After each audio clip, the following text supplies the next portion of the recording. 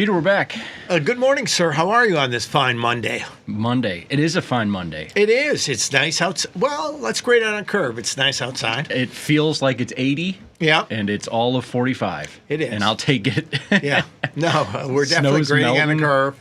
Sun's up a little sliver of sun as I walked in around 6 today. I'll take it, man. Do you know super glue does not work when it's under like 40 degrees? Just a little tidbit. Super glue doesn't work under 40 degrees. What happened? Kind of hit the side of my garage with my car pulling in. And Uh-oh, you've gone Sosnoff. Isn't this a classic? Yeah. and I made the rookie mistake, too, of rather than just stopping, getting out and looking at it, I was like, okay, I'm just going to turn the wheels and back away from it, which actually made it worse. Uh-oh, okay. So all in all, it was not great. But this piece of the fender flare pulled off, and I don't know if it's missing a clip or whatever. I have no clue. But it's just this little piece that if you glue it together, it holds like the front wraparound part against the car like it should be. And I'm like, all right, this is not going to be great when I go in there. Here we go. To get it really fixed, and they soak me for $1,000. They're going to be like, who glued this? So I don't know. Yeah. But so mixed up the glue, did everything yesterday, and clamped it and everything. It's 5 minutes super glue. I waited half an hour, and I take the clamp off, and I'm like, okay. Walk out this morning, the thing's about an inch away from the side of the car. So Gotcha. super glue did not work, but it's still tacky, which is really weird. So I either have to figure out different glue. Do you think would it have worked if you had brought a heater out there or something and left the heater on it? I think if I put it in, super glue is so weird because the things it chooses to work on, I have no clue, are very few and far between. Weird technology. I mean, the thing it consistently works on is gluing your fingers together if you're not careful. Always on your hands. Yeah. Yeah. This is like fiberglass and plastic, so it should work, but it is not. So it's above my pay grade. Yeah, I know. I once tried to glue an Arc'teryx jacket back to. Well, actually, I should say my my accountant / seamstress / first and foremost mother, and it was actually her birthday last week. Oh, is that nice, birthday. Fran? Hello, happy birthday. But I had this. You are an Arc'teryx guy. Yeah. Not thankfully, actually, it's been a net negative on my life because it's so expensive. I'm now an Arc'teryx guy because you're an Arc'teryx guy, and so I had this beta jacket, like the shell, which is really nice. It's great for doing outdoors stuff. You could put something under it if you don't have it, but it's got great pockets, good for hiking. It's all meant to be layered. Really nice, and it's all of $800 jacket. Right. Whatever. But Which makes me so mad to even say that. I know, but I got one of those beta AR jackets that I bought when my son was, and this is funny, 5 years old. Mm-hmm. He's now 32. I still have it. Now, I ended up buying a new one a couple years ago. Mm-hmm. And so he goes, Dad, can I borrow your Arc'teryx jacket? And I said, of course. The old one? Figuring he'd take the old one. Yeah. No, he takes the new one and leaves me with the old one. So that's something we need. Nice of him. Well, he didn't want to. He didn't. We need to sort through that. He knew that you had a special place for that old one. He didn't want to. But it holds up really well. Am I not right? Okay, it holds up really well unless you throw it through the wash and then through the dryer. I don't know. Dryer's no good. Yeah, I think it was maybe something I did to it in the washing process, and then of course afterwards I do research online, and they're very much we wash it we're supposed to do the washing, you don't wash it because the special wicking waterproof stuff comes off of it. Really? And so you could actually set appointments with Arc'teryx with a local store. Yeah, there's one right down on Oak Street now. And guess what? There's one by your Albert People's Glasses store. You could do a bougie. There's one in Wicker actually. Afternoon. There's one literally 3 blocks away from me, and I'm like, of course I ruin this jacket. So, anyways, I put it through there and it strips all the stuff. I ruin it, and then I ask my mom, who's handy with these things, because I'm not handy with these things. I'm like, is there something I bought some stuff on Amazon that you're supposed to be able to put this material on the jacket and it fix it up. And then she does it and I'm like, oh, this is pretty good. And then of course months later it starts to come undone a little bit. and then they're like running some promotion of like, oh, we'll wash your jacket and fix it up and whatever. I bring it in there. They look at it for 10 seconds and they're like, oh, you tried to fix this. And so we won't touch it. And I'm just like seriously, I have this jacket. I have a different Arc'teryx jacket, the bigger one, which it sucks. I love. Yeah, but that's a $1,200 jacket. That's like a mobile home, though. You can go out and live in that, and it's 0 degrees. It's great. But I'm like, in my mind, I'm like, you're into me for $2,000 and you won't fix this freaking jacket. Well, if you won't follow but I the tried to rules. fix it, and so yeah. But with Tesla, I mean, Elon's going to tell you the same thing. He's going to say, you put super glue on my car. I'm not fixing this thing. Trust me, this is the last Tesla I'm ever going to have. So if I can make this look good enough to get rid of it, I'm good. So you should post it on Craigslist and just hope the super glue stays. You can only get it fixed at certain places because he won't sell the usual like body shops the parts for body work for the car. And because I was talking to my insurance agent, I said the insurance. So he goes into this whole thing about Elon and whatever. Well, my son got hit, and he has a Tesla. Somebody in a Jewel parking lot backed into his car. Happens. And then drove away and parked like 3 spaces down. But the car's kind of cool. It's got the Sentry system, so he's got videotape of the guy backing into him, the license plate and everything. So the guy ended up paying for it. But he comes back, he says, Dad, I got 3 estimates. And it was for like the back quarter part. And he says, one was $6,000, one was $7,800. I said, they're ripping you off. That's insane. But it's not. It's what the expense of getting the price is the price when you own the whole thing. In this case, this guy's lucky he's not going to jail for doing such a dirtbag in a thing. situation like this, the guy's paying for all of it. Yes. So, like, what does Ian care? Well, that's what he was like. Yeah. He says, Dad, honestly, it's 3 blocks away. I don't care. I'm not paying for it. Yeah. I go, okay. God. Well, that's good to know. I'm not going to, if I'm going to hit and run anyone in a Jewel parking lot. Not a Tesla. Not a Tesla. Not a Tesla. Okay. Stay away from the Teslas because they'll get you. I don't think I've ever done that. I've hit plenty of cars, but it's usually in such a bombastic way that they catch me. No, it's usually, did you hit the guy when you did the 4-way power turn? Yeah. The Chicago Drift. If you've ever been to Chicago in Wicker Park, which is now, it's cool. It used to be. Now I sound like a jerk. It used to be cooler. Now there's like there's Arc'teryx stores and Targets and everything. It's still cool. I really like living there. It's fantastic. There's a big intersection. Can't go out and kill and capture your own possum meat anymore. You used to be able to kill your own possum. Yeah, and you can't that's kill your own tragic. possum anymore. But there's an intersection. It's kind of known for this intersection.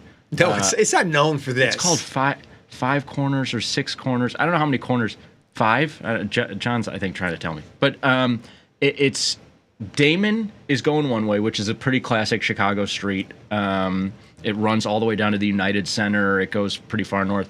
There's North Avenue, which is also like a pretty classic street. It goes all the way to the lake. There's a lot of stuff on North Avenue on the north side. And then Milwaukee, which is a diagonal street, which is also pretty classic, with kind of like Lincoln Avenue. It runs diagonal. You could take it all the way into the north side. You could take it all the way. I had to go out last night. Callie made me go to this game night with her friends. They live so far. I was like, "Are we in Wisconsin?" But we were still on Lincoln Avenue. It was just like 7 or 8 miles. You're up becoming Lincoln everything Avenue you detest. to go play these games with these people, and they're chugging like wine and all this stuff. And I'm like, I gotta get up at 4:30 in the morning. What were you guys doing? And it was actually it was this game called Age of War. It was a nice game. But anyways, it's this huge intersection. Right. And it's like a 6-way, all these different traffic lights. And it's like 2 in the morning, and I'm dropping some friend off who lived there. Key fact that he's going to gloss over, but 2 in the morning. Keep going. Well, so between the hours of 2 a.m. and 6 a.m., no rules apply. You don't have to stop at stoplights or stop signs. That's written into the city rules. Pretty Right. much. Yeah. I remember when I played hockey as a kid, Mr. Fetzer, who you don't think is real, Danny Fetzer's dad, drove us to hockey one day, and it was like an early tournament in like Wisconsin or Detroit or something like that. And it's like literally 4:30 in the morning. And Danny had forgot something at home, and so we had gone like 20 minutes, and we had to go back. And so Mr. Fetzer's pissed, and he's like literally Mr. Molnett would have been pissed. blowing through every stop sign, and I'm just like, and he's like, Frank, it's okay, like, it's before 5 a.m. Like, you don't have to stop at these stop signs. And so since then, yeah, no rules between 2 and 6. So I go into this intersection. I drop my friend off, and then I'm like, oh, I live in the other direction. I don't want to have to like pull through this intersection, go turn around, and then go through the intersection again. That's so public. And I mean, so, that's what public people do. And so I take a look around, and I God. just make a U-turn right in the middle of the huge intersection, and of course someone hits me immediately. Oh, here he comes. But thankfully, well, not thankfully, I shouldn't say this. Thankfully, they had invented duct tape. He was like stoned or drunk or something, and I kind of convinced him it was his fault, and we just kind of went our separate ways. I was like, well, you should have seen me. You shouldn't have done that. And then I think he was kind of freaked because I think maybe he was drinking or doing something, and I was like, I'm gonna get out of here. and then that was it. So I didn't actually get in trouble for that one. Well, no, but you did have to wrap your bumper in duct tape. Yeah, the car didn't work very well. That was when it was like, all right, Frank doesn't need a car, and I don't want a car. And parking, I'm sure your son lives in a building, so he's probably got parking, whatever, although I'm sure it's expensive. The parking, the car, No, and all this. They break into the car. They break in all the time. It's like it's the worst thing. He's like, I get into his car after he came out of it, put some gas in and stuff. I'm like, dude, the radio just clicks and chirps. It's like completely. He says, Dad, don't even bother. He says, if I put a new one in, they're just going to steal it the next Well, and day. I figure I'm paying $1 million every year to live in the like close to the office, and so I was like, I'll go without the car. No car. No car. So, anyways, well, I'm sorry about your car, but that sucks, my friend. Not that sorry, I can see.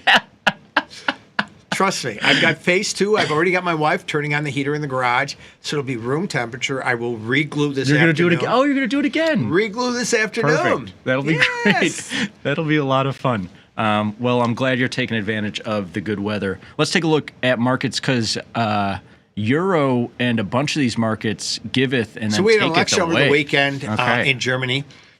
Saw a little bit bounce on the opening from that. The center right, I got to get this right. The center left government has been running Germany for quite some time. Center right government won with support from the further right party, it was thought of as a good outcome. Euro bought, and it's funny, open kind of quiet. Up a little bit, but remember, we had sold off everything Friday with the sell-off in equities. You can see this. Here's the move Friday. I'm looking Yeah. at the 15-minute chart, and here's the open. Open higher. Bonds, which are German 20 treasuries, pips. higher. DAX, which is the German S&P, higher. All of it's come off, including the currency now. We're right back to kind of the lows here. So that's almost a 60, 70 pip fall off right here going into the... So it's interesting. We clear well above 105. When I Yeah. say well above, 25 pips. It's Good move. You got to, it's hard to say, okay, when does it really clear it? Is it 2 ticks above or below? No, but you've got to kind of say, and this was the case where if you were fading 105s, Felt probably uncomfortable. you probably covered them. If you stuck with them, God bless you, you still got them. But for me, 25 points through that level, 25 pips, you got to pick some place as to, okay, It would have probably been around there. Yeah, I would have probably. Because this is a pretty... So If I wasn't sleeping, I would have been out. So here you have Sunday night in the U.S. as the Asian markets are opening. Because to your point, I'm guessing that this election happened throughout the weekend. Yeah. And so they open higher Saturday, I on... believe, election, Sunday results. So yes. you open higher on this move, but they're back to unchanged around 104 half Right. by the time Asia kicks in. And then Euro takes off for 105.20. Much more so than Aussie, than Canada, and yen actually gets sold. Was the biggest move. When I checked in last night before going to sleep, I was like, wow, Euro dollar's up 40, 50, 60 points. Pound was up a good amount. And then checking in this morning, they gave it all back, and they're actually right now, as we speak, flirting with going red on the session here to start the week.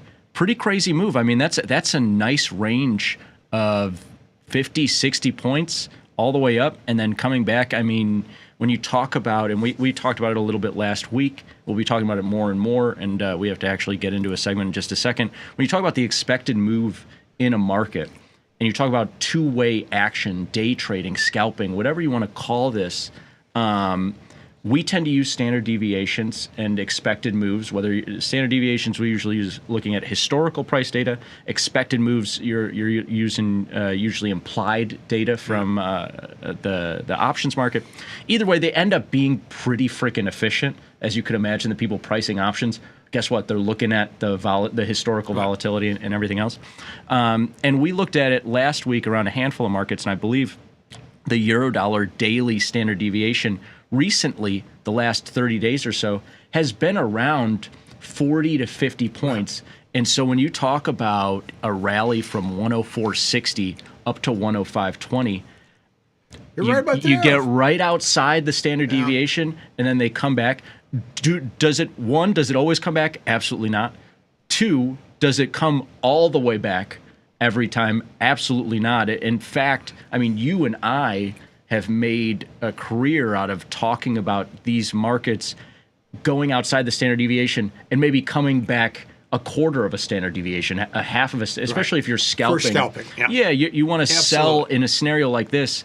If you're going against the trend, you want to sell the 105s or the 105.10s or the 20s and take them back to 104.90 or 104.80. But for them to come all the way back to 104.60, that's a pretty big reversion here to start the week. Yeah, but that gives you, again, you cover at 104.80, you get a bounce back into the 105 level again, you can reload the shorts. Yeah. You trade the extension to the downside, which has to take you 104.20, which coincidentally, 104 even to 20 is another interesting value area. Yeah. You got all kind of trade setups today. U.S. session hasn't even kicked in. Yeah, and you've got all kinds of stuff to do. Dollar yen was having none of it. Well, and actually, we're going to do. I'm surprised to see the dollar actually gaining some ground back on this yen. As we see last week, we got all the way down to 149, and that actually is going to bring in. That was Friday, a little safe haven poking its head out of selling dollar yen. Oh, we're going to talk about all of it. Okay. Japanese yen is taking off, Pete. Huge run up. Just like your car in that five-way intersection. Huge that crazy move. Man came out of nowhere. Huge move higher in the Japanese yen over the course of the last, at this point, few weeks. We'll look at all the data. Right. But dollar yen back under 150. Want to go through all the ideas here because you have such great historical experience around this market being a safe haven or flight to quality, which it hasn't been. No. If you've been a trader in the last, really, let's call it 3 to 5 years here, has not been a safe haven. Starting to look a little bit like it, but let's dive into all the dynamics here for the Japanese yen. As you can see, we have the daily chart up, and I also have Bank of Japan interest rates down there, which we'll take a look at in a second. But from the start, here's the start of the year, if you can see my mouse. And we started the year well above 155, and it's been a pretty consistent trend lower to just recently, the last couple of trading sessions, trading under 150.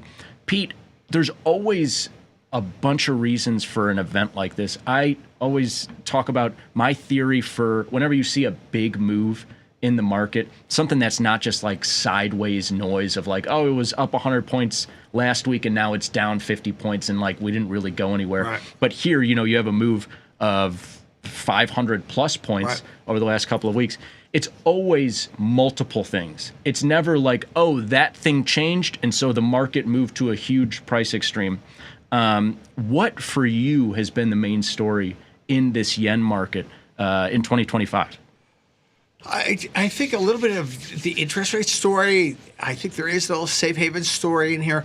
The inflation story. They are inflation numbers printed 4%. They're moving higher. Yeah, which is a good thing for Japan. It is because supposedly they were in this just protracted period of very, very low inflation. So they've got, again, interest rates at half 50 basis points, and they've got 4% inflation. Now, we have 2.8% inflation. Pick a number. It's anywhere between 2.5 and 3, depending on the metric you pick. But our rates are closer to 4.5%. So a little bit of disconnect there. So I think we're seeing a little bit of that idea. Do we finally see the long-awaited normalization in rates, and I mean we've seen them move in a very measured fashion. Yeah. In the But right think direction. about that. A measured fashion from 150 means a lot. Is a lot different than a measured fashion from if dollar yen were at 110. Which we'll get to the historical Yeah. prices in a second, So- which is much more normal. And so, and to your point, a nice move higher in interest rates from negative Right.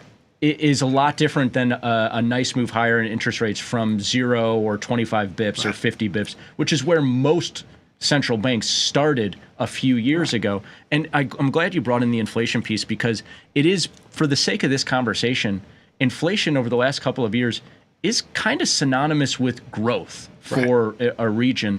And if you remember, all along the pandemic recovery, U.S. inflation got up to 8-9%. Euro area and UK inflation got up to, I think, maybe 6-7%, whatever it was. But it also came along with great growth in U.S. business, UK business, European business, what have you. And you just didn't see that kind of recovery in Japan. You didn't see it in China and Australia, certain areas like that. Now you are seeing inflation higher than 2%, which is, of course, if you read an economics book, you don't want 4% inflation theoretically, but this is the first time Japanese inflation has been higher than that 2% measure that central banks are looking for in years. And it's been consistently up there, and they've been able to raise interest rates out of negative, but now to 50 bips, which even a handful of months ago, people didn't think that they would get up to 50 bips. And now the Bank of Japan is thinking about even more hikes, and that's why I think we've moved now below 150. But to your point, I do want to get the historical prices in here, Pete. Here's the monthly chart going all the way back to 1991.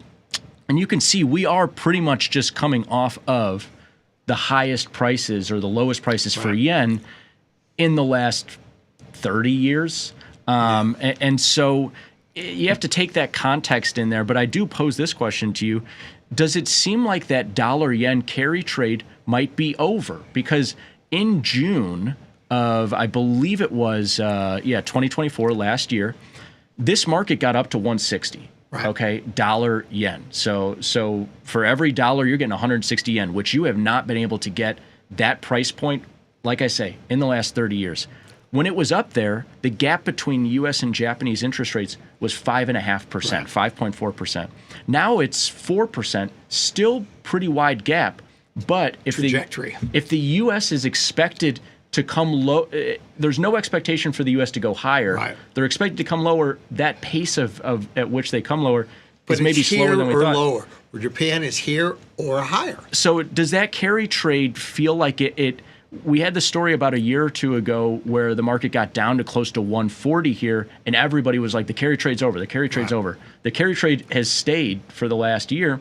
Does it feel like we might finally be kind of closing that gap in that carry trade where people have been long dollar at 4 or 5% and short yen at 0% is starting to end a little bit? Yeah, I think that's one of the contributing factors to it, and the economy in Japan is cooperating for a change in that divergence. Yeah. So, yeah, absolutely. And remember the levels we're at. So, I remember trading yen at 80, 81, and double digits. Still being long at 78, and those were painful days. I'm sure. I mean, we spent years in the 2010s there below 90. No, and this is where the Bank of Japan would just come in, and they would buy dollar yen and just in massive waves. They'd run the market. I remember that. The minute they'd stop, everybody would sell into it. Everyone would just sell into it. It was crazy. That's when, any time now, a central bank intervenes. It's like, they've drawn an imaginary line in the sand until they let it go through. So I do think we're at a point where the rate of change is different in the two countries, and the rate of change is seeming like it's more real to take place, and that will continue to put some stress on dollar yen right now. The timing piece is the only piece that's still up for grabs. Right. Will it get down to 3% or 2%, a gap between the two? this year, Right. or will it be, if it's next year, then this market might stay in that 140 to 160 range. But I do want to cover one last thing, because you did talk a little bit about the flight to quality. Here's the correlation, the rolling correlation of yen to VIX for the last, what do we got data for? Well, this is a 15 or so great years. piece. And you can see for stretches from 2012 until 2020, really up until that pandemic that kind of changed everything for the dynamic for trades like this, really strong positive correlation. That is, when the stock market would move lower, there would be a flight to quality and VIX would move higher, the yen would catch a bid as well. You see, since the pandemic, it's been on both sides. It's been actually red sometimes, green sometimes, not as strong. But in the most recent last couple of months here, you can see pretty consistently green. It's not the strongest it's ever been, but you're starting to see that flight to quality back in the market a little bit. It'll be interesting. And again, the story was always that Japan, for many years, the largest holder of U.S. Treasuries, had investments around the globe. In times of stress, they will take those foreign assets, convert them back into domestic currency, and repatriate them home for protection, causing a natural updraft in yen or selling in dollar yen. It's a good story. How often it worked for a while. Not so much recently, but we'll see if that relationship starts to get back. I think this is really, and it was almost when you started to see SPOOs started to get hit early in the day and then continue and stuff like that. You always had some long yen on, and I want to say yen. We would, you'd see guys walk by the yen pit who hadn't been there in months, buy 20 yen. Just everybody was just putting that little bit of contra-cyclical hedge on. Sure. When did work well for you in the last 3-4 years? Yeah, it's been more of an interest rate story recently, and that's what we've seen the last couple of weeks. We'll continue to watch that yen market and where these stories go. Thanks so much for watching here today. But stay tuned for Tom, Tony, and Vanetta coming up next. Peace.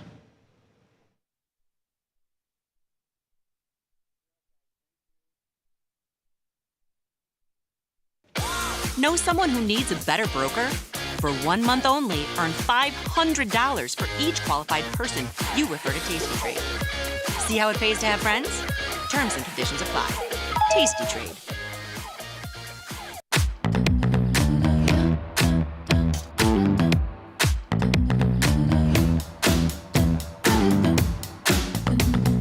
Move with the rhythm, shake it up, stop when the clock hits 13. Sing 1, 2, 3, 4. Cause no one can do it like we do it, like we do it, like we do it. Cause no one can do it like we do it, like we do it, like we do it. The beauty of Thinkorswim was that we were different. From the name to the front end technology was clearly what we wanted as traders. Second time around, I think we did a better job. Yes, we are known for our ability to support complex derivatives traders, but we also have the tools for somebody who's brand new who wants to come in on the first floor and work their way up to the top of the building.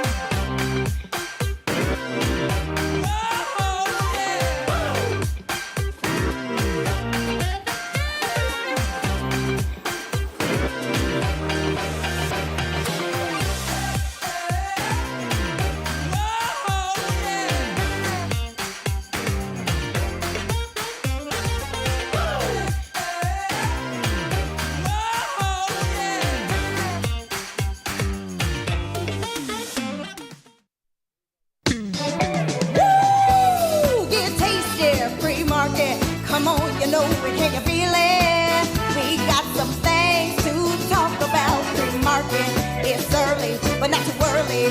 Come on, wake up now.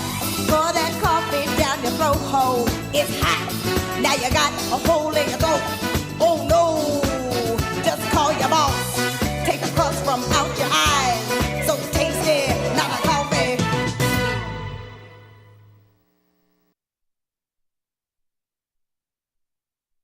We're back, We are back.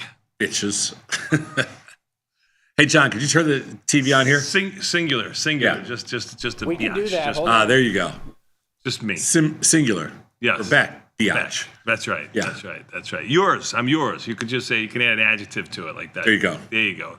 That's Back in business. back in business. You know, I don't know why, but this felt like a 3-day weekend, even though it wasn't a 3-day weekend. Did it feel like a long weekend to you? Well, it felt like a long weekend for me because I had hockey playoffs all weekend, Sosnoff. That's right. I didn't mean to ask. One game, the kid looked like, A young Patrick Kane. young Patrick Kane. That is correct. Scored a nice one-timer right in the middle there, put us up 2-1. And then the second game, you can't win from the penalty box, Sosnoff. We lost 1-0. Can't win from the Kid got penalty thrown in box. the penalty No box. game was ever won from the penalty box. Your kid got thrown in the penalty box? Yeah, it was a little bit of a frustrating game. Kid got put in the Tripping? penalty. What's that? Tripping? Slashing?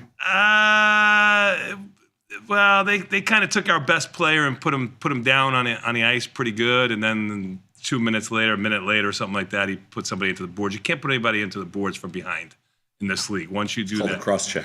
yeah, that's a cross check, but from behind. You know what I mean? Like cross check from the It's called a front. penalty cross check. Yeah, it was bad. Like a 5 minute. So, but it was only a minute left to the game, so it really. But it was more retaliation. But you can't win from the penalty box. You know what I mean? It's true. But there is something fun about smashing someone into the boards from behind. There is. The blind cross check is always a good shot. Yeah, I get it. It's not the best. It's not the best, but yeah. It is what it is. There you go. This was the scene. This was the scene, Sosnoff. That was it. That was the scene for the day. All alone in the box. All alone in the box. Not so fun. Not so oh yeah. Last game of the regular season. I mean, of the playoffs for us. And now we'll play for third or fourth, and then we'll be done.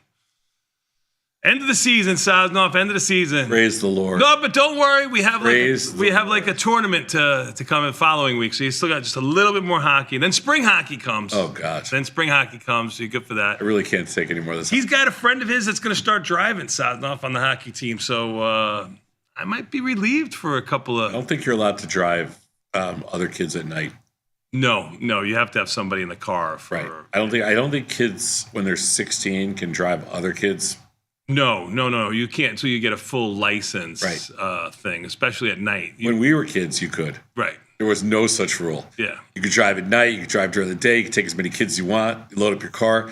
But nowadays, it's pretty strict. Yeah, but if I know this kid, he's going to want to drive, so he's going to make his mom be the passenger, and then he'll pick up a couple of kids from the team. I mean, he's the big shot. He's the first one with a car. I mean, even if mom's in there, I mean, drive him to practice, take him back home. I mean. All right. I might get a little bit of reprieve. That's all I'm saying. We'll see how it goes. I can't wait.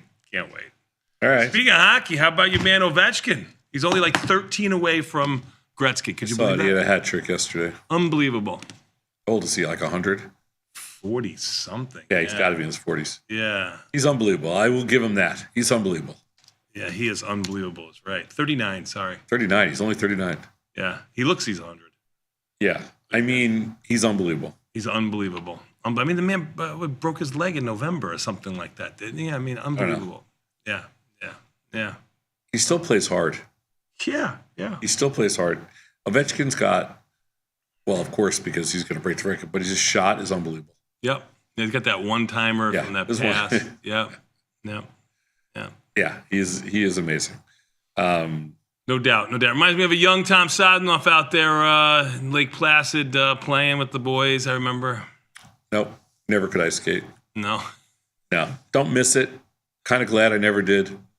Rockefeller Center ice skating rink, that was the best I could do, and it wasn't very Couldn't even good. do that. Nah, it's okay. I don't miss it. Mm-hmm. We didn't have any hockey where I grew up. No, me either. Not even really roller hockey. I mean, we did like and when I Played roller street- hockey, I we mean played street hockey. Street hockey, yeah, with the 4 metal wheels and a garbage can. Pretty much. Yeah, that's how we would do it. Sometimes we could play inside, which was even better. Yeah. Yeah. Yeah. Anyway, what'd you do this weekend? I was very busy the whole weekend.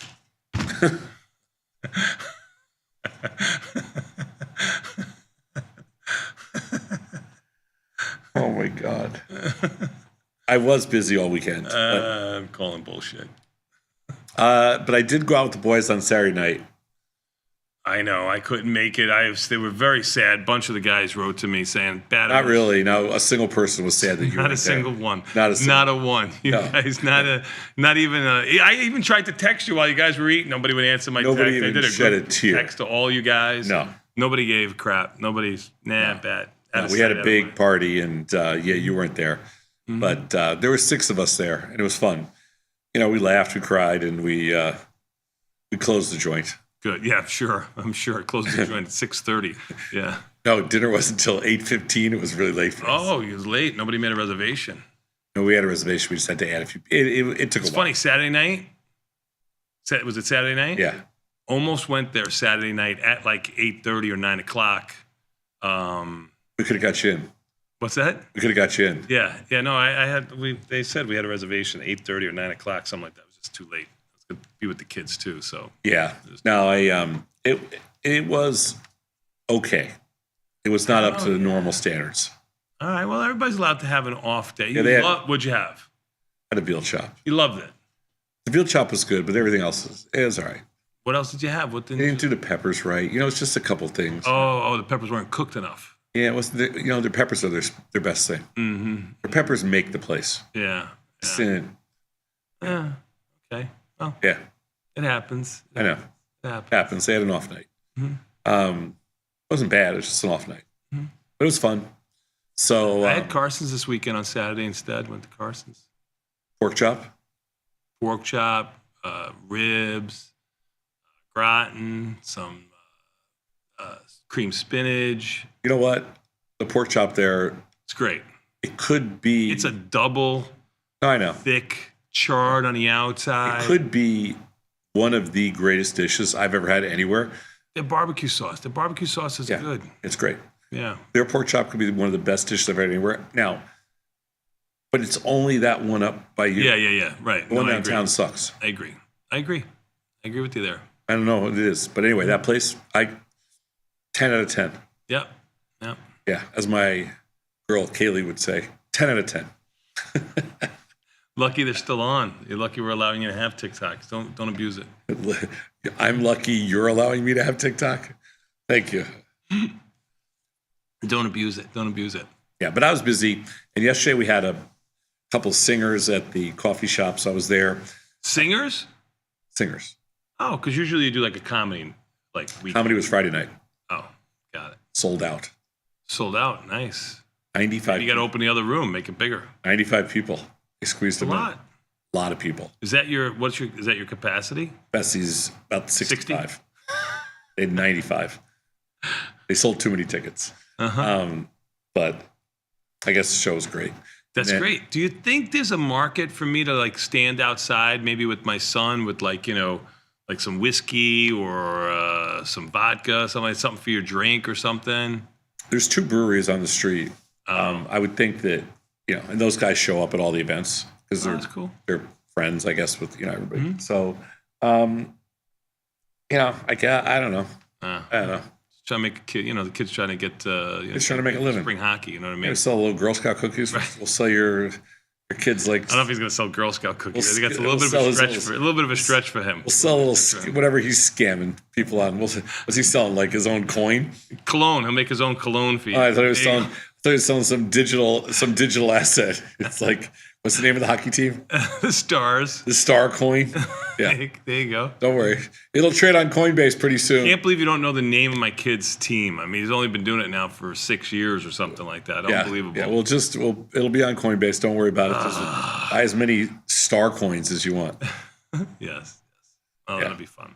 Well, good for you. Good for you. Well, we had a great weekend. I mean, I had a good weekend. You had a fair dinner with your friends. How was the company, by the way? I know I heard a couple of guys are back out on the street, on the market there. Is there? Yes. Should Rush Street be leery or something like that? Will it ever be the same? they're free agents now. They're free agents now? We have a couple of free agents in That's there. That's what I heard. Yeah. Surprised they didn't lock them up like that, but all right. I get it. They're free agents. They're free agents. A lot of free agents, a lot of talent at that restaurant. Yes. A lot of North Shore. What do you call it? North Shore talent? Yes, North Shore North talent. Shore That talent. is correct. That is correct. They'll be hanging out now at the bar there. Oh, yeah. That's good. We'll be able to get a seat For sure. from now on. But we had a good weekend. You had a nice weekend. But one thing I wasn't going to do is what Vanetta did this weekend. Did you happen to see? I did see it. And I'm going to tell you this right now. I wouldn't do what she did for $1 million. Well, let's see what she did, and then we could talk about it. Let's put it up there. Vanetta's giving us content even when she's not here. She's in Utah.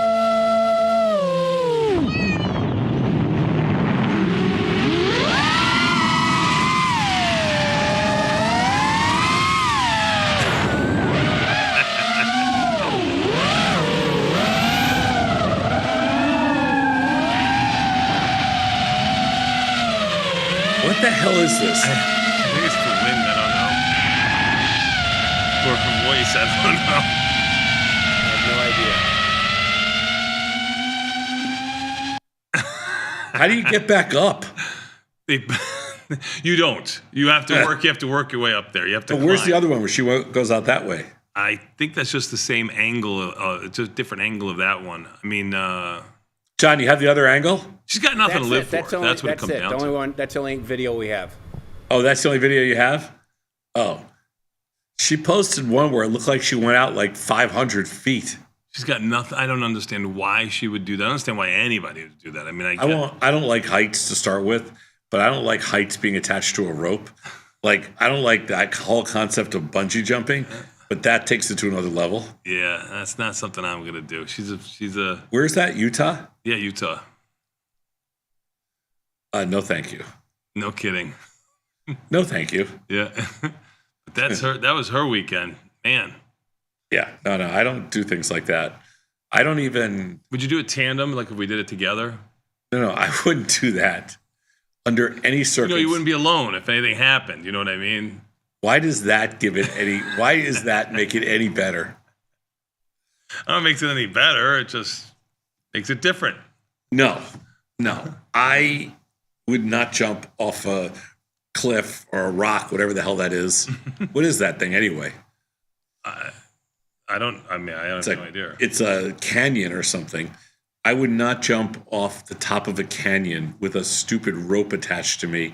And I don't even know how they get back up that thing. I don't even understand the physics of it all, but I don't really care because they drop you at the bottom and then you take a car back up, or do they pull you back up? I don't know. As a matter of fact, would you care if they left her there? I didn't mean that, Vanetta. I'm just joking. John, how do they bring you back up from those things? I would think they would some sort of system to pull you up. I don't know. That doesn't make any sense. It's a good way to get scraped along the rocks, especially when you're passed out. Passed out. She might have been. No, I don't think she was. She was good. No, she wasn't. I would be. I think they drop you at the bottom and drive you back up. Is there like a dirt road there somewhere? Maybe. I don't know. I don't know. I don't know either. I don't even know what state that was. I don't know why she did it. I don't know why anybody would do it. I agree with you there. I don't go to those kind of places and do those kind of things. And I mean, I had to cross a little frozen ice getting out of my car into where I was going. Yeah. I had to walk across some. Did you make it? A couple of ice patches without wiping out. Yeah, I made it. They say people right now you wouldn't jump off the dining room table, you know. I wouldn't jump off a dining room table. No, I'd kill myself. Yeah. I mean, no, I can't jump anymore. Did you get the toe spreaders? The what? The toe spreaders that Scott was talking about on Friday. Did you get them? No, I didn't get a toe spreader. I actually don't even know. Scott, he said it was the best thing for his back. That he said he's tried everything for his back. Toe spreaders. I was assuming you were going to get them. He's just weird. He reads something and he convinces himself it's like completely psychosomatic. Psychosomatic, 100%. He just reads. He's like, oh wow, I spread my toes. My back feels better. Tell that to everybody that's ever had back surgery. Okay. I'm sure that would really work. They didn't notice until now. It's going to put the industry out of business. Toe spreader. I'm surprised. I'm surprised you didn't. All right. No, I don't do toe spreading. But you would. And no. Mm-mm. No. What else was I going to tell you? I did something else that was very important, but I can't remember what I did. You got to get your license renewed. Your birthday's coming up. Yeah, I know. I have to get my license renewed. I'm going to try to do it today. But just a little 100 on that. I say you do not get it done today. Would you like to bet? Department of Motor Vehicles. Usual 20. Would you like to bet the usual 20? No, not. I don't feel confident myself either. But I only have a week left to get my license renewed. No, you got like I think 6 months. Oh, you do? I believe so. Well, I have never got my license renewed in time in the past. So this year I was trying to do something different. You can do it on time? Yeah, do it like reasonably Becoming close. a good citizen. Yeah, I'm trying to be a good citizen. Yeah, how long do you have to? I don't think you have a grace period. You renew your license up to 1 year after it expires. Oh. However, driving with an expired license is illegal. Oh, it is? It says you can renew your driver's license up to 1 year after it expires. However, driving with an expired license, you'll probably get a ticket if you get it. If you get a ticket, you'll get another ticket on the top of. Oh, so that's even worse. I got to get my license renewed. Driving with a license. Yeah, you don't want to be a rule breaker like that. No. Yeah, no, I'll do it. I'll go. I just hate waiting online 2 hours. Last time when I got my real ID, I had to wait online for 3 hours. Yeah, 3 hours. I mean, for a mover and shaker like you, bring your phone with you. You can answer emails. I did last time. Get things done. 3 hours. Mm-hmm. I'll do what I got to do. Good. Well, the market's been doing what it's got to do. Last night, I saw the S&P is pretty much up $20 right out of the chute. Is that what you saw too? They were up about $12, $15 out of the chute. Then by the end of our show last night, they're about 20. Got it. NASDAQ up 93, kind of the weaker of the four indices. I mean, you got Tesla down around $5 or so. That's the first bucket. Yeah, there's a couple of stocks down. Some of the Chinese stocks are down. Tesla's down. I saw some. Oh yeah, Bob is down. Bob is down good. Palantir's down. There was a handful of stocks that were lower. Oh yeah, Palantir 97. Very good catch. Yeah, catch. Yeah, we traded. I made a bunch of trades last night in the. What's wrong with gold? It's only up $10. I know, lagging. Silver's down though. I made a bunch of trades last night, just scalping in and out. I'm offering futures right now at 62. I have not been filled. But yeah, if you missed the show last night, we had a Sunday night show. It was good, except Ilya went off on a rant about some macro rant. I almost killed him, or I couldn't really kill him, but I wanted to kill him. Sounds good though. He sounds really smart. He sounds really smart. Yeah, he does. Yeah. I mean, I get it. Volatility in by 40 cents. By the way, a little 2% move after almost an 8% move to the upside on Friday. So I don't think they hold this. I don't think they hold this rally. I mean, we should be up 60 today, guys. You get a 100-point down move on a Friday of expiration. Nothing changed over the weekend. I know. It would be pretty rare not to have. I'm not saying you're going to get a lot of follow through today, but at some point today, I got to think they're going to be down. Well, key on volatility near its lows, down 45 cents. If that upticks a little bit, then maybe you get. I still think at some point today, you see them. At some point today, they're down in the day. I wouldn't play it too big, but at some point today, let me see what my deltas are. Yeah, at some point today, I think they're down in the day. I'm a little bit short here. Who cares what you think? At 8:40, we got the skinny on options, abstract applications with Dr. Jim. He'll tell you what's going to go on. Dr. Jim had his show. We posted his show on Saturday. It was a huge hit. It was a success. We showed it. Collectible? Yeah, the digital collectible. I think we showed it 2 times, at least 2 times. Maybe they pushed it out a 3rd time, but we ran it back to back.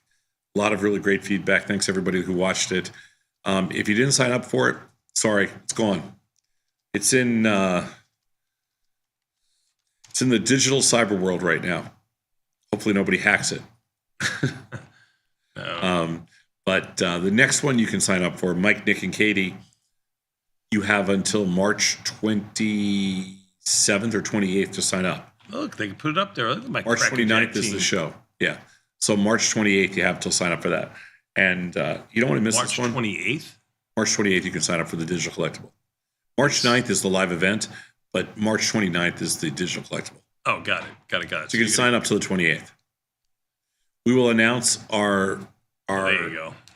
Yeah, there you go. We will announce our travel schedule and all the live shows we're doing this year after the March 29th show. Beautiful. Because we're still finalizing everything, and I think you're really going to like it. But Mike and his whiteboard and his friends, Nikki and Katie, March 29th. It's about 90 minutes long. And you need to sign up in advance for the digital collectible. And if you want to come to the live event, you can sign up for it. It's currently full, but you can still sign up. Somebody will cancel. Yeah. Usually. Yeah. Yeah, you'll get in. All right, what else you got? That's it, my friend. Let's take a quick 90-second break. We'll come back. We've got confirm and send immediately following these messages from our sponsors. We'll be back in 90 seconds with Tasty Live.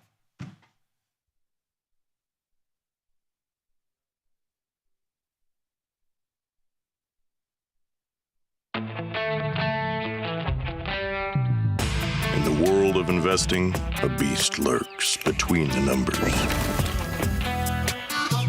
Some watch from the safety of the sidelines, but others saddle up and ride that one-ton rowdy ribeye for all he's got. If that's you, join us on Tasty Trade, named best online broker for options trading. Genius loves company. What happens when two titans of trading come together to harness the power of their prowess? Let's watch these two master the precision of the short game. Wow, I've seen better putting at the mini golf in the Dells. Tom, do you see holes where there aren't any, mate? Well, lucky for us, Tom and TP are better at writing than they are almost anything else. Subscribe to Tasty Live Cherry Bomb to get piping hot takes on the market delivered right to your inbox. Sign up at tastylive.com/newsletters. Ready to take your trading skills to the next level? Dive into the world of stocks, options, and futures with Tasty Trade courses. Whether you're a beginner or more advanced trader, our courses can empower you with the knowledge to succeed. Watch as our team in Chicago shows you how to use the Tasty Trade platform and go over the basics of trading. Perhaps you'll learn about a new strategy or a potential product for your portfolio.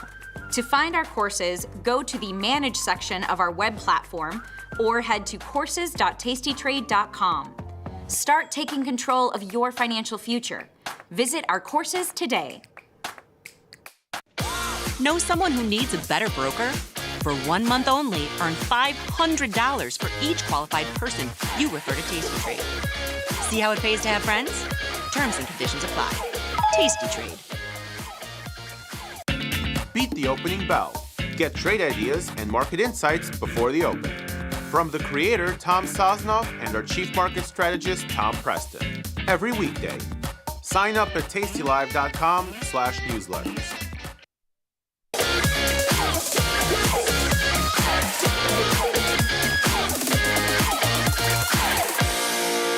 Tomas, we are back, my friend. You know what that means. Time a little bit of confirm and send. But before we do, let's take a quick look at the market. As I said, even the S&Ps were up around 15, 20 handles right out of the box. They're up 32 right now. NASDAQ up 102. Russell up 16. The Dow up 276. And volatility in by 40 cents, just a little bit off of its lows of 1765. Bonds down 5 ticks to 115.24. Last week they had a good run, almost $2,000 on them, from 113 and change to 115 and change. A big move to the upside in bonds. Bitcoin back at 96.5 after trading under 95,000 for a little bit. 96.5 up 1,200 right now. Oil down 15 cents to 70.26. Gold up $10 to 29.63. Even when different products were going a little bit lower last week, gold continued its mighty march to the upside as it continues right now. Silver down 14 cents, just a 14 and a little bit. Nat gas under $4 to down 23 cents to 3.89 or 3.9, just under 3.9 right now. Corn, wheat, and soybeans all a little bit lower. Euro up a tick. I don't know what your yen is doing. I haven't looked there. /6J. I should know this. Ooh, yen. After having a nice little rally last week or so, down a couple cents. Tenths of a cent. Tenths of cents. Yes. Okay. We're All right, I'm ready. Let's do it. It is Monday, February 24th. I can't believe we're almost done with February already. I know. Friday was option. What do you want for your birthday? Friday was. I'm flush with cash. My wife gave me a little extra money for my allowance. What would you like? And I saved it. I didn't spend it on myself. Usually I do. I'm kind of selfish that way. But what would you like? I mean, I already got you a pillow, which I saw you kicking this morning. Although my buddy James took a nice picture of it with it in the chair. I think I could do a show with it. All right, you got me all flustered. What do you want? What do you want for your birthday? I don't want a birthday present. What are you, 74? 75? I can't remember. 59. 59. Mm-hmm. Dog ears. Oh, what? There it is. Look at him. You can put it up on the screen. Please do. Yeah. That looks good. You're replaceable. Everybody's replaceable, Sosnoff. Everybody. See that? That's right. It's a good picture of him. It's a good picture. There you go. Everybody's replaceable. Got you trained. I can do a show with that for sure. The man next door. I ordered something from the store. I lost a bet with a Canadian customer. What'd you order? A hoodie. $20 shipping to Canada, but when they become the 51st state, maybe it'll be free like everywhere else. Well, that's going to cost you another $20.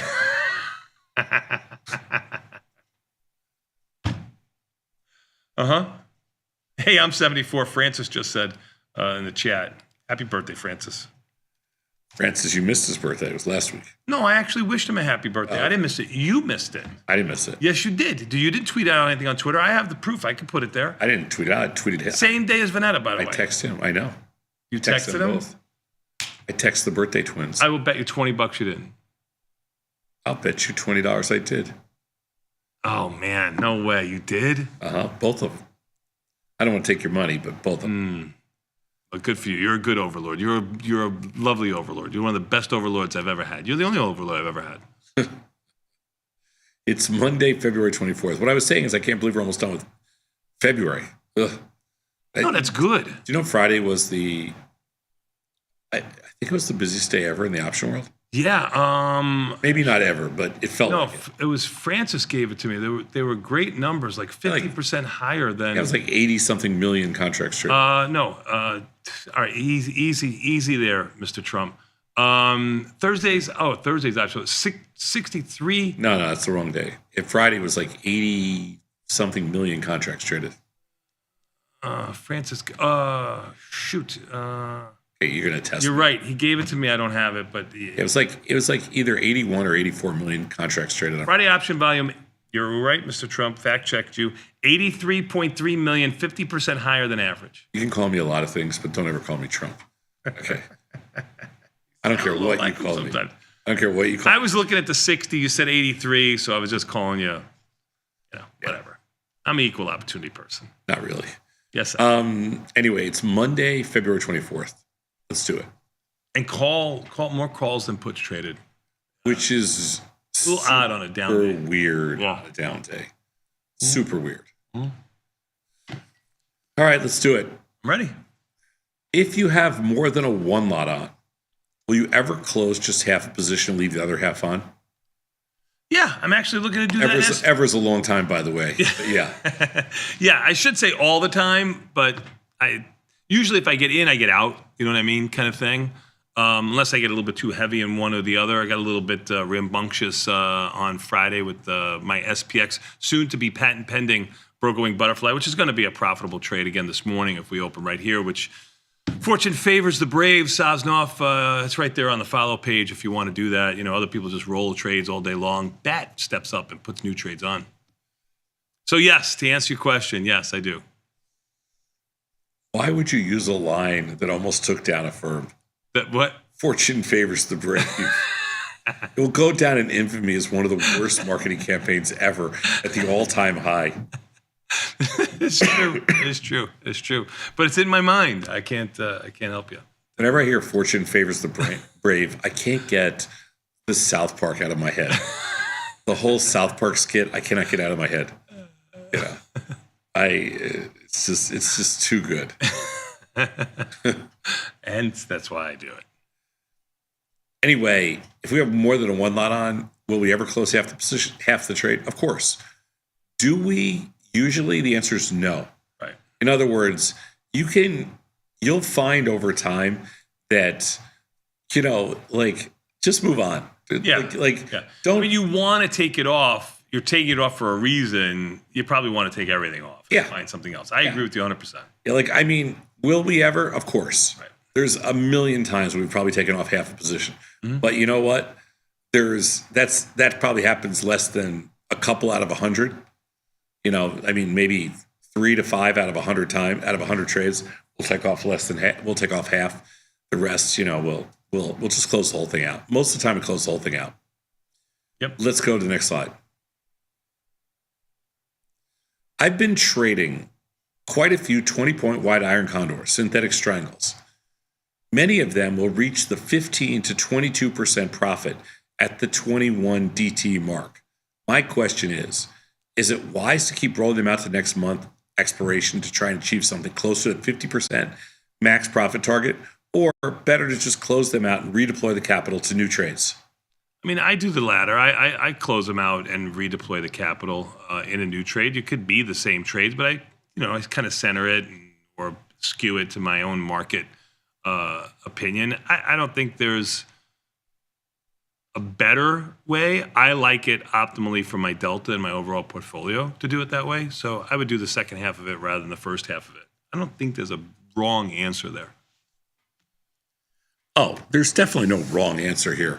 Do you go wrong taking a 15 or 20% profit? The answer is of course not. Here's my first of all, I would consider this role to be what we call an offensive role, and it all depends on the IVR. If the IVR remains high, I stay in the trade because I'm not going to find necessarily a better trade. If the IVR has dropped down and I've lost the volatility edge, I close the trade and redeploy. So it really just depends on IVR. IVR stays high, I stay in the trade. IVR drops at all, we get out of the trade. That's it. It's not like, don't overthink these things. Could you ever go wrong taking a 20% profit? No.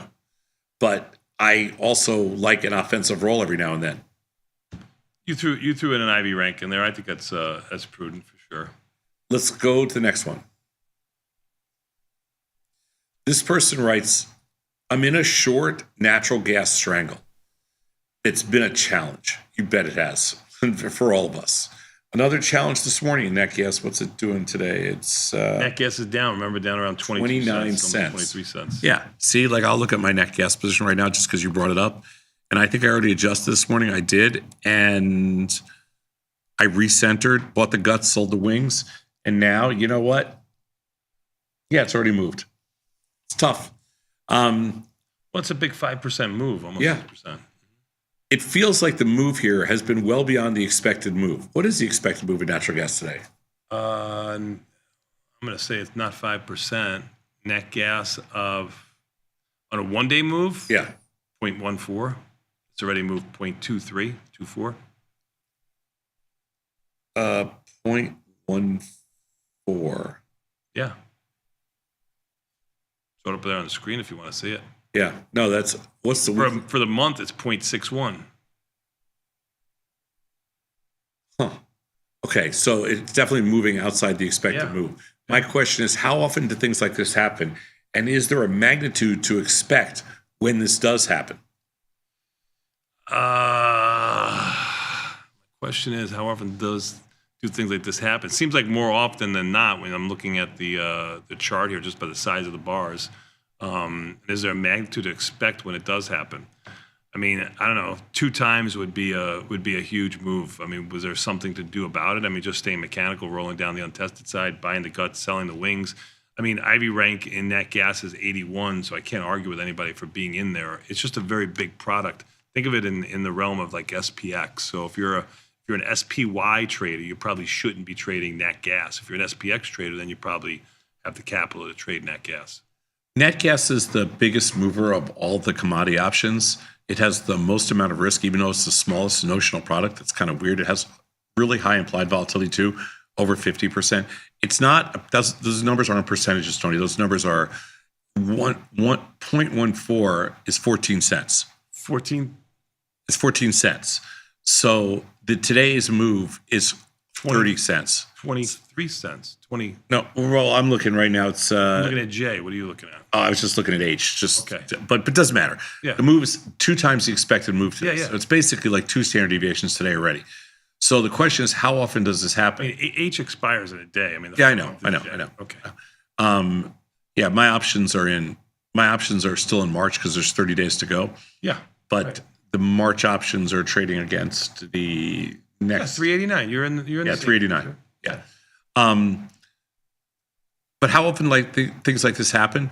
Well, today is a 2 standard deviation move. So how often do these things happen? It should be about 5% of the time. Like the math is the math. So it doesn't happen the last 6 days in a row. I got it. But the math's still the math. If the market thought it was going to happen tomorrow, again, it would price it accordingly, and it doesn't. So basically, what are they looking for in natural gas? Well, they're looking for about, a 14 cent move on a daily basis. If it moves 23 or 30 or whatever it is, it's moving 2 times the expected move. That should happen about 5% of the time. I mean, that's just the math. There's nothing else to it. Like, you can't start to question it. How often things like this happen?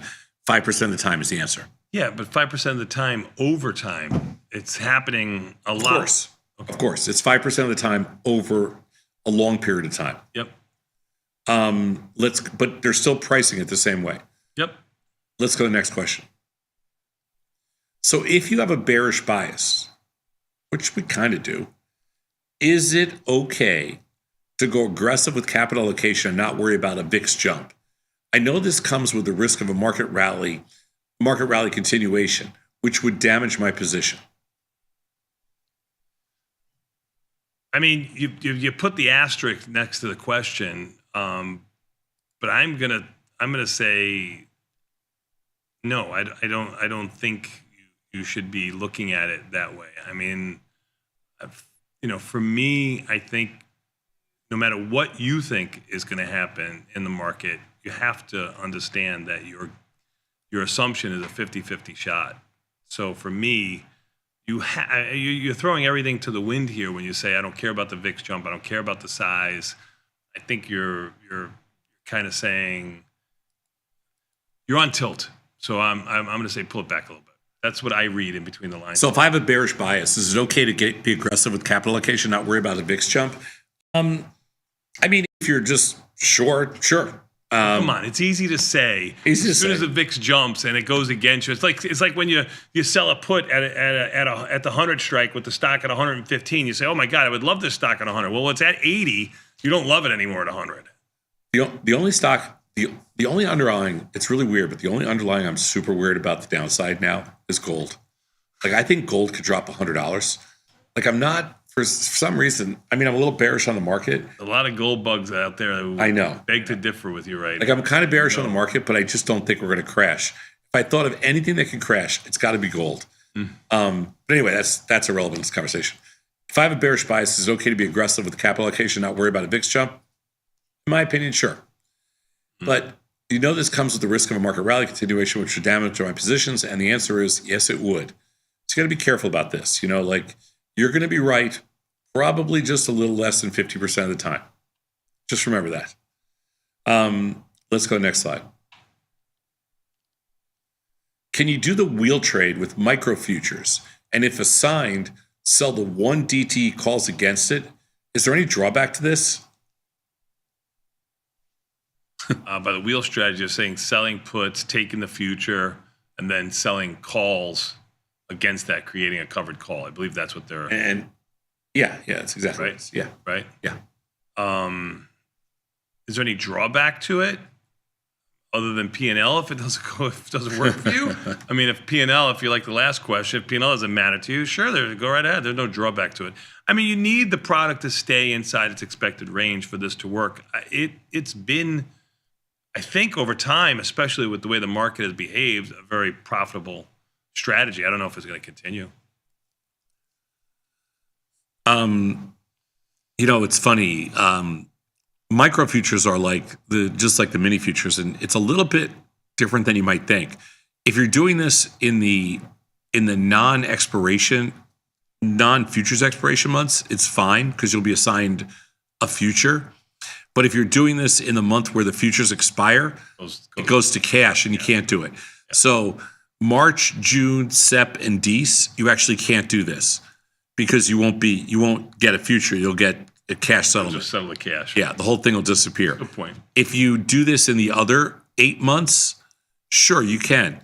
But if you're assigned, you're not going to sell the one-day calls against it. It doesn't make any sense because it's just too hard to. You're gonna have to do it every day. Yeah, you're gonna do like either weeklies. Do whatever you want. You can do whatever you want. You could do it, but you're really going to do weeklies or monthlies.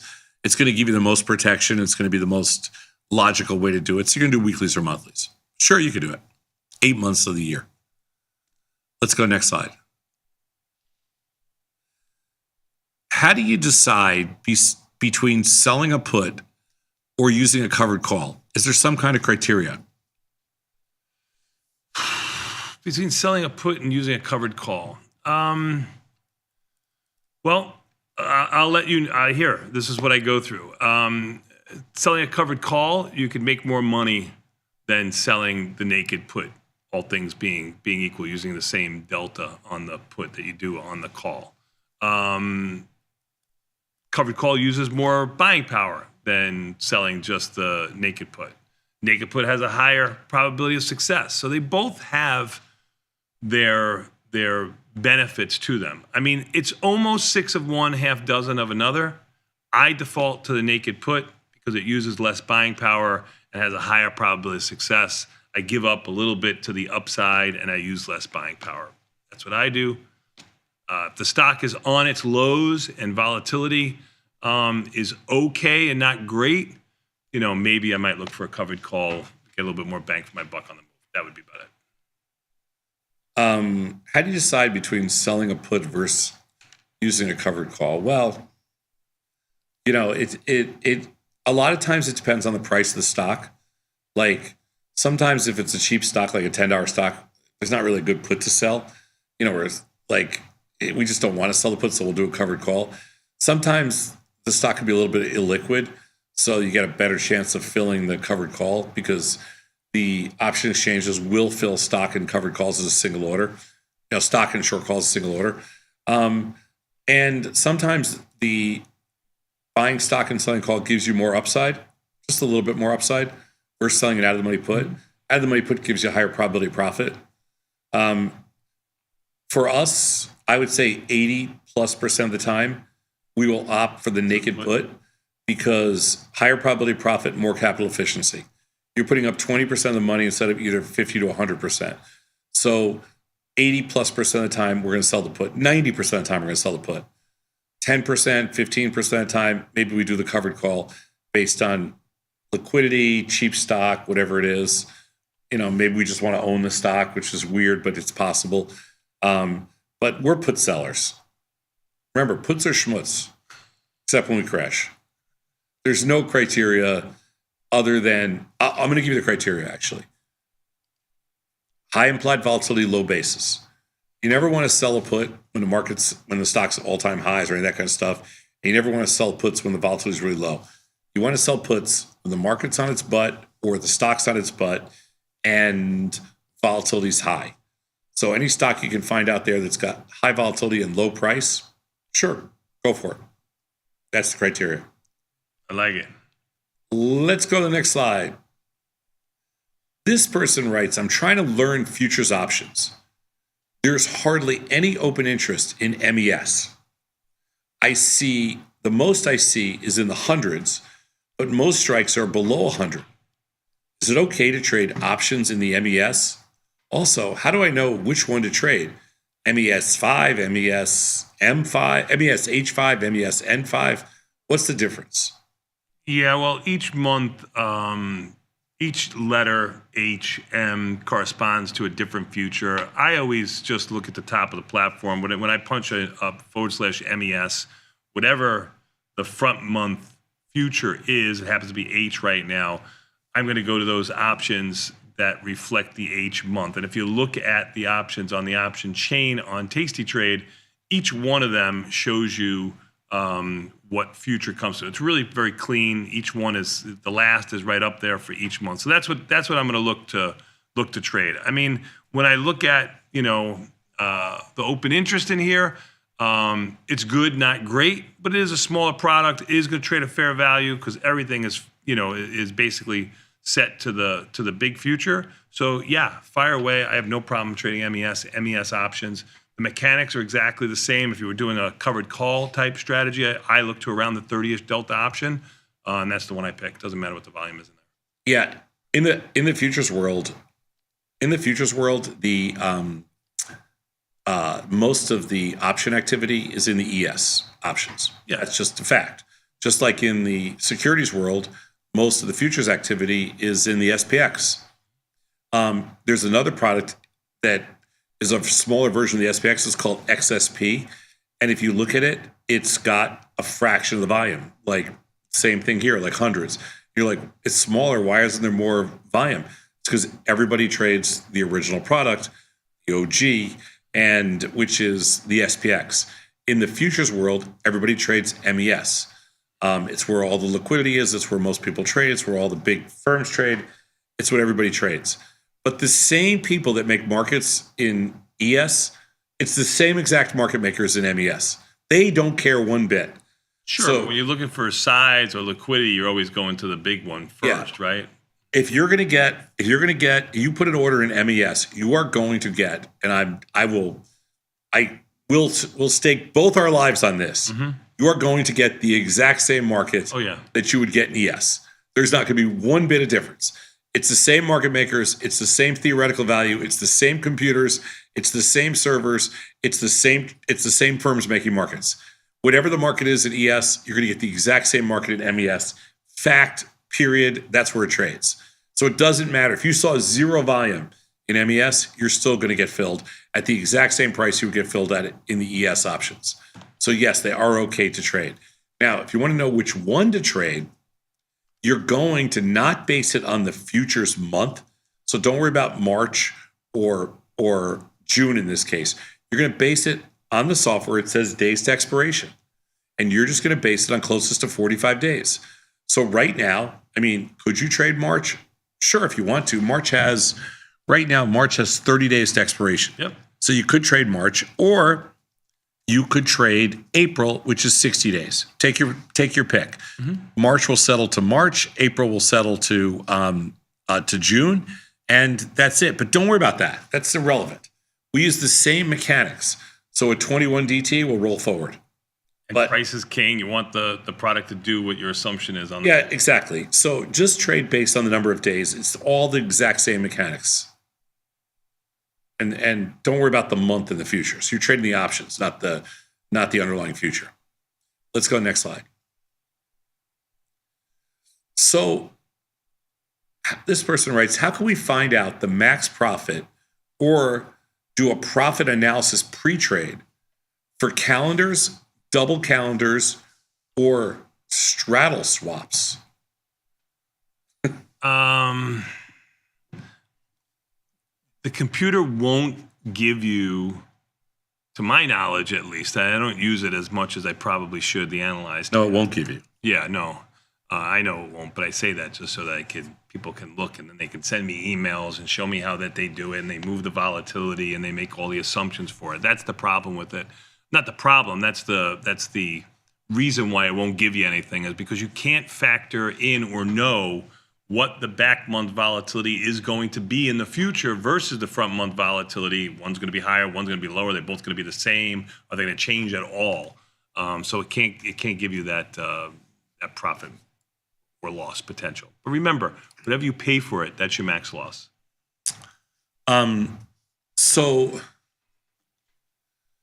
So because we don't know what volatility will do in the future, there is no way for us to it's not a defined, this trade has defined risk, but it doesn't have defined profitability. Okay, so it's a little bit different. Calendar spreads, double calendars, strangle swaps, whatever, straddle swaps, whatever, they don't have defined profitability. Diagonals, whatever you're looking at. So they have defined risk, but not defined profitability. It's a little bit weird because it's all subject to implied volatility. If you want to have an idea of what your max profit potential is, you can go back and look at where the month before is trading. So you can do it on your own, like a little bit. It gives you just an idea of kind of what your max profit is. Like if you're looking at if you're looking to buy, for example, a March-April calendar spread, you can kind of look and see where the March-Feb closed to get an idea of how much, what you potentially could make. That kind of thing. Like that's what we do. You could look at May, June to see where March, April could be. Like all these different things. You can kind of look at the same thing. You can kind of, it's a way of like back testing yourself, just using real-time prices. But there's no way to know for sure.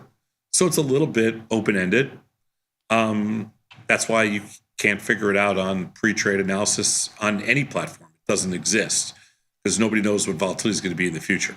So it's not something that, it's not like we don't have it and somebody else does. There's no such thing. Good job. Next one, please. And the last one. A lot of research is done on SPY at Tasty, which makes sense. It's the market, and it has a beta weight of 1. But not all assets correlate to the SPY. Gold futures, live cattle, bonds, and even something like natural gas all have their own volatility profile, liquidity, and market participants. My question is, does the research done at Tasty that uses the SPY apply to all these other products? Great question.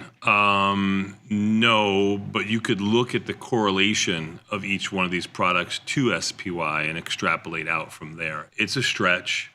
My answer is going to be a little different. Go ahead. Oh, okay. So, first of all, the reason we use the SPY is because it's data that we have scraped clean.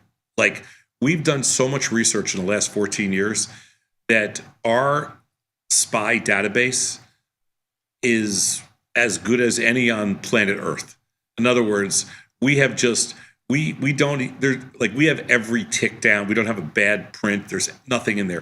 Like there's some other indexes where, there's some stuff we've got to clean up all the time and find errors in the data, stuff like that. Our SPY data is spotless. So the cool thing about that is, we're very confident in what we show. It's also the biggest product. It's also the most liquid. It also gives us the most relatable results because even though it's not highly correlated to gold futures, it's not highly correlated to cattle, it's inversely correlated to bonds, and I don't even know what the correlation to natural gas is. I'm assuming it's like nothing. It doesn't matter. What we're trying to show is that the mechanics work.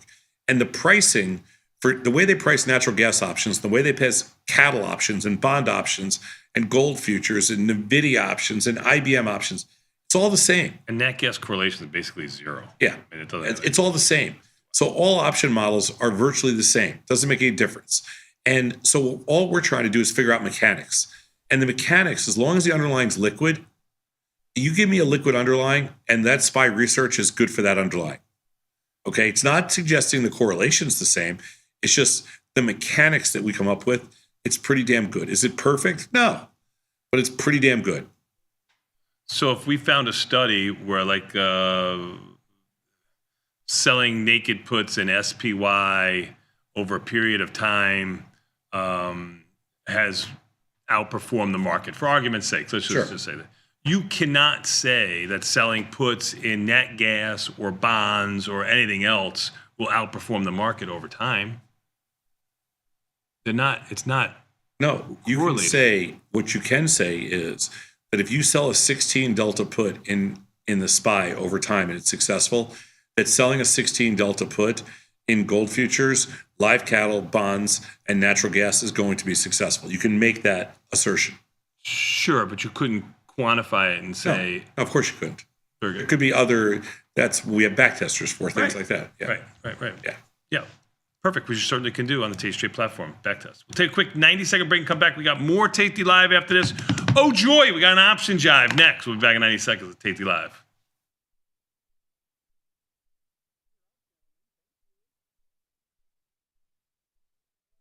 If you missed the live show, here's our cherry on top weekly recap. Sadnov, can you show him your Valentine's Day present? Please, this is the moment when Sadnov was happiest. There you go. That's Sadnov when he was eating his Barnaby's pizza. I made him a pillow. Oh, nice. I spoke to your wife last night. You know, you got to stop just thinking about yourself, Sadnov. That's soon to be in the store. Your wife wants you to bring it home for the grandson. Hand to God, that's what she. I have it here. I'll send. You want me to send you a screenshot? And I said, would you like me to take this home for you? And I said, no, not me, the pillow. And she's like, oh, I thought you liked me, but sure, I'll take the pillow for my grandson. I think he'll enjoy it. I go, I don't know if Case is going to enjoy it, but the baby will enjoy it. I had no less than a half a dozen people from our firm say, I love that pillow. Where did you get it from? Oh my God, you're so full of crap. People love it. I'm going to do a buddy pillow. You want a what? There you go, John. How cool would that be? You should do a buddy pillow. Can you see this? Yeah. What is it? I made this. We went glass blowing over the weekend. I made this. Oh my God. Oh my God. Are we at show and tell now? What am I, back in third grade? Beth, thank you. See, I'm very proud of it. It sits on my desk. You went glass blowing? Yeah. When was the last time you did that, sir? I would never do that. Guarantee you, if the missus said to you, we're going to go glass blowing and then hang out. There you go. You're blowing glass left and right. What do you got? I love glass blowing. Okay?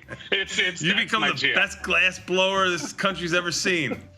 I think we are on the precipice of a new star emerging in the world of influencer culture. I'm talking about Mr. Scott Sheridan. And I'm like, Scott, if you do take a Waymo, I was like, can you film it for me and send me the clips so I can put them on social? Scott is so natural, so just giving commentary. Check this out. We're in a driverless car, my first time ever. Not really excited about the prospect of nobody sitting behind the wheel, but I'm with people I love. And if this is the way it ends, so be it. Solid A+ for this experience.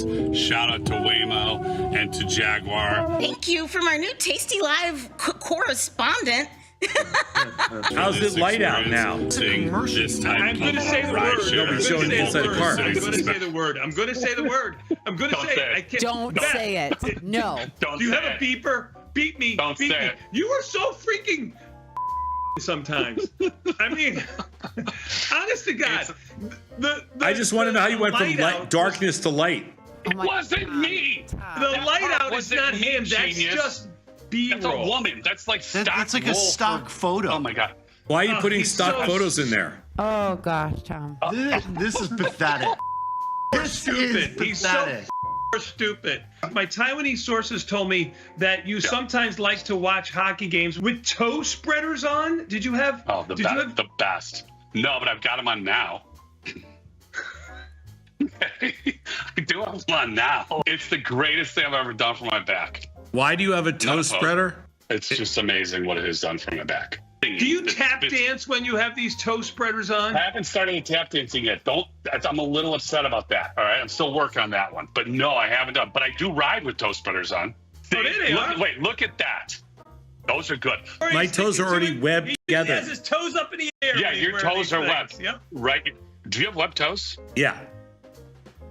All of them are webbed? Yeah. So I can swim really good. Yeah, webbed toes. Yeah. Yeah, I've seen you swim. Okay, so, right, we won't talk about that. TMI! Get the full scoop by checking out the archives at tastylive.com. Got the need for speed? No problem. At Tasty Trade, you can turn smart ideas into real trades with just a few clicks. Wow, that's fast. Tasty Trade, make your move.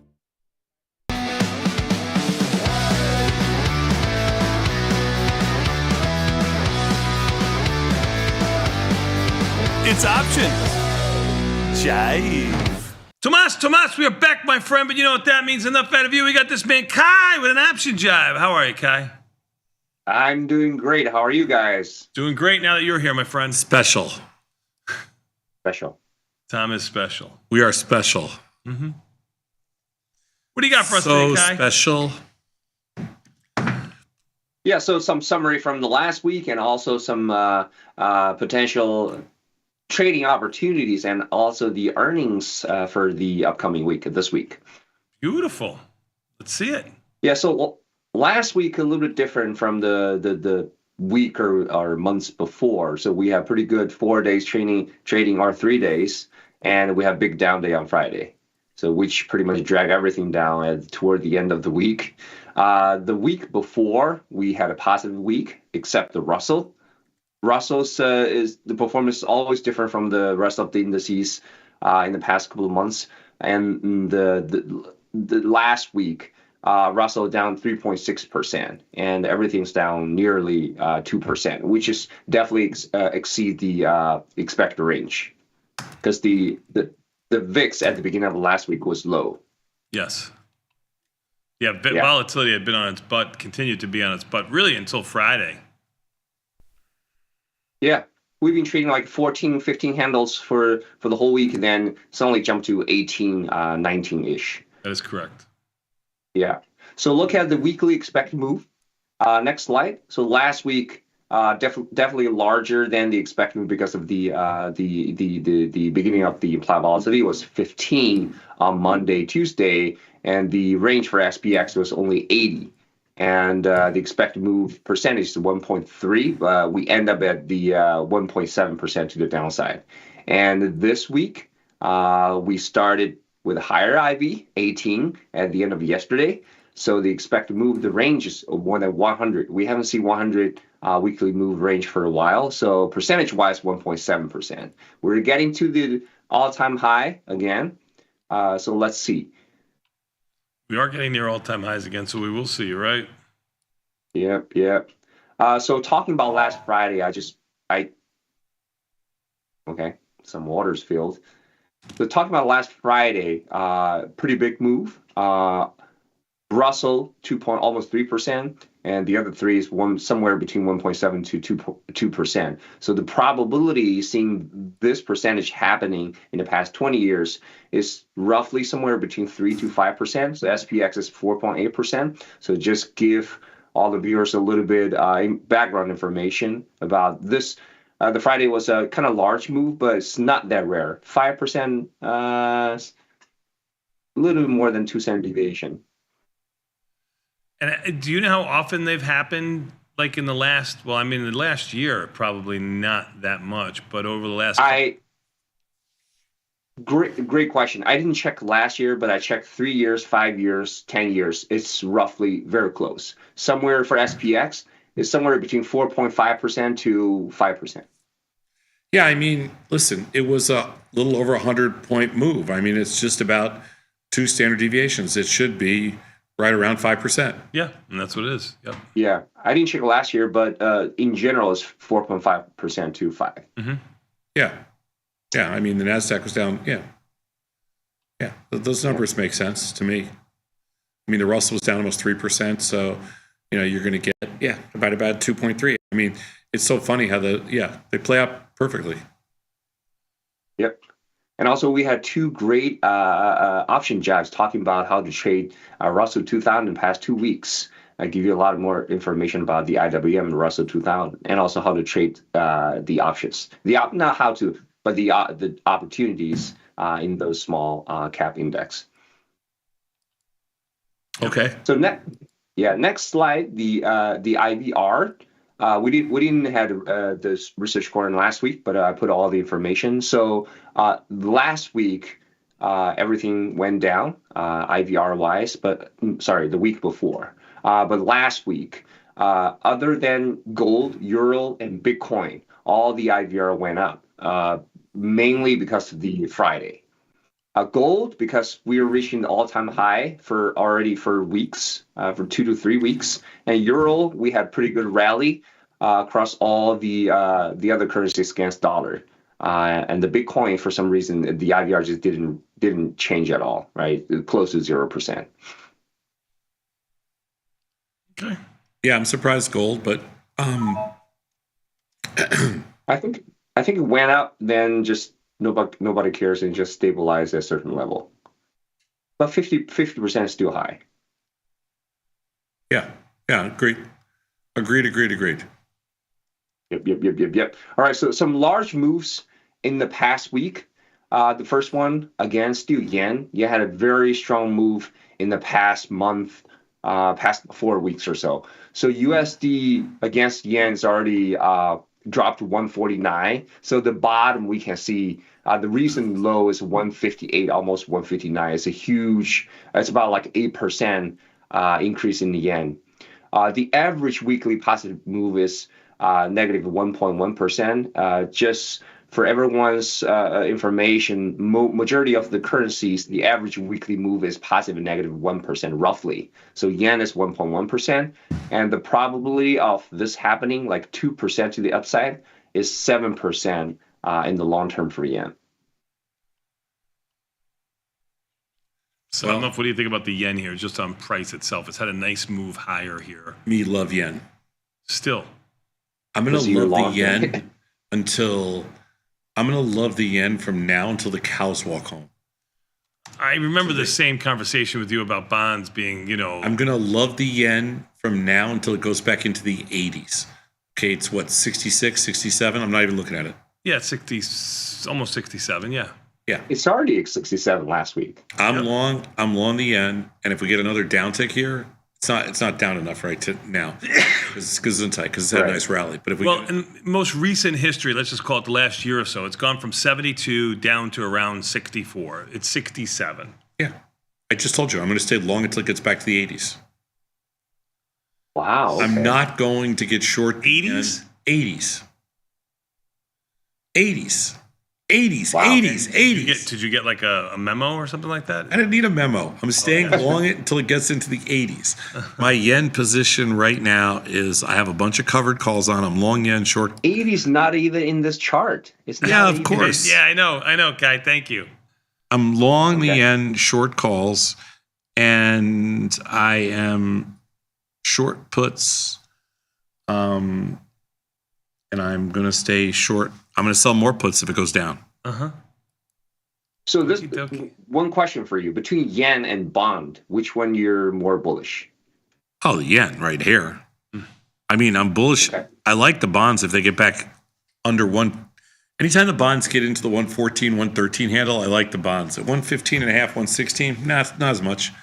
I have no bond position on right now. I'm a buyer. Under 115, I'll start selling puts and nibbling again. Fair enough. But the yen, I'm just staying long. The yen has been oversold for going on now. We're probably talking years. 3 to 5 years. The yen is going to have a crazy, powerful up move over the next couple of years. I feel like the yen, the British pound, the euro, the Aussie dollar, the Canadian dollar. I think the US dollar, which has been on a 15-year run, is going to reverse this year. It's been 15 years pretty much. Yeah, I mean, there's no reason why it can't be 20 years. There's no reason why it can't. Of course not. No reason why it can't reverse. But I mean, the last time the yen was over 80 was probably back in 22 or so. So not that long ago. Yeah. But anyway, the US dollar has been on a massive run for 15 years. I will take my chances, and I'm going to stay short the US dollar for the next year or two. And long everything else. Very good. Nice. I'm going to cancel my exit order on yen today. Yeah. He's been, listen, for 15 years now, he's been a little bit early. I know. I learned the lesson from short bonds 10 years ago with Tom. My goodness. When I was still watching the Tasty Live show. Yep. Not being part of it yet. Uh, Okay, so another huge move. Although natural gas we know is pretty volatile, but in the last 3 weeks, they had a huge up run. 39% in 3 weeks, jumped from $3 ish to more than $4. So last 3 weeks move is 9%, 13%, and 14%. Even though the average positive move is 6%, these are large move to the upside. So we're based on Friday's price, we're actually reaching the highest level in 2 years. Yeah, nat gas is dead to me. I guess I should be doing something in nat gas because the high IV rank in there, but the moves are just so big. I don't like to put it on the fallow page and have people put on those trades, for me at least. Oh. It's just we haven't seen natural gas to $4 for 2 years. Yeah. It's got to get lower by the summer. I need gas for the pool. So next one, another large move. So we've seen the emerging markets rallied up from the bottom pretty significantly in the past couple of weeks. So the biggest one is actually KWAB, the Chinese high tech, has went up 37% in the last 6 weeks. So I just lay out the weekly performance for KWAB, 2% all the way to 10% the week before. One of the reason is definitely Chinese markets is start to rally, and the second one is DeepSeek, boost up a lot of high tech stocks, including Baba. Baba was the second largest move last week. Yeah, it's down a bit this morning, but it is down and a also bit this the morning, IBR Baba's so had a great. run, Sosnoff. I'm sorry. Baba's had a run, Kai, from 80 to 140, really without a downturn. 143 was where it closed. I know it's 136 right now. And the good Can you thing put a for fork in option Baba? trader. No fork in Baba. No fork in Baba. I thought Baba would go back up to these levels, but no fork in Baba. No Not yet. fork in Baba. Okay. And also the great news for option traders, even though the stock price kept going up, the IVR is still trading above 50% for majority of these high tech companies. Even this ETF is trading with 60%. I trade a couple of strangles here. It's pretty liquid, and premium's great. Like, I'd rather be long Baidu right here than Baba because Baidu's a little weaker, but I wouldn't get short. I'm not getting short Baba, that's for sure. Okay.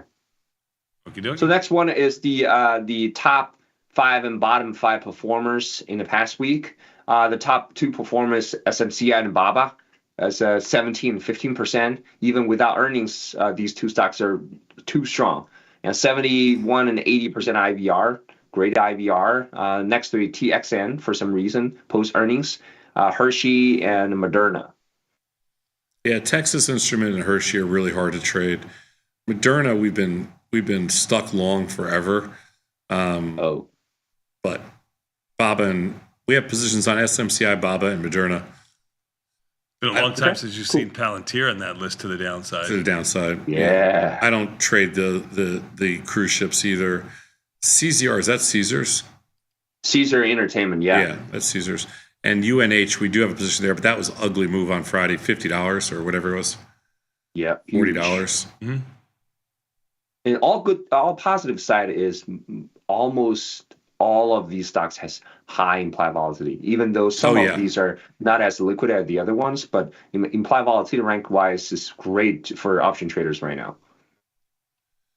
Okay. Totally agree. Yeah. All right, earnings. We didn't talk about earnings a week before, so we don't have earnings review. On average, long term. We had 2 weeks past. We had almost 800 earnings announced. 800 companies announced earnings. Still, the percentage of winners and losers close to 50%, and the average return we slightly down, but still close to 0.5%, half a point. This is what we see over the long for more number of underlines if we have. And earnings for today, I think you got Zoom. I haven't mentioned the Trip and Home Depot, so you're kind of winding down. Let's see the next slide. Oh, I'm sorry. I didn't know you had that. I apologize. Yeah, I have that slide. Oh, good for you. Yeah, so Zoom, Hims and Hers. Is that full names, Hims and Hers? Yeah, Hims and Hers Health Incorporated. We just know it as the blue pill you get online. Hims and Hers. Hims and Hers. Hers. I said, no, be an equal opportunity, giver. Hims and Hers. We still have some important. Try giving your wife a gift certificate to Hers. It won't go over big. You never know until you try, Sadnov. Sometimes you got to go, you got to leave the island. You know what I mean? To get off it, you have to leave the island. So try. Zoom. We haven't traded it in a while. Where's Zoom trading? 80s, 90s, 70s? Pretty low, right? Zoom is 82, Sadnov, right in the middle of what you said. Okay. And then Home Depot. What is that, tomorrow morning? Home Depot tomorrow morning. Boy, I haven't traded Home Depot in a Home while. Depot's difficult to trade. Its premium is low, right? Always low. Yeah, the monthly implied volatility, call it 30 on a $385 stock. It's going to use a lot of buying power if you're doing anything naked, of course. So how the market's in there? Risk. Probably not that good. Mm-hmm. Yeah, tomorrow we have AMC, First Solar, and your new favorite EV, Lucid. That's right. What does Lucid trade for now? Lucid? Let's see. Lucid looks like it's around $3. I don't know if that's something that I've traded. I got to tell you, I'm falling hard for the Air. You're falling hard for it? For the Lucid Air? Yeah, the one up from the Air. I forgot what version. They only have not sedan, the all-wheel right? drive one. No. Yeah, I know what you mean. The one up from the Air, it's really nice. Not Signature or something like No. that. But yeah. Like Touring or something. Touring. Yeah, there you go. Yeah. Touring. Right. Yeah, it's a really nice car. Mhm. I just don't know. I haven't driven out to the dealership to see. Got to come out by me again. Where is it? We have one right on, right off 41, isn't it? Lucid dealer? Oh. Yeah. I thought Near they're the like in highway, the malls. I thought they're like in malls.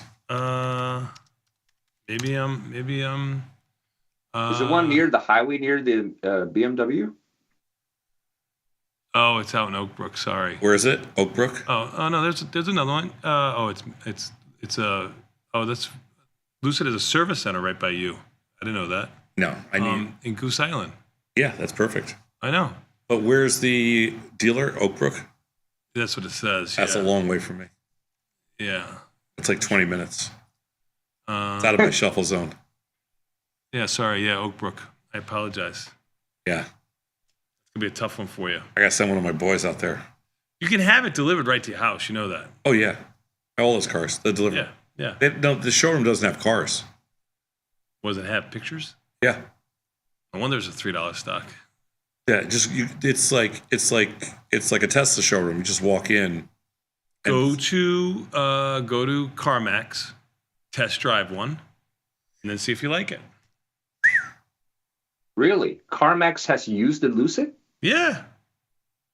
Oh, wow. Yeah. Oh, yeah. Okay. I'm just trying to make your life easier. CarMax is even far away. CarMax is even CarMax farther is right away in from his Northbrook. house. Glencoe. Ever been there? Stop at Hole in the Wall. Dinner afterwards. Kai, thank you so much for your time, my friend. Or you can stop at Kai. You can go see Kai. Be I nice. can stop at Kai's house, pick him up. Kai, you got any project for Sadnov to do at your house? He'd help with the negotiating skills. Oh. What would you have? Would you have Tom watch one of your children? No. Your hesitation speaks volumes, Kai. Thank you very much for your time. We're going to take a quick 90-second break and come back. We got more Tasty Live after this. Sadnov, you know what comes up next? The opening bell. Even the S&Ps are up 26. They're about 10 handles, 12 handles off of their highs. They're about 20 handles off of their lows. Just call it mid-range pretty much. We'll be back in 90 seconds. Let's Tasty Live.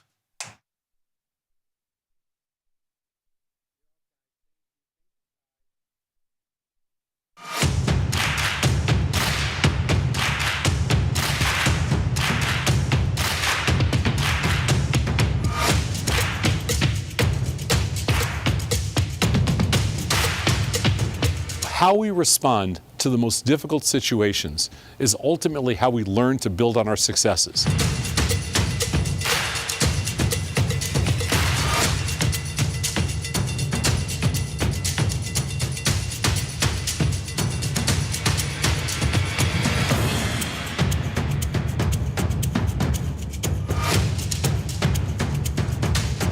It takes the guesswork out of retail trading.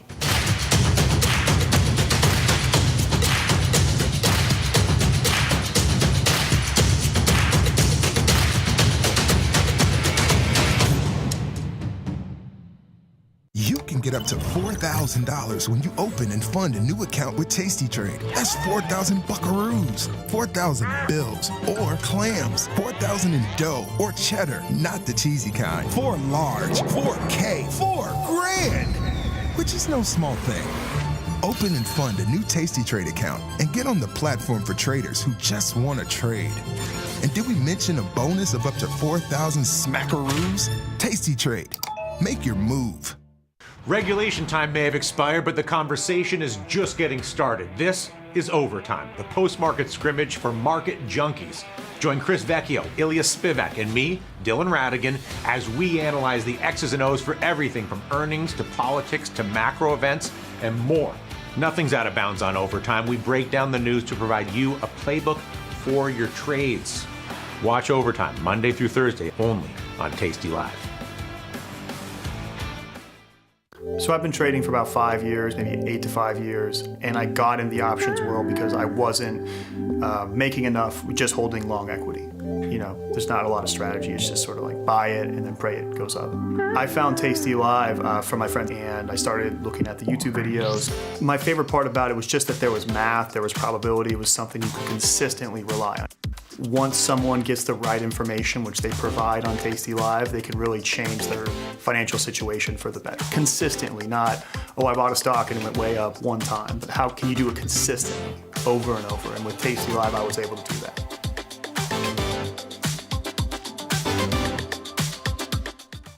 Calling all traders. Are you using Tasty Live mechanics and enjoying awesome results? Are you an up-and-coming options savant? We're looking for you.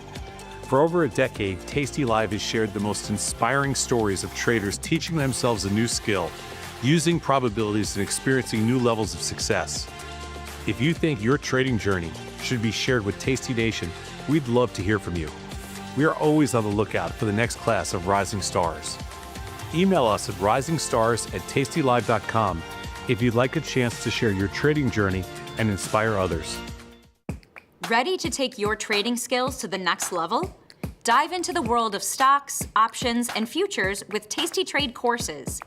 Whether you're a beginner or more advanced trader, our courses can empower you with the knowledge to succeed. Watch as our team in Chicago shows you how to use the Tasty Trade platform and go over the basics of trading. Perhaps you'll learn about a new strategy or a potential product for your portfolio. To find our courses, go to the Manage section of our web platform or head to courses.tastytrade.com. Start taking control of your financial future. Visit our courses today. Know someone who needs a better broker? For 1 month only, earn $500 for each qualified person you refer to Tasty Trade. See how it pays to have friends? Terms and conditions apply. Tasty Trade.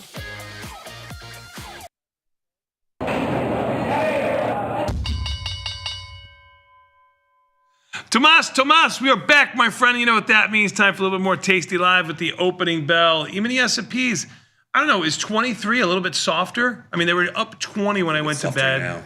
What's that? Nothing. A little bit softer now. Nothing's a little softer now? Everything's a little bit softer now. A little bit softer now is the animals. Song? Yeah. Yeah. Even the S&Ps up. Otis Day and the Nights. Otis Day and yeah, you're right. Topical. Even the S&Ps. Mind if we dance with your women? Even the S&Ps up 24. NASDAQ up 78. Russell up 14. And the Dow up 220 and change. I guess I could say they're all up around the same on a percentage basis. Volatility in by 30 cents, now off of its lows of 1765, 1790. on volatility. At least we get a little bit of volatility movement back and forth. We didn't have any earnings for this morning, did we? I don't remember. I'm from Friday. If I did, I forgot already what I did. You didn't do any, but there was a fringe or two. I get like Domino's or something like that. Oh, Domino's. DPZ. My last Domino's was actually you bought it for us. My the old office. Which was disgusting. Food incur guy. Yes. Actually liked the Domino's pizza. Liked their pan pizza. Okay. Well, your food and it gotta go. Okay. You got to get a new shtick. He just said their pan pizza wasn't bad compared to the other ones. The pizza's so bad, even if you I believe eat it hot. I believe you. I haven't ordered a Domino's pizza in a long time. I haven't had it since you ordered for us back on the other office. That was an out trade. That was an out trade. That was an out trade. They didn't bring our lunch. They didn't bring our lunch. Right. You were gracious enough to get us Domino's. Wow. Thank you. Live in a city with nothing but pizza. Are we going to give that place another try? The new pizza place that opened? What was it? Prince Street? Prince Street. They don't deserve it. Tori thinks that it got good reviews from, like, the problem is we got a lot of young kids here that just think that because it's got a name, it's supposed to be good. It was not good, but I'll let you. You're trying to say our young kids are not free thinkers? I'm trying to say our young kids are easily swayed by names, by like design. It's like a designer bag. Like that's what Prince Street Pizza is. Prince Street Pizza, in my opinion, the first version we had was the worst pizza we've ever ordered from anywhere. Nothing here in Chicago. Yeah. Jets is significantly better. It's a fast food Detroit style pizza. So I think that Prince Street was the worst I've ever had. Yep. But maybe we just got it on a bad day. Maybe, who knows? I don't know. Let's see what's going on. Oh, you know what I did do, though? I stopped by Banshee. There's a Banshee that opened up by my house. How was it? Great. Because you used to get it at the supermarket. Yeah, but they just opened a Banshee on Diversey. It's good. I love the pizza. I think it's one of the best. And it's not the pizza that everybody's used to, though. And I ran into 2 Tasty Traders there. Seriously? Seriously. Did they recognize you? Did you have your hat on?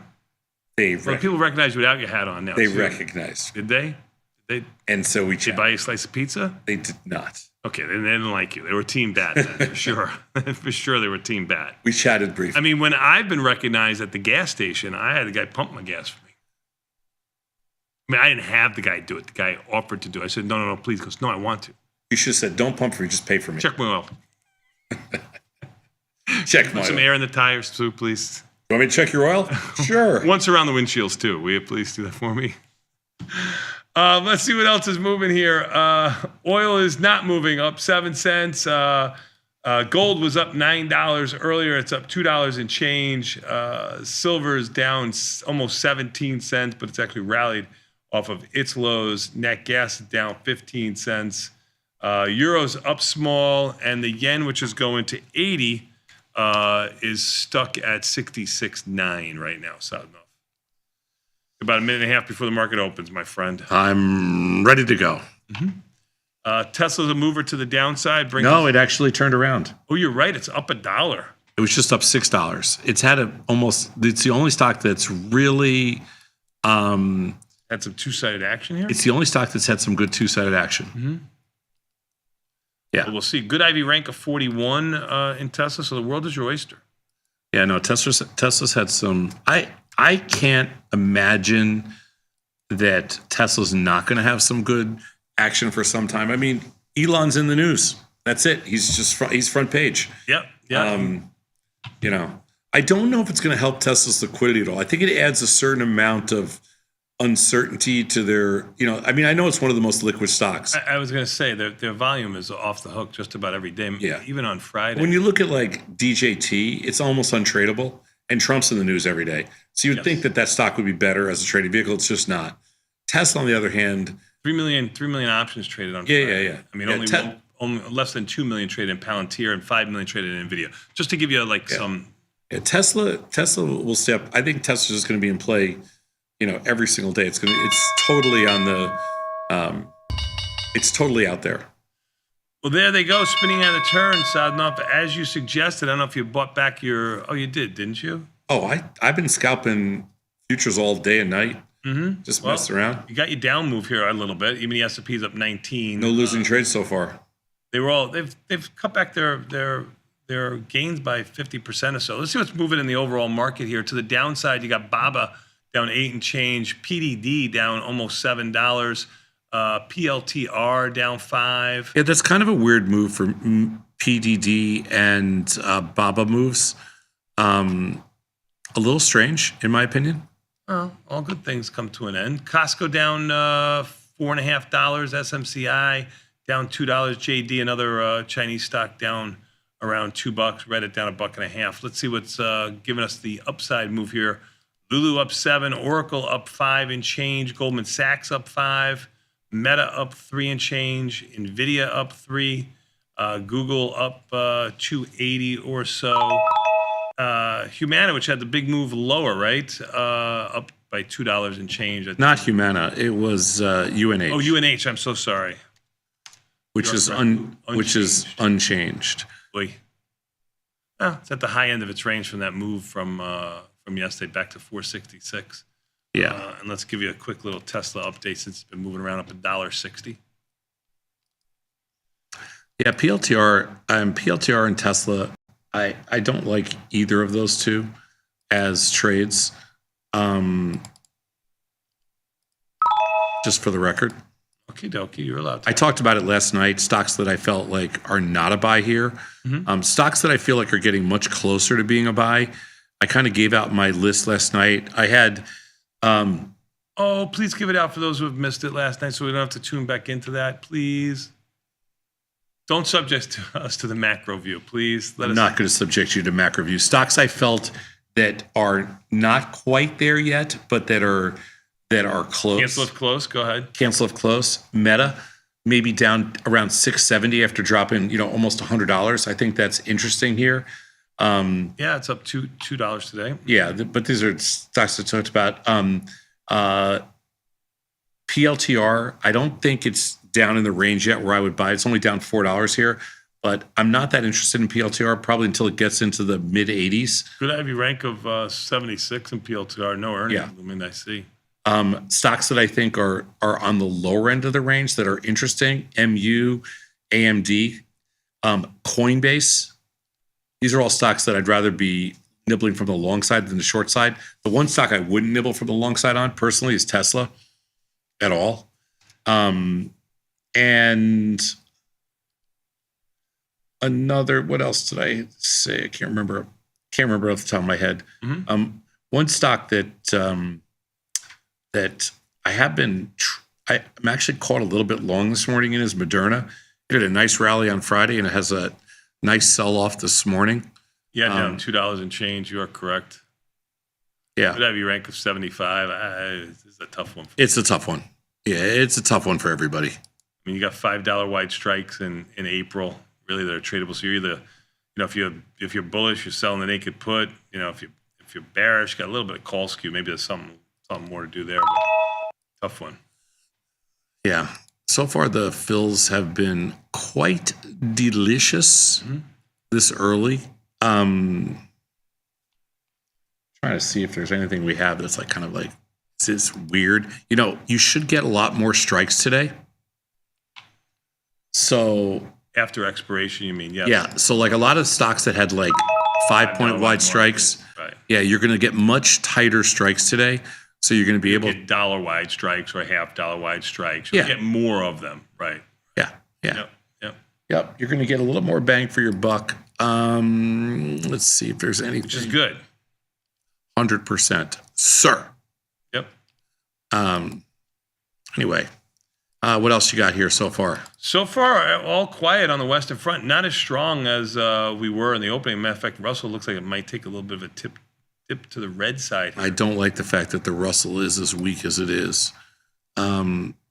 Me no like at all. And we're getting close. This is the week we roll our just so you know, this is it's 25 days to expiration right now. So I mean, it's on the radar. If you have a stock that maybe went in the direction you needed it to go into and has been a hassle for you all month, you could roll early with 25 days to go. I have no problem putting on trades in April with 52 days to go.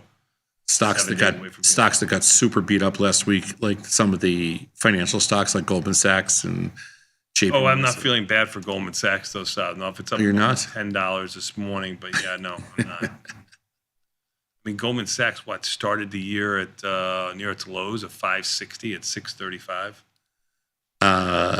Yeah. Anyway, hold on. Let's see. What do I got here? Just looking around. Where's gold doing? What's gold? Gold up $1.80. Hasn't. It's really sold off a little bit. Interesting. I'm really super bearish in gold. I don't know how to explain. I know, but I am too, but I haven't gotten paid. Volatility's actually come in gold. Like I said, volatility is going to get crushed in there. Strongly. Delta at this point hasn't hurt you as much. You can see here on the right hand. No, side. I would be very careful in gold. Gold to me has 100-point decline sitting in its front window. Oh, please, baby cheeses, please. Has 100-point decline just staring you in the face. I'm okay with that. Gold actually down on the day, 90 cents. I don't know if I'm looking at the futures. Yeah. Man, you're firing on all cylinders today. You're right about everything. Market got a little bit weaker. Gold got a little bit weaker. You're unbelievable. You're on fire.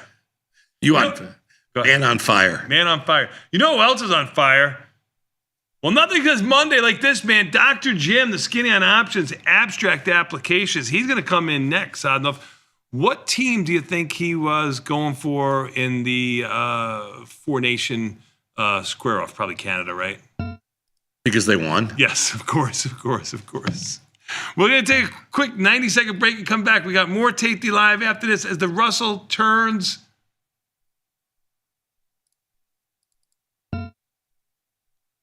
red. It's down 10 cents. We'll be back in 90 seconds with Tasty Live as foretold.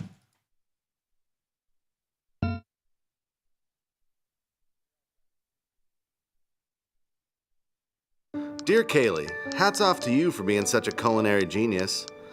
I don't think it has ever dawned on our kitchen staff to serve gazpacho hot. Sincerely, Bob. Sometimes it feels good to get smart. Get even smarter with live trading insights and some live taunting. I don't want to fact check you with my vagina, but I will. From the smart mouths at Tasty Live. If you missed the live show, here's our cherry on top weekly recap. You know, like when I answer the confirm and send that's By the way, in the question. what are you eating? Him? Peanuts. Yeah. Pistachios. I ate a pistachio. You're eating and you're just kind of like chewing while he's talking. Like, No, nothing. always. It's not eating.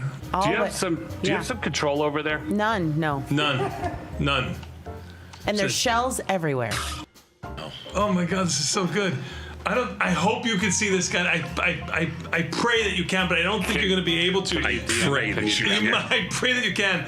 I can't say who, but one of our insiders sent me this. This is Tom.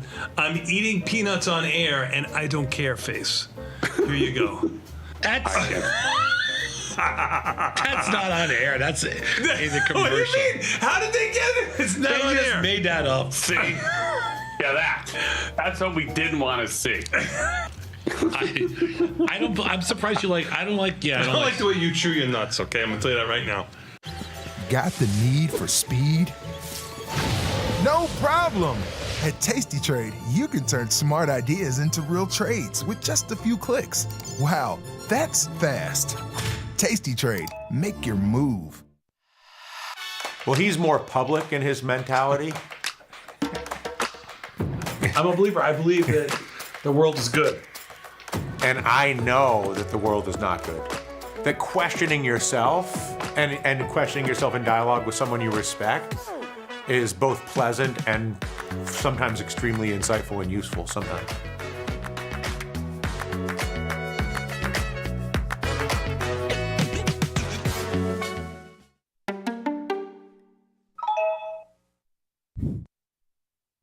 One of the things that was most intriguing about the financial space to us is just that there wasn't a lot of vision. There wasn't a lot of innovation.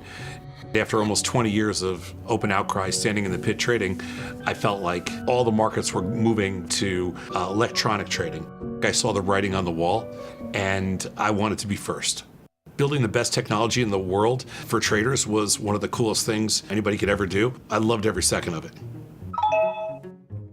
Thinkorswim will always be my baby, but this one, it's different. We built ours literally from scratch. It's a much thinner, it's a faster, it's a slicker application. Everything's on one page. So you're always looking at the core page and then bouncing around from there to get to whatever you want to get to. We're here to support whatever you're looking to do. We have the tools that you need to be a successful trader. Look who's back testing. tastytrade now has options back testing for free. Test your trades with over 10 years of data for the most popular symbols. See how your trades would have performed in the past. Look back at profit and loss and take the guess out of guesswork. Oh, did we mention that it's free? Get back testing at tastytrade. There's a beast in the financial world, and it's not the bull. If that's you, join us on Tasty Trade. Genius loves company.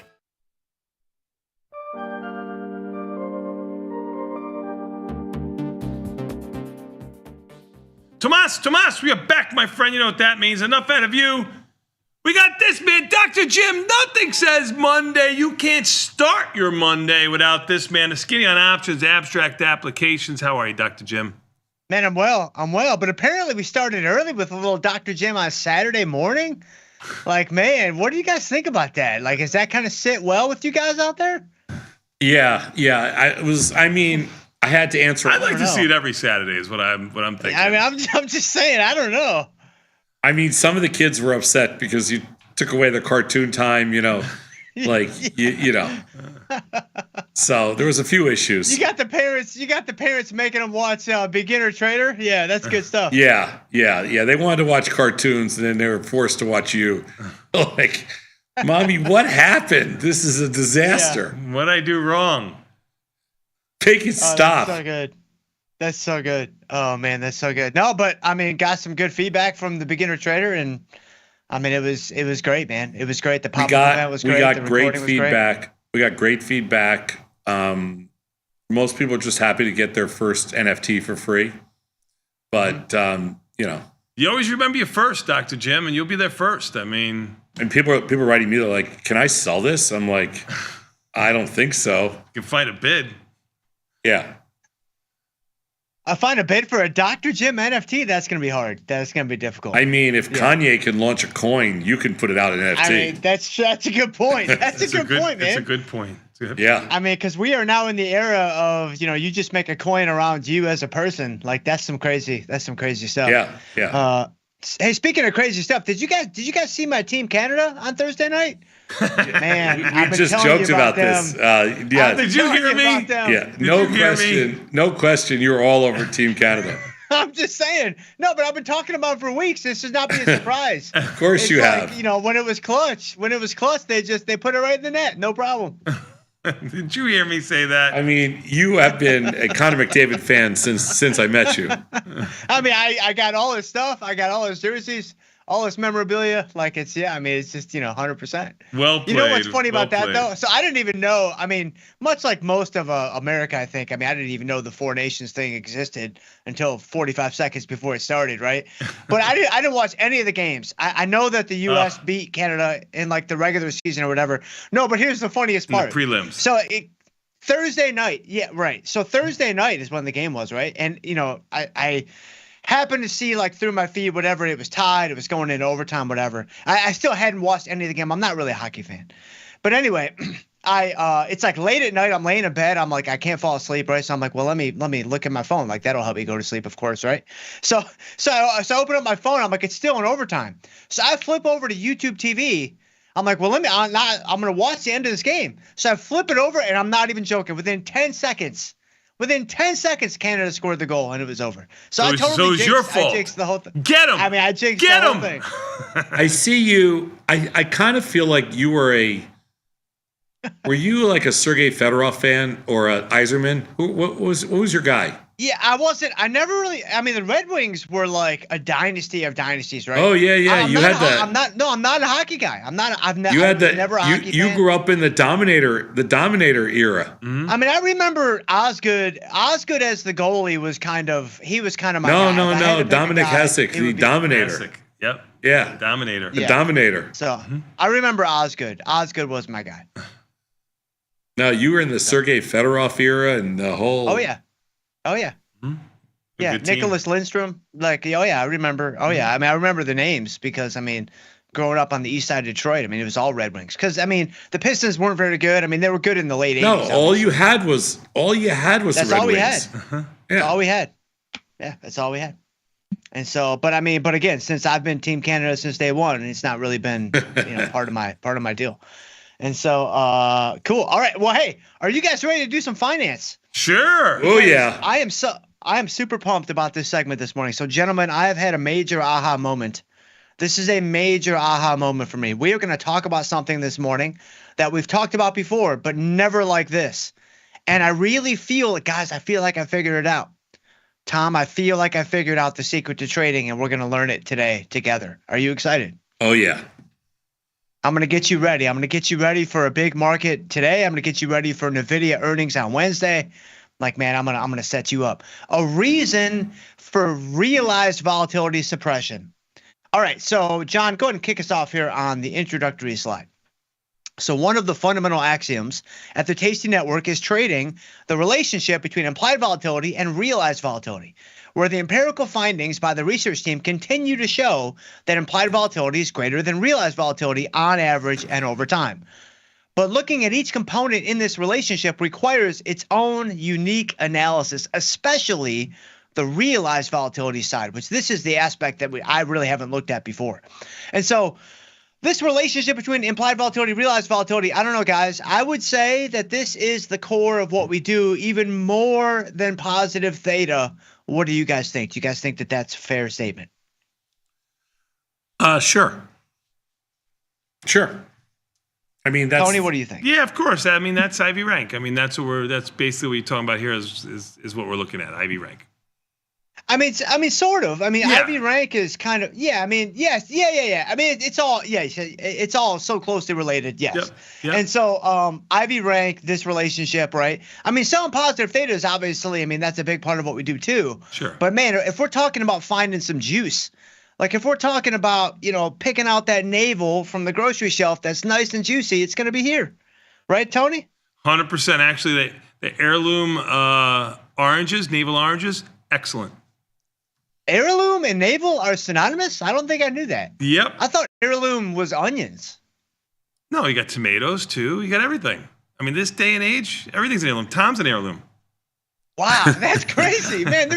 They'll give heirloom to anybody now. That's Pretty nuts, much. man. Pretty much. Man, He's an heirloom trader there. Yeah, there it is. Man, wow. All right, good stuff. All right, so John, hit us on the next slide. All right, so let's start looking at the two sides of this equation. The implied volatility side and the realized volatility side. And I think that the most surprising result this morning is going to be on the realized volatility side, but you can't put the cart before the horse. We've got to take baby steps to get there. One of the things that I always like to say when it comes to the world of finance, and especially the world of derivatives, is everything that we talk about and anything that you might understand is always going to have two explanations behind it. It's going to have a mathematical explanation and it's going to have an intuitive explanation. And in my opinion, sometimes it makes more sense to do the mathematical explanation, and sometimes it makes more sense to do the intuitive explanation. Well, when it comes to implied volatility, and implied volatility being quote unquote overstated or exaggerated, I think the intuitive explanation here makes the most sense.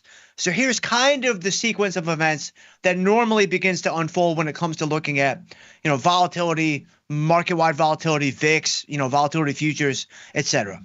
People's fears are commonly exaggerated and overblown. This leads to high demand for out-of-the-money puts as investors look to hedge their long stock portfolios against big drops in the market. As a result, option prices rise, which leads to option implied volatilities rising to exaggerated levels to match the exaggerated fear. As a sequence of events, as a logic chain, do you guys have any issue with this understanding of exaggerated IV? It's human behavior. It's human behavior. No. This is all part of Tasty ecosystem. No. This is it, man. This is it, right, Tom? This is it. This is what we've done since day number one. Like, this is it. All right. So this is the implied volatility side. Okay. But the other side, this is where things start to get a little bit interesting. All right. So, John, hit us here on the next slide. So this helps to explain why the implied volatility might be too high in terms of the front side of the equation. But the back side of the equation, the realized volatility suppression, I think that there is a very strong mathematical or statistical property that is driving the suppression of the realized volatility. And this is the big aha moment that I've had.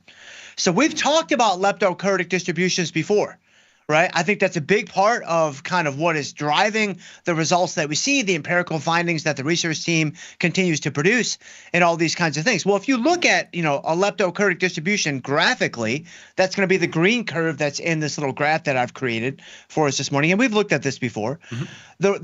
The relationship between a leptokurtic distribution and like a normal distribution, which would be the blue curve, most people kind of focus on the fat tails, the outlier moves, the fact that, with positive kurtosis, that is what is indicative of a leptokurtic distribution, you're going to have more outlier moves on both sides of the market. Outlier, big moves up, outlier big moves down. That's what it means to be leptokurtic. Well, that's one thing that it means. The other side of this, though, is with a leptokurtic distribution, you're also going to have more observations around the mean. You're also going to have a greater peak in the distribution, which we've actually talked about that before too. But the aha moment for me is thinking about, well, what is realized volatility? Like, what is realized volatility? What does it represent? Realized volatility is essentially, when the time period that I was looking at before the fact, kind of ex ante, when that time period finally expires and we actually go through that time period, the realized volatility measures what the actual volatility, what the actual fluctuations were for that period. Well, we keep seeing this relationship between implied volatility and realized volatility, and this differential, meaning implied volatility is greater than realized volatility. I'm like, okay, the implied volatility being higher makes sense for the intuitive reasons we just laid out. But what about the realized volatility? Is there something that is driving this number down? And the answer is yes. It is this leptokurtic distribution that is kind of sitting underneath the statistical properties of the market that is, showing us we should expect more observations around the mean. We should expect, more of a volatility suppression for any given time period than what is expected by the implied volatility. And so the leptokurtic distribution of the market is helping to drive and kind of lean on this realized volatility suppression. Just like how Connor McDavid was just leaning on USA all Thursday night. He was just pushing them around, man. It was embarrassing. It was embarrassing. Well said.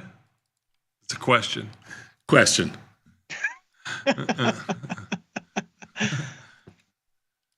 No argument from us here. So what do you think, Tom? This is you're not. I was expecting some oohs and ahs. I mean, this would be the time for some oohs and ahs. You're not going to get oohs and ahs, but you're pretty much, you're not going to get an argument from us. I mean, this is it. You've been talking about leptokurtic distribution since day one. Right? Actually, we've never mentioned it. We don't actually use the term leptokurtic distribution at all. We leave that for the smart guys, the PhDs and stuff like that. But, you mean you weren't scalping leptokurtic distributions in the pits in the 80s? I thought that's all you guys did. We didn't know what we were doing, though. We didn't know they were called leptokurtic distributions. I thought you had a buddy named Lepto. Didn't you have a buddy named Lepto in the pits? Klepto. It was klepto, not lepto. I mean, if I had it to do all over again, I would name my dog Leptocurtic. Yeah. You may have a chance. Yeah, I mean, what about your grandson? You had a chance. Oh, you had a chance at glory, man. Your grandson could have been Lepto. Oh, man, you had it. What did I would have go with? I would have been okay with that, but I would have had to get through my daughter. That would have been tough. What's his name again? Well, we could do it's Lepto is his first name and Curtic is his middle name. No, I know, but what's his actual name? Leptocurtic. Okay, all right, fair enough. Not I mean, I playing with love you. it. I absolutely love it. Yeah, and so I mean, he's gonna be a firecracker. I mean, a name like that, he's gonna be all over the place, man. I mean, that's I just mean, the I way really it's gonna wanted be. her to name him Your Majesty, but she didn't. Sure, that makes sense too. I think Leptocurtic would be an uptick over Your Majesty. But so, John, hit us on the next slide. So let's put this all together. So now, what do we have? We have two competing forces that are both kind of working together in concert to pull this equation apart. They're pulling this relationship apart. They're leaning on this relationship, causing these results that we see over and over and over again, where you have the implied volatility being driven up by human behavior, and then you have realized volatility being driven down by the statistical properties of a leptocurtic distribution. So together, this can help to explain why we just keep seeing implied volatility greater than realized volatility on average. Now, of course, this doesn't guarantee this is going to happen. There have been plenty of periods where realized volatility has been greater than implied volatility. I mean, that's trading. I mean, the market's a living and breathing thing. But again, on average, is there anything that we see that's kind of repeatable and consistent? And this is one of those things. And I now think a big piece to that puzzle is the underlying leptocurtic distribution. So what's the question? There's no question. This is it. No, there's no question. This is the crescendo. I don't need any more oohs and ahs from you. Like, I'll take it from here. Like, but with this and Saturday morning, I mean, I think I should be good to go for another couple weeks. Right? I don't think I'll get a pink slip like Willie Mays Hayes. I think I'm set. This is a true story. We used to have a guy that worked for us. His first name was Dave. His last name was Graf. And Dave ran our program trading desk for years, about a decade.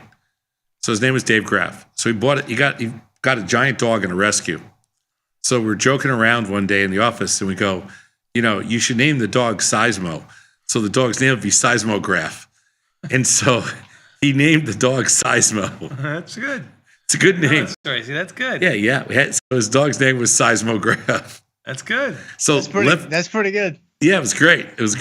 So leptocurtic is not the craziest thing. Not the worst. Yeah, that's right. Yeah. That's right. You got to just find somebody with the last name of Curtic. That's good. Yeah. And by the way, I just want to go on record as saying, all last night and all this morning, I said we'll be down in the day. You are right. Even the S&P down 10, NASDAQ down 100, Russell down 11, but I blame Dr. Jim, not you. Well, all right, let's get them a few takeaways, and let's get them on to the market measures. As volatility sellers, the relationship between implied volatility and realized volatility over time is critically important to our success or failure, and IV being systematically overstated could be explained intuitively by human behavior, while realized volatility being systematically understated could be explained mathematically by the statistical properties of leptokurtosis. And there you have it. Good job out of you, Dr. Jim. Good job indeed. Even the S&P is not such a good job. They're down 10, Sadnov, as you foretold. Actually, down 11 now. Little volatility expansion too. Trading near their lows. Nasdaq down 100 and change. Russell down 13. The Dow trying to keep its head up 39. And volatility up 25 cents. Just made new highs at 1850. Just a skosh off of that. Yeah, Apple's the stock that's bucking the trend, but. There was no doubt. Microsoft was leading us to lower too, right? Microsoft's ugly. So. Yeah, I thought if Microsoft got under 100, it actually becomes 400. Interesting. 400, I'm sorry. Becomes interesting, and it's right on 400. But anytime you have a down day and expiration of 100 points, and you get an up opening, just sell it. You heard it here first, Dr. Jim. Take it to the bank. There you go. Thank you, my friend. We're going to take a quick 90-second break and come back. We got more Tasty Live with a market measure. A market measure on Monday after a down day on Friday. You're not going to want to miss that. We'll be back in 90 seconds with Tasty Live.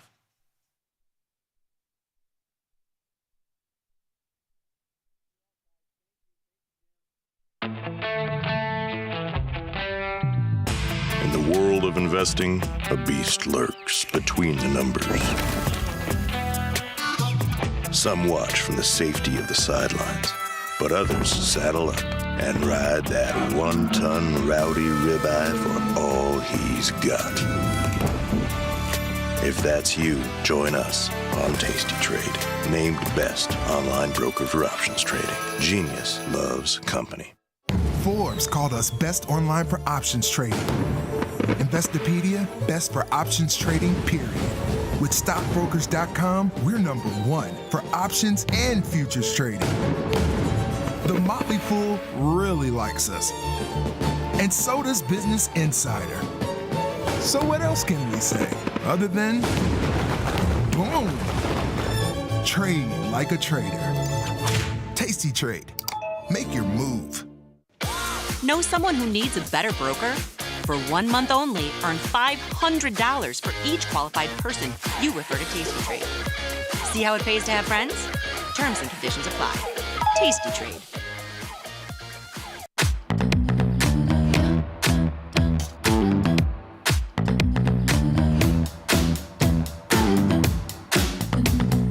Move with the rhythm. Shake it up, stop when the clock hits 13. Sing 1, 2, 3, 4. Cause no one can do it like we do it, like we do it, like we do it. Cause no one can do it like we do it, like we do it, like we do it. We built Tasty Trade's web platform for today's traders. See it, click it, trade it. Research with fundamentals, endless forecasts, and more. Drill into data, find opportunity, and track the action with hundreds of indicators. Track your options profit and loss history over time per symbol. Note your progress and plan your tactics with a trading journal. See probabilities, max profit, and Greeks in one click.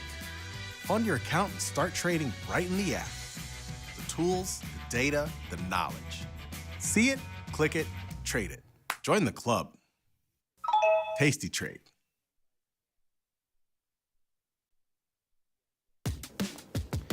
Look who's back testing. Tasty Trade now has options back testing for free. Test your trades with over 10 years of data for the most popular symbols. See how your trades would have performed in the past. Look back at profit and loss and take the guess out of guesswork. Oh, did we mention that it's free? Get back testing at Tasty Trade.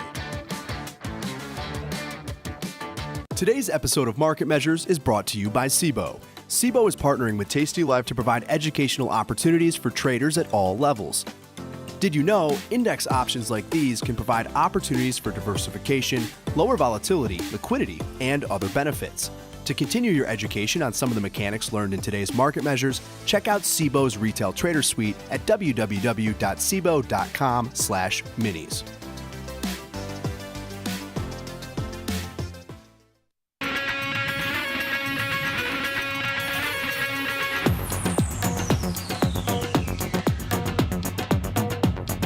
Tomas, we are back, my friend. You know what that means? Time for a little bit more Tasty Live at this market measure. Even the S&P is just making a new low here, starting off down $20 to 608 and change. It's a good $60 range on the even the S&Ps from last night's high of 60.67 down to where we are right now, 6,005. Hold 6,000. Apple, you mentioned it just a moment ago, up $2.34. That's your bucker on, I don't know, they're going to spend about $500 billion in the U.S. over the next 4 years, some commitment. There are some ugly arse moves today. Goldman Sachs, you talked about up 10 earlier, and you said it pissed you off. Well, it's down now. You are correct. Goldman Sachs is down 4 and change. Netflix is down 14. Meta, which you mentioned a moment ago, is down 14. Tesla down 11, which has been all over the place. Down a couple of dollars, $5, $6 pre-market, up a couple of dollars after the market opened. Now down 11. Yeah, coin down 9 and change. You were talking about that earlier this morning. IV rank of only 21, but you can see over the last 5 days, volatility expanding by almost 8%. Maybe that goes on your radar. Microsoft down 7. Yeah, Microsoft under 400 is interesting to me, but the stock that's probably most interesting here at these levels at 225, because it's the one stock that I did say if it gets down to 225, I should get interested. Coin? Is Coin. Coin bucking the coin trend, even though coin is under 95 now, down $400. You can see Bitcoin chart goes up there, having a softer but still around its recent lows. Where coin, on the other hand, is making new lows. Oh yeah, coin has really outperformed to the downside. I mean, if you're looking for a kind of maybe some form of a put ratio spread candidate, the expected move in April in coin is $41. 225 to 41 is about $85 strike. 80 to, say the 80 strike just out of the money. Mm-hmm. By the 80s, sell a Mercedes. You can do the 80-70. You can do the 80-65 if you want to get a small credit. But you can do the 80-70. I think you can buy the 80s, sell the 70s 2x3 for a credit. Okay, you get 2x3, sure. You buy 2 of the 80s, sell 3 of the 70s. I think you can do this for a credit. Mm-hmm. I don't know how big a credit. Maybe 20 cents. It's hard to say. Well, I like your reduction in units 2x3 as opposed to like a 1x3. Yeah, as opposed to 1x2. Nothing done yet. Even the S&P's down 31, under 6,000. Yeah, I was so sure of this. I didn't do a very good job of protecting my position because when they were up this morning, they confused me.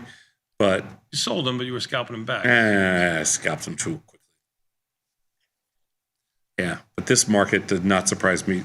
NASDAQ down 200, no surprises. S&P's down what they're down, no surprises. We'll see how they behave from here, sad enough. Volatility up 60 cents, trade near its highs. Nothing done in Coinbase. I tried. Let's take a quick look here. Anything else? Man, they are hitting some of these stocks. They hit some of the high flyers. You are correct. They are hitting some of the high flyers. Just taking a quick look. CRM down 5. Just on stocks. I have Goldman Sachs was up 10. It's down 8. JP Morgan was up earlier. It's down 5. You're obsessed with these financial stocks. Yeah. Monster. MSTR down 20. It broke 300, by the way. Palantir, another stock that every monkey and their monkeys had to have. Every monkey had to have at the top. I'm talking about you, Victor Jones. $89. Wow, kick a guy when he's down. Talking about $89 right now. And you ugly. Mm-hmm. SMCI, another stock that $4 and change. You are correct. Just last week, everybody had to have a little AMCI. Mm-hmm. We're going to roll some calls down in there. I see no reason not to roll calls down in there. The red screen of death right now, sad enough, across the board. Even the Dow down now. Dow is trying to hold itself up. Taiwan Semiconductor, UAL, which was up a couple bucks earlier, is down. Taiwan Semiconductor, you ugly. Mm-hmm. Now, that doesn't mean that I don't for 1 second think that they might not rally this afternoon, because they very well may. Might not rally. They might rally. Yeah, they might not rally. Might not rally. Yeah. Might not. Let me see if that's English. Might not rally. Yeah, it's English. You think that they might rally? Coinbase filled. Might not rally. Coinbase. How the hell did I get a fill? Oh, you hit it perfect. I hit it first. Because they rallied Coinbase $1.50 and I got filled. That's super weird. Somebody took me out. Right before it, believe me. Somebody made a boo-boo. Somebody made a... Well, the good thing is you get what you get and you don't have regrets. You get what you get. Hold on, what did we say that one time? You got filled at 20 cents. I mean... I know. But what did we say that one time? We did that little... get what you get and you don't have... No. What's the other thing we said? We we listen and we don't judge. We listen and we don't judge. We listen and we don't judge. We listen and we don't judge. We listen and we don't judge. We listen and we don't judge. That is correct. We listen and we don't judge. Mm-hmm. Listen and we don't judge. Yeah. Anyway, I'm Tom Sosnoff. He's Tony Batista. This is Tasty Live. It is 9:10 in the morning. We are. You know where your options are. Yeah, know your options. We are located in Chicago. Tasty is a we've been a Midwestern firm since the day we were born, about 14 years ago. We started off with, for those that don't know the backstory, we started off with seven people, I think around seven. It's hard to say, 7, 8 people, maybe 10 tops. And we'll start with 1 to get to 7 or 8, and then maybe 10 tops. now we kind of started with like 7 or 8, and then we got to 10, and then we started to build up the firm. And today we're about 300, right around 300 people. That was 14 years ago. Here in Chicago, it's almost 300. Yeah. Yeah, I was gonna say I always say like 250ish. I mean, we have almost 300. We have a few people that are scattered around the country, but like Dr. Jims of the world, but not that many. We have a few people in other countries, but not that many. Small. Yep. So it's about 300 here in Chicago. Cool. So lunches are more expensive for us than they used to be. But don't worry, you've downticked them. Prison food has gone up just like everything else has. K-Fire today. You like K-Fire. You should be great. fired up. Yeah, it's like Korean. It's fat. It's like fast casual Korean. They give you lots of toppings, which is very good. They have a good hot sauce. Good. I wouldn't really call it. It's not that Korean, but it's good. But anyway, we're located in Chicago. We're in the West Loop. We used to have a couple different offices. We merged everybody into one so that we could have one big space rather than 3 smaller spaces. So that's cool. Now everybody in the same office. This is our studio portion where we produce the show. We have about, 1, 2, 3, 4 studios here in our headquarters, and lots of different design people, production people, research people. So everybody's got a role. We haven't announced our schedule. Even though people have asked me today, we have not announced our schedule for 2025 yet, our road schedule, but we do have one more event coming up in Chicago. We had one this past Saturday. Nope, not this one. Yes, this one. Sunday, March 9th, will be the last coffee shop show we're doing with Mike Butler, Katie, and Nick. The doors open at 5. The show starts at 6. It's about 90 minutes long. We're limiting the crowd size to 100 people, or actually just a little less than 100. I think 95 people. So, if you're signed up, great. If you're not, you can get on a wait list. But we'd love to see you there on Sunday night, March 9th. When's daylight savings time? Is that the same weekend? Do we pick up an extra hour that night? Should. Is it March 9th? I'm hoping it is. Why are you hoping it is? It is March 9th, Sunday, November 2nd. So that means it would be second Sunday in March. Clocks are set ahead for 1 hour. But that's not Sunday, it's Saturday night, right?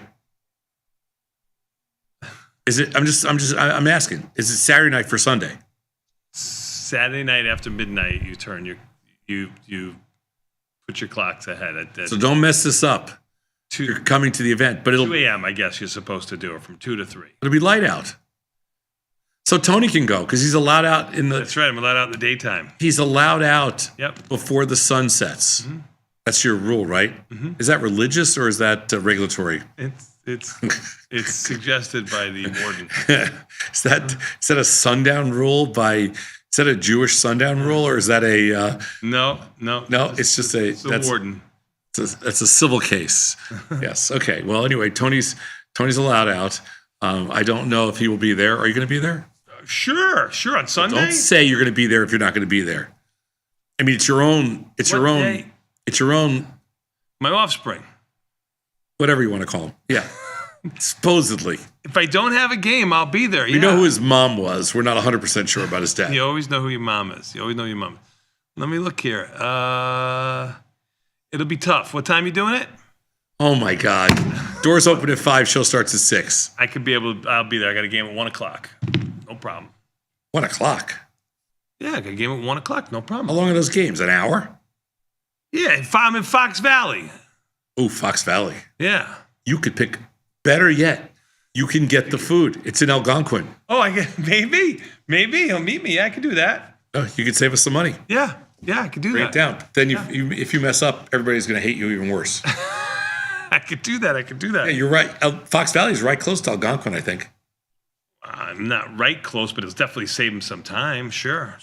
Yeah, you can bring everything down. Yeah. I'll talk to my boy. Let me arrange this. You'll get the $50 delivery fee.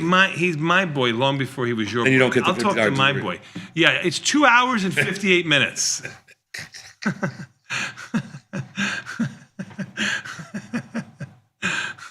Is it really? I just looked if that's really where I'm going. Is that? It's 2 hours. No, we're playing a team from Fox Valley in Highland Park. Don't worry about it. I'll see a saving trip down there from there. Okay. Oh, okay. Oh, because I don't know where Fox Valley is, but I thought it was like right up near Wisconsin or something. Fox Valley, Wisconsin. It's up there. It's almost by Green Bay. Oh, Fox Valley. I thought Fox Valley is at Fox Lake. What's that lake up there? Crystal Lake? Is there a lake called Fox Lake? Isn't it by like Alpine or something like that? There is a lake, Fox Lake Northwest. Yes, somewhere up there. Yeah, right. That's what I thought. Oh, I didn't realize you were talking about up northern Fox Valley's Wisconsin. near Aurora. Oh, no. Yeah. Kids will drive down from Milwaukee, from Green Bay to play you guys? Yeah. Oh my God, it's got to be disappointing. Drive down just to beat up on a couple of like rich kids from the suburbs. No, they actually love it. It's like, fish in a barrel. Let's go kill those rich kids from the Chicago suburbs. Don't hurt them too bad so they come back. Yeah, right. Oh my God. Let the other team from Wisconsin hurt them. I'll take the kids from Green Bay right now, sight unseen. How much can I bet on the kids from Green Bay? What is it, Fox Valley? Fox Valley? You're brutal. Even money. Give me a number. Beat a team from Indiana this weekend. It's Indiana. You give me those. Oh, Indiana kids? I mean. Give me those northern Wisconsin kids. There's a small town. Basically Canada. 200 kids are basically Canada. 200. I'll take 200 on Fox Valley. You're on. Do I have a bet? Oh, I'll tell you where they are in the seating. There should be some sort of seating. I don't care where they are. I'll take them sight unseen. I don't care where they are. I'll take kids from Green Bay. We won the tournament 2 weeks ago. Congratulations. I'll take the kids from Green Bay and even money, any number. Market measure. The impact. Sponsored by the CBOE. So anyway, if you want to sign up for the event, tastylive.com/. The S&P is only down 8. You had your chance. tastylive.com/events.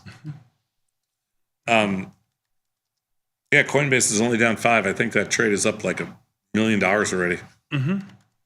Actually, let's see. But I'm down money on it. Oh no, Sparky, up a few shekels. The impact of delta and duration on market sell-offs. Uh-oh. Sponsored by the CBO. Sponsored by CBO. The impact of delta and duration in market sell-offs. Let's go and see what we got here. Let's do it. Strangles on average perform well in high implied volatility environments. But how do they perform in sell-offs of varying duration? Okay, varying duration. How do you think? I mean, how are we quantifying this? I mean, are we looking at like the major sell-offs of the sell-offs of 2018 or something like that? I mean, what could be 2008. I don't really know. Let's take a look. Let's go next slide. So 2013 to present, with sold SPY strangles, 45 days to expiration, managed at 21 days, 10, 20, and 30 deltas. Compared the performance over 12 years during the sell-offs of 2018, 2020, and 2022 to the 2025 sell-off. Well, I was there for all of them, and I had short premium for all of them. Well, 2025 sell-off, I don't even consider that a sell-off, just so you know. So the other ones are all worse. But they don't always all work, too. I mean, you have existing positions on, volatility expands a little bit. It's the velocity of the move forward and back that really kind of, if you do come back, we all did in these, of course, it's the velocity of the move. Let's take a look at the first slide.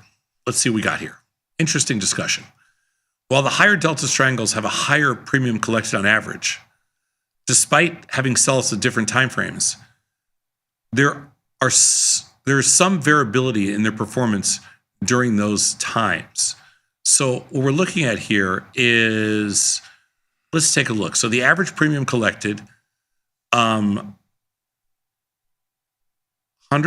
do the 20 Delta Strangle to start with.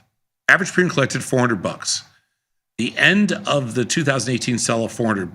2020 sell-off $880 and $779. Now remember, the index was significantly smaller. Right.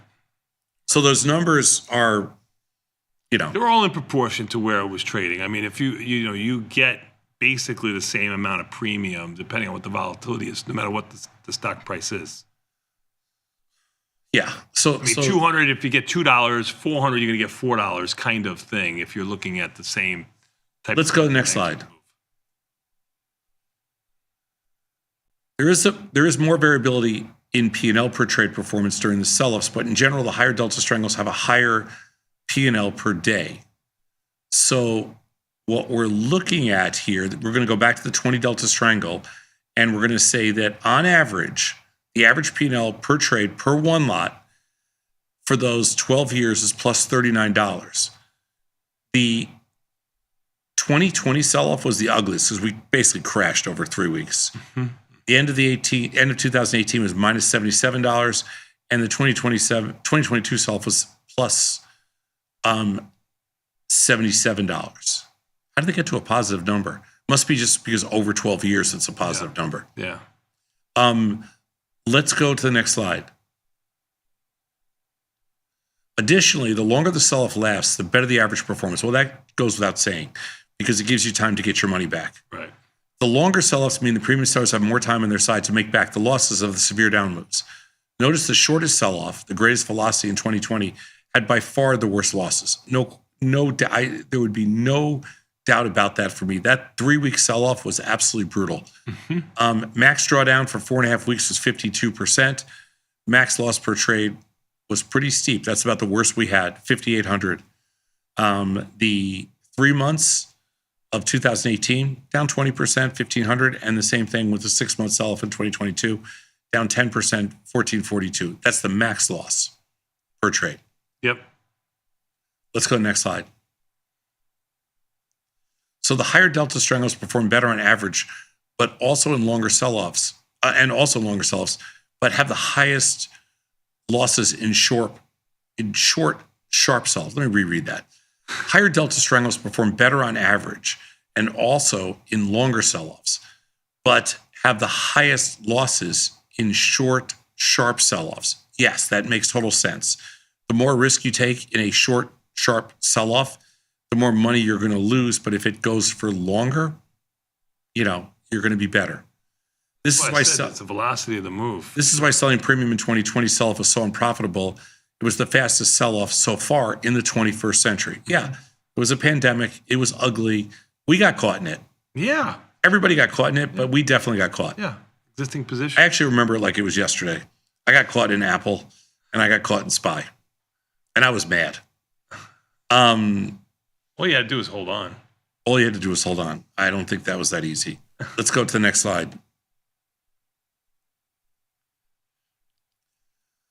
So some of the takeaways. Sell-offs don't always mean that your average short premium trade will be unprofitable. It's the velocity, like Tony said, of the move that ultimately determines the period, if that period will yield profits or losses to the short premium trades. With the higher Delta Strangles, you experience greater profits in the long term. The same is true in longer sell-offs.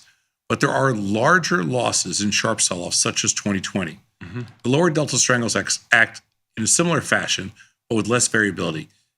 The problem is that you don't get to pick and choose. Yes, unfortunately. The problem is that you don't get to choose whether the sell-off's going to be sharp and quick, whether it's going to be long and drawn out, which is why the allocation of capital is so important. Because if you don't over allocate early on when volatility is low, you usually have enough time to recover. That's correct. I mean, there's no easy answer. I wish there was a way to, right. There's nothing really to take away from this other than there are certain sell-offs where sometimes the market wins. Mm-hmm. You have That's to. the easiest way. That's why the premium gets exaggerated, and that's why the premium's out there at all. Yep. Sometimes the market wins. Oh, you know who's going to win next, Osnoff? Our audience. Do you want to know why? Because we've got the gifted. Enlighten me. Because we've got the gifted, Mr. Scott Sheridan from the Tasty. Oh, did you see yesterday he went to Little Miss Barbecue? No, I didn't see it. How did you? Did he send you something? Oh, you didn't get the group text? Oh my God, I'm not even in the group text. There's like 50 people in there. Oh my God. Must have been the top 50. I'm like 54th or something like that. I remember. Oh my God. I mean, he was texting people that I thought they were dead. Two of them were dead. Two of them were dead. Two of them were dead in the. Two of them were dead. Two of them are getting Social Securities for 150 years. I can't believe you weren't in the group text. We're going to talk to Mr. Sheridan after this. We'll be back in 90 seconds. Let's take the live. That's bad.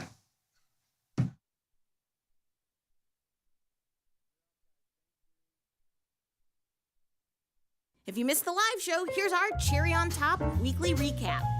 Why are you forcing me to show my love and affection for my wife through I have to buy flowers and chocolates, and if I don't do that on this particular day for 24 hours? Yeah. And by the way, she bites. She bites. So if I don't do this, where are you in the relationship? Are you at the point where she's like, I don't really care? Where is he in the relationship? How much trouble can you be in? That's where he's at. Okay. Wait a minute. Where are you? Because he lives in that danger zone, which is he lives in that little bubble at the end. I love that question. Where is he in the relationship? Well, there's 2 bags that are packed living in the front closet. Okay. I'm closer to where you are than where Scott is. He doesn't know. You gave me an over-under on my marriage of 18 months. I went up to you. I gave you a shot. You were one of the first people I told. I said, Tom, I got married. Do you have any advice for me? He goes, I give it 18 months. And he walked away from me, Scott. That's the only thing he said. He's threatening to strip, Bat. Well, it's a little hot. I know, I heard. It's hot in here, so It's not hot. It's not. Finally, for once, it's not hot in here. Maybe you're having a hot flash. It's so hot in here. No, I want to take this off. So take it off. But take it off. Do it now. We need the ratings. I don't want to expose parts of my body if I take this off, so I have to be careful. Please put your hands together and welcome to the stage, Cinnamon Sauce Grande. Oh no! Yeah! Yeah! Oh God! Woo! Yeah! Where did all the money come from? Where's all this money from? James is locked and loaded, man. He's locked and loaded today. With the money. Tom, do you shovel with those guns out like that? I don't even. Do you do a show for the neighborhood for all the ladies who are working at home? When I shovel in the snow, I usually take my shirt off, and then shovel with my shirt off in the snow. Like this. 14 inches of snow. Be careful. How about this, Sadnov? $500 right now. I'll go down there personally and do it with my snowblower. Oh, done. No, done. You're going to bring your snowblower down for $500? How about this? Because I'm such a nice person, I do have a snowblower. It's all yours. It's beautiful. It's a big snowblower. Scott, when you put this away, did you drain all the gas out of it? Absolutely not. Jews don't do that. Okay, it ain't starting. But I'll put money on it that when I go pull that starter, that bad boy fires right up. I got $20 says it doesn't start. I'm gonna have a video. We'll fire this little bad boy up. Seriously, I don't think I've used it in 5 years. Tom is not allowed to do this unassisted. A snowblower? You know what? That's actually, Beth has a point. I'm gonna tell you something. There is no bigger waste of life than a snowblower. They're more work. They're more work. Shoveling? I could have the whole thing shoveled by the time you get the snowblower started. Police Do you have a shovel? I got 6 shovels. He uses a broom. You don't use a shovel. Like all the old ladies, he uses a broom. Yeah, he's a broom. Tom didn't shovel. He's lying. Here, he's going to take a picture. Watch this. He's just showing his phone. Did you take a picture? No, I'm going to go look at my driveway right now on my camera. How do I take a picture of this, Beth? Oh, man. Oh, my God. Just click both buttons on the side of your phone, you monkey. Oh, my God. I can't with him. Hey, Beth. Hey, Tom. Oh, my God. Here. I just texted you a picture of my driveway. I just took it from my phone. Wow. Good job. You see that? Look at that. Oh my God. That is the poorest job I've ever seen in my entire life. Hey, yeah. What did you do? Did you just sweep it back and forth like that? It was 5:30. It was 5:30 in the morning. My mother in a muumuu could have done better than that. Get the full scoop by checking out the archives at tastylive.com. You can get up to $4,000 when you open and fund a new account with Tasty Trade. That's 4,000 buckaroos, 4,000 bills, 4 large, 4K, 4 grand. Get on the platform for traders who just want to trade. Tasty Trade. Make your move.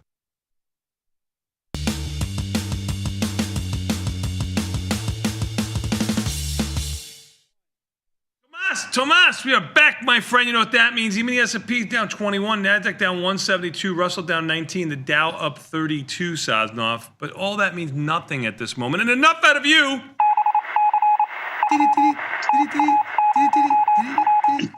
That's right. Tasty Trade World Headquarters from the Scott Sheridan Studios.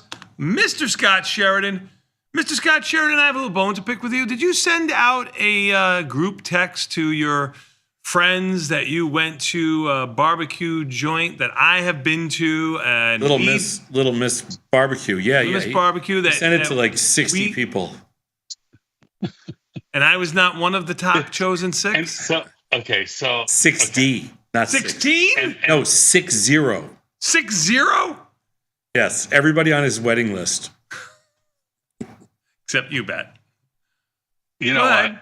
See, this is where everybody in his contact list got it. Oh my God! Everybody in his favorites. Everybody in his favorites Is there a way to list. do that? Actually, can you send it to everybody in your contacts? Is there a way to do that? I should try that.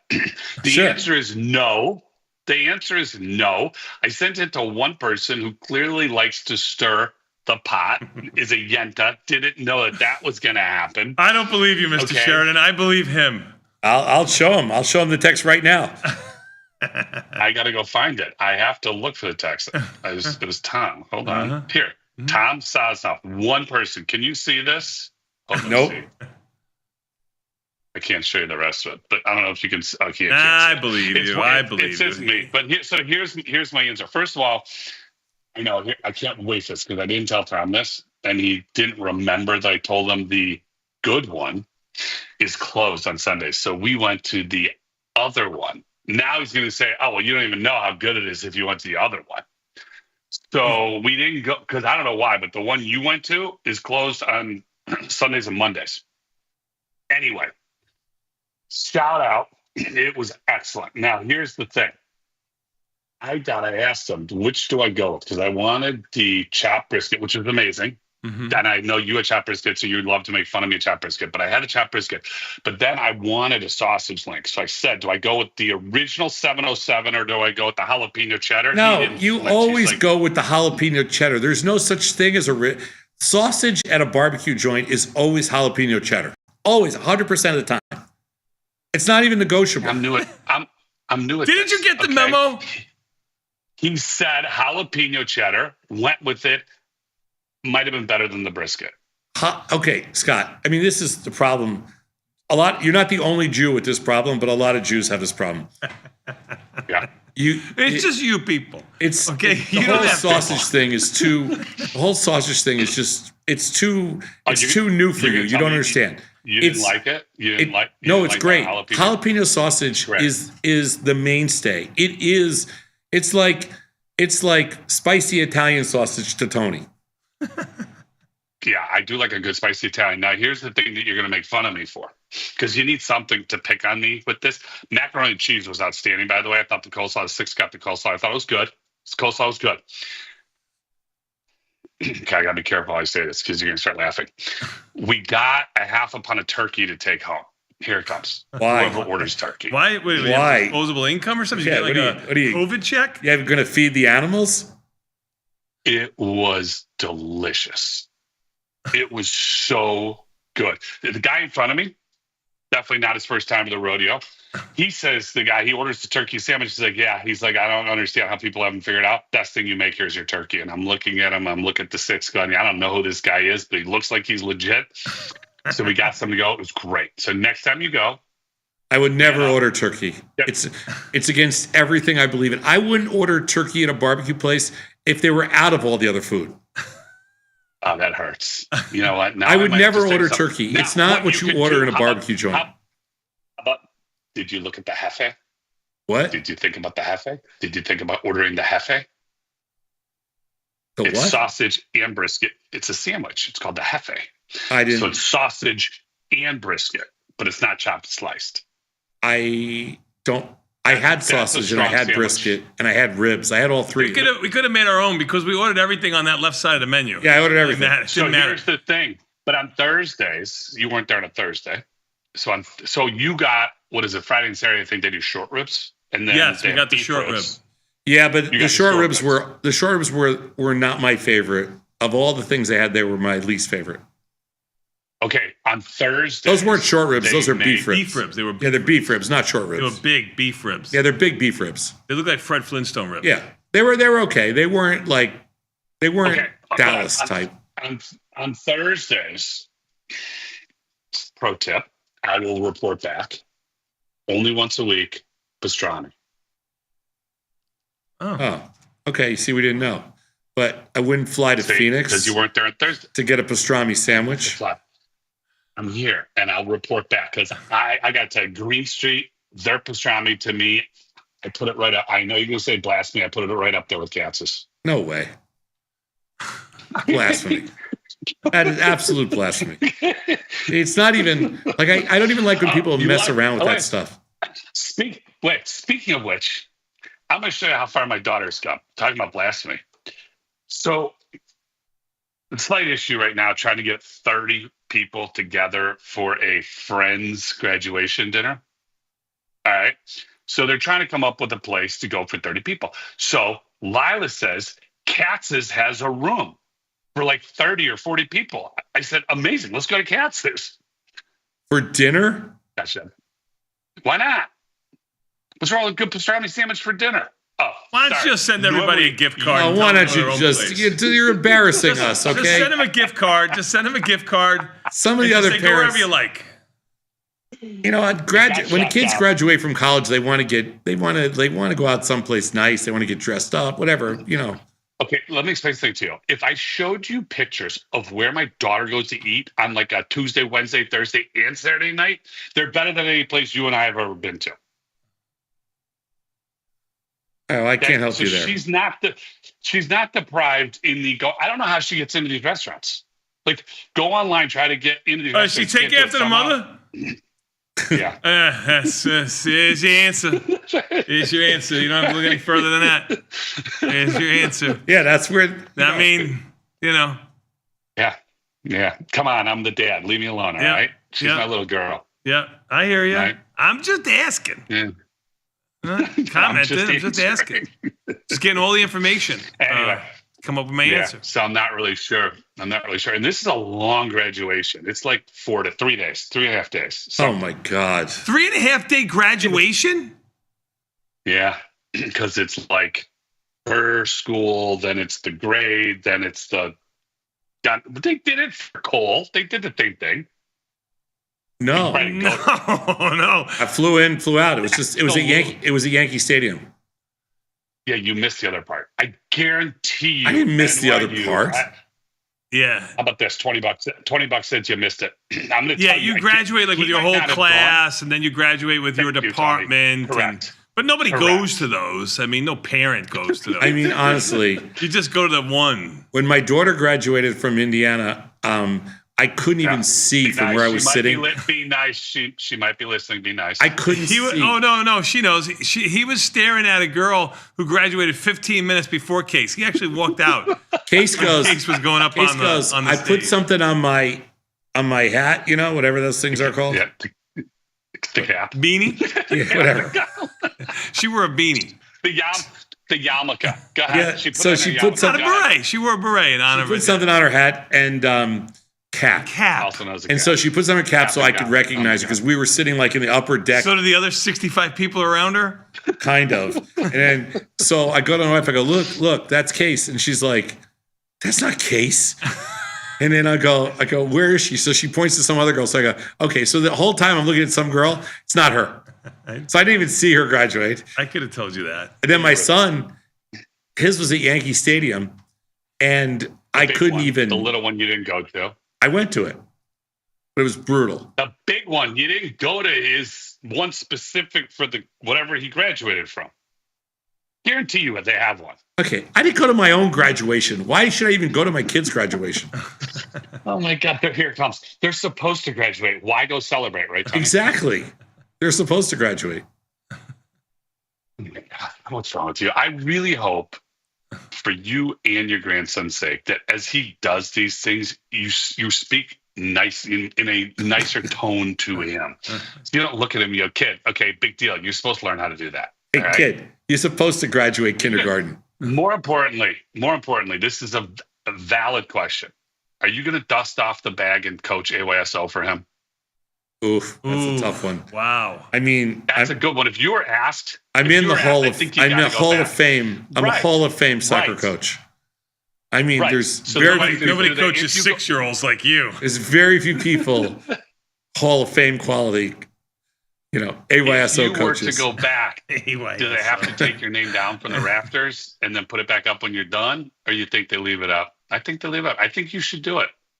You and Patrick, coach, I'll have to think about coach. it. No, he doesn't. It's a little creepy. He couldn't handle it. He doesn't know sports. Oh, you guys don't work well together? I was surprised at that. No, I would work fine with him. He just can't handle it. That's not his thing. Oh, he's not worthy? Oh, he's not worthy.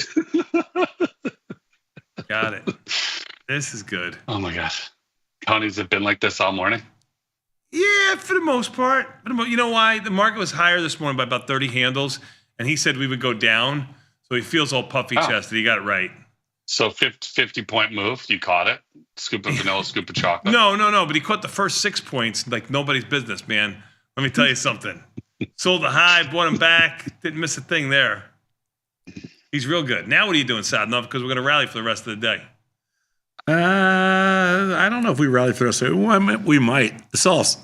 I would argue the sell-offs probably kind of close to over here.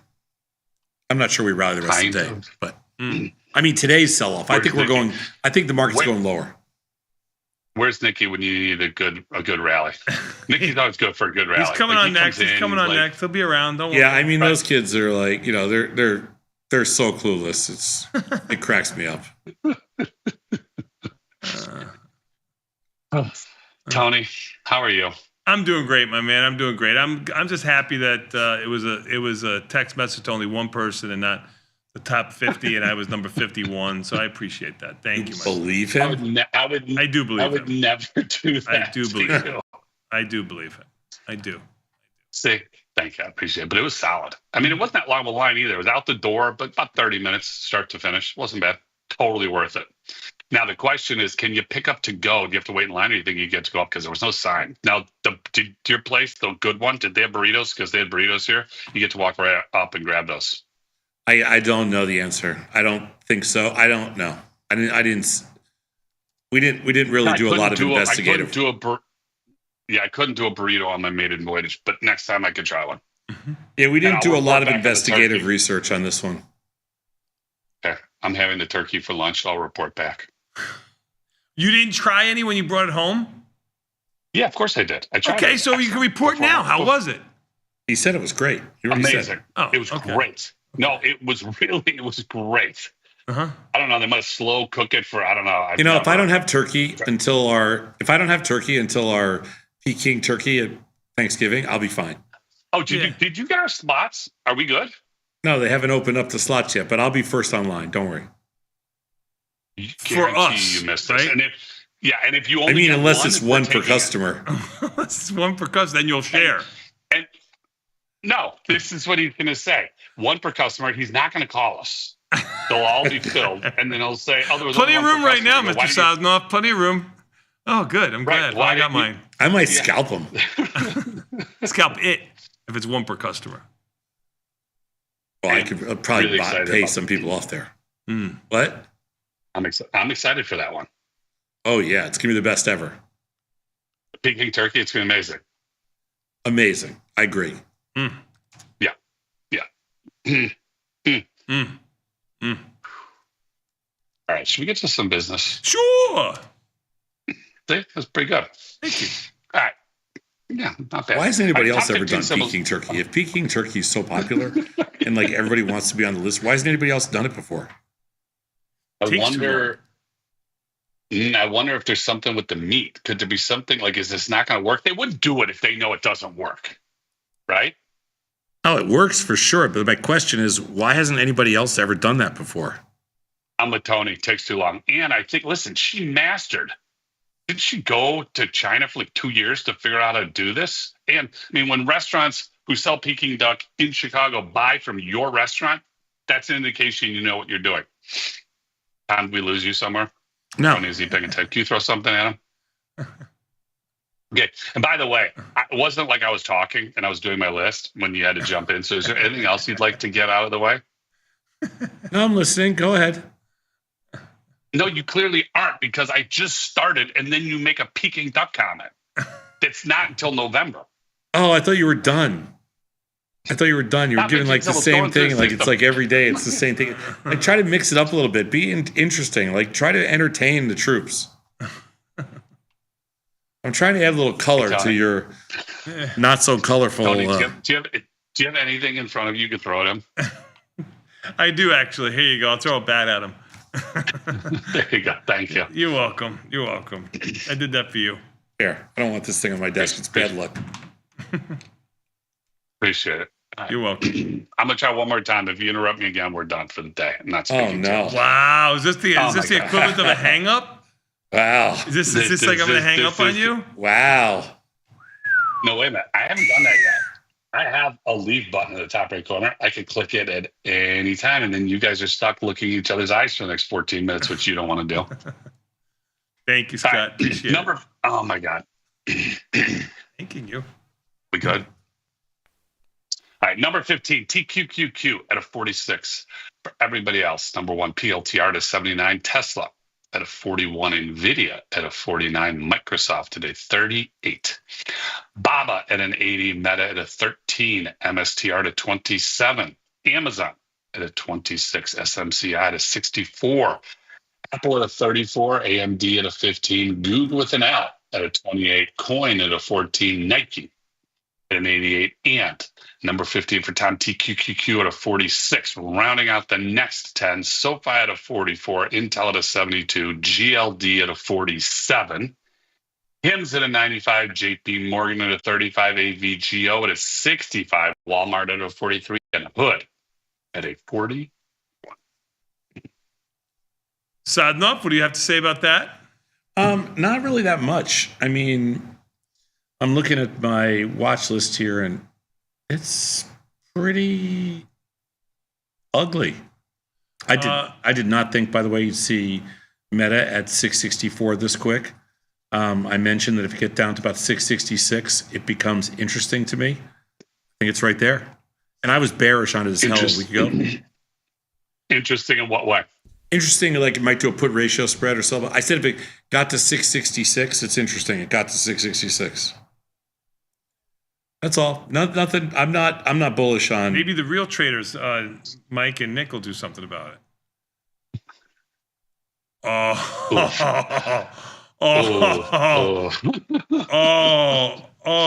Did I?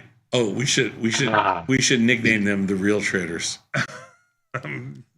That's a good show.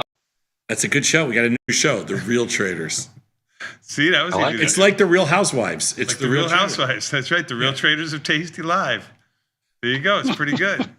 You know, they can't do The Real Traders of Tasty. You have to do like the real. That could be your show, The Real Traders of Chicago. Mm-hmm. I have no problem with that. I don't think they do either. Except nobody wants to watch those two jamokes. The only reason the other show works is because what? It's always got to be something. Well, nobody wants to watch The Real Husbands of Orange County, okay? Okay, well, I think you have Liz and Jenny. They could do it. I mean, you make a good point. Okay. Make a good point. That's a good Depends point. on who the real husbands are. but you might have somebody who wants to watch. The Real Husbands of Orange County. No, I think that'd be the worst show ever created. More importantly, you didn't tell me, how was dinner with your boyfriends on Saturday night? Oh yeah, there was 6 of us, and it was. Yeah, I heard. I don't want to call Donnie out, but a little birdie told me he's trying to watch what he's eating, and he went with the fish. Did you make fun of him for ordering fish? I didn't have to. The restaurant did it for me. They gave him some leftover food that was around for like a month, and it was embarrassing. Yeah. He didn't have the nerve. I'm not giving up my source, but my source said Donnie looks really sad. He was really.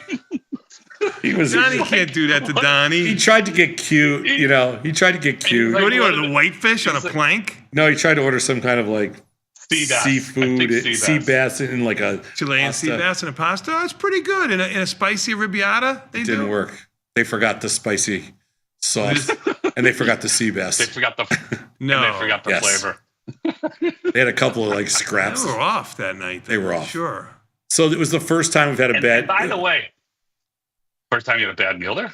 First time we had a very mediocre meal there. It's the first time they disappointed. The joint's been closed for a week because they had a water. You know what? It's always when they seat you in the back room. As soon as they give us a seat, I'm telling the guy, go listen. I told the guys, I told Steve's, he's not that bright. But I told Steve, I go, dude. Is this the Steve from Margin Island, Steve? This is our Steve. Yeah. Here's what I told him. Our Steve. We own him. Here's what I told him. Exactly. I go, Steve, you know the rules. Only tourists, I told this to Tony a million times, only tourists go upstairs and only tourists go in the back room. They put us in the back room and the food was... Now, can I tell the viewers the real story? Because what do you mean? You make Steve sound... What's the real story? I don't know who Steve was going with, but he had a front room A+ table at 7:15 or 7:30. Then some other hangers-on, wanted to go. So he called and said, it's 6 people. And they said, well, it can't be till 8:15. And Steve, out of the generosity of his heart, says, no problem. I'll give up my A+ table for whatever you got. You get all 6 of us in. That's how the story goes. So when we get to the back room, Steve looks at me and goes, no, I like it back here because it's quiet. We can talk. I go, what do you mean we can talk? We don't want to talk to each other. Okay? Like, I don't like you guys. Yeah. What do we have to talk about? Now, Tony, whose story do you believe there? Yours. 100%. Thank you. 100%.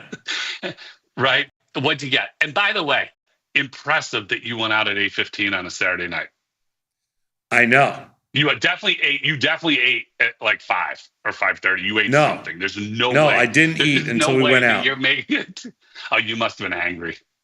Oh, yeah. 8:15 Saturday night. 8:15 because you're not getting your food. I mean, even if they throw some bread on the table like an animal, you'll go at it. That's like 8:20, 8:25. You're not getting a salad till 8:40. It's pushing it. Oh, yeah. The whole thing. Home. The whole thing is late, long, Yeah. Yeah. Tony, you didn't want to go? A lot of amateurs. I had a hockey game. See, I didn't get the nod, but I had a hockey game. I didn't get the nod either. Yeah. Okay. It's all right. Well, we would have given him the nod. But we don't want his whole entourage, like 20 Batistas. Actually, the only reason I get the nod is I can get there early and get a table. That's why. I have to sit there. That's all. Yeah, you could get there early. When I get there early, they'll allow me to go. That's it. I'm a place. Don't worry. When we left, I told the guy, I go, never again in that back room. Oh, I'm sure he was shaking his boots. Right. You go, next time, get a reservation ahead of time. Yeah. There we go. Never again. Anyway, where's your rally? I didn't say we're rallying. Tony said it. I did. I said the sell-off is done. Yeah, we're going to rally for the rest of the day is what I said. This is what he does. That was 18 minutes ago. I mean, give it a little time, okay? This is what he does all the time. He just says crazy things like... No, volatility, I'll give you my reasoning. Volatility, 1845, 40 cents off of its highs. Even the S&Ps are only 10 handles off of their lows. Here's what he does. I think the velocity Here's his to thing. the downside is down. This is his move on Tasty. He goes, I think we're making a low right now. And then if we keep going down, he never mentioned it again. He never mentions it again, never said it. But if we rally, he goes, as foretold. On last call, he's as foretold. Oh, there we go. I picked the bottom again. Right? Huh. How does Daddy do The way it? you do it. Yeah, he doesn't That does do it in advance like I do when they're up 30. Hey, we're selling off. I'm going to take a quick 90-second break. I'm going to give him the back of my hand. When I come back, he's going to have a little red face at 2:30, but don't worry about it. We've got Liz and Jenny next. You have something to say, Mr. Sheridan? Before we go. Yes, sir. Do you have a script for this afternoon? I'm watching. Now that I know it's you, I am 100% watching. I'm going to ask questions. Do you have a script? Yeah, I got a script. Yeah, I got a script. We're going to take a quick 90-second break. Listen, just remember, I'm up to speed. We're going to take a quick 90-second break. We got more Tasty Live after this with Liz and Jenny next. Peace. I got a script.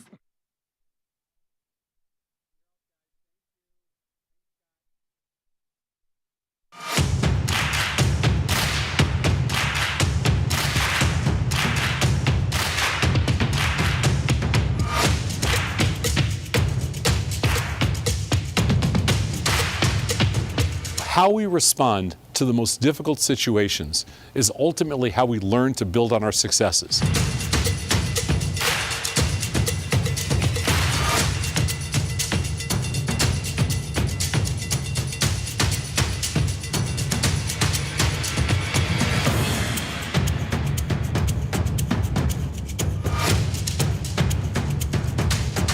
It takes the guesswork out of retail trading.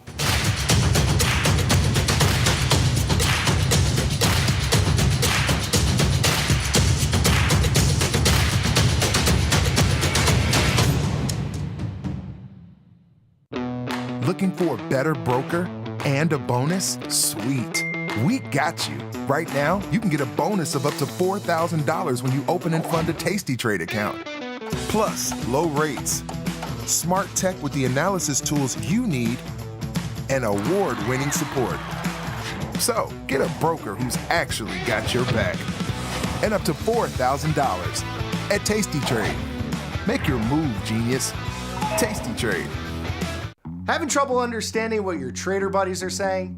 Here's what a scalp is. We love those quick profits. A scalp is a trade opened and then closed in a short period of time, usually minutes or hours. A scalp is usually done for a small profit and is typically a very directional position. Scalps are most commonly done with future products because of the liquidity and added leverage they provide. But you gotta be careful. It's not always a profit.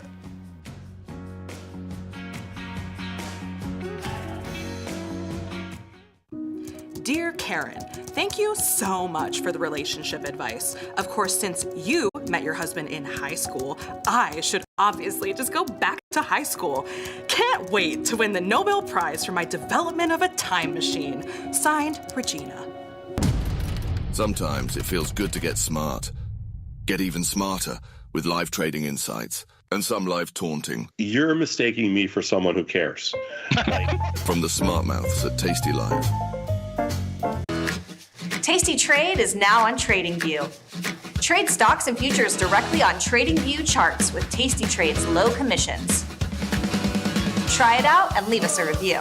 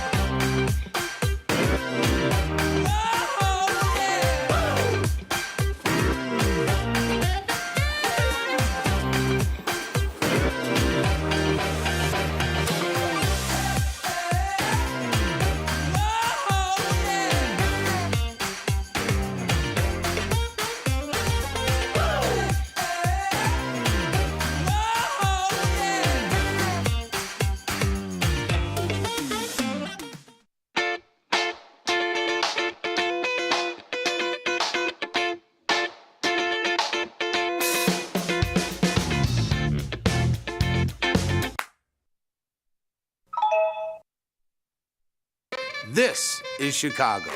We invented the skyscraper, the Italian beef, and the standardized options market. SIBO is not only the birthplace of options, it's also where Liz and Jenny got their start. In an industry first, 2 female former floor traders broadcast live from the floor. Hear the sounds of live market action and feel the electricity as they present real-time trade ideas and research-backed market studies live from the SIBO's SPX pit. Watch Liz and Jenny live from the SIBO, only on Tasty Live. In the world of investing, a beast lurks between the numbers, ready to pounce. Some traders hide from it, some ride it. If that's you, join us on Tasty Trade. Genius loves company.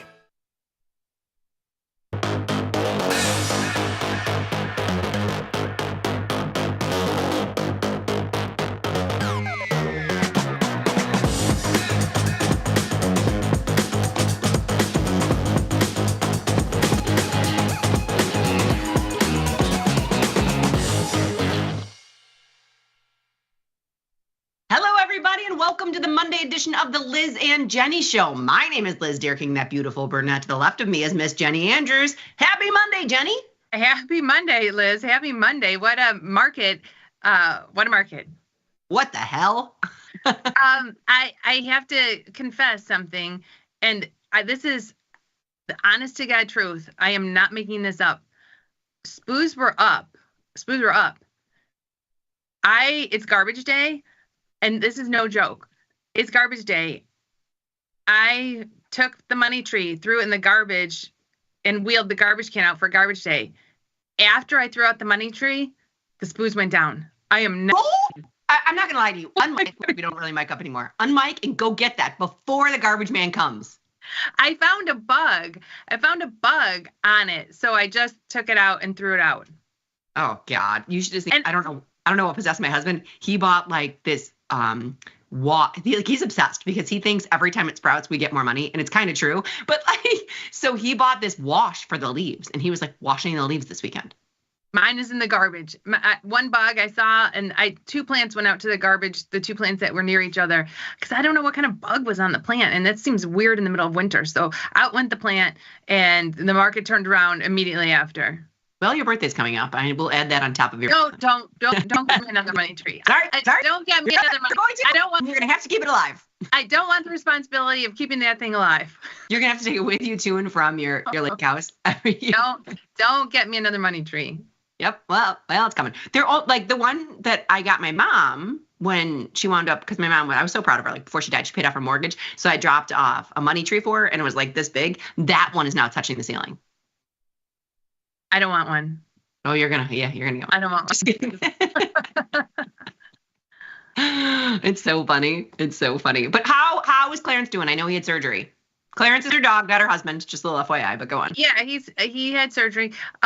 He's a baby. Like I feel like he's a baby. He whimpers and whines, and I have to carry him. I have to lift him and carry him everywhere. Carry him up the stairs. Carry him down the stairs. I never left the house this weekend, and I have a babysitter coming for him tomorrow, so we can come into the studio. Poor guy. I mean, it's hard though. He had a major surgery, and in full disclosure, he's not on any pain meds, is he? Yeah, he's on pain meds. Oh, he is? I was going to say, I didn't know if they gave him to, like, if dogs were on as much as we get after surgery. I don't know if it's as much as we get, but he's on pain meds. Oh, that poor little guy. He's all right. He's okay. And a tooth pulled. So between like his surgery and 2 tumors removed and a tooth pulled, he's not in the greatest shape. We're going to have our super producer cut this, but if you need any extra doggy drugs, I still have some from Sully. If you need it, let me know. Oh, he has like 5 days of pain meds, so he's all right. But I honestly, here's what I got done, and here's what I'm going to get done today. One thing on my to-do list, which I haven't done yet, is Trade Small, Trade Often. John, one of our viewers who we love, he had sent me the link to his video when he was on Rising Stars. I'm going to watch that today, this afternoon. That's on my list. But I finished everything I need to do for my taxes this weekend. Oh, good. Haven't started that, so way to go, overachiever. While I was sitting home, just watching, dog sitting, that's what I did. Way to go, overachiever. Yeah, no, I mean, it's a lot. What did you do, Liz? Anything productive? No, nothing productive, but I had a wonderful weekend. Went to dinner every single night with different people, and partied like a rock star. It was fun. Like, it was a fun weekend. Yeah. I'm glad you've recovered. I'm glad you're out and about. You've recovered. I'm finally, and I was telling Jenny, I haven't lifted yet, so shame on me, but I'm getting there. Like, I can walk at a heavier pace than I used to. My lungs are coming back. Just look at me. I'm recovering. Baby steps each day. But yeah, so I'm. Yeah, you look good. You look good. And I love that new cherry sweater. Yeah. Oh, thank you. It's part of, and I wish Beth, I love John McGloin, but Beth got me into that new rental program, Newly. So this is one of those. So it's not mine. So you'll never see it again. Oh, super cute. Should we jump into the platform? Now, our account I've been trying to avoid it, but yes, let's do it. Our account stinks. My account stinks, but Spoos are only down 18. It's like we have everything that's going the wrong way. What is up today? Well, okay. One thing that we could actually take off, and we've said this before, oftentimes some of those diagonals come back. In Hood, we had a downside diagonal. We paid about $350 for it in Robinhood. We had a downside diagonal, and it was a loser. Hood went up on earnings, and this thing was a loser, but this came back. It's a scratch now. Oh, which yeah. It was a losing trade. Earnings totally went against us, and now we can scratch this trade. Yeah, you can. Take a look at that. We didn't do any adjustments because I think it was so bad. No, we didn't. Yeah. So. Yeah, let's take this off. I kind of think so. Jenny, you know what I love about you? The silver lining you found in our account. Good job. Hey, you know what? Let's see. If we take this off and scratch this, that was a long put. Maybe we want to switch that and to sell a short put. Maybe we want to do a Jade Lizard and Hood. Do you want to do a Jade Lizard and Hood? It's got a 44 rank. Earnings are over. Let's take a look. Now, Jenny, the question is 25 days, which is kind of short, or 52 days. Let's see about a Jade. Oh, look at this. Oh, here's why. Oh, no, you don't have the dollar wide strikes. Yeah, here's where my excitement level was exciting because there's lots of here, but we don't have the dollar wide strikes. But you could do a $5 wide. Let's do $1 and a 16 delta. Let's follow my new rules. 16 delta. Okay. And then let me look at the top. So typically on the top, I would move it one up, like the 60-65. Really? You're not getting anything for the 60-65. So here, you're getting 120 on the put, okay? And then you're getting 50, oh, sorry, flip those. And you're getting 60 cents on the spread. Well, what? I think it was about start with around a 27 delta from my research, from my back testing research, and I'd have to look it up exactly, but I think it was start with about a 27 delta short. Because it's like we're doing a 16 delta put, that 55 is aggressive having a 35 delta. Yeah, that is true. And that's when we have risk to that side too. Let me ask you this. Unless we stay in March, I would see where our put is if we stay in March and just do the old 70 cents. Look at this, Jenny. We got dollar wide strikes. We're staying in March. Rules beat. I think so. Okay, so I'm still staying in March. Oh, look at this. I can even take it up a little bit. I'm going to go 55, 56. Well, look at how much capital is holding up. $1,200. That's not terrible. How much? I know, but it's a $40 stock. That doesn't make any sense. Well, Robinhood, it's risky. Risky business in Robinhood. I don't know. $1,200 doesn't seem terrible. No, it doesn't seem too terrible. And I don't mind it because the $1,200, I don't mind because it's less time. Right. We're not going to have this on long. Yeah. And if GTC to take it off for 50%, that's it. I'm going to ship it. I like it. Maybe Spoos down 17. It doesn't seem like too much, like the market's too crazy, but vol popped up VIX was up about $1. Yeah, so I want to show this too. We put our GTC in. So Jenny, this did not go out yesterday. So if you're pushing things out, can you do this as well? Because this definitely has to show. So if you're going to go to activity, UVXY, I'm just going to go 7 days because I saw this come through. We put this, we wound up switching the UVXY and we did it as one where we had the longs and then wound up going to just one zebra and we put a GTC in for the zebra. It hit on Friday because Friday was crazy. So we put it in during our show. We got hit at 125 for a $100 win. And honestly, this morning when the market was up, I thought, well, good thing we had that in, and good thing we took that off. I took off my downside diagonal and triple Qs on Friday too, and when the market was up, I thought, oh, good thing I took it off. And another thing too, let's take a look at this downside diagonal that we have. Now, this is a long game, Jenny, and I'm happy. I would take $200 out of it. I would. That's what I said too. Like $200 is fine. When we were looking at it and it was down in $50, I was like, I don't want that. But $200 is nothing to shake a stick at. Yeah, I would take $200 out of that. And then the real question, Liz, is do you want to place the Jajun trade today? What do I know? Sure. Yeah. Right? What do we know? We're down. What do we know? All right. I'm just I'm busy. Put that in. I'm busy pushing out the trade. So I'm blindly going to go with the 59. Oh, wait, hold on. It's bouncing around. Let me delete that leg. I'm going to go 59.95, 6,000, 255. Bada bing, bada boom. I ship it. It's just the Jajun trade is just a wrapped around the at the money call spread. We're hoping for a tiny little bounce. Spoos were down. I'm just from my mental capacity. Spoos were down 1850. Okay. When we put it on. Okay, so I have that pushed out. Now put in an order to close that. I know I got it for 55. I'm putting an order for 3. So I'm taking $45, but I would like to get out.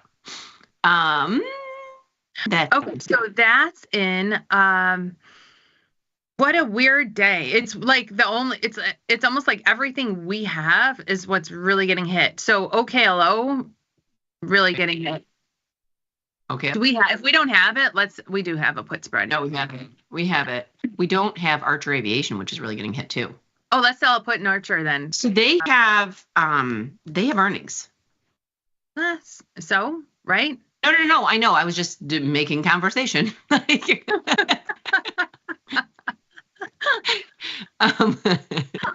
So they have earnings this week, so you can stay, nearer term if you wanted to, or you could put the diagonal in now. But the diagonal wasn't this just 11? Wasn't it 11 last week?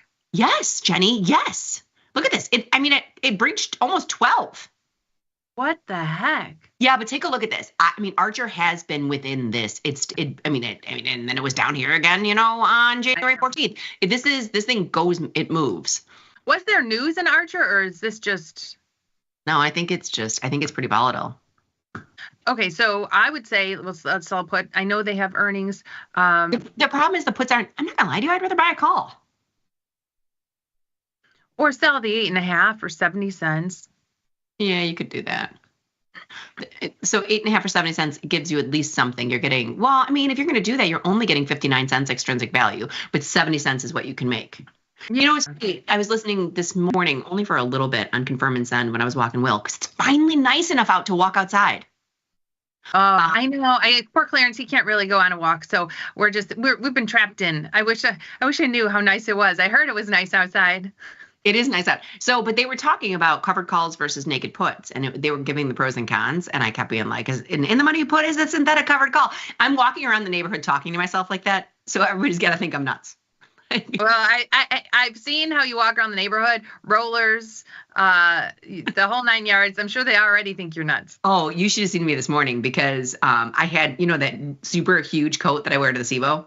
So I was wearing that, and I had my hood up with the rollers under it, and I was sweating by the time I got back. So yeah, it was fun. Okay, we'll do this in Archer. And you know what? We might change it tomorrow. If Archer pops up the day before earnings, we might get out of this, right? If someone wanted a little more, you wanted to collect a little more, you just go a little further out in time. Yeah, you could. I'm pretty sure I have the 10.5 puts from, what's crazy? I'm short 10.5 puts from last week. I rolled up when it was trading 11. I rolled up to the 10.5 puts, and Friday morning, these 4-day 10.5 puts Friday morning were 20 something cents. And I looked at them. I think they were like 29 cents. And I looked at them and thought, should I buy these back for 29 cents? Were you like, no, I need the 20 cents? No, I feel like I did the same thing. I mean, I had puts that were 30 cents that are now worth $2. But this is for me, Archer Aviation is sounds weird, but it's going to be a lifetime. This is my lifetime flight, Archer Aviation. So it better not go the way of. Oh, that's Jajun? No, it's Hood. I thought it was Jajun. Oh. But Jajun is up $10 because we're only up 14 now, or only down 14. So okay, so we got Phil and Hood getting into the new trade, out of the old trade. What was the Hood? Let me take a look. All symbols. Hood was the new trade and out of the other one. So here's what we have. You have to hit here's what your job is. You got to get the UVXY from Friday because it's the only thing that got hit after our show. Okay. Then we closed our put. Then we closed our SPY diagonal. Then we put on the Jajun trade, and we got into the new hood trade. I did everything. I did everything except UVXY. I forgot about that. I'm doing that now. Okay. That will go out as like a late trade. Okay, everything's out. If you could check my work in the follow page if you want, but I'm curious. Oh, I'm going to check your work, young lady. I'm curious to see what Fozzie is up to today. See, there she did. She did a good job. UVXY, good. Very good. Okay. Let's take a look. I'm going to take us off. I don't think she's done much today. Shop. Archer. So that's a roll. And then AXP. AXP, she sold a custom. Let's see what she did in AXP. Covered call, turn the call diagonal into a $10 wide iron counter. Okay, so she's managing, right? Yeah. And she's a pro at her descriptions. Yeah, she is a pro in her descriptions. But I do love the follow page. That's kind of fun. Jenny, I am keeping an eye on time. It is 10:15. I'm going to pop into Twitter real quick and kind of go through some things. I'm going to hit, there is Bob on Fire, which we do love him. And we have earnings. Oh, listen, Jane Forever. Happy Monday, ladies. Continuing Spy Saga. Okay. March 7th, 605 put in the money, rolled down or into March 21st, where my call is. Does intrinsic and extrinsic affect it? So Liz and Jenny Forever, he's had 100 shares of SPY and he keeps selling the collar and moving it. What do you think about? Okay, waiting to pull the trigger on PLTR at 60. Look at I want to show you where PLTR is right now. Liz and Jenny Forever. I mean, it's going to take like 100. You know what? If you want to pull the trigger of PLTR at 60, just go out to like May. You probably could sell where are the 60 puts? Yeah. Went to April and you're getting some cash for it. Yeah, then I would even go higher. Sell the 65 puts. Or you could just start selling puts in there until you get it at 60, which is not a trade recommendation, but nothing we do is a trade recommendation. Come on, Jajun. We're lay down 13. Jajun. Will you check out, because sometimes I like to do this on these like down days. Can you look at PLTR end of year, where I just want to see like a yearly return on capital of how far, where you could go to get just a 10% return? Oh, I thought you meant on the calendar. Yeah. Okay, so you're going to go to. But you got to clear what you have. Okay, so they don't have a D's. No, we go to January, because I'm just looking at like a yearly return. Jan 16. Okay, yeah. So if I don't know how much buying power it would be, but sell that. It's a lot. PLTR has a lot of buying power. It always has been. But you can go all the way down. I mean, these markets aren't that tight. But no, so you look at the 50. Just look at the 50. You're getting $350 using $1,200. So you're using $1,200 and getting $350. Look at like the year return on capital on that. And that's where it was. And Jenny, I would like to show you on November 2nd. Can I get to the 2nd? November or 3rd, 1st. Okay, apparently it was a weekend. Your birthday. So that's, you get it right back to the point it was on my birthday. But when you look at now, when I say look at return on capital, you're using 1,200 to make 350. But so you're getting like a 30% return on capital. But that 1,250 could get higher if you closer to it. Yeah, and if I could imagine how high it would get, maybe 2,500 if it got to the point where it's actually using like margin if you owned the stock at 50. Margin if you owned 100 shares at 50 would be 2,500. It could hold up more capital. But still, and we don't usually trade that long term, but sometimes if it's a product where I used to do that. Well, I like it in, in on down days. That's not a bad set it and forget it. Thing. I'm just because then if things pop up, they come off. Yeah, they do come off. So I mean, you can do. I just went to IWM because it's very liquid. These are tighter markets than what we were seeing. I'm going to go to a 2 standard deviation move, the 170. You're getting $3 and putting up 1,700. So very similar to PLTR, but you've got an IWM in there, right? And IWM hasn't been 170. There's my birthday. Since what year was it? Since my birthday in 2023. Yeah. Now Now it's just something that you're stuck in. If the market keeps going down, you're never getting out of that. You're just in it, and you're committed to getting long that at those levels. So Jenny, what would you do if this is what I was going to say, and this isn't a bad plan on super down days like this. And I'm not saying it's a super down day because let's really take a look at the market. So let's call a spade a spade. We've been here. We were here on January 13th. It's really not that big of a deal, right? It feels like it's a big deal to me. But I'm going to sell puts today. I have some money on the sideline, and you know what else we talked about? Why are we not getting hit on Jejune? I have it in for $45, and it's saying 50. Did I not put an order in? You don't have an order in. Oh my God. You're fired. Jejune. We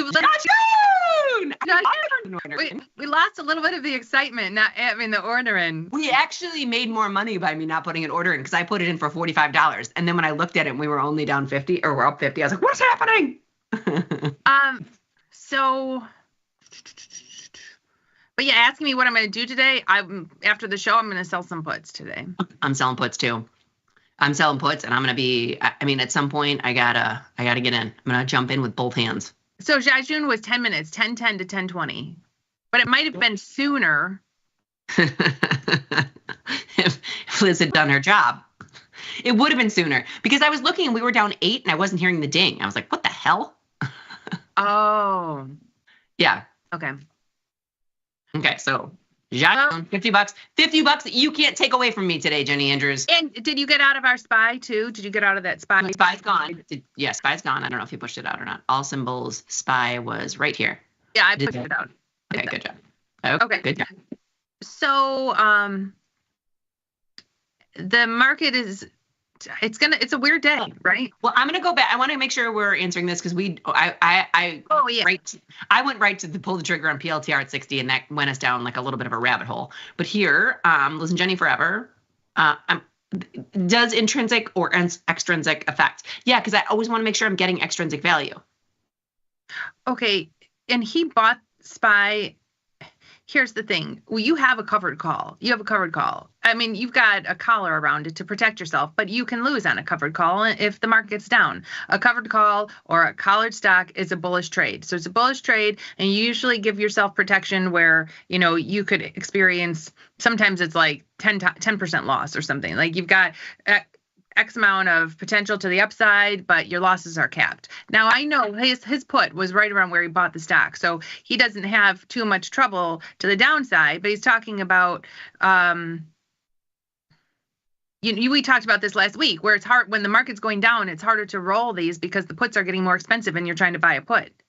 Yeah, it is harder to roll, and it is tricky to roll. And then you have to ask yourself, because that put was there for a reason, right? And I remember you saying this, Jenny, and I thought this was pretty poignant. You said, okay, so I put these protected puts in. Am I ever going to sell them out? You just kind of hold them, and then if you need them on, you're never going to sell them. Right. So if you need them on and you're never going to sell them, I would not put too much thought into this position. I would go a little further. I would go further with my collar and just put on the put on the call and forget about it. If you're unless your plan is to sell that put if it's making money, but usually it's not. No, I know exactly. And listen, Jenny Forever is very good, and this is the cutest little baby, and I love seeing when he comes up. I thought you were talking about Homer Simpson. No, I do love Homer Simpson though. Look at this. My Sadie has to be carried up and down the stairs. Now look how cute. Sadie looks like a puppy though, Frank. I know. Frank, okay, number one, hope you had a wonderful birthday week. I know Frank's birthday was last week, and hope you had a wonderful birthday week, Frank. Been thinking about you. And I have seen these little slings for dogs that need to be carried, where it's almost like a baby Bjorn, but you put on the sling and the dog goes in it, and you just carry it around, and you could carry her around in the sling. I carried Sully everywhere. Whenever we would go on walks and he didn't want to walk, he would just sit there, and then I would just pick him up and put him in my little sling. So we'd be halfway around the neighborhood, and I would just be carrying my dog around the neighborhood. And Sully was little, and Sadie's little, but Clarence is 23 pounds. He's a lot. Yeah, Clarence is a little fatty. I'm just kidding. I'm not fat shaming your dog. He's super cute. But 23 pounds is a lot. 23 pounds is a lot. Yeah. And I can't, my husband's out of town. And I can't, he follows me everywhere I go. So I carry him up the stairs, but then I can't carry a drink. I can't carry anything else. So I've got cups all over the place because I will try to get myself a drink, but I can't carry him and a drink. My house has got the cups everywhere. And you have very aggressive stairs in your house. I know. Why are your stairs so aggressive? Because all of our ceilings are so high. The builder made, it's like 12-foot ceilings on the main floor, 12-foot ceilings on this floor. There are high ceilings on it, and I say 12-foot. It could be higher. I have maybe it's 14-foot, 14. I have high ceilings on every floor. Yeah, like that's the steepest staircase I've ever seen in my life. That's what happens when you make every room giant ceilings. You have to go up so many stairs. That poor guy. Okay, so now let's go to Bob on Fire is coming in. These are today's earnings trades. HIMS, ZM, CTRA, and HD. Okay. Home Depot's HD. Now, I asked Liz earlier, with the market behaving the way it's behaving, do we put them all into the downside? No, the market's about to go. We might be green on we might be green. Dow's up. SPOO's only down 7. I hope my account took a turnaround, but I don't know. Mine didn't. Mine still looks like a freaking bloodbath, but it's fine. Let me look at my account. What kind of turnaround did it take? Okay, so and I also want to say, Jack Tucker, I'm not going to go through all of these just because, but if you want to, I think you should go to this because I love that Jack Tucker did this for us. Because Friday was kind of a bonkers day and we knew Jack Tucker had a bunch of things in. He was giving like lots of play-by-plays and feedback on the February 21st. So Jack, I want to give you a big gold star. I'm actually going to give you. Time to regroup and take a breather. So 40. We're not going to go through all of them just because he went with lots of them and you can't just read one and you know what I mean? Okay. You can't just read one. But I'm giving Jack one of these because I'm proud of him, number one, for then going through exactly what happened. So if anybody wants to go through and look at these, you can read through and see how Jack managed them. And like today, like you said, we're kind of bouncing back. I know. Will you go to SPY? Where do we open? So or here, whatever. I mean, we're only down 2. It's insane to me right now. I mean, my account has come back a little, but not. It's a little. It's like it takes out a huge chunk and then it comes back a smidge. We've got, Archer's only down 68 cents now, but between Archer and OKLO, we're taking a hit. Okay, so where did we open? We opened at 602. 602. I mean, I thought that was much higher. Wait, let me look at SPX because maybe I was looking at SPX. Because I thought we were up high. I thought we were up 20 points. Yeah, that would be 20 points, 602. Oh, okay. I guess you're right. Yeah. That would be 20 points in the SPOOs. Right. Yeah. So. Yeah, this makes sense to me. No, check. And the high was. Where's it now? The high was 60. Hold on. The high here was 60, 67. That makes sense to me. 30 points higher than here. Where's the VIX? VIX had popped up during our show. It's only up 18 cents. We're up. We're green. No, and VIX is down now. So cancel crash. VIX is down now. I mean, look at this. All's right with the world. We're fine. Everybody's going to be fine. Not my account, but everybody else will be fine. Here, it's my three biggest positions. Archer, Intel, and OKLO all getting killed.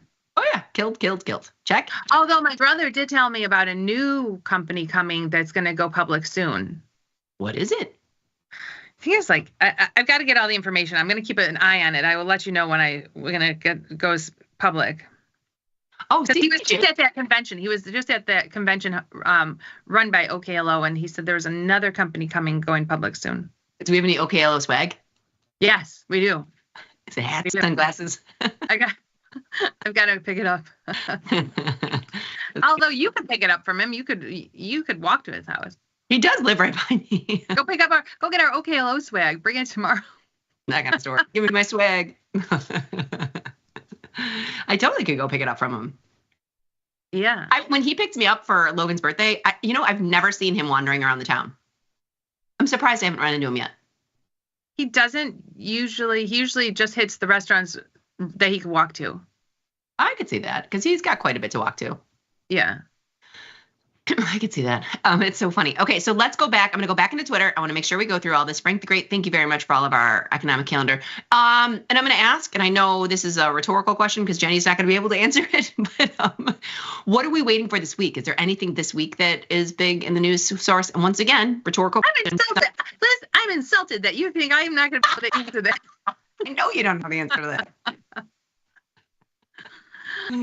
It's so funny. Okay. All right. Can I just ask, like, when in the world? And now it's disappeared. What? Oh, Cupcake, Jajun baby, good Cupcake. I'm glad it came in for you. Yep. Can I shamelessly self-promote too? Because I think he's super handsome. Hold on, let me go to this. I'm very curious to see where you're stopping. Who you think is super handsome? Oh, I'll show you who's super handsome. Wait, where is it? Oh, here we go. He's the guy holding it. Yep. This is cute. This is the dream team. I'm just kidding. I mean, you were scrolling past like Bob on Fire, Jack Tucker. It was like, can I just show you who's super handsome? Didn't know where you were going to stop. You want to know who's super handsome? This guy, Frank Walsh. That's pretty funny. Okay. So Cupcake, Jajun baby, love it, love it, love it. Now, here we have, this is decision time, and you notice I'm trying to avoid it. 10:30. Hims, ZM. I want to look at Home Depot. And Home Depot. I don't know what CTRA is, but Hims, ZM, and Home Depot. Hims, you know, they had they had a lot of ads during the Super Bowl. It's that Hims and Hers, that pill you can order, the skinny pill. What are you talking about? Yes. Are you living under a rock? Jenny, you're asking me this? Keep in mind, during the Super Bowl, I was on death's doorstep. I didn't see the Super Bowl. Okay, so Hims and Hers is basically like a diet pill. This is what I know, and I don't know. I'm just. Well, how do you know all about these diet pills? They had so many commercials during the Super Bowl. Yes. I don't buy it. Okay, somebody out there on Twitter who knows, please post on Twitter, include the hashtag LAZJNY, and tell Liz about this Hims and Hers. They had commercials all over during the Super Bowl, and they're basically, you know how I'm going to guess, because we know a lot of people on these diet pills or diet injections or skinny pills or whatever. I'm pretty sure this is just like a mail order skinny pill that gets sent to you. Really? Yeah. Well, they seem to be doing really well. What day was the Super Bowl? It was right. I mean, here. Was it there? Or did it jump up after all their Super Bowl ads? I don't know. It's kind of like Temu. Like, remember the year before it was Temu on the Super Bowl, and then that jumped up. I am Googling it right now. It was the February 9th. So let's go. January, February. So the 10th would be day after. Well, yeah, look, they got a little Super Bowl bump. Okay, so Hims and Hers, and thank you very much. I'm not going to say your name but it's pretty funny. Hims and Hers they don't sell diet drugs. They sell generic drugs of all kinds. Oh, generic drugs. So, yes. So it's hair loss products, anxiety, Viagra, lots of things. Whatever you want. Not just a diet pill. You always are coming up with these crazy diet pills that you do not take. But it's just generic drugs. So, and do you need a prescription? I don't know.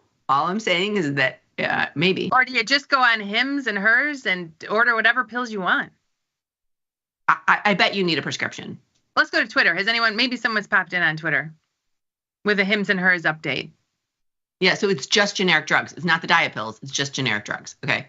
Here's the Hims and Hers. Oh, yeah. Okay, and play it. Let's play it, Liz. Turn up the volume. No, I don't think that they'll hear the volume. Let's try. Okay. Here you go, super producer John. Because you've got the volume crossed. 74% of us are overweight. And obesity leads to 500,000 deaths each year. Why, you just have to stop eating, Jimmy. Something's broken. It's not our bodies. It's the system. Welcome to Weight Loss in America. Like and subscribe. A $160 billion industry that feeds on our failure. Yeah. There are medications that work, but they're priced for profits. Okay, that's good. We're not going to watch all 1 minute of a video. It's only a minute. Our show's 60 minutes. All I know is America. This system wasn't built to help us. It was built to keep us sick and stuck. So there you go. Well, so from the ads, I got the impression that they were diet pills. Okay, I get that. That's probably like the number one pill that's being sold right now, but they do all generic drugs. Okay, so that was like from the Super Bowl ads, my impression was diet pills. I could see that. I could see it. So after seeing half of the Super Bowl commercial, Liz, what do you want to do in Hims and Hers? After seeing half the Super Bowl commercial, I will say that they hired the same actor that we did for our commercial, that bull. The bull that they have, the same trained bull that they have in our new tasty ad is in the Hims and Hers ad. So I think so. That's like it's like a new AI thing. They're like, let's put this in every commercial. Yes. So the bull, let's go. I want to see it's a $10 expected move in a $48 product. Yeah. I just want to price it out. $4. It's not that expensive. $4.40 for an $11. Or we can go to the other side. I just want to see this. Or $4.90 and have the other one. Now you can go to the other side too, and we talked about that. If you want to do all of them. But to the downside too. If you're bearish, Hims and Hers. If you're bearish, I don't like Hims and Hers. I don't like it. 49. So it's more expensive. Okay, so if you don't need, here's my take. If you don't need a prescription, if you could just go on Hims and Hers and order whatever pills you want, I'm bullish. But if you need a prescription, so take that to the table. Jenny's like, if I need a prescription for these diet pills, I'm bearish. I don't take any. I don't really even. I barely take. All I take is a vitamin D pill. And a multivitamin. That's my regimen. You still say vitamin with a weird accent. You always go vitamin. Take a vitamin D vitamin. Affordable and prescribed online. Yeah. So did they prescribe it? Yes. Probably like a telehealth or whatever. Yeah, Liz, here, they've got everything. Regrow hair, lose weight, tackle anxiety. Did I not say all of those aforementioned ailments? All right, let's go long. Let's go bullish on Hims. Hims? Okay, now, the other thing you could do, Jenny, and maybe we could do, if we wanted to go very small bullish. Yeah, you could sell a put spread to pay for a call spread. But no. You don't even need to. For 38 cents, you could just buy that call spread. What is it, $3? Yeah. No. Come on. Yeah, I mean. I'm going to come over and take back every certified badass card in your house. Oh, well, I'm saying we're going down with the chip. You're the one who does the debit spreads. They're not $1 wide. They're $2.50 wide. Sorry. But I'm going to go with the longer term. I'm giving up 40 cents. $4.50. $10 wide. $4.50, $10 wide. But I went to the 18-day, not the other one. I liked the $11 wide.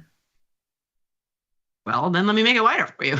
I can do that pretty quickly. Here you go. What are you changing it? Oh, I guess 30 cents more. Yeah. There's your $11 wide. $48.59. Yeah. I got my card back. Hims and Hers. Let's see if that Super Bowl commercial helped them. Hims and Hers. Okay. It's down a little bit today. We'll keep an eye on that. Home Depot. Look at Home Depot. I want to get on a day like today, because we've been so all over the place. I want to look at the SIBO's most. See what's going on. Yeah. Yeah. Now we're down. Now we're red. Now market red. Yeah. Okay. So Home Depot. Did Lowe's have earnings yet? Home Depot's. No, I think Lowe's is later. So Home Depot's got a high rank. It's got a $16 expected move, so you could sell it for. I mean, these are going to be. It's going to be expensive. It's going to be expensive, and you know how I feel about Home Depot. Yeah, we can't do that one. We can't. I mean. No, here you could probably buy a call spread and sell it put to pay for it. So if you're going to do that, that's where I usually do that, and ones that are too expensive. So you could buy a $2.50 wide. There you go. Yeah. Like you're trying to pretend like you're some big trader who's way more than $1. Well, if we don't want to spend $1,000 on an earnings trade, here you can do this. This is how I usually have to pay for them, about 60 cents. So here you got $500. The problem is you've got $500 in risk. Yeah, don't make it too. Add that much risk. Oops, sorry. There you go. So it's 70 cents for 250 wide. You can make $2. It's not bad. Yeah, it's not bad. And you're only risking 316. Yeah, I'll ship it. I put this on in coin on Friday. I turned my coin. I've been doing these in coin every week, but today coin was down a lot. Coin was down a ton. Last week I took a full loss, and I'm still up on the year in coin, but last week I took a full loss and coin was down a lot today. So let's take a look at what we've got in coin because we've got 4 days left with this. That's what we have. That's exactly what we have, and it's gonna be a full loss unless we get the Friday rally in it. But the crazy thing is, even with it down so much since we put this on, you see that short call still holds a lot of value. Yeah. You could never say like, I'll just buy back my short call. It's so cheap. They usually never are. It's crazy.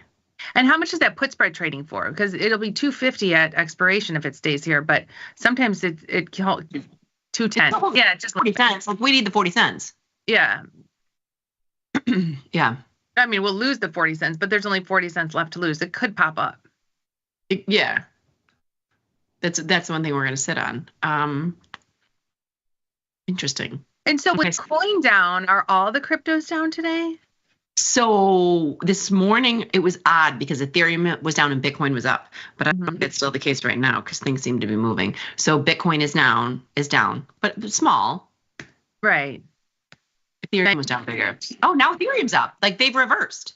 And what about what is IBIT doing? Because do we have it? I thought we sold a put spread in there. Let's take a look. No, we don't have it. We used to. Oh, I think we got in and out very quickly. Is IBIT more Bitcoin than Ethereum? Yeah, it's just Bitcoin. I thought it was a basket of all of them, IBIT. I think IBIT is just Bitcoin. See, iShares Bitcoin Trust is the same. Yeah, okay. So that makes sense why it's down if Bitcoin's down. But I know we sold a put spread. Would you want to pop out the side? See, we sold a put spread and I think got out of it fairly quickly. Maybe we could sell that again. Yeah. IBIT, hold on. 30 days. Yeah, we were in it. We've been in and out of the 50-55 put spread. We sold it for 103, bought it back for 28 cents. Let's take a look.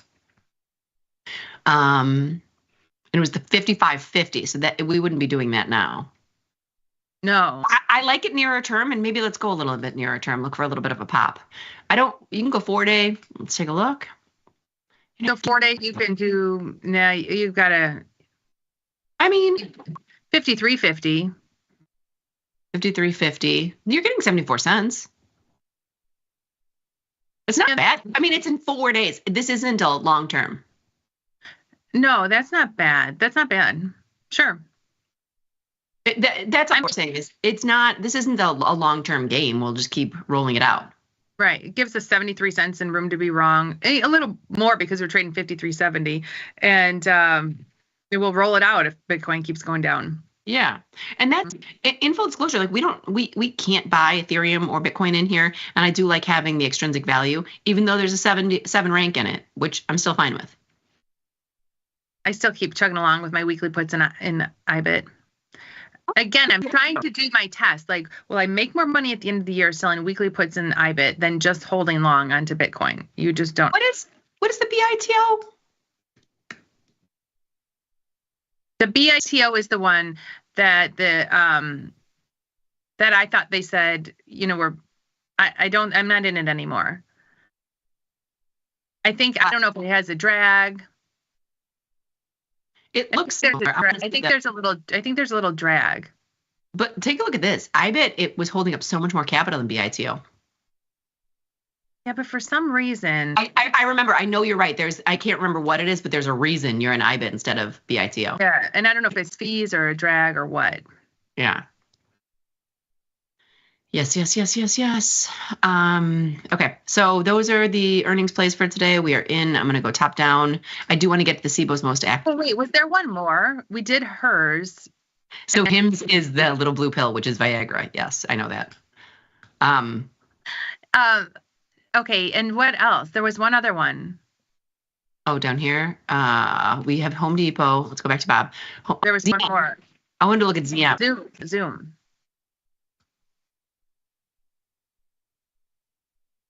Zoom. Okay, Zoom's an $80 stock. Like, I'm only gonna look just because we've been doing this. So you got a $7 expected move. So I'm gonna go the 89 and then. So you've got an $8 wide for 322. That's not bad. It's not bad. Okay, we'll have done all three. Now we could go 3 for 3 with losses. It is what it is. Yeah, we had a run of bad luck last week. Yeah, but we did have a run of bad luck. But our luck's about to change. Okay. I like that you went out further in time because it gives it a chance to come back. Look, we didn't think the hood. We were so mad at that downside diagonal and hood, and that came back today. Who knew? There have been quite a few that have turned around. That's crazy. Yeah, they have. And I want to say studies show like about 30%. Like what percent of earnings trades that have a big move end up going back to where they were before the move? And I want to say it was like 30%. I mean, it does gives you some time to, have something happen, which is nice. Mm-hmm. Okay, so I'm going to pop into the SIBO's most active. Sure. See what's going on today. 10:45. We have 15 minutes to go. Curious to see if there's anything on here other than SPX. We know SPX is going to be on here. VIX. IWM. Look at that. 212 puts. But okay, so do you look at this? It's the 212, 212. March. It looks like a spread. Oh yeah. 220, 212 put spread. But I mean, the volume doesn't look that crazy. I have to sneeze. Hold on. Let's get in with them on the 220, 212 put spread. In IWM? Mm-hmm. It was in March, right? Yeah. So if we want to sell puts. Unless they're oh, look at this.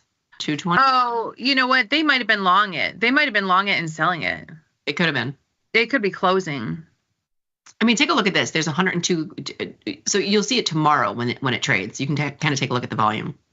And they probably aren't because there's only 21,000 open interest in the 21, and they did in the 212, and they did like 23,000 or something. So 32, yeah, 32,000 right here. Yeah, so I don't think it's closing. It's interesting. So it's kind of like it's just again, so it's selling that put spread or buying that call spread. It's kind of like a synthetic covered call. And look at the VIX, 1816 puts. I want to see if anything else jumps out. Sure, there's a triple Q's in there. And the triple Q seems to be so low, but it's only 60. If it were TP, he would say like, oh, the March 18, 17 puts, they're buying them. You can't say that, TP, because for every buyer, there is a seller. Is he trying to say what the customer is doing or what the market? He would say what the customer is doing. He would say like, oh, the March 18, 17 puts, the customer's buying them. I don't know. Well, that's what I would guess. I mean, you can make a guess, but it still doesn't mean it's an educated guess, but it's not factually accurate. Do you know what I mean? I'm just call me TP. From now on, when you show me one of these, I'm going to tell you what the customer did. Okay, what did the customer do with the SPX 60/50, 60/40? Feb 24th, that's today. Today. 50/40, they bought the call spread. You think they bought the call spread? 50/40. They think we were going to rally by the end of the day. SPX. Today. Oh, 40/50 way up there. They sold it. Correct. That's what I'm saying. Like I didn't know exactly where we were. If it were right here, I would say they bought it. I think we're going to rally. And maybe they did. It's a cheap way. You're risking $180, but they did a lot of them. They did a lot. It's not 100. If you think we're going to rally by the end of the day, you know what? If they bought it earlier, they could already be getting out of it. Correct. But that being said, you still don't know. Like this is my point.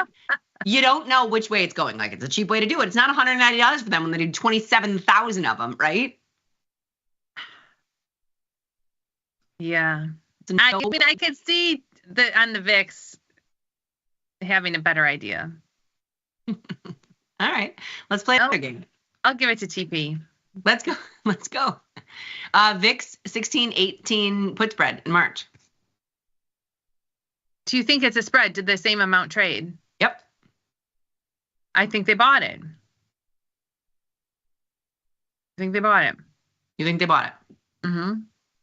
They think the market's going down. I mean, I would guess that too. No, they think that VIX is going down. That's what I'm saying. I think that they think VIX is going down, market's going back up. Yeah. That's what I would think too. But I don't know. Once again, you really can't tell. The only thing that is staying down today right now is the NASDAQ, Jenny. Isn't that crazy? Yeah, but it's only down 64 now. It was down a full percent today. So click the next dot and see what's it down now? What percent? Very little. The VIX? Or what are we looking at? No, the percent. We're like the next dot. Yeah. Oh, there you go. So it's only down 1/3% right now. It was down a full percent. Yeah. And you know it has earnings this week? NVIDIA. Yeah. That's the 26th. That'll be Wednesday when we're at the SIBO. So I don't know what we'll do. This thing's gonna save the market. Are you surprised it's not down today? No, and NVIDIA's been, look at this. It's had like a little bit of a run when everything else hasn't. The other thing in my account that is a silver lining is Apple as well. So Apple's kept its wing, which is kind of crazy. That's just kind of keeps going up as well. Well, and you see, the market's not moving too much. Even today, when we're like, geez, our accounts don't look good, the market's not moving too much. It's just kind of like a rotation from, people getting out of certain things and getting into others. They're getting out of everything that I am long and getting into things that I am short. This is what these people are doing, right? Okay, so that being said, I mean, we have all 3 earnings trades in. Let's talk about what we did today, right? And then let's say, I do want to look our Marvel put. Marvel has earnings this week, and we still have that short put in there. How is that doing? How is that? Right there. Like we could never take this thing off because it's right freaking there. And they have earnings this week. So we're going to probably change it to a diagonal so we don't have the naked risk in there on earnings, maybe. Maybe. I don't know. Yeah. Or move it. We'll have to see. That's this week though. It's this week. If you want to go to what we did, I'm gonna see. I'm gonna make sure. I want to make sure I've got everything. All symbols today. We did quite a bit. So starting from the bottom up, if this will be helpful for you. In Hood, we took off our residual from the we had a trade in through earnings that was a downside diagonal in Hood that came off and scratched the trade miraculously. In SPY, we closed our diagonal for a $200 profit. SPX Jejun, we were in and out to the tune of $55. Right? Did I do that right? Yeah, $55. Got that? Check, double check. And then Hood, we wound up doing a Jade Lizard. So that's good. Okay. Jade Lizard in. Archer Aviation, we sold a weekly 8.5 put. They also have earnings. Do they have earnings this week? Yes, they have earnings this week as well. So we'll keep an eye on that. Hims, Jenny's favorite company. We did the diagonal for earnings. IBIT we're in with a short put, and then Zoom we're in with a diagonal. The one we're not filled on is Home Depot, but I'm not going to chase it. No, don't chase it. Yeah. I don't want to chase it. So we have Zoom and Hims in. That's fine. And I learn something new every day. Never heard the word Hims in my life. Now I know Hims and Hers. I never heard of it until the Super Bowl commercials. Yeah. And they start our favorite bowl in their ads, so we give them a gold star. We'll see what happens with those earnings today. As far as there's really nothing in our account that we need to close this and take off some risk. We don't have anything like that. No. Except our only naked put in there, and I know we just did a Jade Lizard and Hood, but we don't have a lot of naked puts in there. Just Marvel's the only. So I'm gonna go to or Marvel. I don't know how to say it. Marvel. I have no idea. We really don't have that much risk in there. That is true.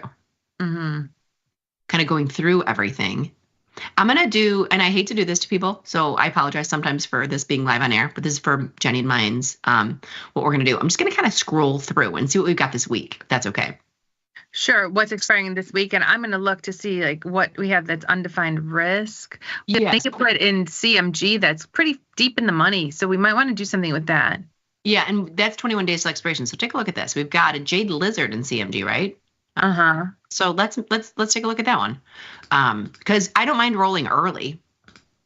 So CMG, we don't need to do this, but I'm going to clean it up. I'm going to clean this. Close that call spread and just roll that put out. And we've got 78 cents left for 25 days. I'm going to take the put and we're going to roll it all the way out. Earnings are over in CMG. So we have the 54 for $3. I'm going to go to the 55. Right. No, but you're getting $1 extrinsic value, so you're getting $1.20.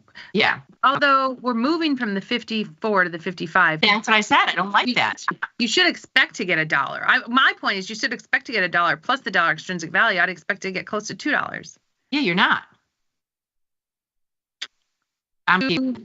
We're keeping it. I mean, this is where I would do 250s, but Well, we're right here right now. We've got a couple days left. If Chipotle can pop up just a wee bit, this is something that we can maybe get out of. We're gonna roll this on Friday though, okay?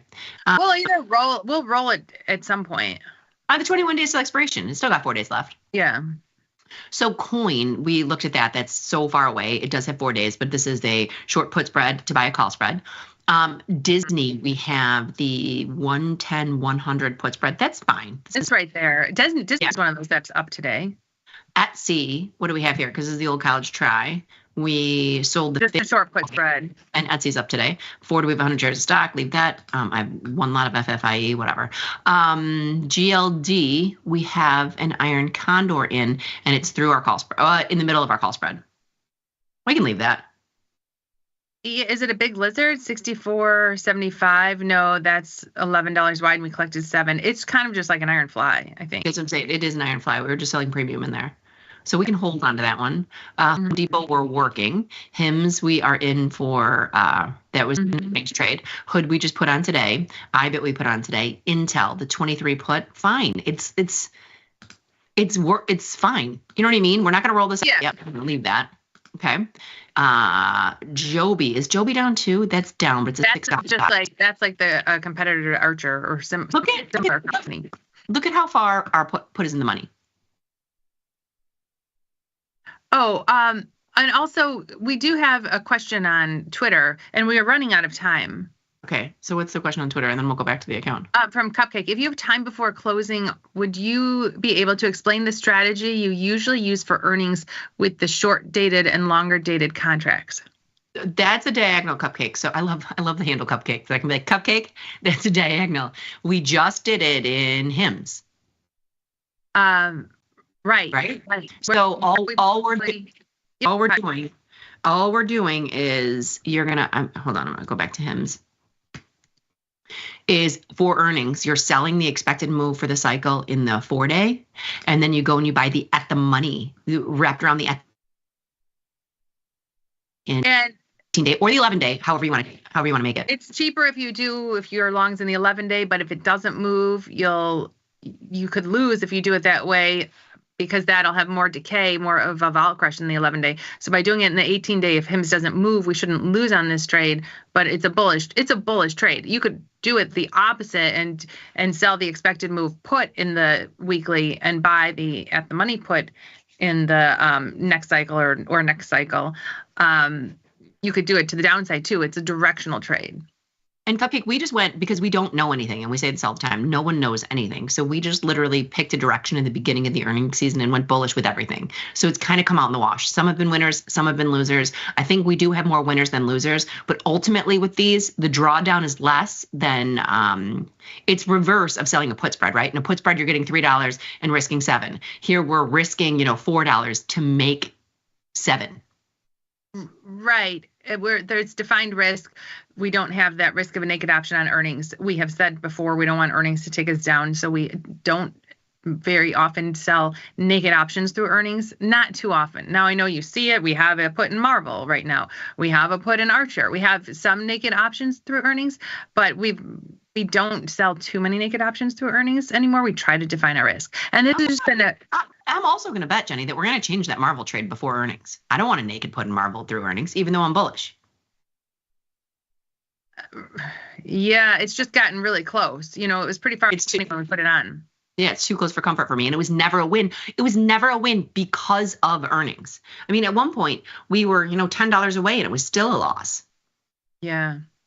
Yeah. Oh, Marvel or Marvel, whatever. Either one. All right, we'll finish going through the account tomorrow because it's exhilarating for people to watch. But we are out of time for the day. Everybody, and Jenny, good luck with your Hims trade. Yeah, good luck with your earnings trades, Liz.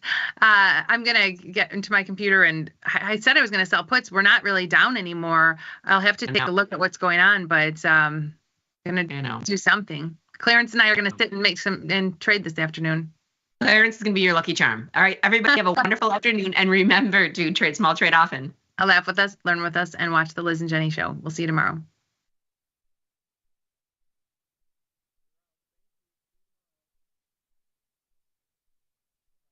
In the world of investing, a beast lurks between the numbers. Some watch from the safety of the sidelines, but others saddle up and ride that 1-ton rowdy ribeye for all he's got. If that's you, join us on Tasty Trade, named best online broker for options trading. Genius loves company. I love to take risks. I love the instant pain, the instant gain of trading. I would describe my trading style as a calculated risk taker. I like to play towards volatility, which is something that you can quantify high and low points of. Well, my favorite strategy currently is the diagonal spread. I like the idea of having defined risk, but while also having a little bit of positive decay that works in your favor if you're not directionally correct. But the best part about it is the positive gamma that you get from it. I really like that the position can grow and get bigger as you're more correct on that position. So I think that the variable of trading on a day-to-day, hour-to-hour, minute-to-minute basis is really powerful and really fun to have access to.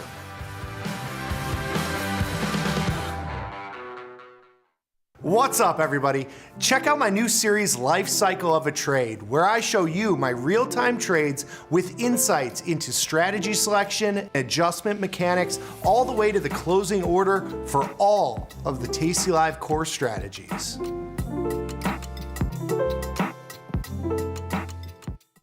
Gonna go to Florida. I got Rob. Rob in Florida. What's up? Hello, Tony and Nick. I am a big fan. My wife and I watch you guys for hours and hours every day. You can be very, very proud of your son. He is doing a great job. I really didn't know anything about stock prices or options or anything until I started watching probably 500 hours of Mike and his whiteboard from years and years and years ago, and learned all about it. And we've been trading actively since February and just couldn't be more pleased. Awesome, man. Thank you so much for the kind words. Thank Really you, do Rob. appreciate it.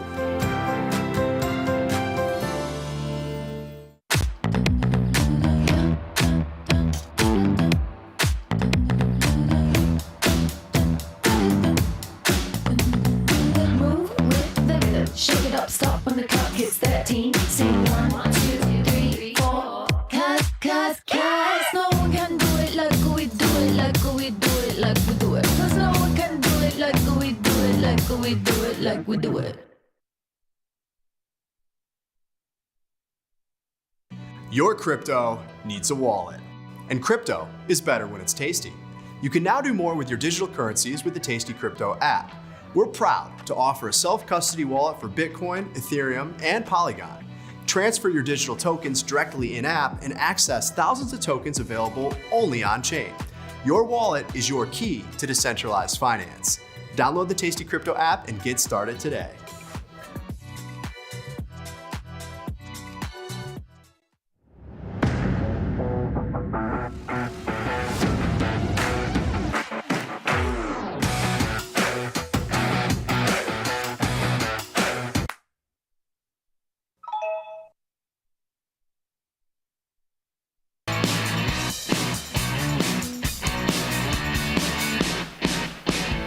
You're live. Good morning, everyone, and welcome back to the show. This is Option Trading Concepts Live. My name is Nick Batista. I got my man, Mikey Butler, with me as always.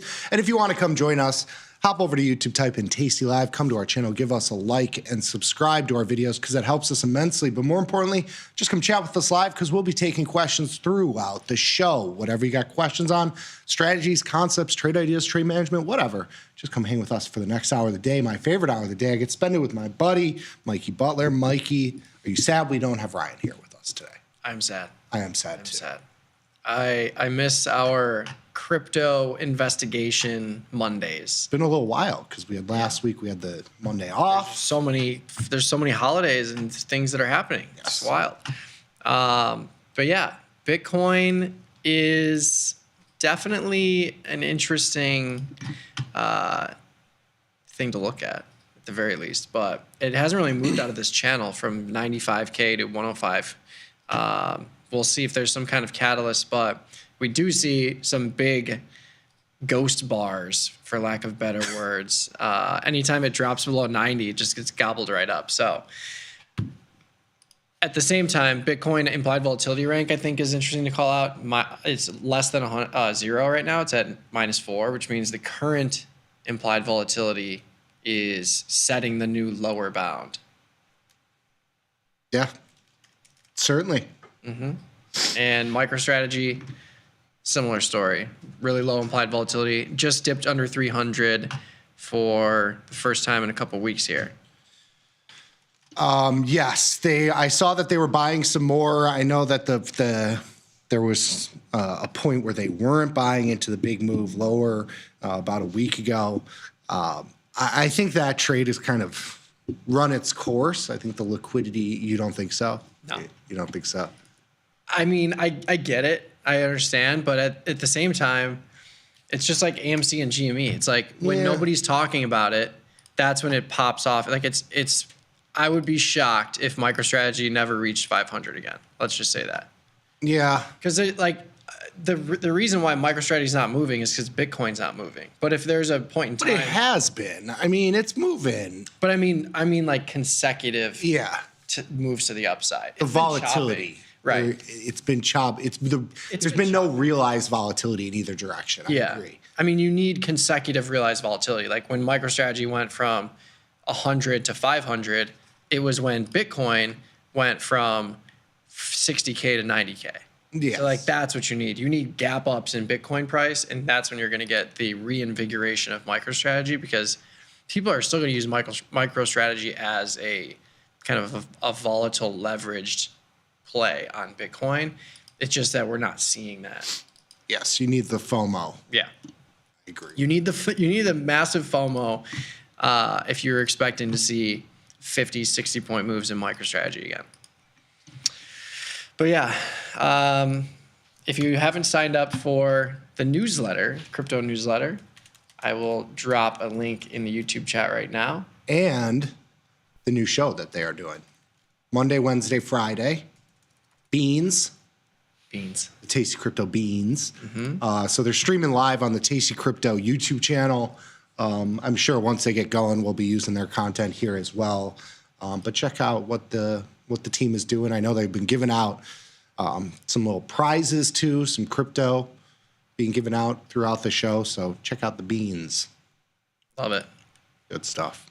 And yeah, I mean, besides Bitcoin futures, Ethereum kind of sitting down at the bottom of the range again. It had that huge liquidation below 2,400 in early Feb, and it's kind of just chopped in this really narrow range between 2,600 and 2,800 almost every day since. It literally is completely sideways with some two-sided action in there. So it just feels like the space is waiting for something. Bless you. Thank you. Feels like space is waiting for something to happen. We just don't know what that's going to be yet. Need Trump to declare something. Yeah, but the whole space, Solana, Ethereum, Bitcoin, all taking it on the chin today. I mean, Solana has been super weak after what has seemed like pump and dump city for the last month or two. Yeah. And Solana was really the darling of that whole rally too. Yes. I mean, you saw high beta. Yeah, you saw Solana move to the upside just like Bitcoin. But like we talked about many times before, Bitcoin dominance is a real thing. You look at a chart of Bitcoin, it rallied, it's sold off since, but it hasn't sold off nearly as much as Ethereum into that rally, Solana into that rally. Like those products have really taken it on the chin, where Bitcoin still stays elevated near 100K. Quick little market update. We got E-mini S&P 500 futures up 6 points. We got as low as 59.94. So we got below that 6 handle for just a minute or two. And since bounced from there, the high of the day was 60.67. We did see some bid in the overnight session. They were up like 20 or 30 at one point, if you saw, right after the open on Sunday. The weakness really came in the morning. Right when the market opened, we kind of just sold off from there. NASDAQ down 76. You got a big earnings coming up this week on Wednesday after the close. NVIDIA coming up here. It's the last of the big name stocks. You're seeing some weakness in, Meta down 14 and change. Tesla is back to near the lows. It's only down $2, but got as low as $324, so it's about $10 lower from here. Amazon and Google have both been dogs. I mean, Amazon is making new lows for the year. Google as well in that same realm, down near the lows of the year. The flip side, you have Apple nearing 250. It looks like, yes, 250, 249 and change here. So definitely a mixed bag in the big name tech stocks here. To start the week after last week's weakness into the end of the week. Dow up 170. You got the Russell down 4. Everything very, very muted here, despite some volatility that we've seen intraday so far. Oil catching a little bit of a bid / CL 70.74, up 34 ticks. You got volatility futures down 35 ticks. They did get into an 18 handle. 1885 was the high for the vol futures just today. So we've had about a dollar range-ish. And the VIX itself, the VIX got as high as 2024. So we did get a little bit of a pop in volatility. It's now near the lows here, so maybe we see a little bit of a bounce from here. Bonds up 5 ticks. You got gold up $4, silver down 42 cents. And then as Mike has alluded to, Bitcoin has bounced a little bit, down 200 on the futures, spot down 1,200. Yep. Apparently... I've got the mobile app on the right side. If you're thinking about why this looks like this is the mobile app as well. So if you got questions on that, we can do that as well. Yeah, love to see it. Yes. Love the double dip there. I guess Apple announced a $500 billion U.S. investment to basically bolster the American Innovation Initiative. So that's a big number. But yeah, Apple's had a decent rally. If you didn't know, Baba and Apple are also partnering. Baba's going to feature their AI tech in Apple phones in China. If you look at a chart of Baba, it's straight up. Well, it's getting killed today. The China stocks are taking it on the chin. Did you get bailed out on your earnings? I'm still in it. Yeah. A little bit though, yeah. Because I have the 125, 120 put diagonal, long April, short March. So if we see another day like this, it'll be a profitable trade. Very nice. We'll take it. But yeah, love the move to the downside in Baba. Love the premium crush in UAL. That was a big, did they move? I think they moved this earnings announcement. Did they? They must have, because the stock's neutral today, and this strangle is in $125. Are you in March? I'm in April. Because the implied earnings announcement is April 15th now, and the stock being up $2 does not warrant a $126 premium crush in the P&L. Maybe I'm just looking at this wrong, but I don't know. I think they might have moved the earnings date. We'll see though. Okay. We'll get confirmation on that if we get a bigger vol crush in April. Yes. I see you haven't really done anything today. I did 2 little adjustments here in my Johnny Trader account. I closed out that put diagonal that we put on middle of last week, a little bit of short delta, caught that nice move. I got lucky on that one, or maybe good, who knows. Took my SoFi position, rolled it out to April, so now I'm long the stock. I'm short the 15 strike put, short 2 of the 16 strike calls.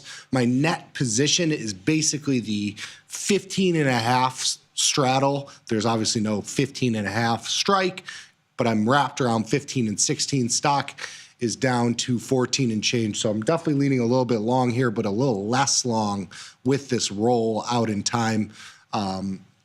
If we sit around here, I can take another lot of stock at 15 or roll down the calls. I got a lot of flexibility. We're going to continue with this all year long, so no big deal at this point. Yeah. You kind of want to see that two-sided action so that the premium stays bid in there. Yes.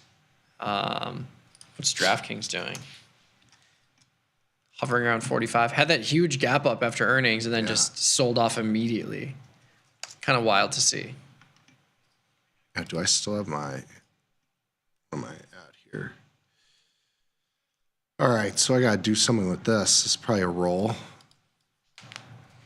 Are you in a position here? I am not. I rolled thought about trading it for earnings, but I didn't really have any kind of feeling about it, and it had already rallied up to 45. But yeah, it's come back down to where it was before earnings after that big gap up. Definitely some decent implied volatility in there, 45-ish%. But yeah. Yeah, I think I'm going to roll this to the 45 straddle. There you go. Out in April. For a little credit. Yeah, because I had the 40-47 strangle legged out of the put spread into this big move after earnings into the 50s handle. I then sold the 48 strike put against it. I did this. We can go to the view market snapshots here. So I made that adjustment when the stock was trading at just under 51. So it's come down significantly. Obviously, I waited from 54 to 51. I thought I was a genius, and then you get $4 down move here. So it's continued to go lower. So I think at this point, we'll roll this out to 45 straddle. This will net me. We'll do this, and then get. All right. So that'll net me $4.08 in credit on this position. That includes my short put that I sold after the earnings gap.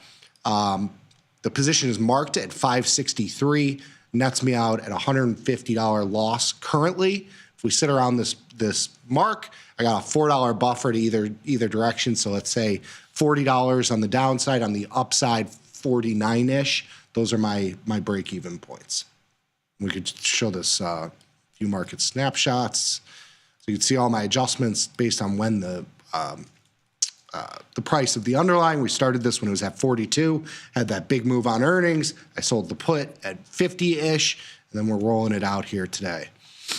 And then applied volatility still remains high. So definitely worth a trade if you don't have something on in there. Yeah. There's always premium in DraftKings. Hey, do like the 42.5, 50, Mikey? How do you not do that? Lean slightly long. Into this little sell-off here. 50, yeah. I could do something like this. April? I could get involved in this. $600 in buying power? Why not? Yeah. 42.5, 50. Let's see. I'll leave it at 275. Very nice. There you go. Filled at 275. There you go. I see all your trades going through on the web. I am the master of all things follow page. You know what's funny about that? Sometimes I'll place a trade and I hear like the ding on someone else's computer. Yeah. I think it was like Data's computer maybe. Yeah, Dr. Data. And I'm like, ooh, he's got the master control of everybody. I am the all-seeing, all-knowing eyes of the follow page. There you go. So yeah, filled in DraftKings, 42.5, 50. Strangle for 275. Very nice. E-mini's up 9. There you go. Look at that. I think this might be the high of the last couple hours here. It's kind of surprising to see the continuation on Friday of the selling pressure. But looking at the VIX, like we talked about last week, I mean, you saw a little bit of pop, but don't get it twisted. We're still in the 17 handle. It's not, even though we saw a big move on Friday, we need to be in the 25 to 30 handle for us to expect to see more volatile movements each day. This has been good, though. Yeah. Two-sided action. Yeah. We're definitely seeing it's been a trader's market for the start of this year. I mean, when I just flipped to the year-to-date chart just to kind of highlight this, because when you look at a one-year chart, you get skewed by the Japanese yen kerfuffle there. But this is what you want to see. You want to see two-sided action. You want to see pops and volatility, contractions and volatility, two-sided action in the market. This has been great. It allows you to put new positions on and have opportunities, close out of stuff when you get paid on it. Yeah, we do have decently high expected move for the rest of the week in SPX, almost 100 points. I think it's NVIDIA. Yeah, influencing it. So yeah, we've got on Wednesday. It's going to be a couple of big names actually. It'll be NVIDIA, which will certainly lead the way in terms of eyeballs watching earnings reports. But you also have Salesforce on Wednesday after the close. Ooh, okay. And you also have Snowflake on Wednesday after the close. I just wrote a Snowflake earnings preview. It'll be on the News and Insights tab on tastylive.com in just a little bit here.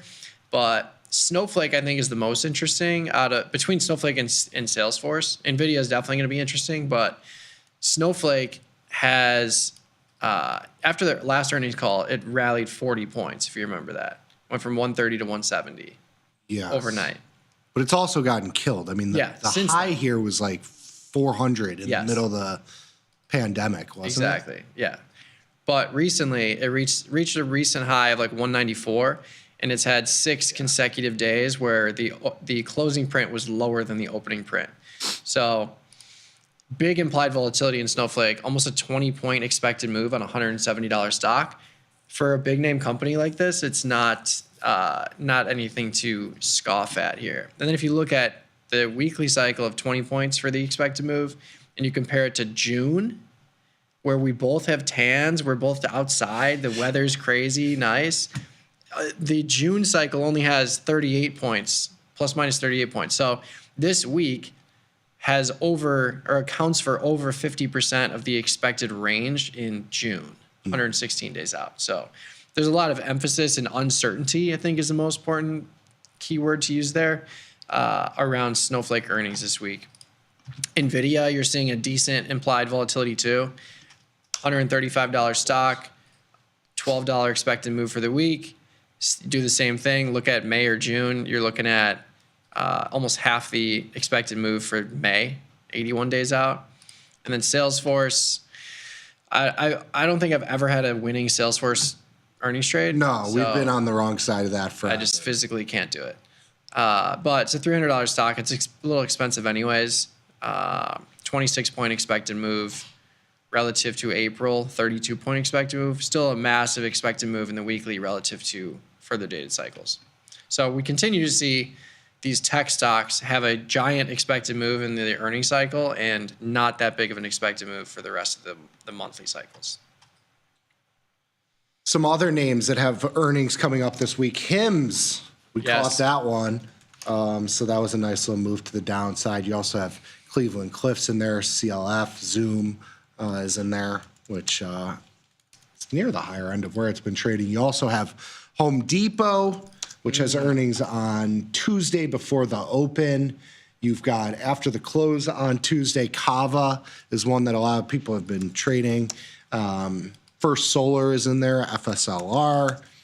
You've got Axon, AXON, which is one of the newer additions to the NASDAQ or the S&P 500, one of the two. You got Lowe's coming up on Wednesday, Bud Light in there, Bud, Anheuser-Busch, NVIDIA, Snowflake, CRM, that INQ stock, VST, which is Vistra Energy Company, Warner Brothers, a Katie McGarrigle favorite on Thursday. WB. Dell, Rocket Labs. So you got a couple names. Obviously, NVIDIA, the big one of the group. Yeah, Axon was added to the NASDAQ. NASDAQ. I couldn't remember if it was NASDAQ or S&P 500. Yeah, so yeah, there's actually a surprising amount that are still left to report. Yes. But we'll call this the grand finale here because after this week, it's done. There's nothing. There's still companies that report, but nothing too crazy. I guess Target, we can trade that next week. Target, Costco, that's pretty much it. Beautiful. Well, if you want to join us on the YouTube channel, we're streaming live there.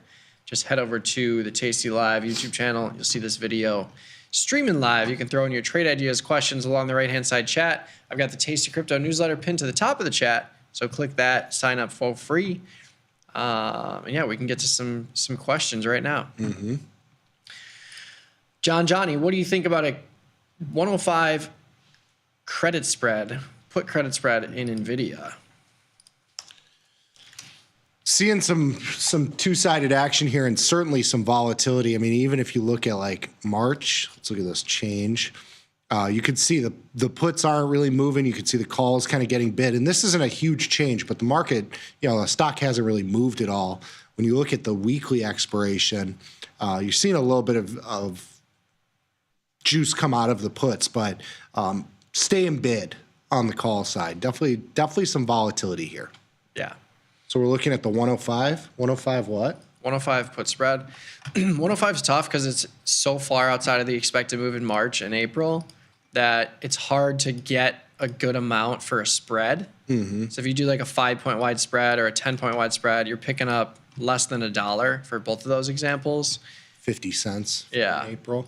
So, I mean, if you do the spread, even if you get the market to rally, you're not going to make that much. Like if you do a 5-point wide or a 10-point wide from 105 to 100 or 105 to 95, you'll make like 30 or 40 cents max. I just don't see it going much lower. But if that's what you want to do, totally fine. It's just it's a high probability, low return on capital trade. Yeah, if I remember from it, and we're obviously going to be looking at a lot of NVIDIA stuff for cherry picks tomorrow, leading up to earnings on Wednesday. But if I remember correctly, the last couple earnings events have been, from a volatility perspective, a non-event. They've certainly moved, but it's come in, I think at least in the last two earnings cycles, we've had an inside move and then just a huge volatility contraction. So I think that might be the play here. I have an iron condor on in March. I'm short. I might be able to do something with this. I'm short the 110.95 put spread, so 15-point wide put spread. And then on the upside, I have the 150.165. So 15-point wide iron condor. I also did a crab trade, which I'm long April, the 140 call, short 2 of the 155s in March, long 1 of the 170s to define the risk there. So I've got a skew to the upside in terms of where my best spot would be. But I would love a vol contraction. Vol contraction would be perfect. Yeah. And you are going to get it. You would think so. For sure. But yeah, we'll see what happens with some of those earnings names this week. I'm going to wait till Wednesday to throw on some earnings trades. I actually already have a NVIDIA 140, 150 call diagonal spread. Long April, short the weekly. It's basically a scratch. So I might just stick with that depending on what happens. Because that's similar to what I would set up now if I were to place a new trade. I would probably go to the 135 instead of the 140, but that's pretty much it. Theta Trader needed Ryan today. Why did Ethereum get killed in recent months compared to Bitcoin? Yes, we all need Ryan on the Crypto Mondays. He will be back. Yes. At his faux show. But I think you can just chalk it up to a couple of things that we've talked about pretty consistently. Bitcoin dominance, a lot more investment, a lot more activity in Bitcoin relative to the other names like Ethereum, Solana. I think Solana and Ethereum are much more tradable. I think there's a lot more people trading these products, and you can see much larger swings in both directions. But I think you see a lot more people hodling Bitcoin, like just buying and holding as a store of value, where you don't really hear the term store of value associated with Ethereum as much as you do Bitcoin. But still, I think it comes down to the sheer activity in Bitcoin relative to these other products and people's investing in Bitcoin versus trading it. But we'll have to come back next Monday to get the full rundown. Yes. All right. Johnny. Credit put spread on RKLB. 22 March 7th. Average price is $1.04. It's getting closer to my break-even assignment. Any tips on how to manage it? Do we know the width? Actually, this might just be a short put. Okay. And if that's the case, selling a 105 in NVIDIA, I actually don't mind that if it's a naked short put, because you're collecting a lot more premium than what we were discussing. But yeah, RKLB. So you have earnings coming up on the 27th. I think that is what? Thursday? Mm-hmm. 22. I might even take this and move this. March 7th. Sorry. March Yeah, I was 7th. going to take it. I was going to say move this into this weekly expiration. I mean, you give up 40 cents, but at least, you're done with the position on Friday if the stock goes up. Yeah. I don't think you'll see as much volatility contraction as you would expect in this March expiration. I mean, you're really playing for the binary nature of the stock being out of the money relative to your short put. So I might consider that if you're looking to do something here. Yeah, I think it's tough. It's a low price stock. I think the only thing is doing something like you've done, like a short put or, leaps, something like that. These stocks move too. Yeah. It's tough to, sell the call against. Oh, I'm looking at the March. Yeah. I would rather just lean long if I'm going to sell premium, just sell the put. But certainly up to you. Mm-hmm. Best performer in the portfolio today, Berkshire Hathaway. Get on that value train, boys. Barbell, BRK, and Stonks 50-50. I think it had earnings or whatever. Doesn't everybody know what it's made up of? I mean, isn't it? Yeah, I mean, did they have earnings today? I think so. Or coming up at some point. But yeah, it's been, 17% implied volatility. Not like you can really do options in here from what I remember. Markets aren't horrible. I don't know what do you do? Sell put spread? It's 17% implied volatility. Yeah, it's doing an iron condor. Like a stonk. It's hard to do anything here with such low IV. Yeah. So yeah, I don't. If you want to just buy shares and hold it, I don't. It is what it is. Might be able to get away with like a 10-point wide iron condor or something like that, but I could do that. Do like the 475, 465. Sure. 520, 530, $3. Why not? I don't know if I'm going to get filled here, but we'll give it a try. I'll try 310 and then I'll work my way down.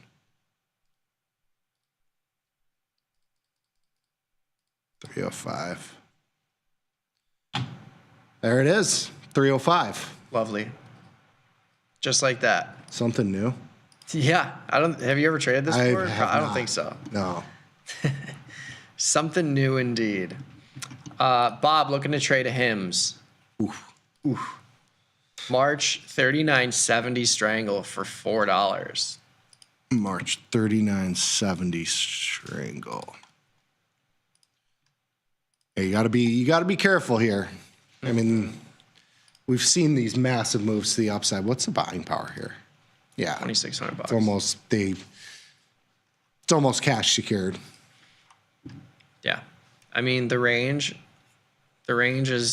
looks appealing, but you've also seen this thing go from 20 to 70 back down to 45. So like this thing is going to move. I mean, today it's had a $7 intraday move. That's a 15% move to the downside. Yeah. This kind of stock, I would rather just go to the 4-day. Like just go to the weekly, because here, like you do the same strikes, 39.70, or move it to the 65, and do this at $2. Yeah. it's less premium, but you're going to get this $2 by Friday. Yeah. Especially if there's a non-move or a smaller move than expected after the close today. You can see a lot of this premium come out where the March cycle is likely going to maintain a lot of implied volatility. You could probably make more. I think you actually might make more in the 4-day than selling the strangle in March, even though Because volatility will stay bid. Yeah. Yeah. So, and like if HIMS goes from 50 to 70 and you have that March strangle, you're going to see losses for sure. Where if you have the 4-day, it's still going to expire worthless if it stays below 70. Yeah. Or vice versa. So I actually kind of like going to the weekly here. If you intend to stay in this and roll it, you can go from the weekly and then roll to March or April after earnings if you want to stay in it. But Buy the wings too if you want Yeah. to. If you want to define the risk. I mean, it costs you 60, 70 cents. Most of it coming from the upside. Just because there's so much skew to the upside. Mm-hmm. Did we go over DraftKings already? Yes. I got in to a new trade, 42.5, 50 strangle in April. Nick rolled to a 45 straddle. $4.08 is what I have total through all the adjustments after earnings too. So I'm out about $155 as it sits right now. Rick Sizemore. Would a call diagonal be better than a call crab at this point in Apple? They're just slightly different. If you don't want upside risk, then you would go with the diagonal. If you want to neutralize your delta and have a lower upfront cost, then you go with a crab trade. Yeah. That's pretty much it. The crab trade, you have risk to the tail. If you do a diagonal spread, you really have no risk to that side. You know, the caveat there is that you're selling more premium, so you don't need as much of a directional move to be profitable. You might even be profitable with the sideways movement. So, there is, as Mike said, there's not a ton of volatility here. 25% implied volatility. IV rank at 32, not horrible. I have an iron condor here, so I'm kind of in a position. I'm out about 30 cents on this. I did this at $4, so I have the 230, 220 put spread, 255, 265 call spread. So that's my position. I think it's tough to be long here into this move, but I don't hate the trade. Yeah. Lack of binary event, I think, helps the crab trade a little bit because you don't have that gap risk or as much gap risk. Yeah. Speaking of, Palantir was down, I think it was in the 80 handle at one point today. Yeah. 89 was low. Big sell. Bounced a little bit, but it's getting killed too. A lot of these stocks. Carvana was another one. APP. Taking a little wind out of the sails, which I think is good. Yeah. I mean, we can't have these stocks going from 50 to 500. You know, we sit there. Well, we saw that happen. We had 2020 to watch that happen. Yeah. And we, Yeah. So, these stocks, it's kind of crazy when you think about the mentality of like Palantir, watching Palantir go from 40 all the way up to 120, and you're like, why didn't I get in? And now we're watching it go from 120 to 90. And you don't want to buy it. Yeah, and we're like, why would this even go up to 120 anyways? It's, I think Palantir, I see a little more value, but like Carvana, the car vending machine, really? Anyone know if the Tasty app can be used in Canada? So we are coming to Canada soon for the brokerage side. Tasty Live you can use anywhere. Yes. Tasty Live app. You can actually see the follow page on the Tasty Live app. So if you're looking for access to the follow page, you can get it through the Tasty Live app. If you didn't know.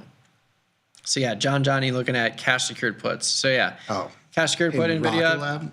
Yeah. Or NVIDIA. NVIDIA.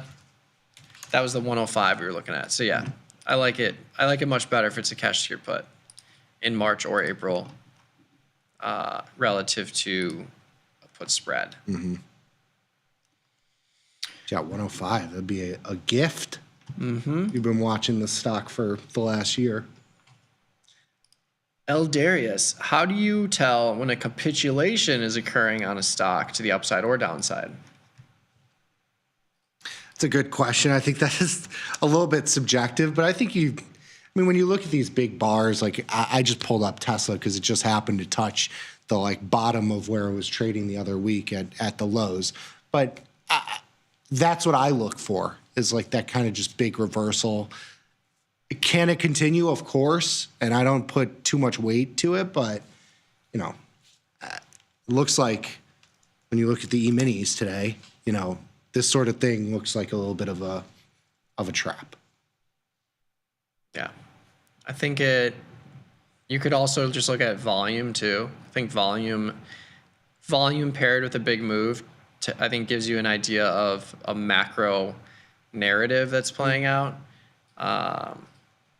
But like Nick said, anything can reverse, anything can continue. So really the key is just trading small and keeping your sizing in check to where you can have your assumption and you can execute on it, but you got to make sure that you can live to fight another day if you're wrong. Do you have a Tesla? You don't have a Tesla position. I don't. Do I need one? I would think so.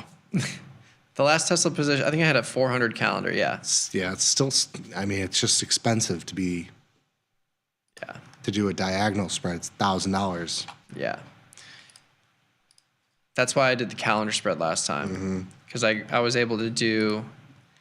I bought the initial 400 calendar for $666. I remember that, and then I sold out of it for $130 winner. The next day, that was just lucky, but the same strike calendar, I would probably go to the 375 now.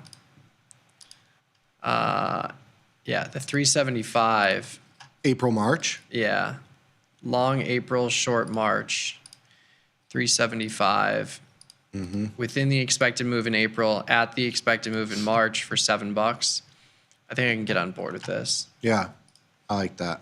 Play a little upside reversal here, and just look for $100 or $200. Not hold it. Yeah, there you go. Oh, beautiful. There it is. Look at that.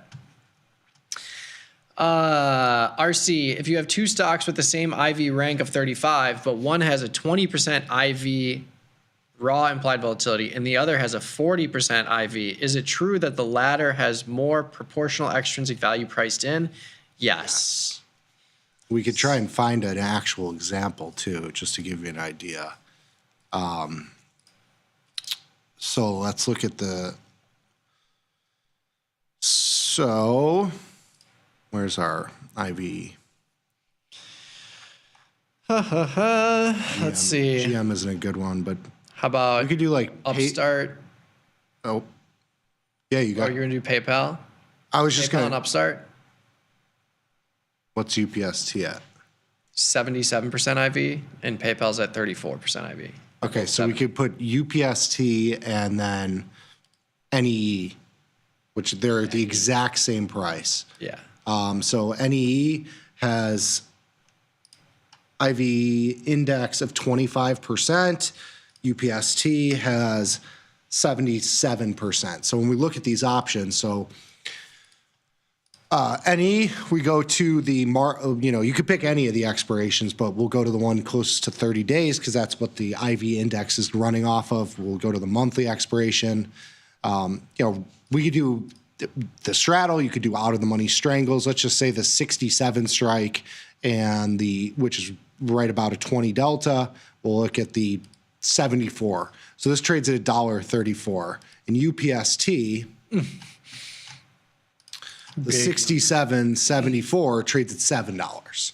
And that's implied volatility. They're the same exact price. The IV ranks are, I didn't even look at what any, they're basically both a 20 IV rank. It's the actual implied volatility that's telling you that the value and the price of the options in UPST is going to be significantly higher, 2, 3, 4 times, the value.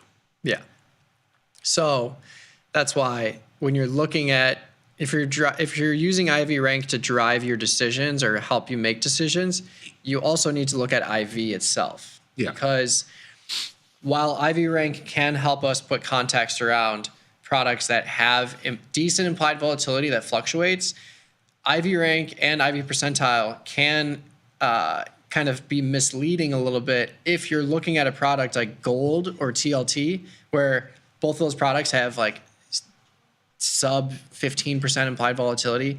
And you could run into a situation where for an entire year, if the lower bound is at 13% and the upper bound's at 15%, you could have an IV rank of 0 and an IV rank of 100, but the actual implied volatility change between 13 and 15% is nothing. Yes. It means nothing. So that's why you need to look at both. And you need to just realize if you have a high implied volatility rank or IV percentile, and that is paired with a decent high implied volatility like Upstart, that's a premium selling opportunity for us. And even if we run the same situation where maybe Upstart's upper bound 75% and the lower bound 70, I would still rather be selling premium in Upstart because you're collecting so much more and you're offsetting so much more potential risk. Even though Upstart is projected to move more, I would always rather have more premium than less premium because anything can happen in these stocks. And the more extrinsic value premium you collect, the wider your break evens are relative to your strikes. And especially over time, the more of a break-even zone you can create just by collecting so much more. Yes. Like iBit, we've already got over $1,000 in premium, and I don't got any of that. But like DraftKings is a good one. DraftKings last year, DraftKings was hovering around the same level of IV all year. IV rank is low, but implied volatility is still at 50%-ish. And we were able to collect almost $2,000 in extrinsic value premium on a $45 stock. We're going to do the same exact thing in iBit. Regardless of where iBit goes, we'll be able to manipulate the strikes and manipulate our risk profiles much more easily simply because we have more extrinsic value to utilize to manipulate those strike ranges. I just took $100 out of that strangle in iBit. There you go. Well, we've talked about this before. I mean, you could see it in IV rank here at 7. Bitcoin typically sees volatility contraction to the downside. And I know Ryan, the last time we had him on, which was 2 weeks ago from now, volatility was basically near the lows. And it had to have come down even more given, where the strangle is. Because I was basically getting tested on the downside. At the 50-65 strangle. So, I don't know, take $100. Why not? Indeed. BRKB had earnings over the weekend. That's new. I guess they don't follow any rules. They just do what they want. But it's not a they got a slash in their name. Like, that's all you need. In their ticker, I should say. Mr. Premium wanted to say hi. It's been a long time. Still really love the show. Thanks for everything. We miss you. Yeah. Nice seeing you at the Tasty event a couple events ago. Where was it? Was it a Texas one? I don't remember, but we did a lot of them. The locations. They blend. Yeah. Mainly because we're there for 24 hours. Yeah. Basically. So. Yes. Yeah. Welcome back. Yes. Mr. Collector. We got Mr. Premium. We got Mr. Collector. Can you please clarify what you mean when you're talking about buying power reduction using only a certain percentage of the account? Sure can. So, depending on the position that you're looking at, it's really just the buying power required to place and hold the trade, not necessarily the notional risk. If you want it to match up with notional risk, you have to define your risk. But in the case of iBit, you've got iBit pulled up. We can look at like just setting up a new position. So let's say you do like a 50-65 strangle in April. It uses $1,700 in buying power. Which is actually a little bit higher than I would have expected. But $1,700 in buying power, if you have a $170,000 account, $1,700 is 1% of your account. That would be a very small trade. For a $170,000 account to have one strangle on an iBit, it's a very small trade. The benefit of that is that you can withstand pretty much any variance in iBit and your portfolio is going to be fine. You have multiple positions on, that risk adds up over time, of course. The cumulative risk, but we like to say stay under 5% of your account value in buying power. So to make it simple, if you have a $100,000 account, 5% of that is $5,000.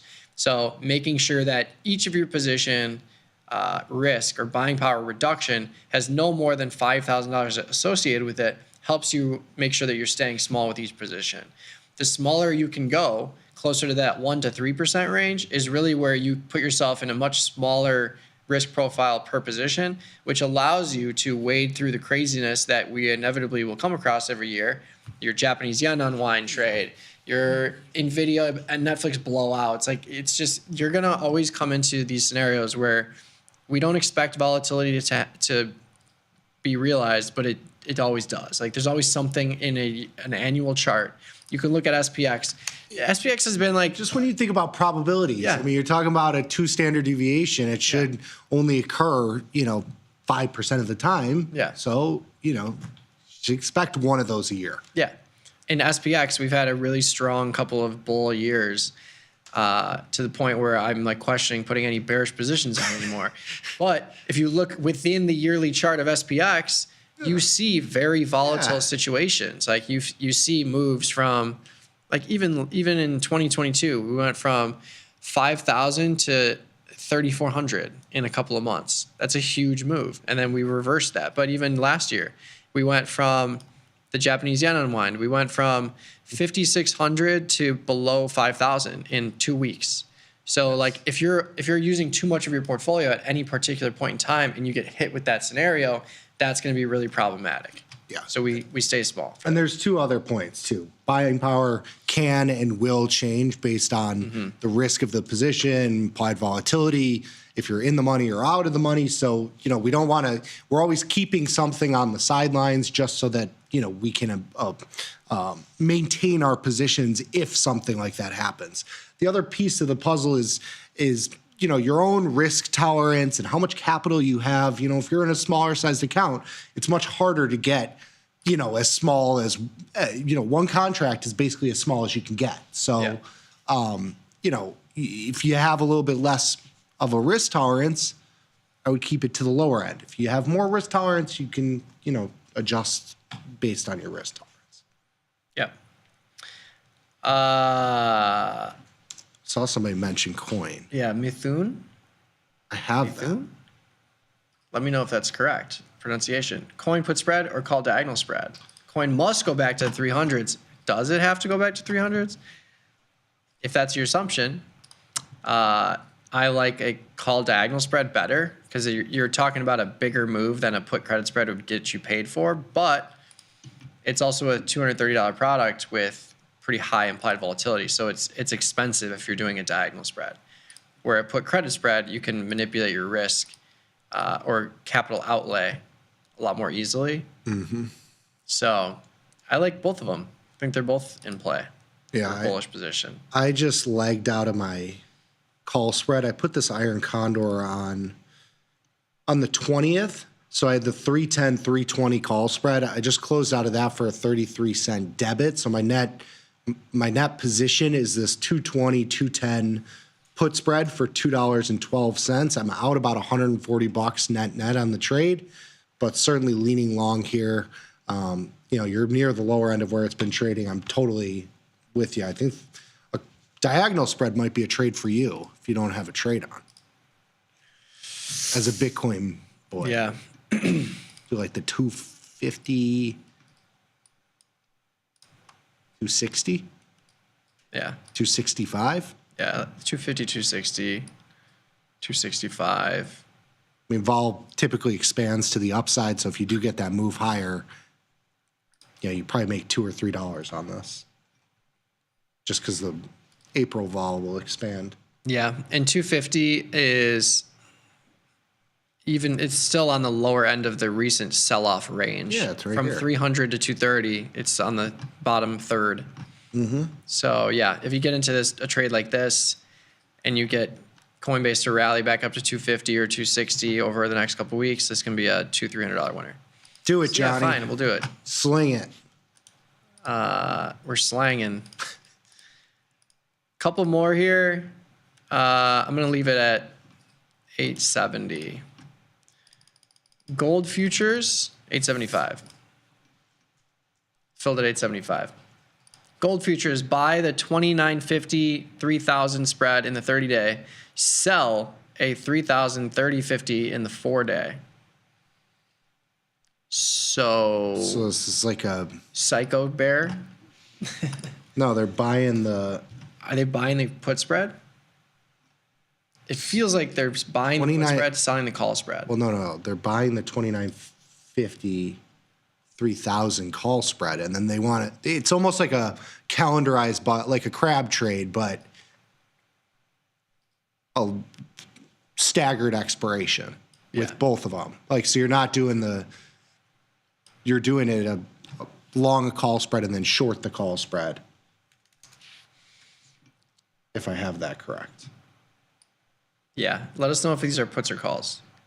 Yeah, and then the 300. Yeah, so it's a crab trade. But I don't know if you're, in the 4-day. The 3,350. So it'd be like this. Yeah. If that's it.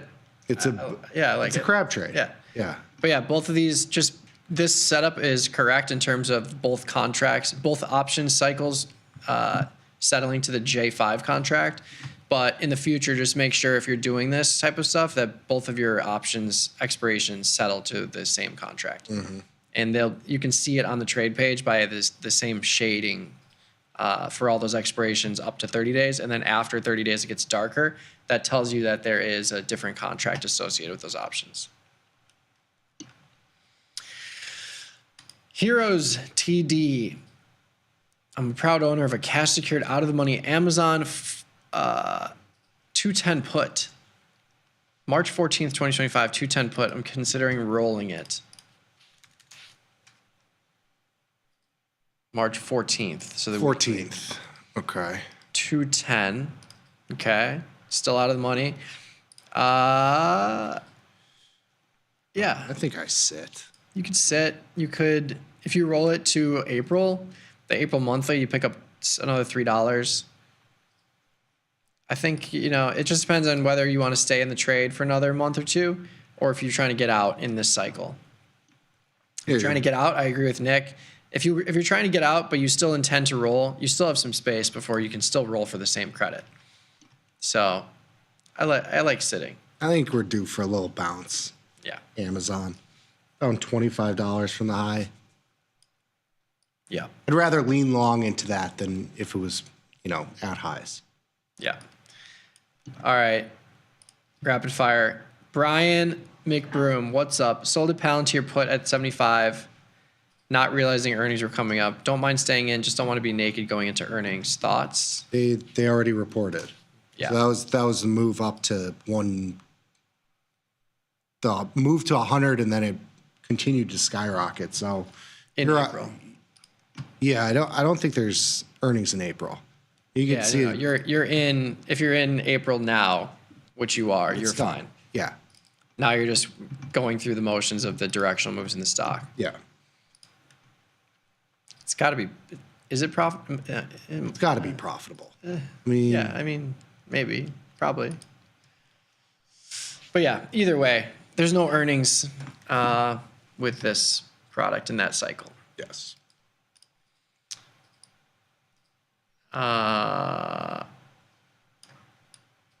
Last one here.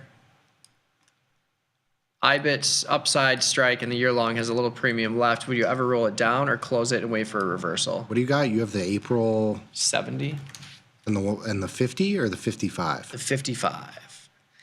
55.70. So yeah, I'm just gonna hold on to this. There's still 60 cents a premium. I could roll it down and pick up another 50 cents or buy it back, but it's not gonna hurt me really if there's a rally, because my 55 has 10 times the amount of premium as my 70 strike call. So I'm just gonna hold on to it for now and lean long. Very good. That's it. Actually, let's do it. Sign up for our digital collectible, March 9th. Yes, tastylive.com/events, March 9th. Live is March 9th. Live is March 9th. March 29th is the digital collectible. March 29th, so you have some time. But sign up still. Yeah. If you had to strangle it in NVIDIA, would you keep it before earnings if you're 20% up? Close it and turn it into an iron condor, There you go. or start a new iron condor further out in time. Reduce your exposure. Yeah. It's easy. All right. We're out of time. Thanks for tuning in. If you got any further questions, you can reach us on the Twitters. I'm at Trader Mikey B. Nick's at Trader Nicky Bat. Stay tuned. We got plenty more content coming your way on the YouTube channel as well as tastylive.com. Sign up for the newsletters. We got the Tasty Crypto one pinned at the top of the YouTube chat. We got cherry picks coming out tomorrow. That is tastylive.com/newsletters.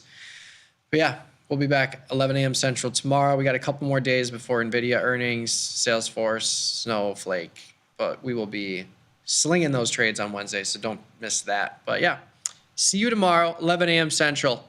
Peace.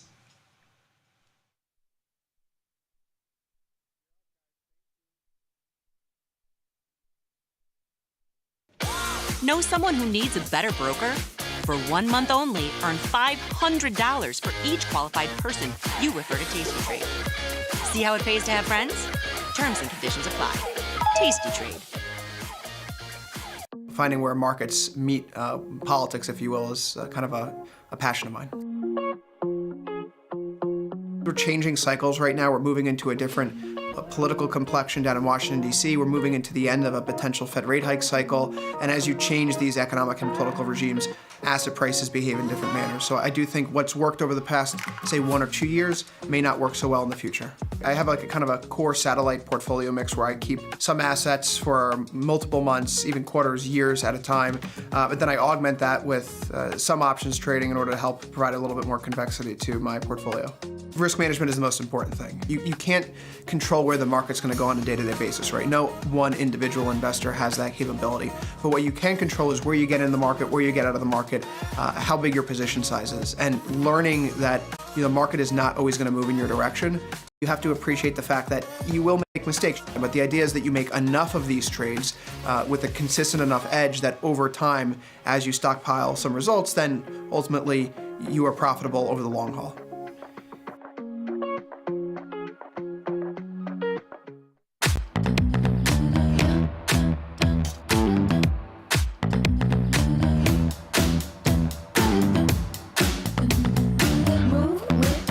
Shake it up, stop when the clock hits 13. Sing 1, 2, 3, 4. Cause no one can do it like we do it, like we do it, like we do it. Cause no one can do it like we do it, like we do it, like we do it.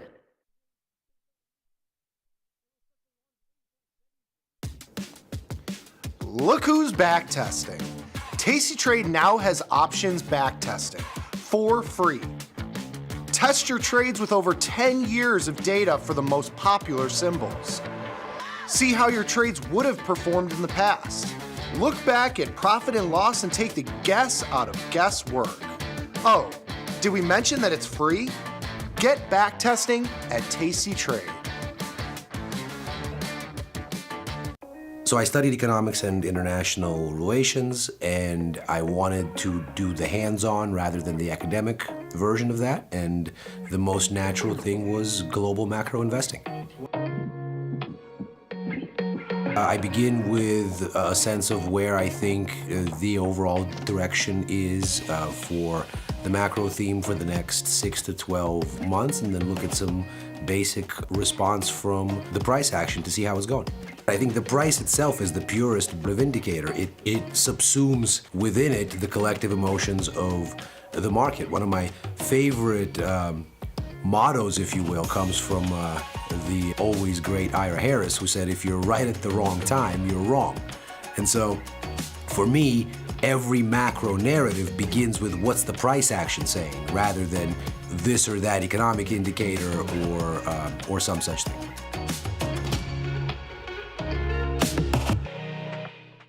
The amount of time I spend interacting with our customers via email or anything else is pretty much my entire life. To be so powerful and so valuable, and then to be that approachable, just amazing. Where else are you going to be able to email a CEO, get response back? But you know what? Before he even knew who I was just some idiot trying to learn how to trade.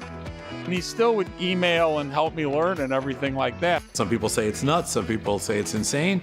That's what I do.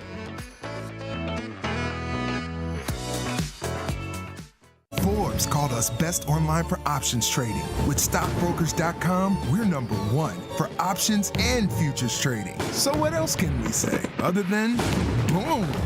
Trade like a trader. Tasty Trade. Make your move.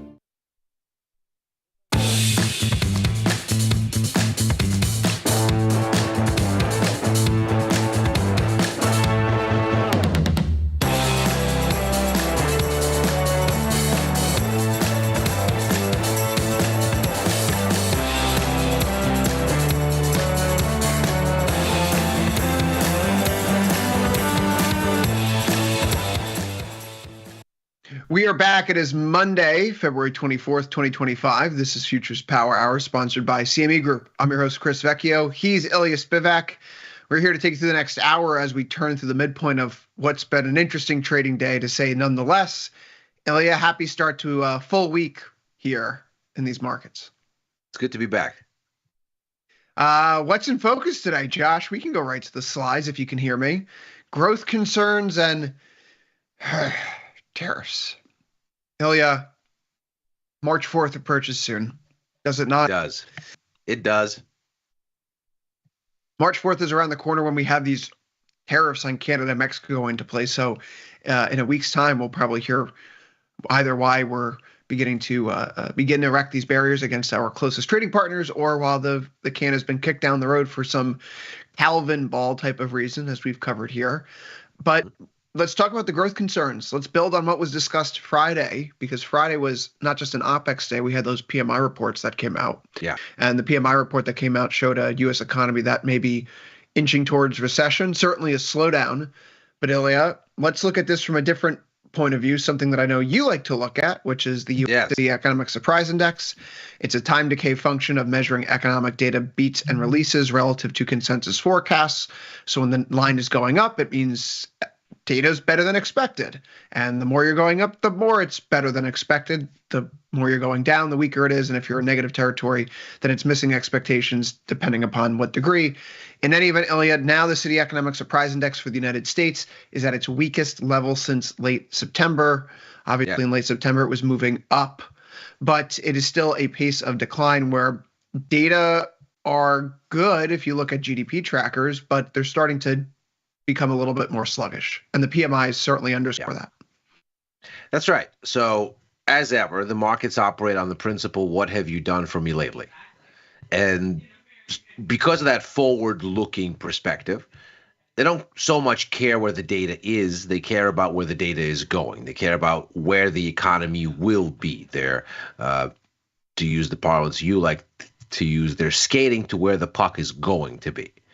And what this kind of data is very useful at showing us here is momentum, where economic data momentum is trending, where the market thinks the overall thrust of economic activity is going direction-wise. Because, of course, markets don't so much care about bad economic outcomes. They care about unexpected outcomes.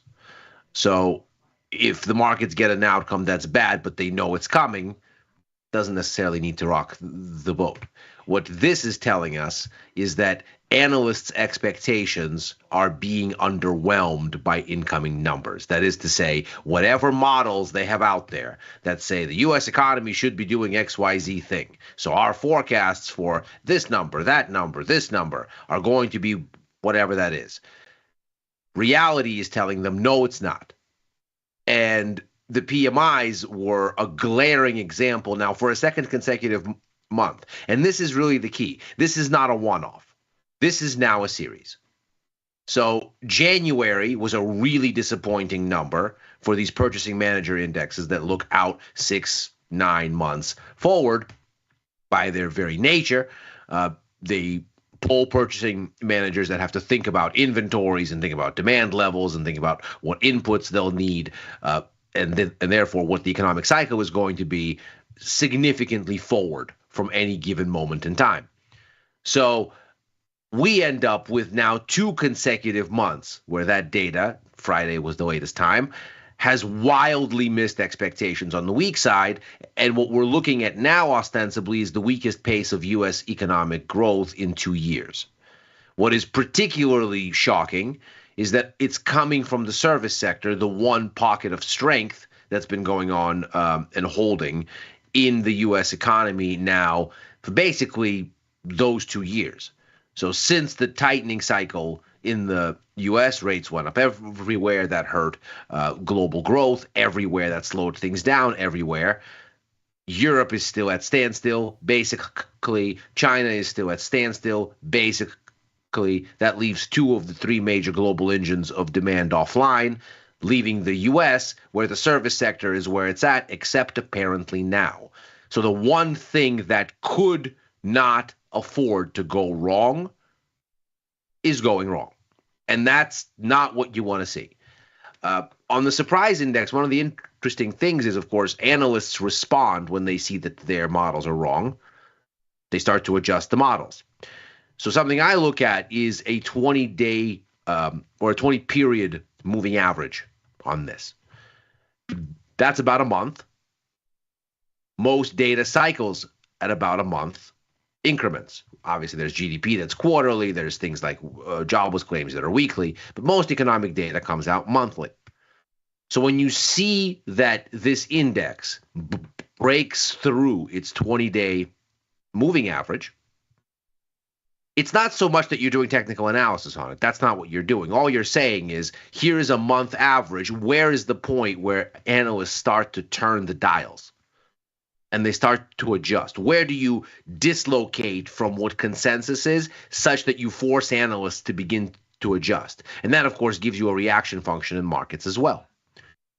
We're through the 20-day moving average on the downside. Last time this happened is that big red splotch that you see. It tends to find follow through.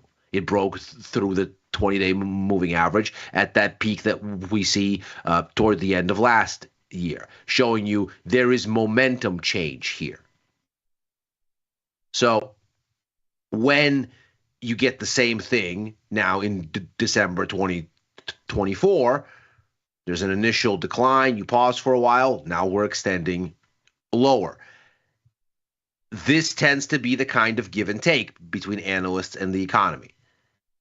And it's suggesting we have more disappointment to come, none of which is any good if you wanted to shrug off tariffs, you wanted to shrug off concerns about AI overbuild, all of the resilience that markets have in the face of a lot of these things, geopolitics, is okay, fine, but is there growth? And the answer now, for the first time in 2 years, may be no. That is a difference with where we were last summer. Yes. You know, the City Economic Surprise Index dips into negative territory May, June, July, and the stock market's still able to go up because the economy is growing, slowing down. We have our growth scare in August. Are we heading into recession? Somm rule triggered. But we ultimately see that we're growing just at a perhaps slower pace. Now the question is whether or not we're actually in recession, because the PMIs weren't screaming recession in May last year, Ilya, right? They were slowing down, but they weren't screaming recession, whereas now the PMIs are in contraction territory as data misses. So data disappointments at this level mean that you're looking at recessionary signals. We haven't had much data that were released today, but the 2 releases, the Chicago Fed National Activity Index, the Dallas Fed Manufacturing Index, both disappointed and both show that there is heightened uncertainty on how the economy will evolve moving forward. In terms of data releases this week, there aren't many whatsoever. In fact, the next substantive update to the Atlanta Fed GDP Now growth tracker we get is this Friday. So we'll have to keep an eye on how the market responds to these shifting expectations. One could argue the biggest macro event this week is NVIDIA earnings after the market close on Wednesday. Yeah. But let's talk about the stock whipsaw today, because what was a market that was up after the German election results came crashing in this morning. I think the 5-minute chart perhaps illustrates this best. Let's go to 15. What do we see here over the course of the night session? We have our little bit of a bump coming out of those German election results. We get to the U.S. equity open here, and we immediately sell off for the first hour of trading. We are finding our footing a little bit, 60.37, so technically up from Friday's close, but about 25 points off the highs. One of the compelling stories that came out over the weekend that I suppose is worth watching as it pertains to the AI story, TD Cowen said it did a channel check this weekend and, quote, a couple of hundred of megawatts worth of data centers were being canceled by Microsoft. They said, quote, well, we've yet to get the level of color via our channel checks that would like into why this is occurring. Our initial reaction is that this is tied to Microsoft potentially being in an oversupply position, end quote. That obviously, dovetails with some of the comments by Satya Nadella last week on the podcast that we discussed Thursday, Friday, in which he was talking about AGI and how, AI has hit society once you have 10% growth. Mm-hmm. But to add a little bit more corporate intrigue to this, Jefferies just sent out an email saying that we're currently hosting Microsoft Investor Relations in Sydney. Please see notes from below for these discussions. To wit, Microsoft is strongly refuting any change to their DC strategy. They make investments based on a 10-year view on demand for cloud and AI demand. They tweak their forecasts up and down over this time on a regional basis, depending upon which regions need to be prioritized, end quote. Ilya, I think the point is that we don't know what the real truth is here right now about this as a potential market catalyst.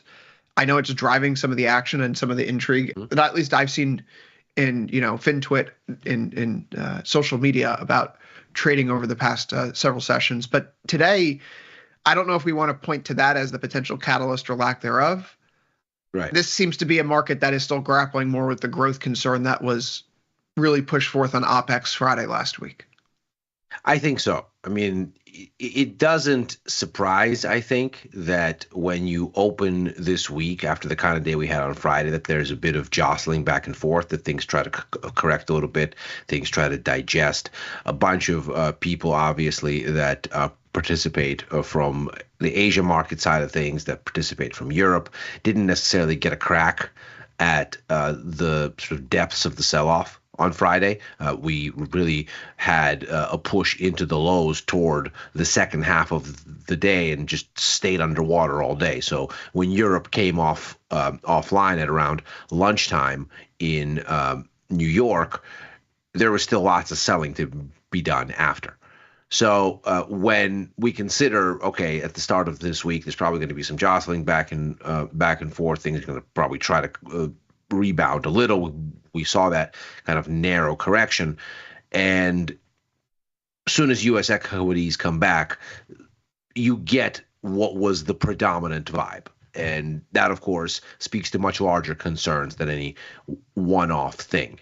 At least there wasn't a gap this weekend. Nobody said anything bonkers that got the markets to want to panic, at least not to that level bonkers that they would.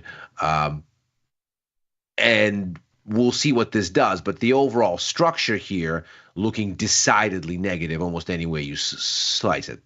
Because when you get this kind of a response, I think what the market is telling you is we're not in buying dips mode, we're in selling rallies mode. Just to sort of keep it simple. And those are the hallmarks of a market, which, as you've just outlined here on the shorter term chart, rallies run into former support, become resistance, and stall. Now, does that mean that we're going to stop here and this is the next stair step down? Not necessarily. We could test a bit higher from here in today, but just the way that these dynamics are working out, it's starting to look increasingly like this is a market that has lost a very critical piece of support. And of course, as we were just saying, without growth to really offset things, the kind of benefit that you get from the German election, for example, going a little bit better than the worst case scenario, that doesn't really change the situation in a material way. Never mind the fact that they still have to figure out a coalition, but nominally this is a better sort of version of events than was feared. But as we see, stocks can't hold it, euro can't hold it. It ends up being something where the markets go, all right, well, I guess not everything is all terrible at the same time, but does this really change the overall picture macro-wise. Well, not if there's not growth. Has anything changed for stocks? It feels like we're still stuck in the middle of that range between 50.75 and 61.75 here in ES. That's right. Vol is a little bit off the highs today. The IVR bumped to a high of 34. It's now back down to 22.6. And maybe that's a tell in unto itself. Volatility really hasn't been able to stick higher today. In fact, as we look to the market right now, it's pretty much at its lows. Yeah, that's the low now, going back to where we were on Friday afternoon. So vol's continuing to come in here. Ilya, you mentioned that there was no gap over the weekend because of any comments out of DC. Perhaps we expand upon that for a second. There is a tariff deadline coming up from March 4th. Mm-hmm. Is this going to be a consideration for next weekend, I suppose? Of course. Absolutely. Absolutely. I think when there was such a quick walking back of tariffs, lots of people, ourselves included, looked at it and said, okay, well, he doesn't really mean it. This is a negotiating tactic. He's quick to back off on this. We're going to get deals done. This is a renegotiation effort of the USMCA. It seems, in fact, that there's a kind of sprint to get all of the stuff done now, to kind of rapidly and quickly get through everything, the trade agenda, the fiscal spending agenda, just up front. Because, of course, next year there has to be a run for the midterms in what is a very contentious political environment, and Congress is going to be preoccupied with that quite a bit. And then maybe you have a different structure of government after those midterms. Maybe the legislature looks different, and maybe passing things isn't quite so clean. So it looks like, of all things, that we are pushing to perhaps get the terms of an updated USMCA, which expires next year, in front of Congress and passed as quickly as possible. If you're going to get them in front of Congress, if you're going to get them passed this year, well ahead of deadline, you've got to get Mexico and you've got to get Canada to agree to some terms. So I think a lot of people looked at it and said, okay, well, this is a negotiation. This is fine. This is not a big deal. Yeah, unless it is, and the negotiation doesn't go well, and the tariffs do go into effect, and there is some very real disruption. Now, we sort of see this in the way that the dismantling of USAID has played. Secretary of State Marco Rubio has been scrambling to issue waivers to people, saying, whoa, this is not a part of USAID that we wanted to get rid of. This is actually very geopolitically important. We don't need to be taking away money from things that control, for example, infectious disease in Africa, because we do not want it to come to the U.S. We do not want to pause spending on, for example, guarding prisons with ISIS terrorists in them, because we don't want those people to come out and to cause havoc. So that's the kind of thing that we run the risk of here, that we are going to walk into a rise in tariffs that nobody actually wants, and that it's going to have to push the Treasury Department, perhaps the Commerce Department, to scramble for some sort of offsetting measure, but that the damage will be done and that ultimately things will turn out much more painful than they need to. That's very much the risk as we head into this deadline. I would point out intraday, not that I'm a big scalping person, but the pivot low that we have late in the day on Friday afternoon, the NASDAQ futures has been more or less a ceiling over the past hour or so, has been trying to scrape back some of those losses. Vol is staying pinned lower, so if the market does, if the NASDAQ does bounce through that level, there may be some precedent to continue higher intraday. But are we looking at something huge right now? This is a really ugly place to, I don't want to say operate on either side, but, again, I approach markets from a momentum place first. Laying out fresh capital here, a doji candle that finds us after a significant down day Stochastics aren't exactly overbought or oversold. So for me, that doesn't tickle a fancy. MACD's declining, but not below its signal line. Well, we're in the middle of a 4-month consolidation still. So whatever acceleration it looked like we were breaking out, those best laid plans of mice and men are still on hold, and it's still the chop zone. So Ilya, I guess the signals are right here. Second half of February 15th onward, tends to be rough. The market tends to chop around from the beginning of January until the middle of March. And if it's going to choose the direction upwards, historically, that tends to be the time when it occurs. Last February was obviously very good. This one, chop, but that's not abnormal. Right. And so I think we should just continue to exercise significant patience. If you're taking steps in either direction, you have to understand that we're still consolidating, which say la vie. Yes. We can still consolidate. Indeed. And I mean, yes, it would be kind of weird to look at this thing and say maybe it's a double top. It's more like a head and shoulders with no head, a kind of headless horseman pattern, if you will. But the implications are the same no matter what cutesy name you pick for it.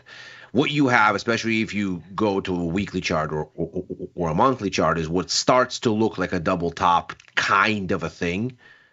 Once you kind of smooth over some of the shorter term swings, right at that early December top, right underneath the 6,200 line on ES.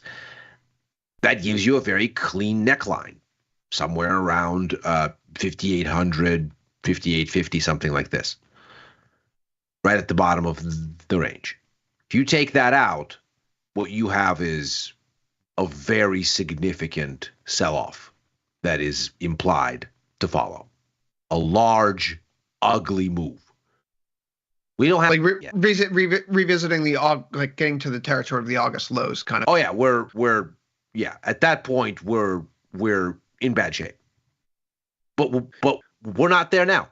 No, we're still in this chop. We're toward the middle of it. We're scraping the underside of the kind of narrower part of the range. If you want to look at the big range from, let's call it 5,750, 5,800 all the way up to 6,200 or so, we're in the middle.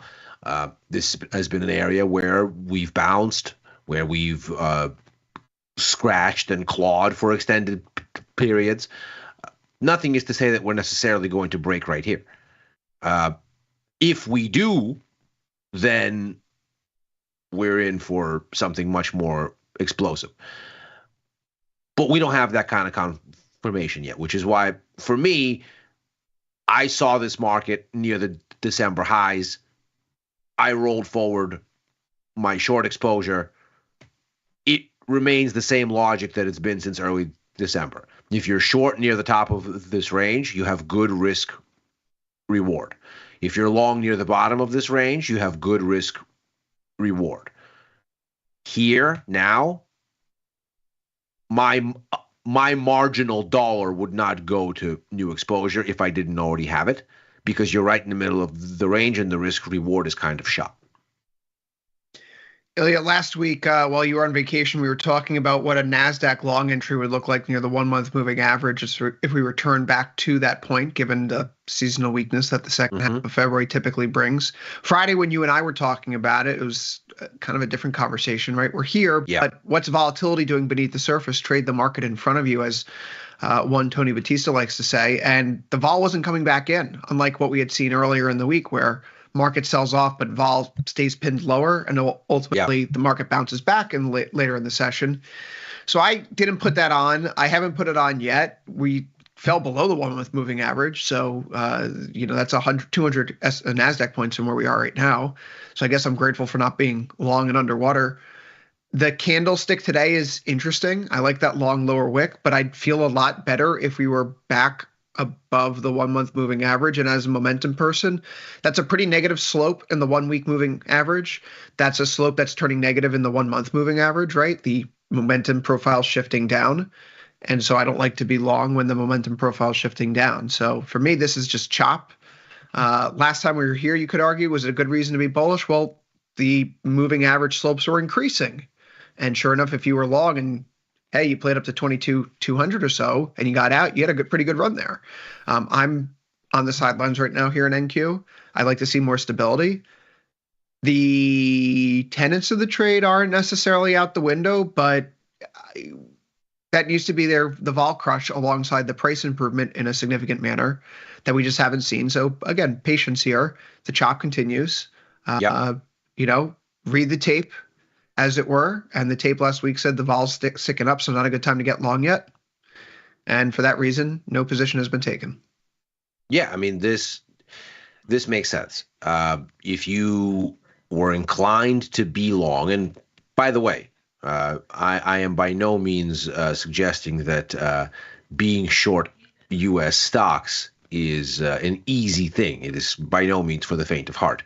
We've talked about this before. This is a market that is biased higher. It likes to go up. So when you're betting against it, you're betting on, at best, a lucrative pullback when the risk reward makes sense, or you're looking for, as I am, a more significant capitulation, and you're just attempting to fine tune where that is. So this is not one of those things where you want to rush it. This is not, close your eyes and sell because this market is collapsing kind of thing. We're still very much in a fine tune what sentiment is doing in a place and in an asset class that doesn't like going down and does so only begrudgingly when it absolutely has no other way to go. So this is something that that we would be wise to proceed with cautiously. So I'm not adding to my shorts. I'm not looking to do anything outsized. The Russell was probably the one that's worked best for me. I got in about 2 weeks ago now when we stalled at that center pivot that we have outlined with the gray box there. The rest of them are sort of starting to come around. All of the major indexes are now at significant range bottoms. Will these things hold? Let's see. There's no need to rush. Ilya, last week we were talking about the Russell, how long-standing plans were, let's see what it can do if it breaks above 2337, the January 22nd swing high, or get back down towards 2200, the uptrend from the September 24 and January 25 swing lows. But the regime change that may be afoot with growth concerns in play, how come the Russell wasn't doing well at the end of last week when yields were coming back in? Right? The market shifting from an inflation concern to a growth concern, and small cap companies certainly have a little bit more, we'll call it exposure to the domestic U.S. economy. To that point, what do we see on Friday as well? It's the retail names, the U.S. domestic growth sensitive names that are getting hit hardest. Even if we have yields lower, home builders are getting whacked, right? Even though yields are lower, retail XRT is getting smacked around. And so at 2200 with only a 20-something IVR, is the Russell really looking appealing down here to catch a proverbial falling knife by saying, I don't know if it's going to bounce up here, but maybe it's a good shot to take a short put spread. Again, right now, bottoming is very early days. We do hit the low from January 13th, basically to the T. That's 2172.20. Today we're at 2173.5. So I suppose if we wanted to treat this as a double bottom area, we could do so using the very limited price action and scope that we have. Otherwise, the juice just may not be worth the squeeze for some. If this was a 45 or 50 IVR, I would take the risk of a 1 or 2% move lower in the Russell to try to catch a bottom down here. But if we're going into that regime change of growth and inflation fears switching places in terms of our totem pole of what's important, what's not, that's a different story, and I think warrants a little bit more patience in terms of consideration to see how this market is shaping up. So with that, I do think we should turn our attention to the bond here, which it's a quieter week for bonds given the macro news flow that we have, or lack thereof. We did just have a 2-year note auction come out. It was a decent one. We see that it comes in at with a bid to cover ratio of 2.56, which is just below the 2-year note auction average of 2.66%, or 2.66, excuse me. But this is the good news. We finally have an auction that stops through. We don't tail. We tailed the past 2 weeks at every single auction. This one stops through by 1.1 basis points. And so after those auction results, a half an hour into this Futures Power Hour episode, we see here that bonds are up everywhere. Volatility is staying low. ZN has a 3.4 IVR. We're now in the M contract for what it's worth, mid-year expiration. It's February, and we're talking about June expirations. Ilya, time's going by fast. Let's talk about these markets continue to move up, though. Even though stocks are having a small rebound today, even though German election results have not produced the tail risk scenario that some people were concerned with, we see here that bond yields are ultimately drifting lower after those two minor U.S. data releases today.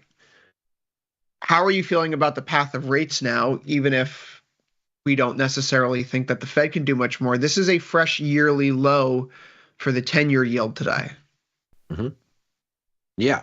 I mean, I think when you look at the collective kind of view in bond markets across the curve, what you really see is signs of regime change.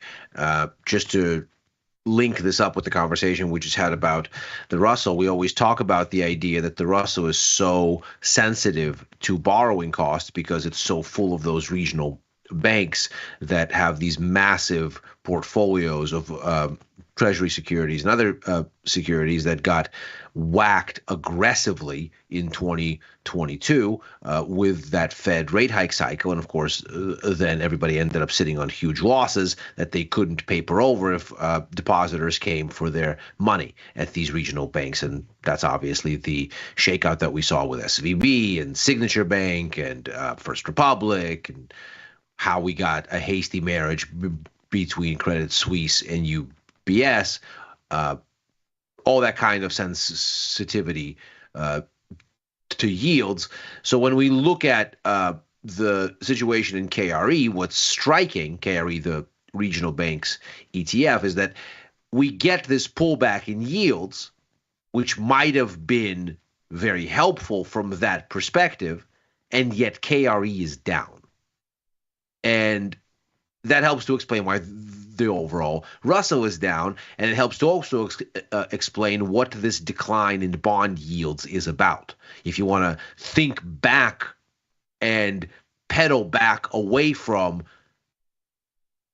if you thought that lower yields would be a relief for regional banks, but now that you're not seeing it, you have to question why. The obvious answer is because what small caps are afraid of, and thereby what the bonds are revealing, isn't the kind of thing that takes some level of pressure off an otherwise positive scenario where there is growth, where there is digestion of rising borrowing costs, and where there is ultimately a drift higher. This says, uh-oh, cyclical concerns, the weakest and smallest, are going to be in front of the firing line here. Because, of course, when you're talking about an economic downturn, it is small caps that are ultimately more vulnerable than larger, better capitalized institutions, just by virtue of size and access to money. So when you look at then this rise in bonds, it does look cyclical. It looks like the markets are looking downwind when you look at sort of the atmospherics of all of it and say, this is the market saying the Fed is off sides. It's going to have to cut. It's going to have to cut more later. But we don't really have much room for them to change their mind in the very short term, just because there's not an opportunity for them to make a decision in the short term. We got to look all the way out to March for the next SEP, for the next time the Fed really gets a crack at making a substantive adjustment. They're going to talk about it to some extent, but the next time we get some real meat on the bones as far as Fed expectations is not for a while. So this is the markets seemingly saying what all of this lines up to is more cuts later, and maybe with some delay. And maybe we missed the boat because, of course, it takes 12 to 18 months for these cuts to actually show up in the real economy, which just means you have to keep cutting and do more because you've missed a moment where you might have gotten in front of the economy weakening. The cadence here in the bond market, treasuries, notes, bonds, whatever you want to look at, ZNZB, has been a little frustrating if you've been operating on the long side. We had that inverse head and shoulders pattern. That's, a little bit. Let's just talk about the H5 contract here still for a quick short moment. It looked like we were getting some liftoff here at the start of February. And obviously that didn't happen. But quite frankly, we would be looking at a high close of the month here. So things don't go in a straight line. If you've been able to hold on, it has been working out. That brings us to the mechanics of what to do next, because ZB and ZN are both places where there has been operation. ZN still has 60 odd days to go, but ZB is in roll week. This trade, having been put on several weeks ago, is now 25 days to expiration, short the 110, long the 108 put spread, if only because at that point in time, vol was higher, and we're talking about 25% across the board tariffs, coupled with basically no Fed cuts through the end of next year. As it were, bumping that up and thinking about where we've started to pivot from, that means a low that we have on February 19th near 113 and 30 ticks, perhaps down towards the 112 and 30 ticks on February 12th. That becomes a zone with which we can operate. So while I am looking at today's move and seeing some, further upside, it's not exactly like there's significant progress here. There's much more to squeeze out of this trade. And so rolling it forward, rolling into the next few days is going to be a priority for me. But I like having the long bond exposure still. It's not a bet on Fed rate cuts. It's not a bet on anything other than the fact that the market is showing signs of increased momentum. And we could see that here in the moving average envelope. The consideration, though, Ilya, for many retail traders is juice worth the squeeze, right? Should I be laying out capital for trades like this when there's other opportunity elsewhere? And I suppose depending upon your trading style and your account size, the answer actually may be no, because ZN is the more approachable product. And if you do this from the typical tasty trader methodology, you're looking for volatility. And it's only a 3 IVR here. So rates may not be the direct play. I know that you and I are a little bit more comfortable than most making a U.S. rates argument through, say, the FX space. But given the vol that's in FX futures, if we want to make a bet on lower U.S. interest rates, there may be a way to do that that's more in line with the hunt for volatility, tasty trade methodology than what we're seeing right now in notes. And then even in the bigger product, ZB bonds, which, again, it could be out of reach for some. TLT even could be the better way to play this, quite frankly. Get away from the futures. That's right. I mean, when you look at where you are currently, just from a pure risk reward perspective, yes, this is attractive. As you know, I was long here from early in the year, and it was that big red down day in the middle of February that shook me out, where the trade made some very slow but begrudging progress, and then erased maybe about half of its up move in about a day. So for me, it was a simple call. I still had positive P&L on the board, and I took it off. It's essentially back to where that high was, that evening star candlestick cluster that you see here on ZN. Now you're at the high. You're pushing right up against it. So is the risk reward there to go long? Not yet for me. You got to take out this high or come back in toward the low on that big red candle, that swing bottom, and give a better entry of some kind. So ideally, obviously, I would actually like to buy a breakout. But at this point, with resistance effectively directly in front of this market, buying into that seems like asking for it, especially on a week without obvious macro risk that's going to shift it. So I'm sitting, I'm watching. I want to be long. I've wanted to be long for a long time. I've been long already this year. I'm just looking to get back and reestablish after essentially what has turned out to be an errant wiggle on the downside. But I do want to make sure that I'm not being overly cavalier. I want to see the confirmation, run my normal process, get the good risk reward, and then do it in a way where I'm not overly extrapolating. I'm not over assuming. We should move our attention to the metals market here, which are decidedly mixed on this Monday. We see that gold does set a new all-time high today. It's currently up at 2962.60. Ever so brief 2974 sets a new high by 60 cents. So I suppose we could put that notch in the belt. We did just mark 8 straight weeks of gains for gold, which is one of the most impressive runs that we've had in gold's history over the past 40 years. I saw a chart put out a little while ago by Bespoke Investment. This is the second longest winning streak that we've had since the global financial crisis, only eclipsed by what happened during COVID. So perhaps the rally is getting a little bit long in the tooth, Ilya. This is not, something that typically occurs. Other rallies that went on beyond this, you have one that's 9 weeks. You have a few that go up to 10 or 12. But again, those are really all around crises. So there's no crisis right now, is there? Doesn't seem like there's one. I mean, I guess the thing that has me worried is that as someone who likes to look to volatility as, an informant, if you will, when gold is trending higher, vol tends to perk up. Vol's been absolutely crushed here the past week. IVRs are now back down into the low 40s, mid to low 40s. But prices haven't been unpinned. As someone who's holding on long still, am I playing with fire here, given how long in the tooth this gold rally's gone on for?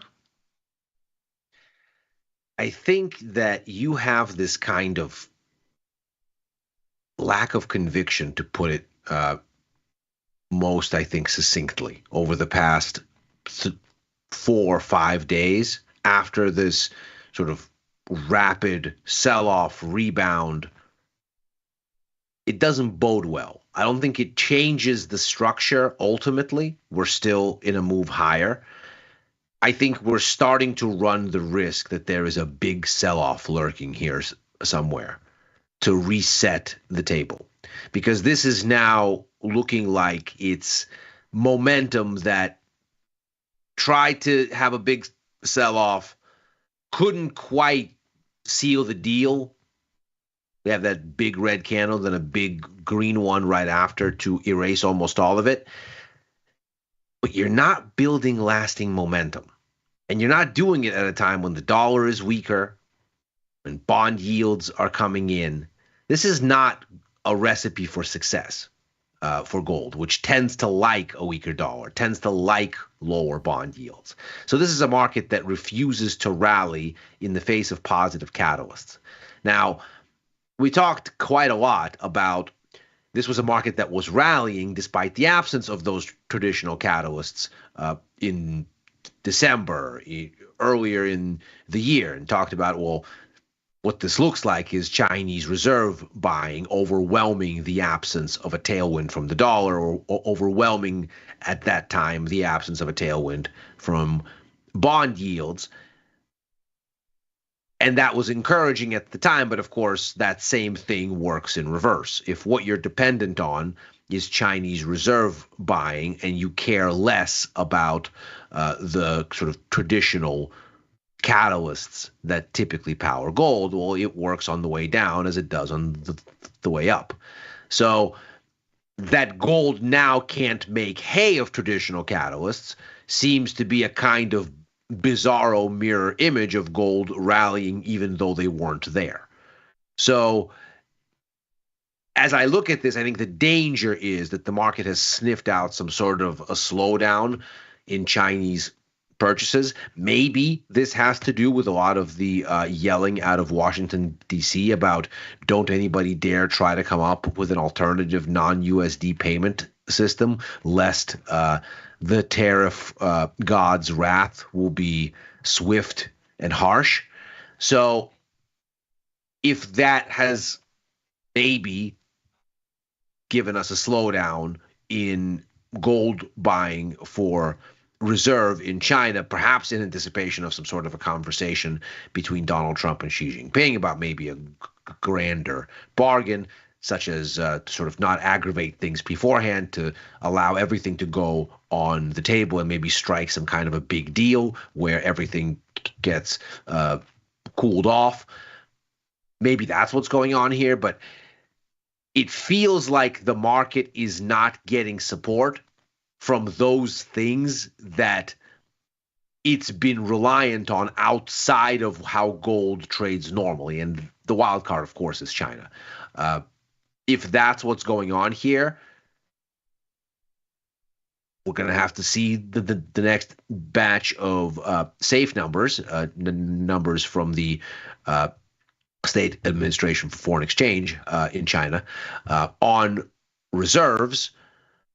If there's any kind of weak-handedness there in terms of gold buying, which seems to be what the market is sniffing out here, then there could be a one-off adjustment here, one of these ugly days that you sometimes get in gold, where you just go down 2-3% at a clip on a given day.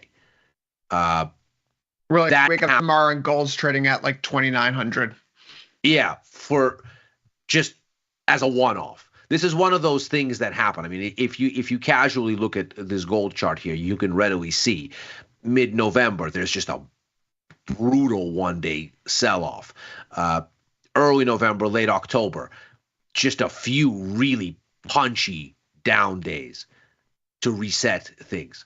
So I can absolutely see this kind of standstill suddenly putting us to 2,900, 2,800, and we just go, wait, what?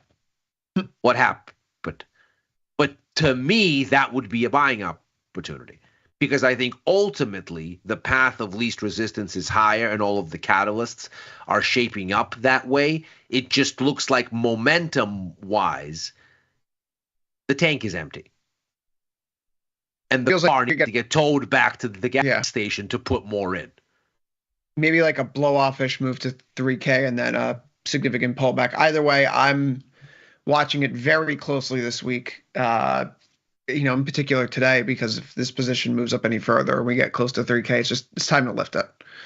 And then refocus on what we can do to get back in long on a little bit of a pullback opportunity, because the uptrend here remains. It's just been 8 weeks in a row. This is, it's getting long in the tooth. That's not happened very often in history. Silver prices, they're off a little bit more today. They were up initially, but we do have a gap open lower, off by about 1%. Copper prices also off just over 1% here. Getting back down to that 1 month moving average, the swing high that we have from November 5th is at 4.5520. We're at 4.5635. I am personally exploring a long entry here, just a small, tight little guy, just because, hey, this has been a market that, we pull into that 1 month.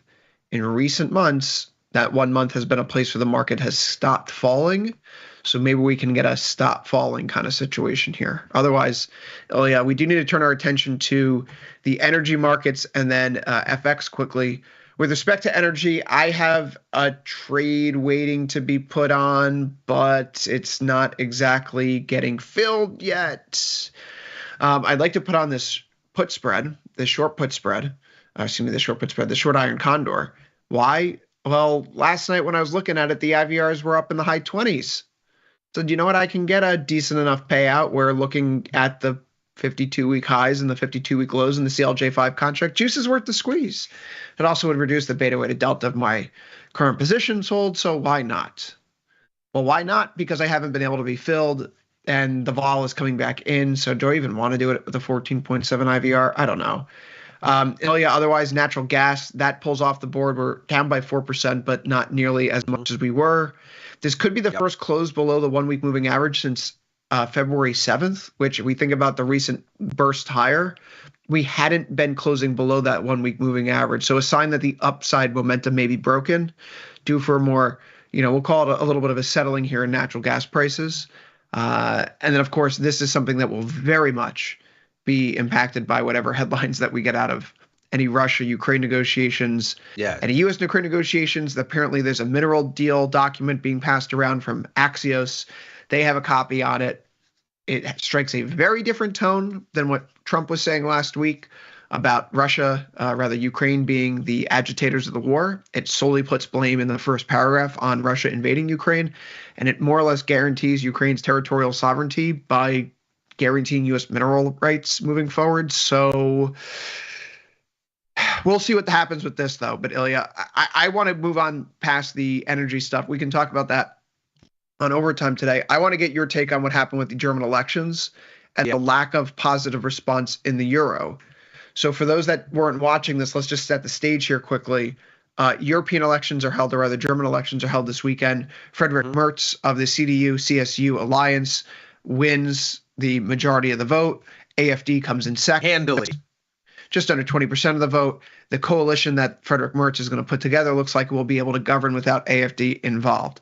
It's very much in line with what the polls were suggesting would happen, however.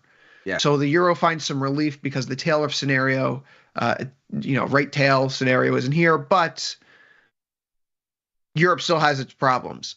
In the wake of the election now, 51.4 IVR volatility has started to come down from its highs recent days, right? A few days ago it was 94 IVR. Are we turning the chapter, or does Friedrich Merz's victory signal a new future for the euro and how we need to think about this currency? I don't think that you have nearly enough answered by these elections to say that all of the issues that face the Eurozone and the euro ultimately are resolved. It's certainly a step in the right direction.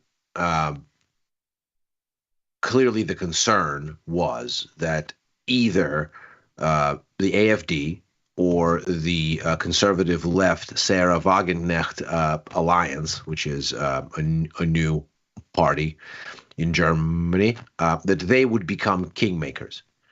And something that critical that's happened here, of course, the AfD has had its best showing yet. They have 21% of the vote. The SPD, the ruling party, has had its worst showing, I think, since German unification, at 60%. So absolutely awful.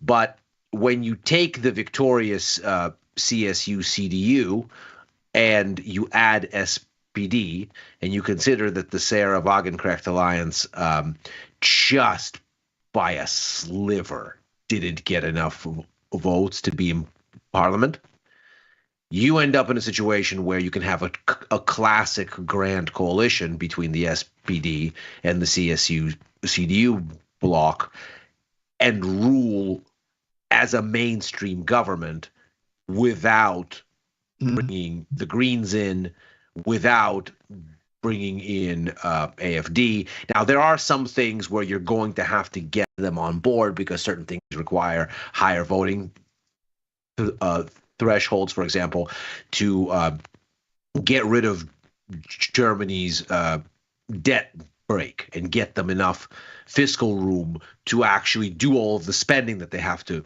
do to rebuild the military, to backstop their energy situation if the hard line on Russian gas is to hold. All of those things are going to require some kind of episodic one-off cooperation from either Die Linke or the New Left or Greens or some sort of thing. None of these parties, of course, have any chance of actually entering a grand coalition in the way that these numbers have come out. But there's a lot of work to do. This is one step out of many to say, oh, everything's going fine in the euro area, et cetera, et cetera. That doesn't change the fact, though, that in my mind, the euro at this point is biased higher. And it's not because the situation in Europe has gotten better, worse, or different. It's more so because the dollar, the foil here, appears overcooked. If we are looking at this point, less than 50 basis points for this year in Fed cuts and maybe half a cut baked in for next year. So we're still much wider than what the Fed anticipated even as recently as December. This is clearly not a market that's priced for recession. And so there's lots more room for the dollar to weaken as yields adjust to a much more significant growth concern. So I don't think the election is what's going to get the euro rallying, but I also don't think that the euro is not going to rally as a consequence. I think the bias is higher, and it's because the dollar is weak-footed here. The speaking of weak, the weaker calendar this week continues. NVIDIA is the most important event on the calendar this week, Wednesday after hours. Tomorrow there are a smattering of smaller releases. There are some Fed speeches. Maybe in absence of anything else, the Fed speakers can move the market. But for the past few weeks, it doesn't really matter who's talking. Unless it's Powell, their words have fallen on deaf ears. Other than that, we end the show with a brief bit of education, as we typically do. Head over to tastylive.com, top banner, Learn Beginner Futures, where you can find this coursework put together by the fine folks on the Tasty Live research team. Today, we're talking introduction to market sectors.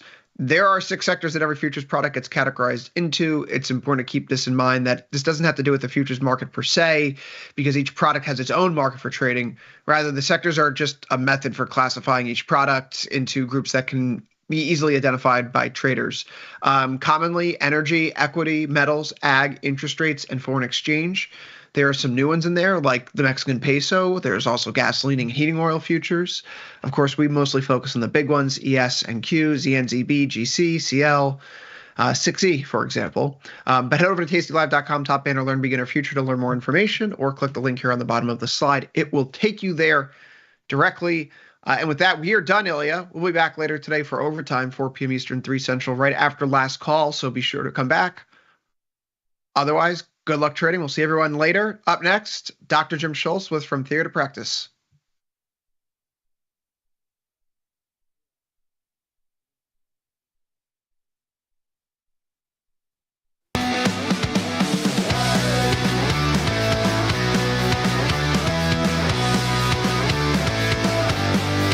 It's option jive. Tomas, we are back, my friend, but you know what that means. Enough out of you. We got this man, Kai, with an option jive. How are you, Kai? I'm doing great. How are you guys? Doing great now that you're here, my friend. Special. Tom is special. We are special. Mm-hmm. What do you got for us today, Kai? Special. Yeah, so some summary from the last week and also some potential trading opportunities and also the earnings for the upcoming week, this week. Beautiful. Let's see it. Yeah, so last week a little bit different from the week or months before. So we have pretty good 4 days trading our 3 days, and we have big down day on Friday. So which pretty much drag everything down toward the end of the week. The week before, we had a positive week, except the Russell. Russell's the performance is always different from the rest of the indices in the past couple of months. And the last week, Russell down 3.6%, and everything's down nearly 2%, which is definitely exceed the expected range, because the VIX at the beginning of last week was low. Yes. Yeah, volatility had been on its butt, continued to be on its butt, really until Friday. Yeah, we've been trading like 14, 15 handles for the whole week, and then suddenly jumped to 18, 19-ish. That is correct. Yeah. So look at the weekly expected move. Next slide. So last week, definitely larger than the expected move because of the beginning of the implied volatility was 15 on Monday, Tuesday, and the range for SPX was only 80. And the expected move percentage is 1.3. We end up at the 1.7% to the downside. And this week, we started with a higher IV, 18, at the end of yesterday. So the expected move, the range is more than 100. We haven't seen 100 weekly move range for a while. So percentage-wise, 1.7%. We're getting to the all-time high again. So let's see. We are getting near all-time highs again, so we will see, right? Yep. So talking about last Friday,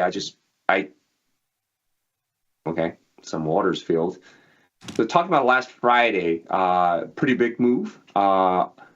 Russell almost 3%, and the other three is somewhere between 1.7 to 2%. So the probability seeing this percentage happening in the past 20 years is roughly somewhere between 3 to 5%. So SPX is 4.8%. So just give all the viewers a little bit background information about this. The Friday was a kind of large move, but it's not that rare. 5%, a little bit more than 2 standard deviation. And do you know how often they've happened? Like in the last, well, I mean, in the last year, probably not that much, but over the last. Great question. I didn't check last year, but I checked 3 years, 5 years, 10 years. It's roughly very close. Somewhere for SPX, it's somewhere between 4.5% to 5%. Yeah, I mean, listen, it was a little over 100-point move. I mean, it's just about 2 standard deviations. It should be right around 5%. Yeah, and that's what it is. Yep. Yeah, I didn't check last year, but in general, it's 4.5% to 5%. Mm-hmm. Yeah. Yeah, I mean, the NASDAQ was down. Yeah. Yeah, those numbers make sense to me. I mean, the Russell was down almost 3%. So, you're going to get, about 2.3. I mean, it's so funny how they play out perfectly. Yep. And also, we had 2 great option jobs talking about how to trade Russell 2000 in the past 2 weeks. I give you a lot more information about the IWM and Russell 2000, and also how to trade the options. Not how to, but the opportunities in those small cap index. Okay. So next slide, the IVR. We didn't have this research corner last week, but I put all the information. So last week, everything went down IVR wise, but sorry, the week before. But last week, other than gold, euro, and Bitcoin, all the IVR went up, mainly because of the Friday. Gold, because we are reaching the all-time high for weeks, for 2 to 3 weeks. And euro, we had pretty good rally across all the other currencies against dollar. And the Bitcoin, for some reason, the IVR just didn't change at all, right? Close to 0%. Okay. Yeah, I'm surprised gold, but I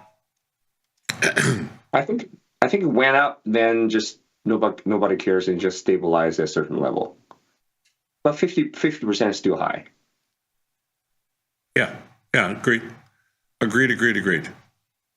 Yep. All right, so some large moves in the past week. The first one, again, still yen. You had a very strong move in the past month, past 4 weeks or so. So USD against yen is already dropped to 149. So the bottom we can see the recent low is 158, almost 159. It's a huge. It's about like 8% increase in the yen.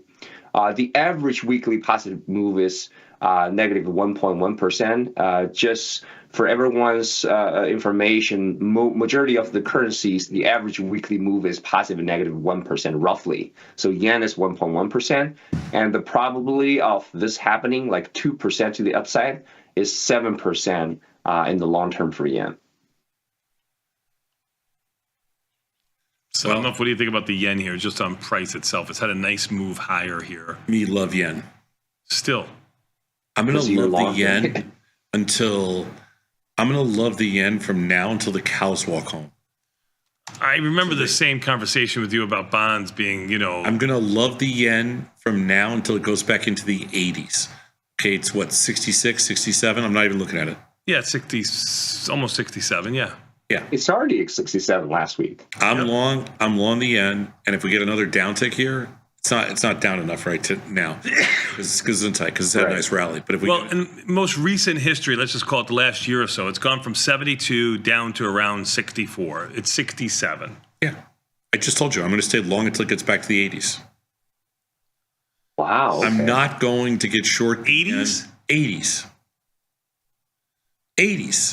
80s, Wow. 80s, 80s. Did you get like a memo or something like that? I didn't need a memo. I'm staying long it until it gets into the 80s. My yen position right now is I have a bunch of covered calls on. I'm long yen, short. 80's not even in this chart. It's not Yeah, of even- course. Yeah, I know, Kai. Thank you. I'm long the yen, short calls, and I am short puts. And I'm going to stay short. I'm going to sell more puts if it goes down. So this one question for you: between yen and bond, which one you're more bullish? Oh, the yen right here. I mean, I'm bullish. I like the bonds if they get back under one. Anytime the bonds get into the 114, 113 handle, I like the bonds. At 115 and a half, 116, not as much. I have no bond position on right now. I'm a buyer. Under 115, I'll start selling puts and nibbling again. Fair enough. But the yen, I'm just staying long. The yen has been oversold for going on now. We're probably talking years. 3 to 5 years. The yen is going to have a crazy, powerful up move over the next couple of years. I feel like the yen, the British pound, the euro, the Aussie dollar, the Canadian dollar. I think the US dollar, which has been on a 15-year run, is going to reverse this year. It's been, 15 years, pretty much. Yeah, I mean, there's no reason why it can't be 20 years. There's no reason why it can't. Of course not. No reason why it can't reverse. But I mean, the last time that the yen was over 80 was probably back in 22 or so. So not that long ago. Yeah. But anyway, the U.S. dollar has been on a massive run for 15 years. I will take my chances, and I'm going to stay short the U.S. dollar for the next year or two, and long everything else. Very good. Nice. I'm going to cancel my exit order on yen today. Yeah. He's been, listen, for 15 years now, he's been a little bit early. I know. I learned a lesson from short bonds 10 years ago with Tom. My goodness. When I was still watching the Tasty Live show. Yep. Not being part of it yet. Okay, so another huge move. Although natural gas, we know it's pretty volatile, but in the last 3 weeks, they had a huge up run. 39% in 3 weeks, jumped from $3-ish to more than $4. So last 3 weeks move is 9%, 13%, and 14%. Even though the average positive move is 6%, these are large move to the upside. So we're based on Friday's price, we're actually reaching the highest level in 2 years. Yeah, nat gas is dead to me. I guess I should be doing something in nat gas because the high IV rank in there, but the moves are just so big. I don't like to put it on the fallow page and have people put on those trades, for me at least. It's just we haven't seen natural gas to $4 for 2 years. Yeah. It's got to get lower by the summer. I need gas for the pool. So next one, another large move. So we've seen the emerging markets rallied up from the bottom pretty significantly in the past couple of weeks. So the biggest one is actually KWAB, the Chinese high tech, has went up 37% in the last 6 weeks. So I just lay out the weekly performance for KWAB, 2% all the way to 10% the week before. One of the reasons is definitely Chinese markets is start to rally, and the second one is DeepSeek, boost up a lot of high-tech stocks, including Baba. Baba was the second largest move last week. Yeah, it's down a bit this morning, but it is down and a also bit this the morning, IVR Baba's so had a great. run, Sosnoff. I'm sorry. Baba's had a run, Kai, from 80 to 140, really without a downtick. 143 was where it closed. I know it's 136 right now. And the good Can you thing put a for fork in option Baba? trader. No fork in Baba. No fork in Baba. I thought Baba would go back up to these levels, but no fork in Baba. No Not yet. fork in Baba. Okay. And also the great news for option traders, even though the stock price kept going up, the IVR is still trading above 50% for majority of these high-tech companies. Even this ETF is trading with 60%. I trade a couple of strangles here. It's pretty liquid, and premium's great. Like I'd rather be long Baidu right here than Baba because Baidu's a little weaker, but I wouldn't get short. I'm not getting short Baba, that's for sure. Okay. Okey-dokey. So next one is the top 5 and bottom 5 performers in the past week. The top 2 performers, SMCI and Baba, as 17 and 15%. Even without earnings, these 2 stocks are too strong. And 71 and 80% IVR, great IVR. Next to TXN for some reason, post earnings, Hershey and Moderna. Yeah, Texas Instrument and Hershey are really hard to trade. Moderna, we've been stuck long forever. But Baba and we have positions on SMCI, Baba, and Moderna. Been a long time since you've seen Palantir on that list to the downside. To the downside. Yeah. I don't trade the cruise ships either. CZR, is that Caesars? Caesar Entertainment, yeah. Yeah, that's Caesars. And UNH, we do have a position there, but that was an ugly move on Friday, $50 or whatever it was. Yeah. $40. Mm-hmm.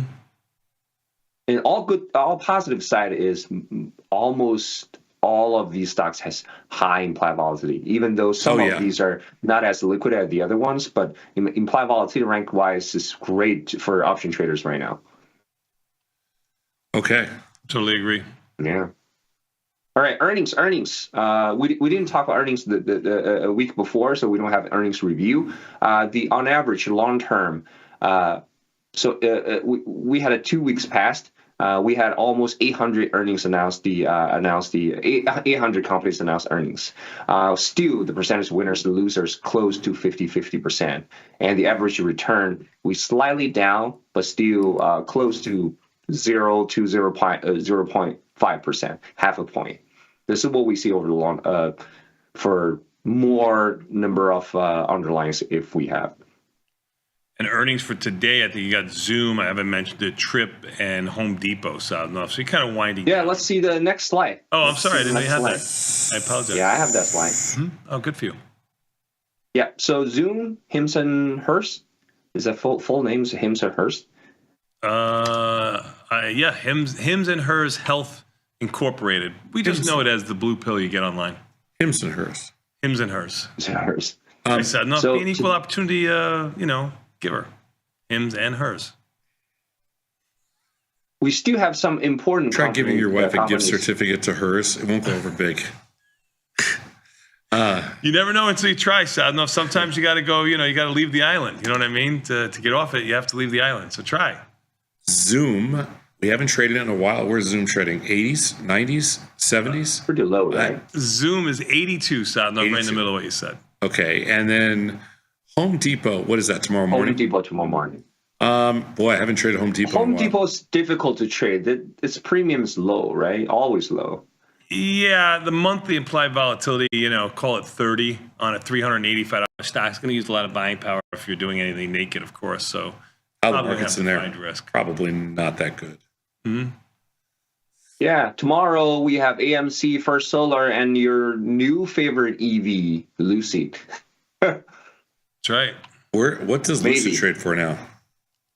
Lucid? Let's see. Lucid looks like it's around $3. I don't know if that's something that I've traded. I got to tell you, I'm falling hard for the Air. You're falling hard for it? For the Lucid Air? Yeah, the one up from the Air. I forgot what version. They only have not the all-wheel drive one. No. Yeah, I know what you mean. The one up from the Air, it's really nice. Not Signature or something like that. But yeah. Like Touring or something. Touring, yeah, there you go, Touring, right. Yeah, it's a really nice car. Mm-hmm. I just don't know. I haven't driven out to the dealership to see. You got to come out by me again. Where is it? We have one right on, right off 41, isn't it? Lucid dealer? Oh. Yeah. I thought they're like in malls. I thought they're like in malls. Maybe I'm. Is the one near the highway near the BMW? Oh, it's out in Oak Brook. Sorry. Where is it? Oak Brook? Oh no, there's another one. That's Lucid is a service center right by you. I didn't know that. No, I need in Goose Island. Yeah, that's perfect. I know. But where's the dealer? Oakbrook? That's what it says. That's a long way from me. Yeah. It's like 20 minutes. It's out of my shuffle zone. Yeah, sorry. Yeah, Oakbrook. I apologize. Yeah. It's going to be a tough one for you. I got to send one of my boys out there. You can have it delivered right to your house. You know that. Oh, yeah. All those cars. They deliver. Yeah. No, the showroom doesn't have cars. What does it have? Pictures? Yeah. I wonder there's a $3 stock.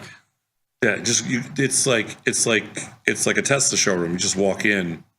Go to CarMax, test drive one, and then see if you like it. Really? CarMax has used the Lucid? Yeah. Yeah. Oh, wow. Yeah. Oh, yeah. Okay. I'm just trying to make your life easier. CarMax is even far away. CarMax is right in from his Northbrook. house. Glencoe. Ever been there? Stop at Hole in the Wall for dinner afterwards. Kai, thank you so much for your time, my friend. Or you can stop at Kai. You can go see Kai. Be nice. I can stop at Kai's house, pick him up. Kai, you got any project for Sadanoff to do at your house? He'd help with the negotiating skills. Oh. What would you have? Would you have Tom watch one of your children? No. Your hesitation speaks volumes, Kai. Thank you very much for your time. We're going to take a quick 90-second break and come back. We got more Tasty Live after this. Sadnov, you know what comes up next? The opening bell. Even the S&Ps are up 26. They're about 10 handles, 12 handles off of their highs. They're about 20 handles off of their lows. Just call it mid-range pretty much. We'll be back in 90 seconds. Let's Tasty Live.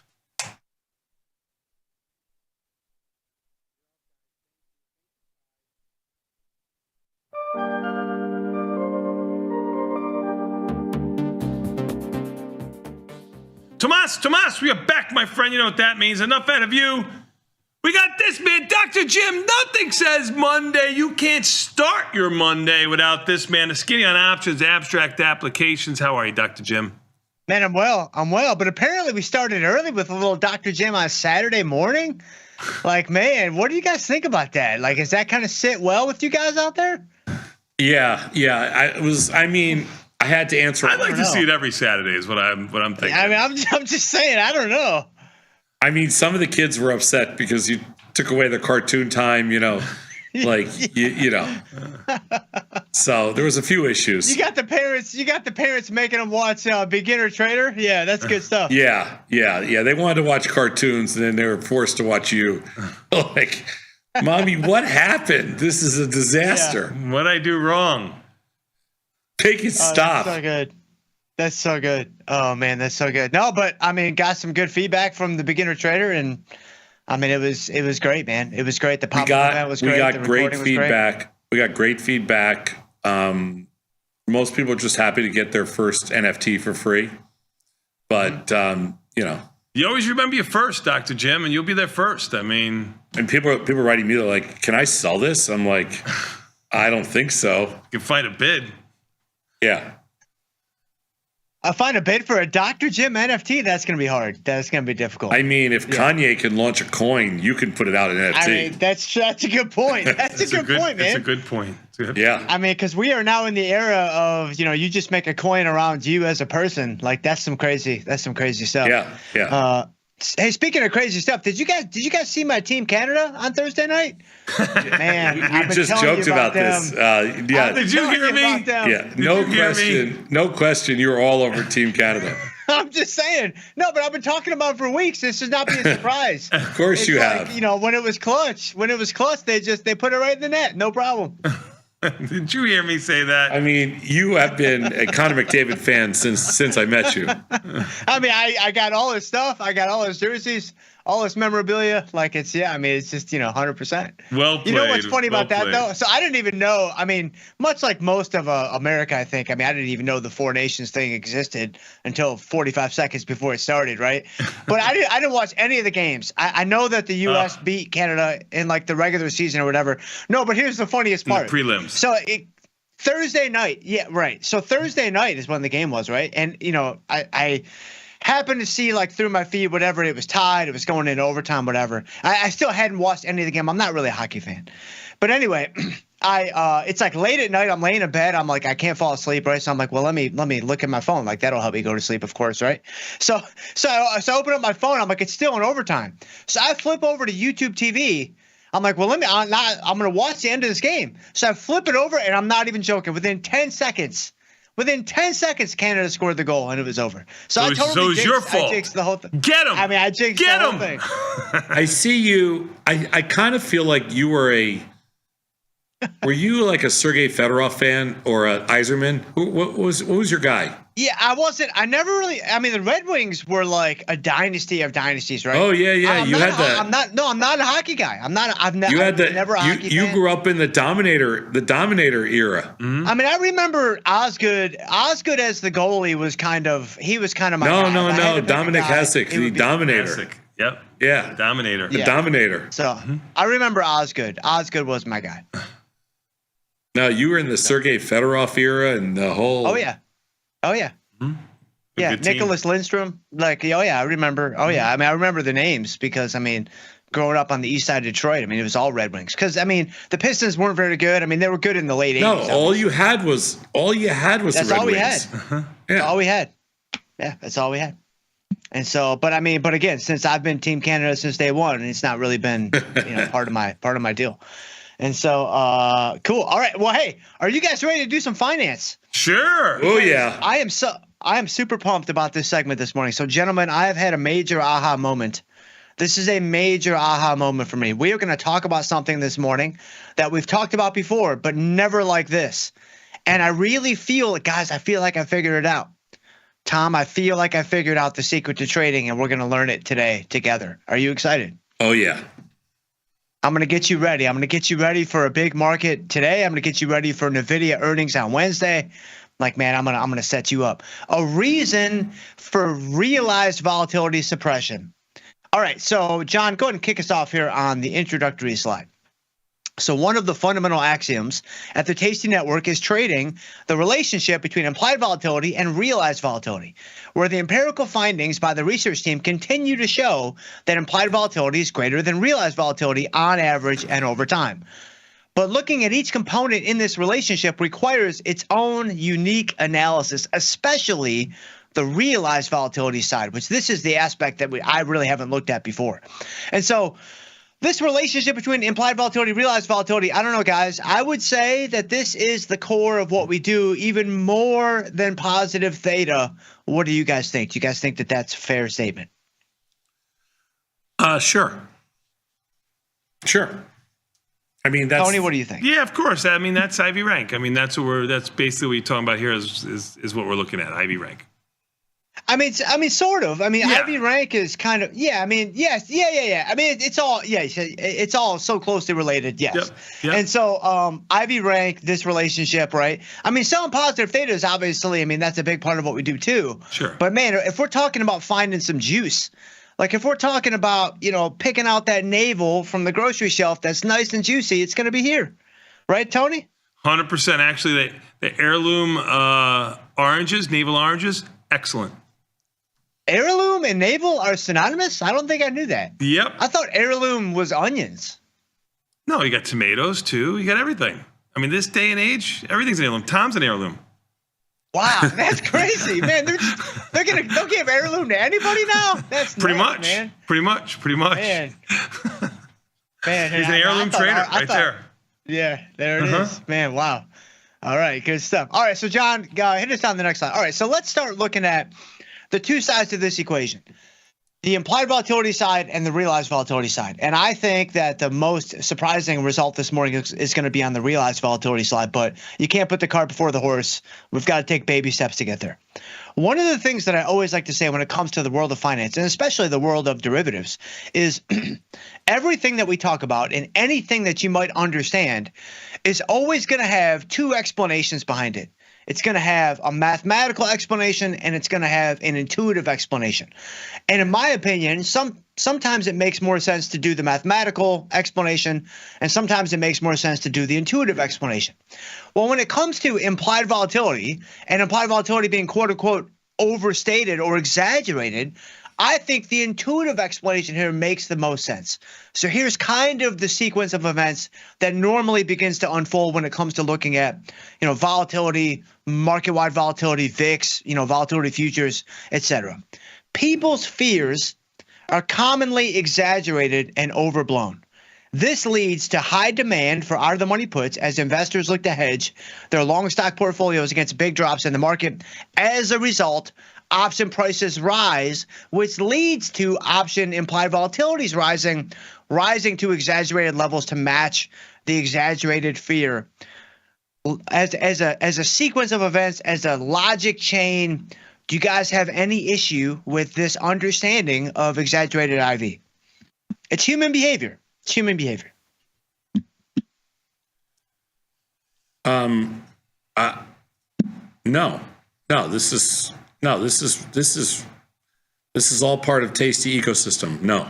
This is it, man. This is it, right, Tom? This is it. This is what we've done since day number one. Like, this is it. All right. So this is the implied volatility side. Okay.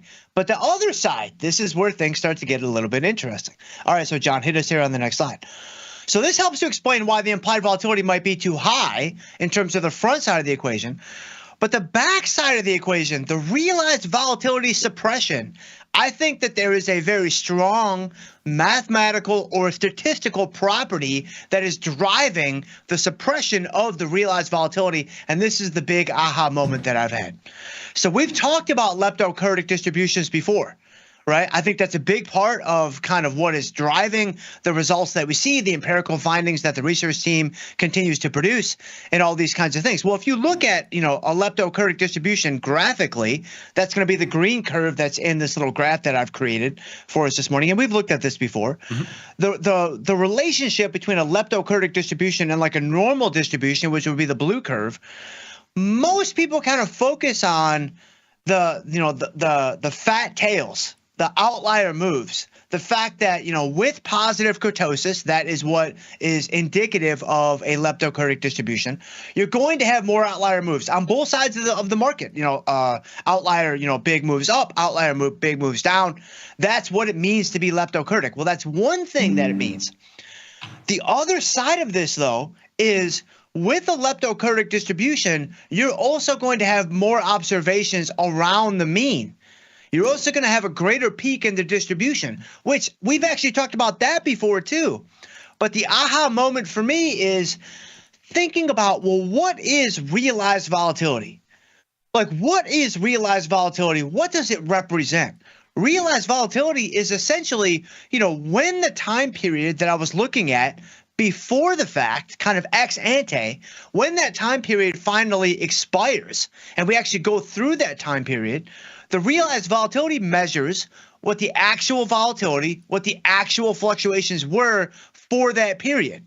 Well, we keep seeing this relationship between implied volatility and realized volatility, and this differential, meaning implied volatility is greater than realized volatility. I'm like, okay, the implied volatility being higher makes sense for the intuitive reasons we just laid out. But what about the realized volatility? Is there something that is driving this number down? And the answer is yes. It is this leptokurtic distribution that is kind of sitting underneath the statistical properties of the market that is, showing us we should expect more observations around the mean. We should expect, more of a volatility suppression for any given time period than what is expected by the implied volatility. And so the leptokurtic distribution of the market is helping to drive and kind of lean on this realized volatility suppression. Just like how Connor McDavid was just leaning on USA all Thursday night. He was just pushing them around, man. It was embarrassing. It was embarrassing. Well said. It's a question.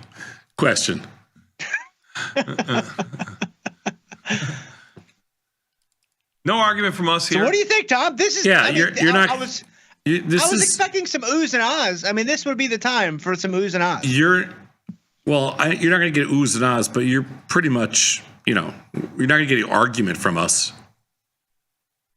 I mean, this is it. You've been talking about leptokurtic distribution since day one. Right? Actually, we've never mentioned it. We don't actually use the term leptokurtic distribution at all. We leave that for the smart guys, the PhDs and stuff like that. But You mean you weren't scalping leptokurtic distributions in the pits in the 80s? I thought that's all you guys did. We didn't know what we were doing, though. We did. We didn't know they were called leptokurtic distributions. I thought you had a buddy named Lepto. Didn't you have a buddy named Lepto in the pits? Klepto. It was klepto, not lepto. I mean, if I had it to do all over again, I would name my dog leptokurtic. Yeah. You may have a chance. Yeah, what about your grandson? You had a chance. Oh, you had a chance at glory, man. Your grandson could have been Lepto. Oh, man, you had it. What did I would have go with? I would have been okay with that, but I would have had to get through my daughter. That would have been tough. What's his name again? Well, we could do it's Lepto is his first name and Kurtic is his middle name. No, I know, but what's his actual name? Leptokurtic. Okay, all right, fair enough. I'm not I mean, I playing with love you. it. I absolutely love it. Yeah, and so I mean, he's gonna be a firecracker. I mean, a name like that, he's gonna be all over the place, man. I mean, I really wanted her to name him Your Majesty, but she didn't. Sure, that makes sense. I think leptokurtic would be an uptick over Your Majesty. But so, John, hit us on the next slide. So let's put this all together. So now, what do we have? We have two competing forces that are both kind of working together in concert to pull this equation apart. They're pulling this relationship apart. They're leaning on this relationship, causing these results that we see over and over and over again, where you have the implied volatility being driven up by human behavior, and then you have realized volatility being driven down by the statistical properties of a leptokurtic distribution. So together, this can help to explain why we just keep seeing implied volatility greater than realized volatility on average. Now, of course, this doesn't guarantee this is going to happen. There have been plenty of periods where realized volatility has been greater than implied volatility. I mean, that's trading. I mean, the market's a living and breathing thing. But again, on average, is there anything that we see that's kind of repeatable and consistent? And this is one of those things. And I now think a big piece to that puzzle is the underlying leptokurtic distribution.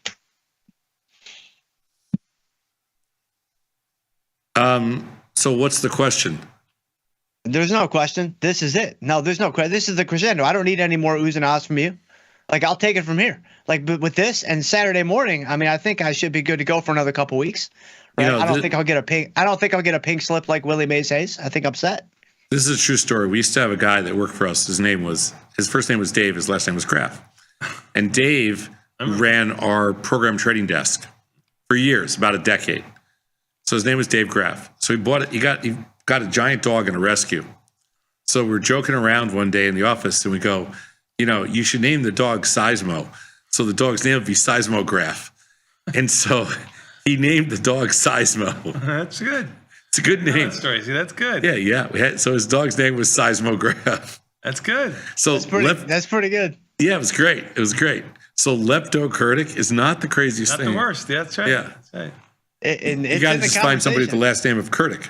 That's good. Yeah. And by the way, I just want to go on record as saying, all last night and all this morning, I said we'll be down in the day. You are right. Even the S&P down 10, NASDAQ down 100, Russell down 11, but I blame Dr. Jim, not you.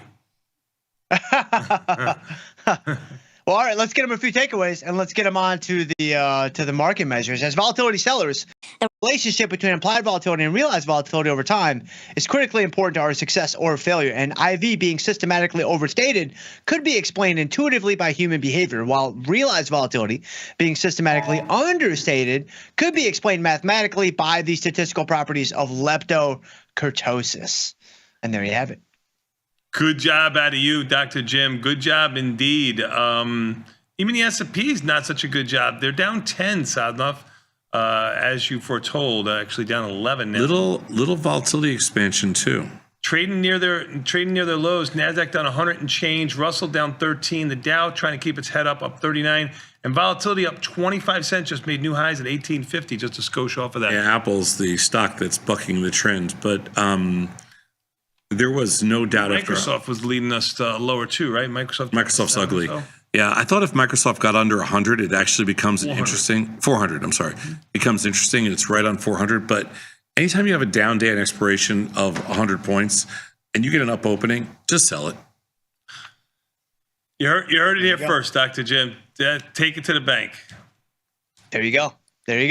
Thank you, my friend. We're going to take a quick 90-second break and come back. We got more Tasty Live with a market measure. A market measure on Monday after a down day on Friday. You're not going to want to miss that. We'll be back in 90 seconds with Tasty Live.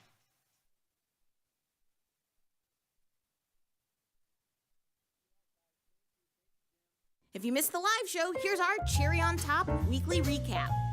Sadnov, can you show him your Valentine's Day present? Please, this is the moment when Sadnov was happiest. There you go. That's Sadnov when he was eating his Barnaby's pizza. I made him a pillow. Oh, nice. I spoke to your wife last night. You know, you got to stop just thinking about yourself, Sadnov. That's soon to be in the store. Your wife wants you to bring it home for the grandson. Hand to God, that's what she. I have it here. I'll send. You want me to send you a screenshot? And I said, would you like me to take this home for you? And I said, no, not me, the pillow. And she's like, oh, I thought you liked me, but sure, I'll take the pillow for my grandson. I think he'll enjoy it. I go, I don't know if Case is going to enjoy it, but the baby will enjoy it. I had no less than a half a dozen people from our firm say, I love that pillow. Where did you get it from? Oh my God, you're so full of crap. People love it. I'm going to do a buddy pillow. You want a what? There you go, John. How cool would that be? You should do a buddy pillow. Can you see this? Yeah. What is it? I made this. We went glass blowing over the weekend. I made this. Oh my God. Oh my God, are we at show and tell now? What am I, back in third grade? Beth, thank you. See, I'm very proud of it. It sits on my desk. You went glass blowing? Yeah. When was the last time you did that, sir? I would never do that. Guarantee you, if the missus said to you, we're going to go glass blowing and then hang out, there you go. You're blowing glass left and right. What do you got? I love glass blowing. Okay? You become the best glass blower this country's ever seen. I think we are on the precipice of a new star emerging in the world of influencer culture. I'm talking about Mr. Scott Sheridan. And I'm like, Scott, if you do take a Waymo, I was like, can you film it for me and send me the clips so I can put them on social? Scott is so natural, so just giving commentary. Check this out. We're in a driverless car, my first time ever. Not really excited about the prospect of nobody sitting behind the wheel, but I'm with people I love. And if this is the way it ends, so be it. Solid A+ for this experience. Shout out to Waymo and to Jaguar. Thank you from our new Tasty Live correspondent. How's it light out now? This time I'm going to say the word. Nobody's showing the inside the car. I'm going to say the word. I'm going to say the word. I'm going to say it. I can't. Don't say it. No. Don't Do you say have a beeper? Beat me. Don't beat say me. it. You are so freaking sometimes. I mean, honest to God. I just want to know how you went from darkness to light. It wasn't me. The light out is not him. That's just B-roll. That's a woman. That's like stock. That's like a stock photo. Oh my God. Why are you putting stock photos in there? Oh gosh, Tom. This is pathetic. He's stupid. He's so stupid. My Taiwanese sources told me that you sometimes like to watch hockey games with toe spreaders on. Did you have? Oh, the best. No, but I've got them on now. I do have them on now. It's the greatest thing I've ever done for my back. Why do you have a toe spreader? It's just amazing what it has done for my back. Do you tap dance when you have these toe spreaders on? I haven't started tap dancing yet. I'm a little upset about that. All right, I'm still working on that one. But no, I haven't done. But I do ride with toe spreaders on. Wait, look at that. Those are good. My toes are already webbed together. He has his toes up in the air. Yeah, your toes are webbed. Yep. Right. Do you have webbed toes? Yeah. All of them are webbed? Yeah. So I can swim really good. Yeah, web toes. Yeah. Yeah, I've seen you swim. Okay, so, right, we won't talk about that. TMI! Get the full scoop by checking out the archives at tastylive.com.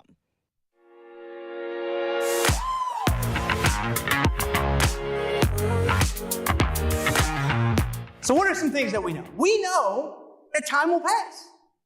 We know that the hourglass will empty. We know that the calendar will march forward. So what do? We sell premium.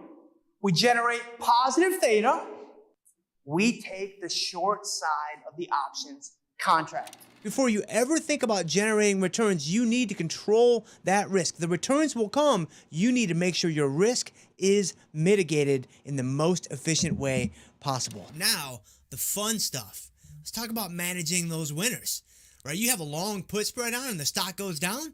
That's going to work out pretty well. You have a long call spread on and the stock goes up. That's also going to work out pretty well. You set your profit target at 50% of max profit. When it gets there, you take it off, you move on, you find another opportunity.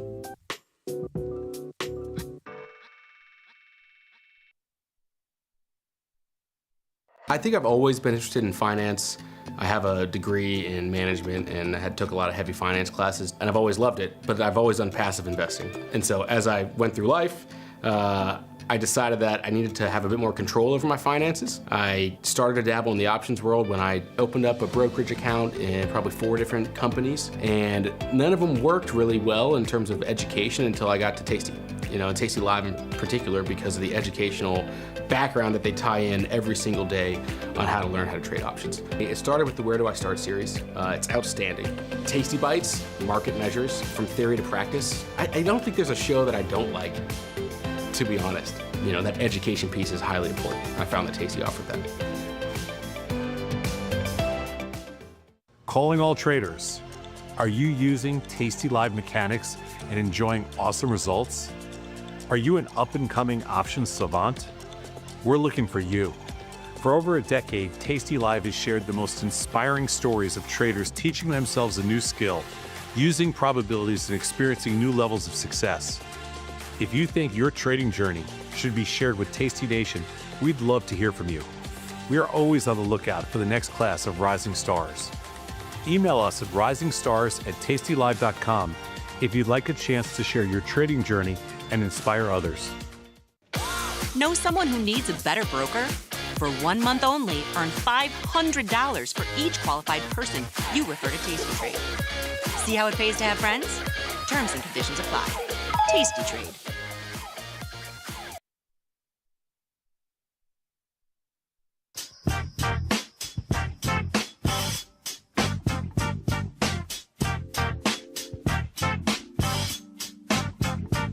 What's going on, everybody? Apple has committed over $500 billion and 20,000 employees, or new employees, new jobs that is, to the U.S. Can we expect other companies to follow suit that are looking to avoid getting tariffs? I think we can. We'll talk about that. And NVIDIA's earnings are coming up on Wednesday. What's the best way to play it? Some are going to want to play NVIDIA.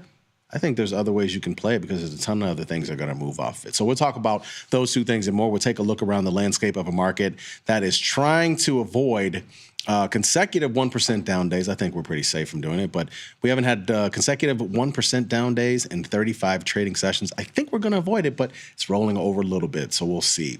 Welcome to the most dangerous show on the Tasty Live Network. Folks, it's Engineering the Trade. I'm your host, Jamal Chandler, but I'm not alone. I'm not alone. I got my main man, Josh Fabian, in the house. Of course, it's Mondays. Josh is here. Josh, what's going on? You know what would be funny is if, I ducked under the desk when you're saying that before they show the camera on me, and I'm like, I'm not here. What are you talking? You could have tried you it. Got voices. You could have tried it. Voices in your head. You would have hurt your abs if you tried to do it, though. What, to get under the desk? Yeah. I don't know that I'd get back up. Yeah. What's going on, man? Nothing. Interesting day. I mean, we're flat. Yeah. At least this Nasdaq's down a bit, but. So, I mean, I missed Friday. I had, some stuff going on. I really wasn't paying a whole lot of attention. Did you think that move on Friday was an overreaction or what? I was surprised by it. I know that last week Tom was saying all week that February expiration it can be nasty. And by Thursday. He said that? Yeah. So hold on. Yeah. There's no seasonality to the market. Was preaching the seasonality of the market. Yeah. God, no. I'm gone. And Becky and I were going back and forth on that a bit. Yeah. But it was so quiet all week. And usually expiration Fridays aren't that big of a deal anymore. Right. So I was like, I was Friday going into it. I'm like, nah, it's just going to be kind of a quiet day. So, yeah, I know. I don't know that it had anything to do with the data. I really don't. I think that what I think is that, and I think this is what you're going to see actually. I think on Fridays you're going to see a lot of people take off risk heading into the weekends. Because it used to be that. And that's happened the last few Fridays actually. Yeah, it used to be like Friday in politics was known as take out the trash day. Like you put out the crappy stories that you don't want anybody to notice because you're heading into the weekend, nobody's going to pay attention. But now the weekends are when a lot of stuff happens over the course of a weekend. So I do think that it was more like, hey, listen, I'm not going into the weekend with a lot of risk. Mm-hmm. I mean, even today, you could see we started the day. Weren't we down like 20? I can't even remember what the low was. At one point, we were on the day.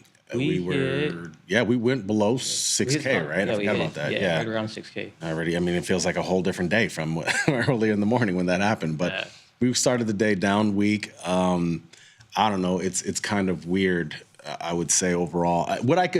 So like I mentioned, I saw the stat. We haven't had 2 consecutive down 1% days since in 35 trading sessions, whatever that may be. That's probably going back to that's really not that many, honestly. It was 20 and I think it was towards around the time of December. I think it was around the time of we had some the Fed meeting. I think it was around then. It must have been around then. I mean, if you figured 35 sessions, but I didn't think it was going to happen today because I looked at the heat map and there were too many green names, too many big green names, like an Apple, like a Berkby. Like if you're going to go down 1%, you got to have certain names that are leading that charge.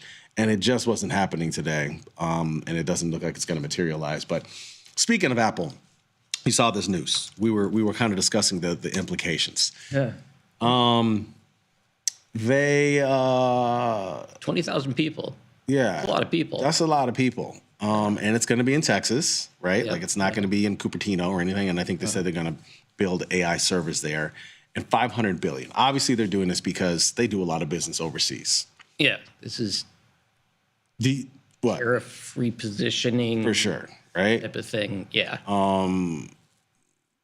The word has been recently. So this was something that was mentioned, I think, in Trump's last administration. How many businesses doing overseas need to bring that business to America? Yeah. This time around, he's using the tariffs as a leveraging tool to do it, right? Right. You do a lot of business overseas. Well, you're going to end up getting, tariffed, right? You wanted a better word than it. I wanted to say tax, but it's not really. I mean, you're getting whatever difference. Yeah, you're getting charged, right? Right. But he's also said those who bring here and do it. This time around, he's saying you will pay the lowest corporate tax among any country in the world. Let's just assume all that is the case. Okay. How many more companies are going to start to follow suit? Because there's a lot of companies who do a lot of business overseas. Here's my question, though. He's, for all intents and purposes, a lame duck.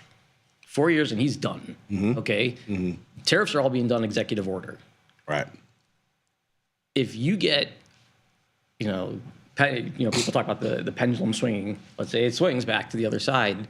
Do you make this huge investment and then potentially a Democrat comes into office, says the hell with the tariffs, and I'm raising the tax rate back up on the American companies? I mean, unless you have established that this is actually working, in which case you might get consistency with it.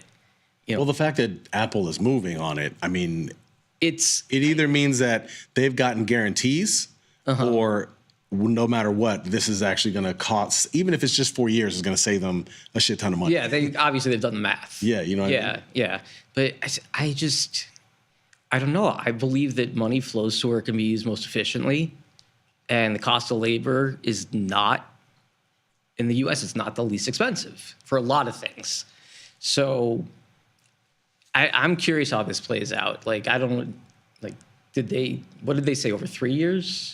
Did they say over time? I don't know. I'm asking. I don't know if there was a time period involved in it. It's just, you're right. They did say like over 4 years, actually. I think they said over 4 years. Okay. I think that's exactly what they said, 4 years. Here's the other thing, though, is nobody's word matters anymore. Okay? I'm just going to say that. Like, we clearly live in an era where it doesn't matter what the last guy said. It doesn't even matter what the current guy said the last time he said it. It's, everything's in flux. Mm-hmm. So do they go full steam on? I mean, I have so many questions, and there's so many, contingencies that could play into this. But if you wanted a test pancake, Apple's a pretty good one. Apple's a pretty good one. Yeah. But sure, beating me up. I got a short call spread I've had in here. It was one of my short delta plays. I always have so many long delta plays. I chose the wrong thing. But that's cool. Welcome to my trading recently. Yeah, it is what it is. That's actually but this is one of the few where. So my thought process coming in today was, I feel like, again, the Mag 7 stocks have always been sort of places to park money, and I wanted to look at any Mag 7 name that was IVR was over 30. I wanted to get in basically and get short put spreads. Like that was my idea. I did it in a couple. Obviously, I didn't go out and do it on all of them quite yet. Well, that didn't have earnings and IVR was above 30. Right. I'm gonna sell a put spread in those because, as I actually retweeted this thing that Bespoke put out about anytime there's bad news in the market is always resilient and ends up finding its way higher. So, and I think, we've done a lot of studies and stuff like that. Just big names like that, that's exactly where I always want to park my money. My playbook, if we kept going down, if we did have another big down day and we did get more vol, selling put spreads in those, and then eventually, once we get the SPYs and the Qs and IWMs over 30, 35, I'm selling put spreads in those. And just roll them if you have to. That's the and just roll them if you have to. That's the mode of operation. I think it's... I don't get scared on these big down days. I welcome them, honestly. Yeah. No, for sure. The news does matter, of course. Obviously, if it's a situation where something extremely bad happens and lives are cost, that's not exactly what you want. I don't know. But as we saw with COVID, if you roll, you're going to end up eventually. This market, the resiliency of this market is impressive. Yeah. I said, hey, so I just want to address Money Wondering made this comment in the chat about factories using robotics, but they've committed to 20,000 new employees. So whether they use robotics or not, that's still a lot of people to have committed to hiring. So yeah, that's true. Just wanted to quickly address that. Ranch, Brian, what's going on? How you guys doing? We appreciate you guys watching the show, man. We do. Yeah, for sure. Speaking of shows, you haven't watched the Going for Gold on Netflix. You're going to love it. Yeah, my son wanted to watch it, and I DK'd him. I'm like, no, we're going to, I don't know. He knows so much about basketball. Speaking of which, Nolan, happy birthday. I think you're watching. 15 a day. So proud of you. Happy birthday, man. So proud of you. Not for turning 15. I'm proud of you in general. You had nothing to do with turning 15. That's just time. Yeah, he just knows so much about basketball and the nuances. All these players, and he's giving me the stats. And I'm I don't know who you're talking about. I tried to get my 12-year-old to watch it. He watched the first two halfway reluctantly, which is funny because he loves basketball. He's still 12, right?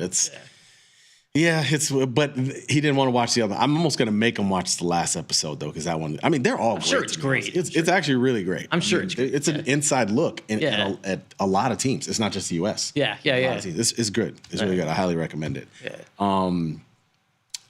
One other aside, I just have to ask you, because I'm curious about this generally. It's an observation I made a little earlier. You were with me when I made it, and I really do want to know. Mm-hmm. What is it with women in coffee shops? I'm telling you, I would. This is a moment? This is a moment. Okay. This is a moment. I'm serious. If I was still in graduate school, I would definitely do a PhD dissertation on, and I would have to think of the title, but the affinity of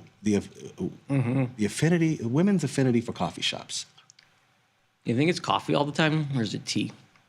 Could be tea too, but definitely coffee. I don't know. No, and it's not just grown women. Yeah, no. Not just grown women. It's not about dating or singles or anything. Young women. Again, I went and grabbed coffee this morning from Starbucks on my way in, and there's, it's so usually after a certain time, there starts out with the high schools, and eventually it's the middle schoolers. So it's packs of younger. It's all. I'd be very curious to see what the demographic breakdown is on customers at a Starbucks. Is it more women customers? 100%. I'm going to say yes. I know you are.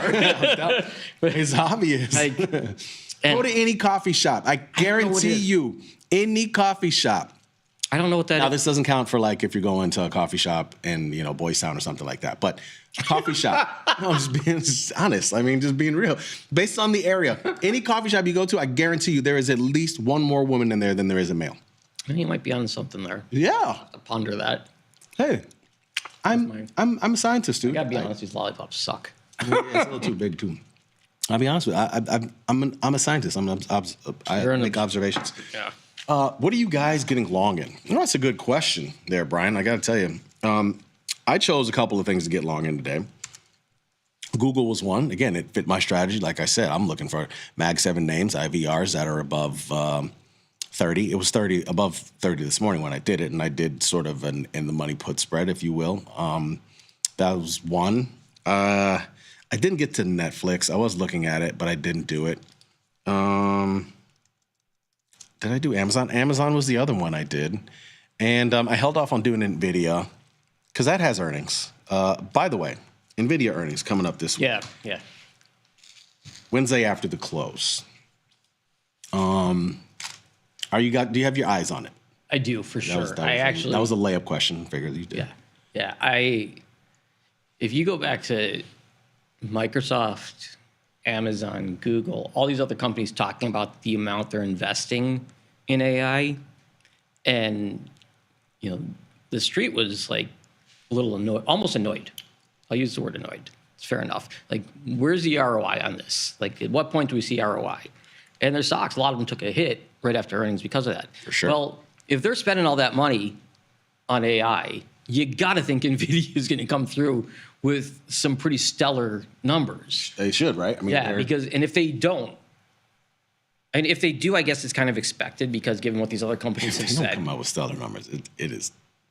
What? Good night. If they don't, if they don't meet, If they have a good night in the market. If it's I don't know if the number itself matters. The outlook is probably going to be more important. But let's just say the whole situation. If it's if it's perceived negatively, it's good night. You could be looking at 5% pretty easily, I think, in the market. Mm-hmm. But if it's perceived positively, does NVIDIA all of a sudden go back to being the market darling that it's kind of lost its luster a little bit here in the last year. But does it propel itself back into that, king of the jungle type of position? So it's interesting because every time I think it's sort of the trade is dying down, right? And by dying down, I mean, I don't exactly even remember when the split was, but I mean, just looking at the chart, you could see how much it moved. In case you forgot, because you were under a rock somewhere, how much this thing was moving. Was it June? It might have been somewhere around here. Because after that, it got kind of boring. But anytime there's big dips in it, they get bought, and they get bought heavily. Yeah. You know what I mean? Yeah. And that's what we just saw recently, too, here in February. Big dips in it, and it gets bought heavily. So, and I think that $12 expected move for the week is small. I think that is a very tiny expected move for this stock. That I can easily see this stock moving twice that. Yeah. So obviously, those who follow the show know I typically look at doing calendars and names on earnings, big names that are interesting. I don't necessarily know if I'm going to look in this one per se. It is. I will say it is somewhat appealing. I do like to put those trades on ahead of the earnings, especially if the stock's already had a dip. And this one has had a dip, right? Like about almost $10. But the other thing too, there's other ways you can play it. So just looking at some of the other names by market cap that are also semis, TSM is another name that you can play. You could play this through the Qs too if you wanted. You could play this, easily. Oh, well, this still has a 39 IVR. Yeah, definitely you could play it through the Qs. You could play. You could play this in a multitude of ways as TSM. You could sell vol IVR in there. You could actually. I like the Qs play. I mean, look, if you think so, here's my. I'm gonna play it. If I'm gonna play it, I'm gonna play it for the upside. Yeah, same. And I was just looking at like doing something like just what the at the money call, like doing maybe like a stock substitute or something like that. But I'm just looking. Wait, you're gonna do it on day of? You're saying like so the 27th? Do it. Yeah. So you would do weekly. Yeah, definitely. 27? Yeah, I want to do the weeklies. But I'm looking at the Qs, and the 522 calls are $110 right now. And like, all right, well, if NVIDIA goes, the Qs are going too. So I might just like, and the IVR isn't that. No, you're 24. I can just buy the calls. And this is you're looking at the 24th though. You're saying. Oh yeah. On the, am I looking at the 24th? Oh yeah. So you're saying the night of. Never mind. So you're saying no, but that's a good point. So the night of, which would be the 26th, you're going to look at like the at the money call. Yeah, I mean, it this should is be not about. gonna, this is not gonna be about. it'll be probably about the same. Yeah, roughly. So Maybe a little bit more premium on it because of the earnings. maybe, yeah. But for like if I could do it for like $1.50, like this is to me, earnings is like you're taking a shot, right? It's like Actually, you know what? What it's actually it'll be. Today's the 24th, right? Yeah. So tomorrow's the 25th. So looking at that 522 is 274 right now.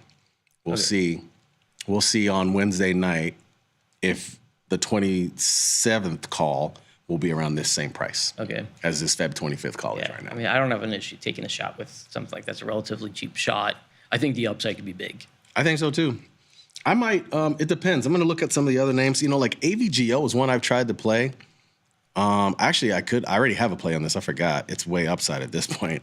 I had some calendar calls, but maybe I need to fix that position, and maybe I play that one as it, like if I want to do a calendar spread, because whatever call I buy, it'll still have its vol component to it.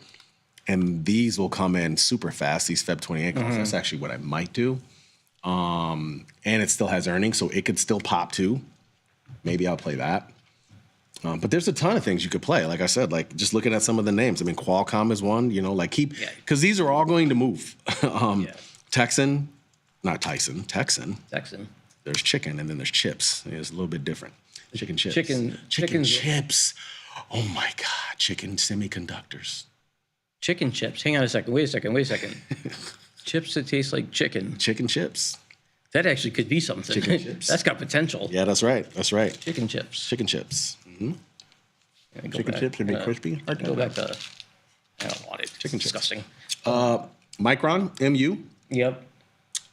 Intel, I guess.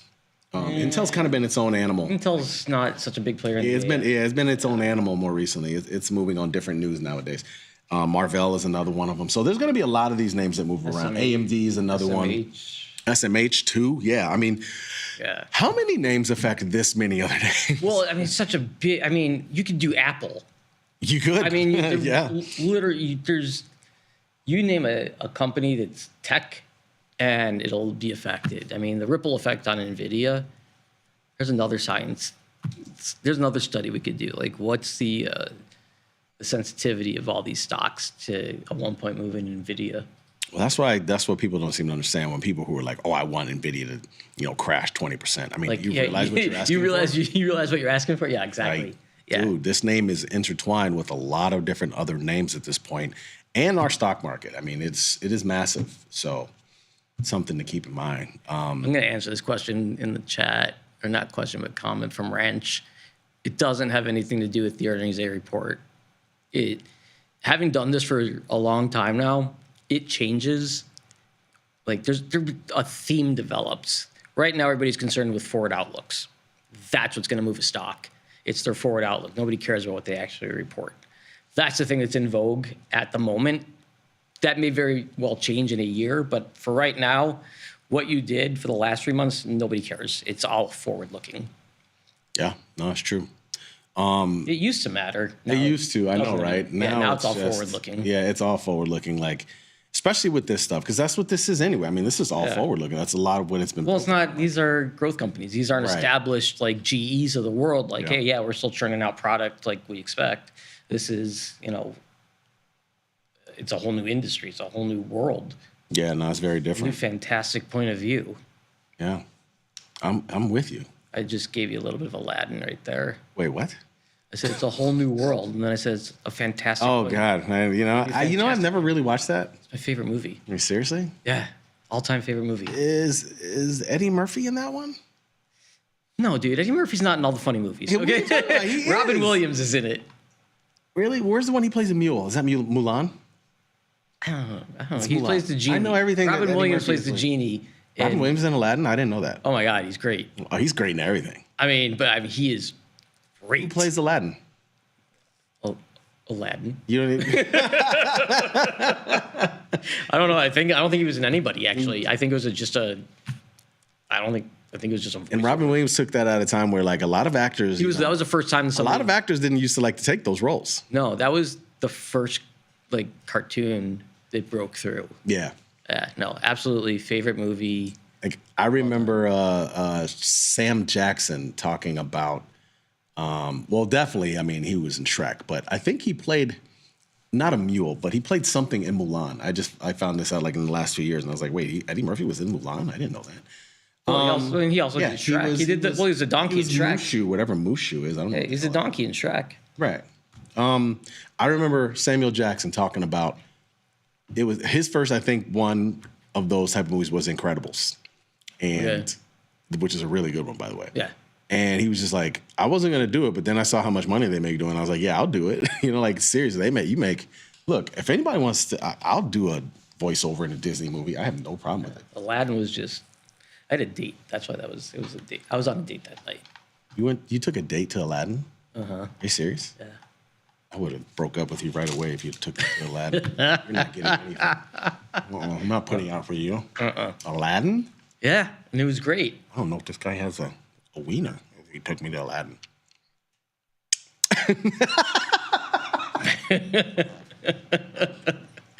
I did mention my son's watching, right? She might be watching. You say worse things at home than I just said, so I'm not worried about it. Oh, yeah, I do. I know you think she might be watching too, actually, the girl that took it. 10-year yields, man. Bonds more recently, 10 years. They have been having a little run. Interesting. I still got these bond calls on ZN and ZB, both further out. I don't exactly know what to do because this trade has been so all over the place. It's, 1 minute it's moving upwards, bonds are up because I don't know. The stories are starting to just run together, and I can't even keep them straight anymore. I'm with you on that. I was going to ask you, do you think the run in bonds is flight to safety? Definitely on Friday it was. Yeah, Friday for sure. Yeah. But is it are we going to see a continuation? Because it's been the market, equities and bonds have been correlated. And Friday was not a correlated. They were inversely correlated, obviously. So is this flight to safety stuff, or is it just the inflation expectations, or to your point, so many damn. That's what I'm saying. There's so many narratives. This is what I'm talking about. I can't even keep them straight anymore. You got know PC what I mean? on Friday, so that's right. We do have PC on Friday. I mean, do you think we're gonna move on that? Like, because you know what was so confusing? Remember, was that 2 weeks ago, basically, where we had like the CPI, PPI, and we tanked on CPI, but then CPI was hot. Also not great. CPI was hot. PPI was kind of cold. But they said, and we had a big update because they said all the components that they pull out of PPI for PCE were weaker, so inflation's not an issue. And yet, I don't know. I'm telling you, the inflation thing is all over the place, and the way it's affecting different markets. I think there's a lot of money being pushed around in different directions as a result of it, and nobody really has a clear handle on anything at this point. So I think you're right. I mean, I don't I do, but because of that, I do think the numbers are going to be important. I think that you'll have PC this Friday, you'll have employment the following Friday. The expectations, like I was looking at the CME site today, I think June is where we get over a 50% chance of there being a cut. And you still have, Trump still wants lower rates. He's still saying that. So I think if you got a weak PC, he's going to be out there like, see, we can cut rates. Probably. If you get a hot PC, I think the CPI showed you what a hot number can do.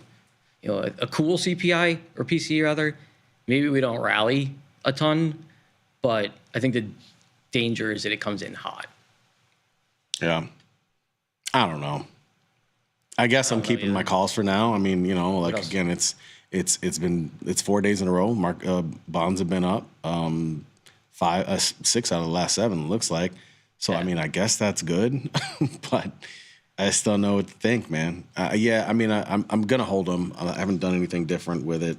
You feel like you're in like a fog with the market a little bit? Yeah, absolutely. So I took a bunch of different things off on Thursday while I was out of town because of that, because I just didn't feel like a lot of things made sense. Unfortunately, one of the things that I took off was these put butterflies. You joshed it. I know. I took off these put butterflies because they were kind of far out of the money, and it was coming up on Friday, and they still had some pretty good value. So I was like, let me close these out. I mean, one day to go, like probably not. I really wanted it to be heading in that direction, and then for me to kind of think about whether or not I wanted to do anything. But they were out of the money. But lo and behold, after Friday's move, like they would have been good. I would have made some pretty good money on it. Yeah. It's pretty annoying, but whatever. I'm in I think this market, I felt like I had a good feel for the market for much of last year. Mm-hmm. And right now, I feel like I'm playing a game where I don't know the rules. Yeah, I agree. I'm kind of the same way. Yeah. So I guess that's why, like, if you have a big down day, I'm using that opportunity and I'll just leave those on. I'm not looking to trade anymore as of right now. I'm trying to save some capital on sidelines. I think as of today, after some of the trades I did, I'm at like 50% capital that's being used. I got some on the sidelines, and if we bounce back up completely, I'll take some of these put spreads off, and that'll be it. I don't really think I'm gonna put. I like that call. I like the put spreads on pullbacks. When there's nothing on the calendar. Yeah. I think that but I've done like. I bought puts against some of my long stock because I'm that and I don't do that too often. Yeah. But I'm like, I just don't have a feel. If you get a bad NVIDIA number here, and then you get the end of the month too, where they feel like month-end selling happens from funds, it could get a little bit ugly. For sure. For a little bit, and then you have a lack of direction at that point because there's no earnings.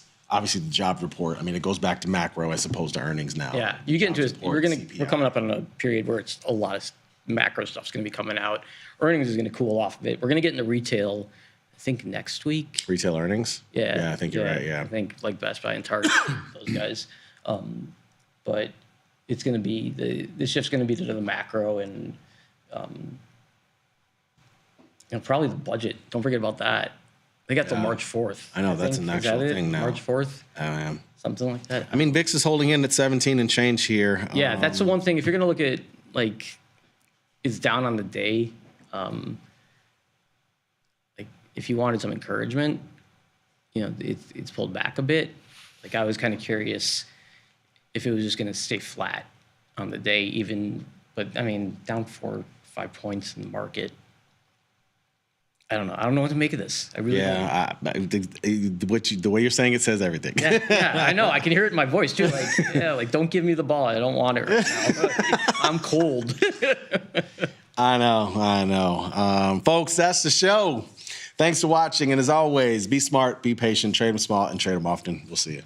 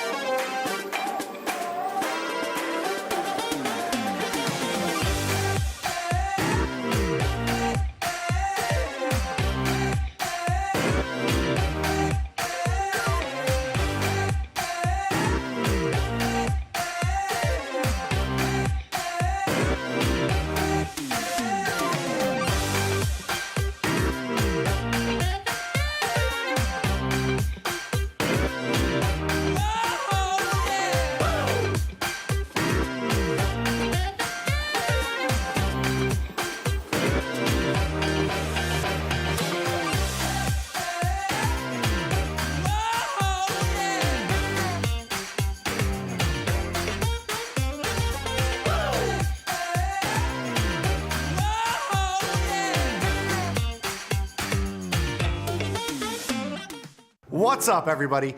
Check out my new series, Life Cycle of a Trade, where I show you my real-time trades with insights into strategy selection, adjustment mechanics, all the way to the closing order for all of the tastylive core strategies.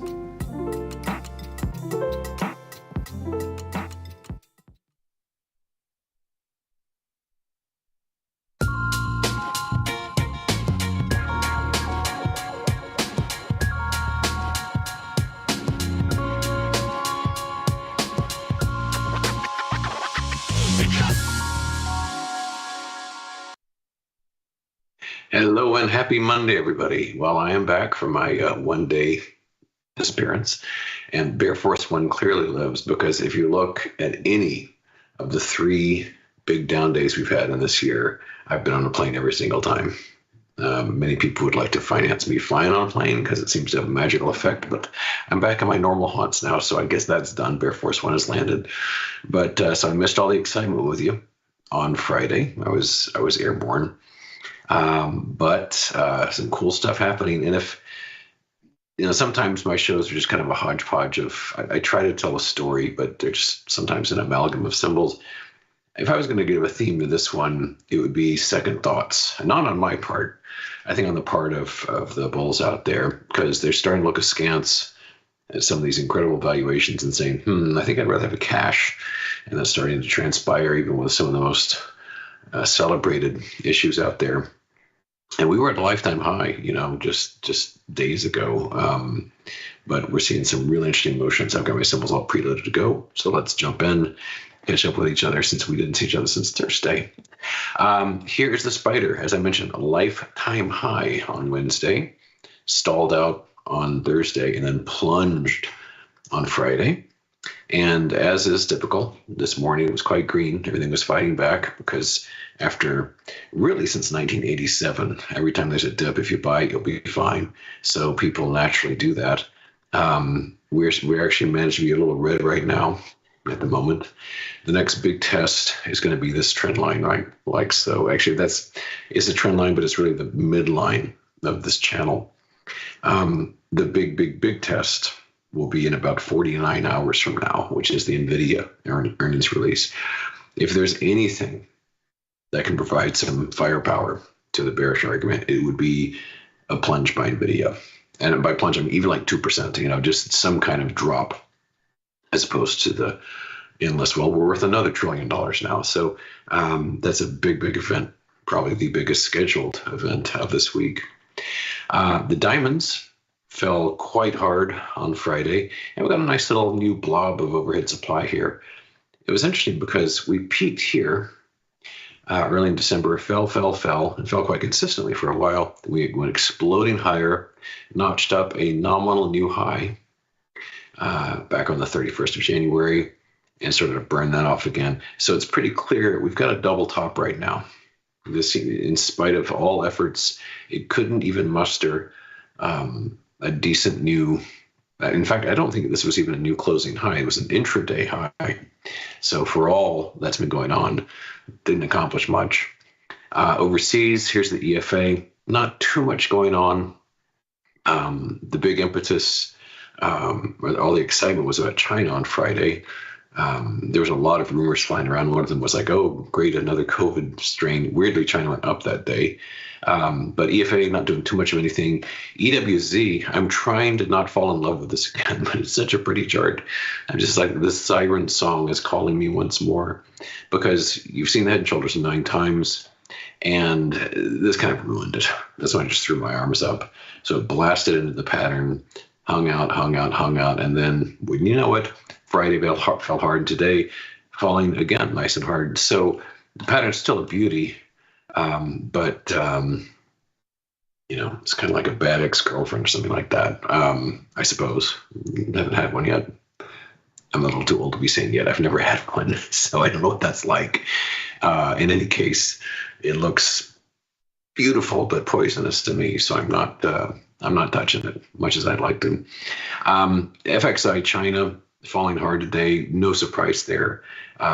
I'd said on my website on Friday that I'm puzzled. China's up, but this ain't gonna last. It's gonna reverse hard, and that's exactly what it's doing. It's falling really hard today, down about 3 1/3%. I'm not showing it here, but like Alibaba, for example, had an explosive week last week. Big down day today. So zero surprise here that we approached this peak and then giving it up yet again. China is really good at disappointing investors sooner or later. Now, the big excitement on Friday, which I would have loved to revel in with you, but wasn't here, was United Health Group. And they peaked, their lifetime high was back on 11/11, last year, got up to almost $630. And then, of course, there's the shooting and the big fall after that because people were like, oh my God, people start paying attention now. So it fell really hard, recovered to some degree for no particular reason.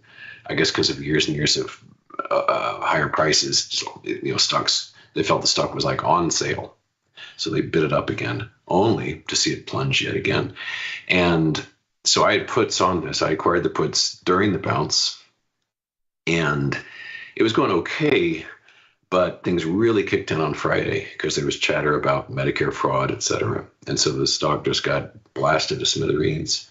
And it's basically been hanging out today. It's down a little now, about 1%, but it's kind of hanging out near the upper portion of Friday's trading. But I'm hanging on to the puts. I've got great faith in lower prices for this one. XHB, also cool stuff happening there. This is one of the most frequently cited short ideas. I did ease back some on this because it sealed this gap up beautifully. Here's the gap. Took place right here. You can see this big old gap. So the gap itself is right there where that dashed green line is. We tagged it beautifully on Friday. And so I got out some. And we actually got a little below today, so I got up some more. So it's a pretty small position now, but this has performed well.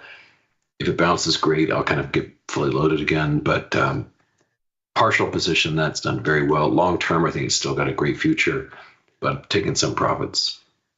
Over in precious metals land, gold just keeps cruising higher. Another lifetime high, I believe, on the futures.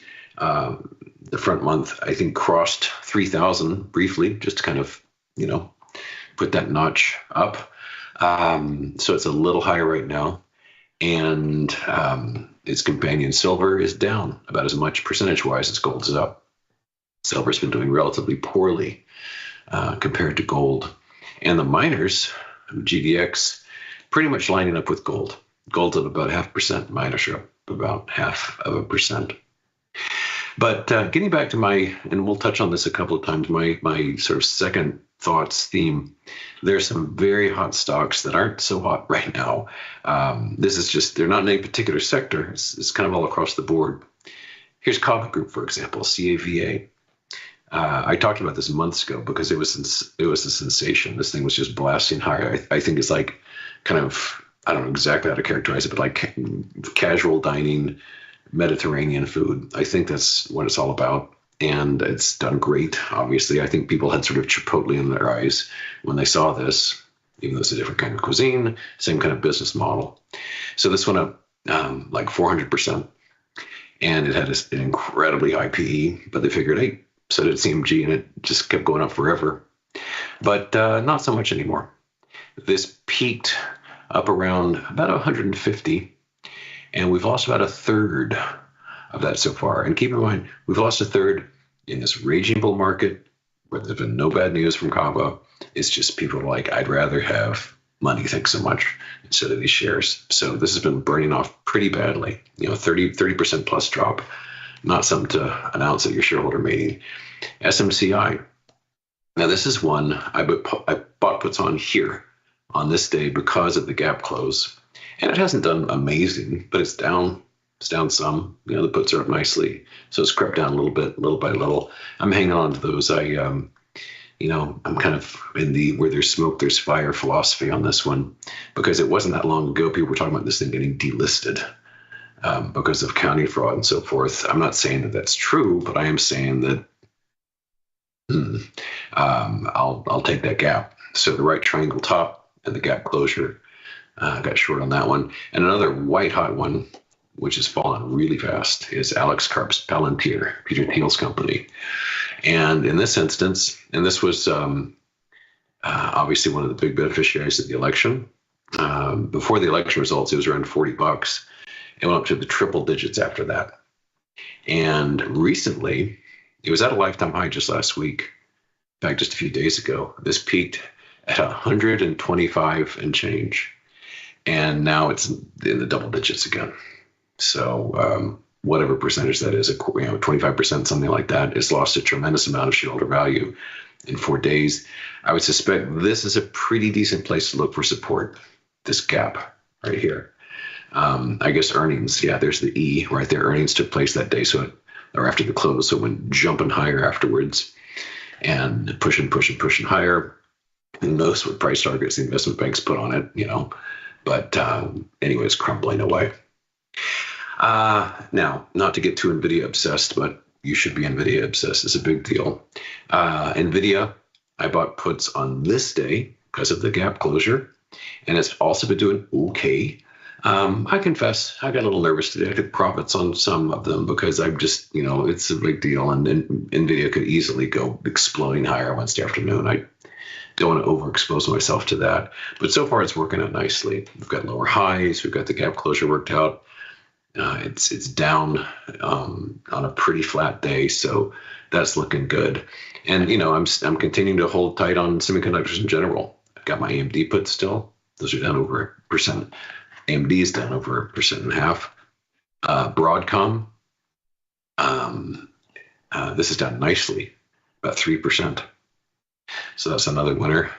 Most of the preponderance of my positions have something to do with semiconductors these days. On semiconductor, also down about as much as NVIDIA percentage-wise. Beautiful pattern on that one. And I've even got puts on SMH just to really overdo it. And these are down nicely too, down 4.44. Once again, I was watching like crazy for that gap. I decided enough is enough. I think we talked about it on Thursday, you and I decided to jump in. Good results so far. Big down Friday, big down today. Huzzah. How's the time? No, some things never change, do they? 90 seconds left. Let's just bang. We'll just jump past one category here. I was talking about oil stocks and such, but I've kind of talked those to Devon and so on. But I'll just kind of put a bow on this with respect to the second thoughts. Just a Whitman sampler here of the kinds of stocks that were white hot weeks or months ago and are really cooling off fast. The whole quantum space. This is quantum computing, but there's plenty others I could show you. QUBT, cooling off fast. Oklo, Sam Altman's nuclear power for AI company. This one peaked here almost at 60. We're in the 30s now. It's approaching a 50% drop. Lunar. People's desperate need to trade something that's kind of sort of like SpaceX. This one peaked right here, and it's been burning off pretty badly too, 40% or so. Axon, AXON, formerly Taser, plunging. This was the election, post-election gap. And as you can see, it peaked just last week. Big drop. We've gone from about 720, we're at 500. So almost about a 30% drop. If you're a bear, you know how to calculate losses real quick in your head. I'll tell you that. DJT, down, not a lifetime low, but down pretty hard. It's been down very consistently of late, as you can tell. And more obscure, the Trump coin itself looks like it's headed for a lifetime low. So you kind of get the idea. All of this, this political structure will lead to these investment results. That narrative's falling to pieces in a hurry. But I want to say the one broad thing, which isn't related to politics directly, but actually, it is related tremendously to politics, is Bitcoin.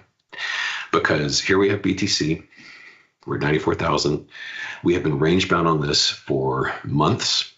And I just want to emphasize, if we can break 90,000, that will be an important psychological change in the market with respect to risk on, risk off, and people's comfort level with keeping their bets out there, even if they have nothing to do with crypto, is an important part of the zeitgeist. So, okay, well, we got a nice full week of trading for a change. That's good. No holidays this week, so that's great. And no travel for me.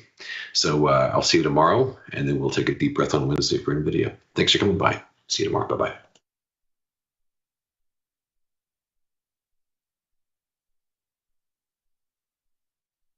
If you missed the live show, here's our cherry on top weekly recap. Sadnov, can you show him your Valentine's Day present?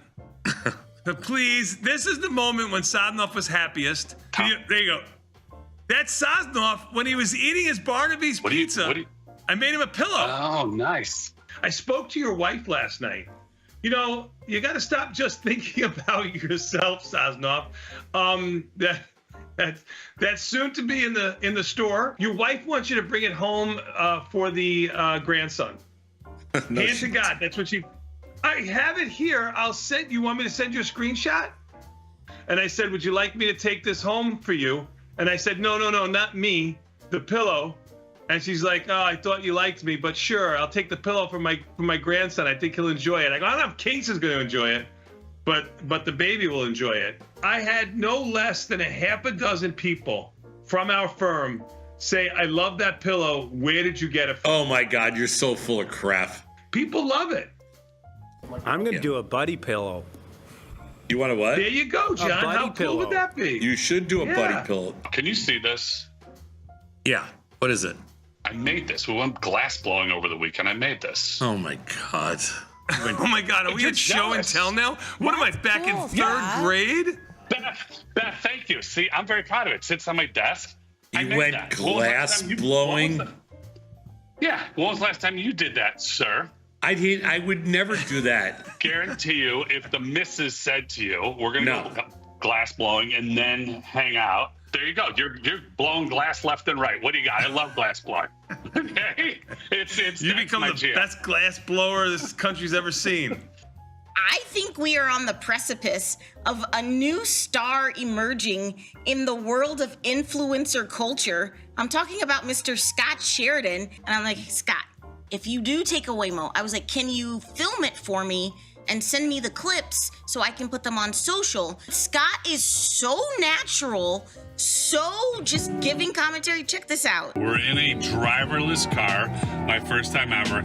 Not really excited about the prospect of nobody sitting behind the wheel, but I'm with people I love. And if this is the way it ends, so be it. Solid A+ for this experience.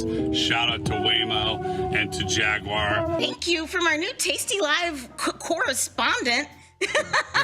How's it light out now? This type I'm going to say the word. Nobody's showing the inside of the car. I'm going to say the word. I'm going to say the word. I'm going to Don't say say it. it. I can't. Don't Beth, say it. No. Don't Do you say have a it. beeper? Beat me. Don't beat say me. it. You are so freaking sometimes. I mean, honest to God. I just want to know how you went from light out darkness to light. It wasn't me. The light out is not him. That's just B-roll. That's a woman. That's like stock. That's like a roll stock for- photo. Oh my God. Why are you putting he's stock so- photos in there? Oh, gosh, Tom. This is pathetic. This Stupid. is He's so pathetic. stupid. My Taiwanese sources told me that you sometimes like to watch hockey games with toe spreaders on. Did you have? Oh, the best. No, but I've got them on now. I do have them on now. It's the greatest thing I've ever done for my back. Why do you have a toe spreader? It's just amazing what it has done for my back. Do you tap dance when you have these toe spreaders on? I haven't started the tap dancing yet. I'm a little upset about that. All right, I'm still working on that one. But no, I haven't done. But I do ride with toe spreaders on. Oh, there they are. Wait, look at that. Those are good. My toes are already webbed together. He has his toes up in the air. Yeah, when he's your wearing toes these are things. webbed. Yep. Right. Do you have webbed toes? Yeah. All of them are webbed? Yeah. So I can swim really good. Yeah, web toes. Yeah. Yeah, I've seen you swim. Okay, so, right, we won't talk about that. TMI. Get the full scoop by checking out the archives at tastylive.com. Got the need for speed? No problem. At Tasty Trade, you can turn smart ideas into real trades with just a few clicks. Wow, that's fast. Tasty Trade, make your move.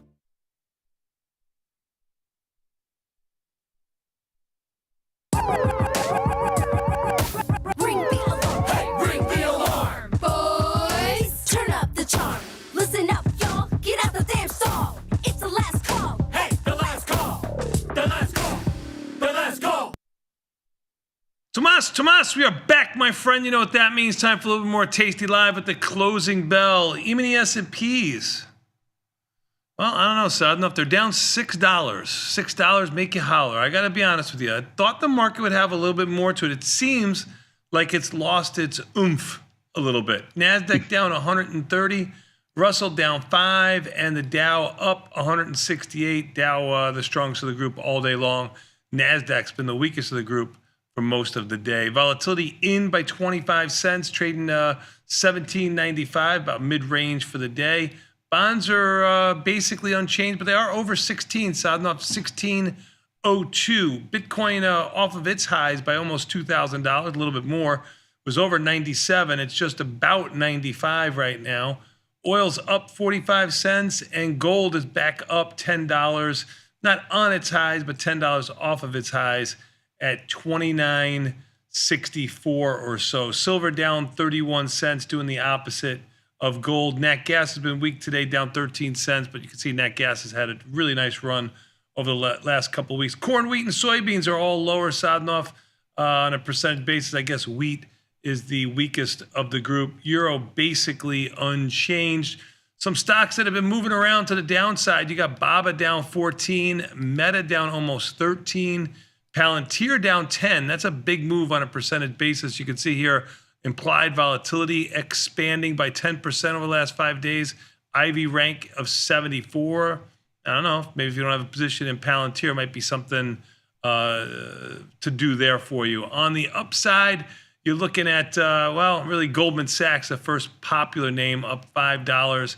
Royal Caribbean up $4. Nike out of nowhere up $4. And your beloved Boeing up just under $4. Sadnov, that's all I got, my friend. What are you thinking here? Not too much for earnings, by the way. You got Zoom, Trip, Home Depot, Hims. Maybe you can throw in a Riot if you want to. There's not much to do in any of those stocks. I sold some Feb. What did I sell? Some junky Feb. Home Depot? 412.5 puts in Home Depot. For 70 cents. Boy almighty. I couldn't find anything else. I couldn't find anything to do in there. I know. I don't like the call. I sold the calls, not the puts. I don't like anything at Home Depot, and there's not any volume. I was just looking for a tight market. There's no good. The March trades don't do anything for me. I'd rather be in Feb where there's where it's going to disappear tomorrow. Sold calls at Home Depot. It's been down for the last 6 days. Prudent? Yeah, because Home Depot looks like crap. It might rally, but I don't think it's going anywhere. Let's put it that way. It's a PIG pig. Expected move at Home Depot is $15. You're at the 412 area. You're about 2 times the expected 30. move. With 4 days to go. That's the only reason. No puts in there just because it can get ugly. In Zoom, I looked at Zoom is my worst earnings trade in the history of trading for me. So going back 40 years, Zoom is my worst earnings trade ever. But that was selling calls back in the day. It's the best of the worst? No. It's the worst of the worst. But I couldn't find a single trade I liked in Zoom today. I looked at Febs. I looked at March. There's nothing there. It's like an $8 expected move. Mm-hmm. Everything seems to be priced to perfection. I didn't like it at all. Hims, don't trade it. Trip, don't trade it. And I did look at Riot. I saw a few of the March 9 puts, but I wouldn't touch anything in there. I don't think it's worth it. We have 25 days to go. Yeah. Yeah, I don't really like it. So stupid. I just wanted to watch it. You'll notice some of these strikes here have zero open interest. That's because today's the first day they traded. That's why there's zero there. Remember, open interest is what's ever left over that's not matched up. So all of these numbers that you see here on the side are open contracts. Yeah. After the rally today, I thought that they would. I think everybody did. I thought they'd close them up. I didn't know how much, but don't look. I did too. Don't look at the mini S&Ps. How many do you think have traded? I'm not looking. I would say it's going to be.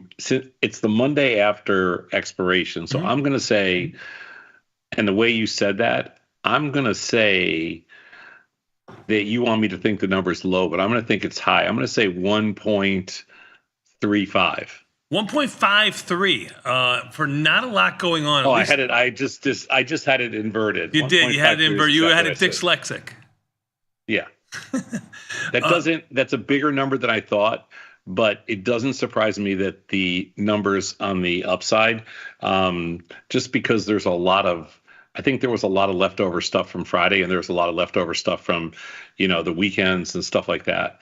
But the market's not doesn't look good to me. Does not look good at all. I thought they'd be down today after they rallied back. I didn't think they would close them down. They still might not, but they don't look good here. It looks like the NASDAQ. market's lost a little bit of its velocity to the upside a little bit. Like it just looks a little tired. Yeah, I think some of the excitement, some of the blooms off the rose, a lot of the potential changes, I think the things that get people excited, I think everything's kind of already priced in, and now people are wondering like kind of what's next. Mm-hmm. All right, we got this tax cut thing down, we got this tariff thing down, we got this, we got all this and that. I think that's what people are thinking. And from a trader's perspective, I do think Meta in the 660 handle, not bad. I think that Palantir back into the 280, into the 80s, not bad. I mean, a little bit lower, maybe maybe it gets more interesting. Some of the stocks that you mentioned that were hit hard today, I think they're getting, a little interesting. You think the market's waiting for Nvidia? Oh well, I think Nvidia will matter. Now, Nvidia was very frothy just a couple days ago. It lost a little bit of its froth. Nvidia is now 3-4 days ago it was trading around 140. It's closer to 130 now than before, down $2.50, 132. Yeah, just under. I have the one. I'm short the 150, 160 call spread in there. Earnings coming out on the 26th after the market closes. Nvidia. Yep. Yeah. Expected move is what? $12 at this moment. Yeah, let's see. I'm short the 150. I gotta sell. I gotta sell the 110, 100 put spread just because I need some deltas. Mm-hmm. I didn't even realize I had this. I forgot I had this position on. Just short the call spread, so I'll sell the put spread. Just neutralize the position a little bit. I don't know. I think Nvidia will have a profound effect on the market. I think Nvidia is a big enough boy to shake things up and have people a little nervous going into Thursday. What is it? Wednesday night? The 26th. Today's the 24th. So yes, Wednesday night after the close. Yeah. Usually on days like today, they when they open them up and they take them down and then they rally back. Their rally back's usually good enough to hold. Like they get rid of all the weak hands during the day. Mm-hmm. They did not do that today. No, that's why I say it lost a little bit of its magnitude of the move or something. I don't know, something there. Well, they lost some leaders, and if they didn't have Apple today, ooh boy. Yeah, you are right about that. Apple up almost $2 today, $1.93. I mean, strong Apple, Boeing, Costco, Oracle. You got a lot of Dow stocks up today. I don't know if Oracle's in the Dow. I thought it was. Maybe it's not. But you definitely got a lot of Dow stocks, barking at the upside. But like you said, yeah, a little bit of the bloom is off the rose. A little bit. Seems like it. Trading like seems it. Seems like they're working hard to attract some buyers here, and they're not getting anybody to step outside their comfort zone. I think there's a couple stocks that to me, are getting close to being where they could be interesting. But you're right. Until Nvidia comes out, and until we really haven't gone anywhere. I mean, we're 150 handles off of our highs, which we were just at 3 days ago. Yeah, Coinbase was the other one I was thinking of. But I mean, some stocks like Reddit's dropped $60. Coinbase they've has taken dropped some 100. stocks out, yeah, for sure. I mean, I think today's move lower. Microsoft helped it too, down $3 and change.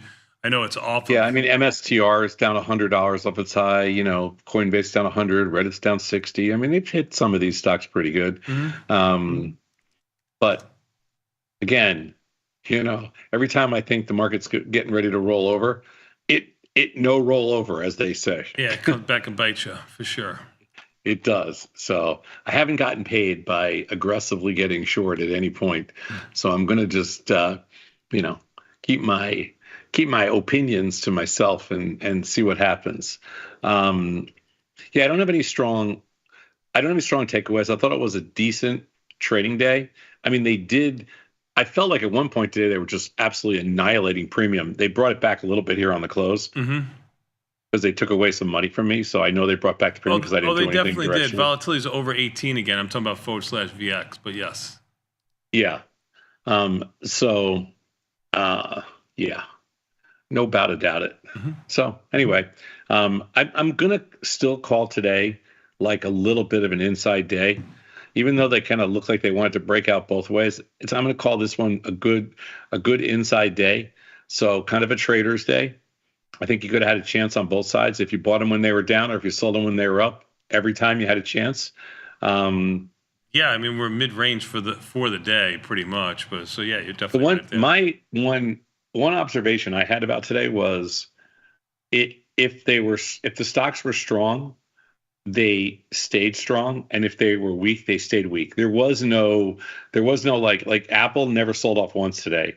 IBM never sold off once today. Tesla, Meta never really rallied once all day. Right. After the opening, but they never really rallied. Microsoft, Nvidia, Amazon, they were all down all day. They never got out of their own way. And the stocks that were stronger today, like Boeing, like UAL, like Nike, Disney, those stocks, Disney's a Dow stock too. Yep. Those stocks never even blinked the whole day. You're right. How about Sadnov? My Taiwanese sources tell me TEM has earnings. What do you think about that? What is that again? Tempest AI, Sadnov. It's one of those AI stocks. It was a high flyer, got up to around $90. Now trading $70. Good IV rank of 61. You look at the March options. So Tempest is TEM is Eric Lakofsky's company. And Eric. I know Eric very well. Eric was an investor. Okay, very well. Tasty. You guys are like intimate or something? Story. Not intimate, but I'll tell you a little story. So Eric, before he started Tempest, he came by our office. Eric's an investor he was an investor in Tasty. Yeah. And they're currently a shareholder in IG. They've been a shareholder from day one. And so Eric is a brilliant entrepreneur. He started $5 billion company. He's amazing. Anyway, so he came by to sit with me and Christine. He's like, I got this crazy idea. I want to run it by you. It was for Tempest. And he's like, and we're like, what are you asking us for? Like, you started a million companies, he's like, yeah, you asked me, I ask you. he's like, I had this idea where we can build this kind of, artificial intelligence based scientific cancer research and all this kind of stuff. And I'm like, listen, Eric, you're a billionaire. Go do whatever the hell you want. I have full confidence you'll be. He never asked for any money. I wish I invested. He never asked for anything. And we wished him well, and we've stayed in touch over the years. And they're still an investor in Tasty today. And he turned Tempest. I don't know what the market cap is. Want to take a guess? I honestly have no idea. I'm gonna say 7 billion. I don't know. 10, almost 11. 10 billion. Yep. Amazing. Yep. Absolutely amazing. And you call yourself an entrepreneur. Well, these are the guys that started Groupon. Yes. And these are the guys that they started a bunch of other companies. But Groupon was in the same building as Thinkorswim, so we became friends over the years. And but amazing entrepreneur. That's all I got to say. Congratulations. No, we're not going to trade Tempest. Okay. Not going to touch that with a 10-foot pole. I think the options trade in there, but I just don't want to even, I don't want to go near it. The options trade, there's plenty of open interest. They're a little bit wide. I mean, you'd have to have a directional bias here, I would think. I mean, I'm sure you could. Yeah, I'm not going to touch it. Definitely call I'm skew. not going to touch it. Yeah, I'm not touching it. Okay. But no worries. You don't have to touch it. Yeah. Anyway. It's been even the S&P just dropped about 10 handles on that little Eric Latovsky speech you just gave us. To down 16. That's about the lowest they've been all afternoon. By all afternoon, I just mean the last 3 hours. By the way, that stock was $35 a month ago. Under $30. Come the beginning of the year, it started $32 or something like that. Yeah. Yeah. So crazy moves. Yep. Nice little sell off here in the market. Even the S&P down 18, 19. Yep. NASDAQ down 200. Yeah, they're kind of scaring the children a little bit. I think that I don't necessarily think they're to get overdone. I think not tonight, at least. I think that a lot of people, because of the rally, traded from the long side, and a lot of the day traders, they're kind of puking them into the close here. That's what it seems like. Yep. Yeah. It seems like it's not violent or anything. It's just like, okay, you know what? We're stuck long. We're not going to. It doesn't like we.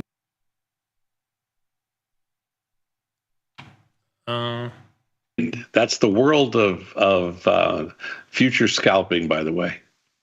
Say it one more time for me. I missed it. Say it again. That's the world of future scalping. By the end of the day, it doesn't work. You kind of got to puke. Out. Right. You don't want to take them overnight. You're not keeping it. Maybe you don't have the buying power, whatever the case may be. Well, the margins go for scalpers. The margins go from nothing to whatever. What is it per contract now? Like 14,000 or something. It's you don't get a discount. Yeah. No, you're right there. So nobody's got the money. Volatility. So there you go. Green. Even the S&P is down almost 20, down 20 right now. Yeah, definitely, they took away my money. Definitely selling into the close. Yeah. Yeah. All right. Well, it's always fun to watch. Went from a down day to an up day to down day again, but we're not closed. You still got about 7 minutes. It's a little ugly. You ugly. Yeah. Yep. Even the S&P down 22 now. Let's see what's moving this market a little bit lower here. Who wants to real quick? Usual suspects. Meta, Baba, PDD down 12. Netflix down 9. Coin down almost 8. Sazonov. 227 change. Yeah. You got stocks that are in ranges now that honestly, a month ago, you remember Coinbase on earnings. I mean, it traded over 300. Yep. The earnings were only a week ago. Yeah. Okay. So a week ago, the stock after hours was 301, 302, 303 in that range. It opened like 294. Okay. It's dropped $80. Right. I mean, and Bitcoin really hasn't the currency itself. Bitcoin hasn't moved. Right. Bitcoin hasn't moved. And if you go to MSTR, it's not exactly the same thing, but these are prices we haven't seen in a long time. So, what's happening is they're taking the juice out. And anytime they take the juice out, that kills the underlying. Like the whole reason that MSTR is trading where it is because of all the upside, all the upside premium that's built into their model. As soon as the market thinks the upside comes out, the stocks get killed, which is exactly what's happening before the underlying goes down. But it takes a lot of the buying pressure out of the underlying. Very good, sir. Hey, you know what? Who cares what you have to say? I've got 3 guys that want to say something to me. I got Dylan, I got Ilya, and I've got my man Chris. What's up, guys? Gentlemen, how goes it? Gentlemen, how are you? We are good. We're just yakking about the markets today. It's a little. You got some crude metaphors. I was listening to all this puke talk. They're puking them, Mr. Radigan. We don't need any of the fancy Vecchio and Spivak talk. We need the people want to hear the truth. It's called puking. Here in Milan, sir, we do not puke. Okay, we might occasionally regurgitate. Of course you do. Of course, because you fancy like that.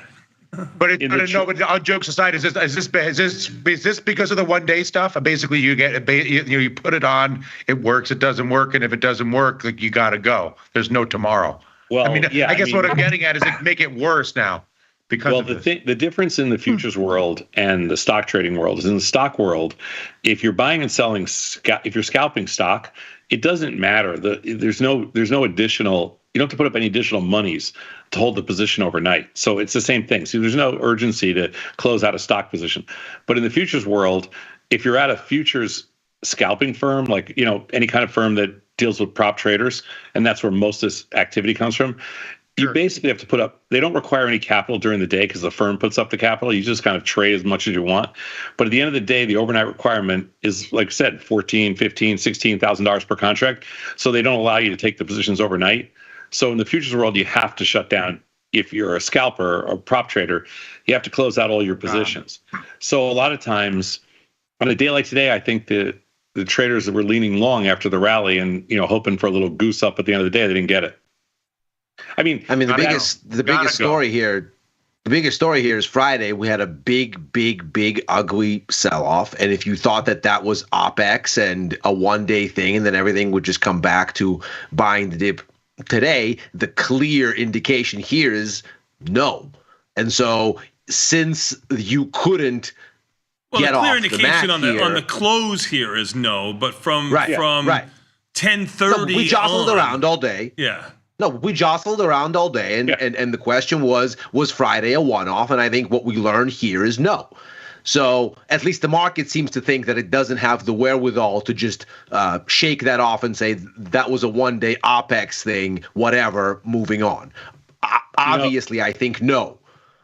Ilya, I would say that I haven't felt like there's ever been such a thing as a one-off OPEX day. Like, I always feel like when there's a big markup on a Friday, we tend to go higher the next week. When there's a big markdown, we tend to go lower the next day. That's why I was kind of bearish, overnight. Yeah. But this I feel like the sell-off on the end of the day was they just trapped a few people long today. I don't read too much more into it, but we are closing right at 6,000 on the nose. Yeah, it looks like it's right there, 599 and change right now. We just went under 6,000. Yeah. It's a good. It's an awfully good close. Like, I think we need 5,800 for this market to be interesting again, like 5,850 or something. So I think we need to give up the whole year. Well, I think this news is really on. You talked about it a moment ago, Tom. Like anything can happen at any moment. I think Trump came out and said that the 25% tariffs on Canada and Mexico are going to go forward. I think that's the latest tweet from him. I know, but what he says is meaningless. I mean, if we learned one thing, is what he says about tariffs is, come on. Yeah, I mean, what we find actually in the PMI data that came out on Friday is that it's not meaningless because we get the weakest growth in 17 months, and it's because businesses are freaked out because of the policy uncertainty. It's directly there in the surveying of the U.S. service sector, the only place where there's still growth left in the world. So they do matter even if they don't happen, apparently. Well, yeah, all I was saying, I wasn't commenting on that as much as I was just saying that what happens in the first month of a Trump presidency, as we learned the first time as well, is that there tends to be a lot of, unforced drama.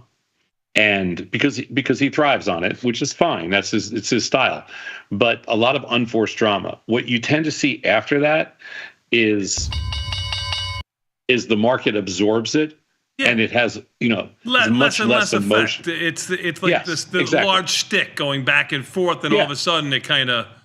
Yeah, I agree with you. Exactly. Yeah, exactly. And then it becomes, okay, I heard this once, I heard this twice, I heard this 30 times. Sure. Now let's move on and just trade them. Right, like everybody's replaceable kind of thing. Everybody's replaceable. I don't actually see any. I don't know. I don't know what you're talking about. That doesn't make any sense, actually. It makes no sense at all, Dylan, but we have to keep telling Tony that. It's important that Tony doesn't forget that.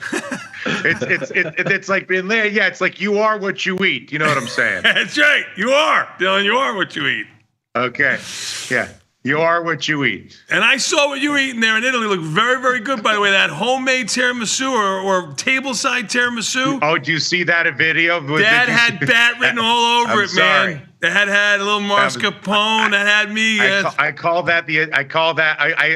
actually had a discussion about that video before publishing it, and I said, this is why Instagram is evil. Yeah. Like, this is an example of a torture video. Yep. Where you're just you're some picture of a cheese with a noodle and a cream I like and whatever. That. They were mixing the noodles and the cheese. Oh yeah. Oh, yeah. It's a torch. I'm gonna set you up. I got a place they'll do that for you when you come here for the big Tasty event. We're gonna get you the world's biggest.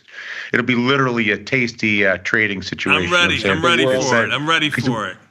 Hey, some good torture video. Hey, little Italian boy, you're not going. Everybody's replaceable. You are what you eat. You are what you eat. Hey, little Italian boy, you ain't going. Just remember that.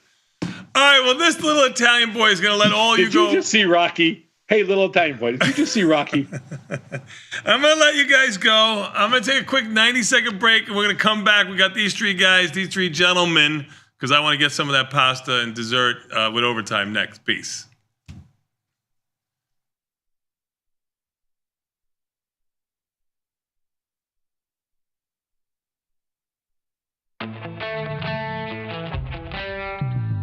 In the world of investing, a beast lurks between the numbers. Some watch from the safety of the sidelines, but others saddle up and ride that one-ton rowdy ribeye for all he's got. If that's you, join us on Tasty Trade, named best online broker for options trading. Genius loves company. I want to play a game. It's a relationship game. So I'm going to ask you each a question to your partner. Who loves the hardest? Yes, yes, yes. So are you ready? Who's more stubborn? Who's more public? And who do you think takes longer to get ready in the morning? Oh. He's got to do his hair. Who's a better driver? I mean, for sure. Yeah. Like, I live in Italy. Like we drive like. I drove a truck in New York City. I drove a tractor on a farm. I can fly an airplane. Who loves the Fed most? Who is more spoiled? It's not even close. Like, you got buildings full of people. What do you want, Mr. Zosnoff? I have nothing. Forbes called us best online for options trading. With stockbrokers.com, we're number one for options and futures trading. So what else can we say other than boom? Trade like a trader. Tasty Trade. Make your move. Looking for a better broker and a bonus? Sweet. We got you. Right now, you can get a bonus of up to $4,000 when you open and fund a Tasty Trade account.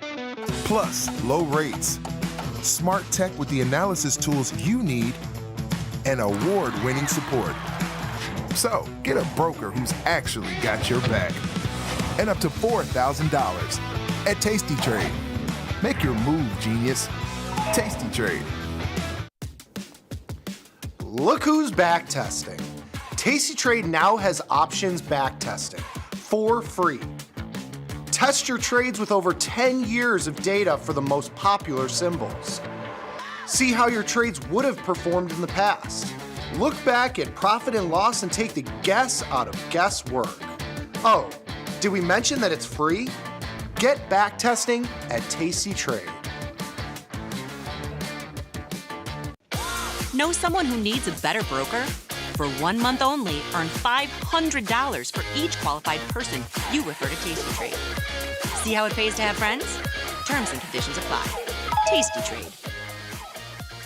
You can get up to $4,000 when you open and fund a new account with Tasty Trade. That's 4,000 buckaroos, 4,000 bills, 4 large, 4K, 4 grand. Get on the platform for traders who just want to trade. Tasty Trade. Make your move.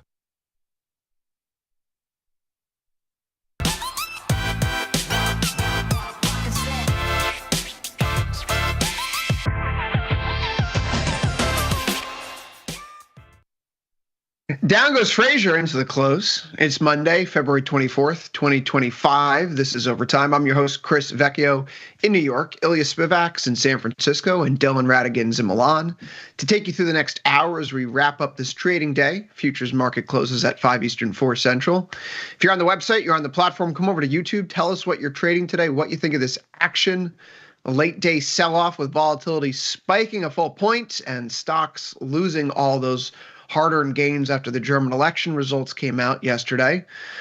Gold does push up to a new all-time high. Crude oil remains tethered right around $70 a barrel. Dollar looks like it's still potentially rolling over, although that late-day move in stocks sends the dollar back to its session highs. Overall, it's a full trading week here. We don't have any holidays, so that's the good news. It's a quiet macro week. That's the bad news. In between, we'll have NVIDIA earnings on Wednesday. So there's a lot to chew on here. Gentlemen, Friday's sell-off was pretty nasty. Ilya, growth concerns are in play. The PMI release that comes out on Friday morning shows that the economy could be teetering towards recession. Prices are up, growth momentum is down, and stocks, they just don't like it.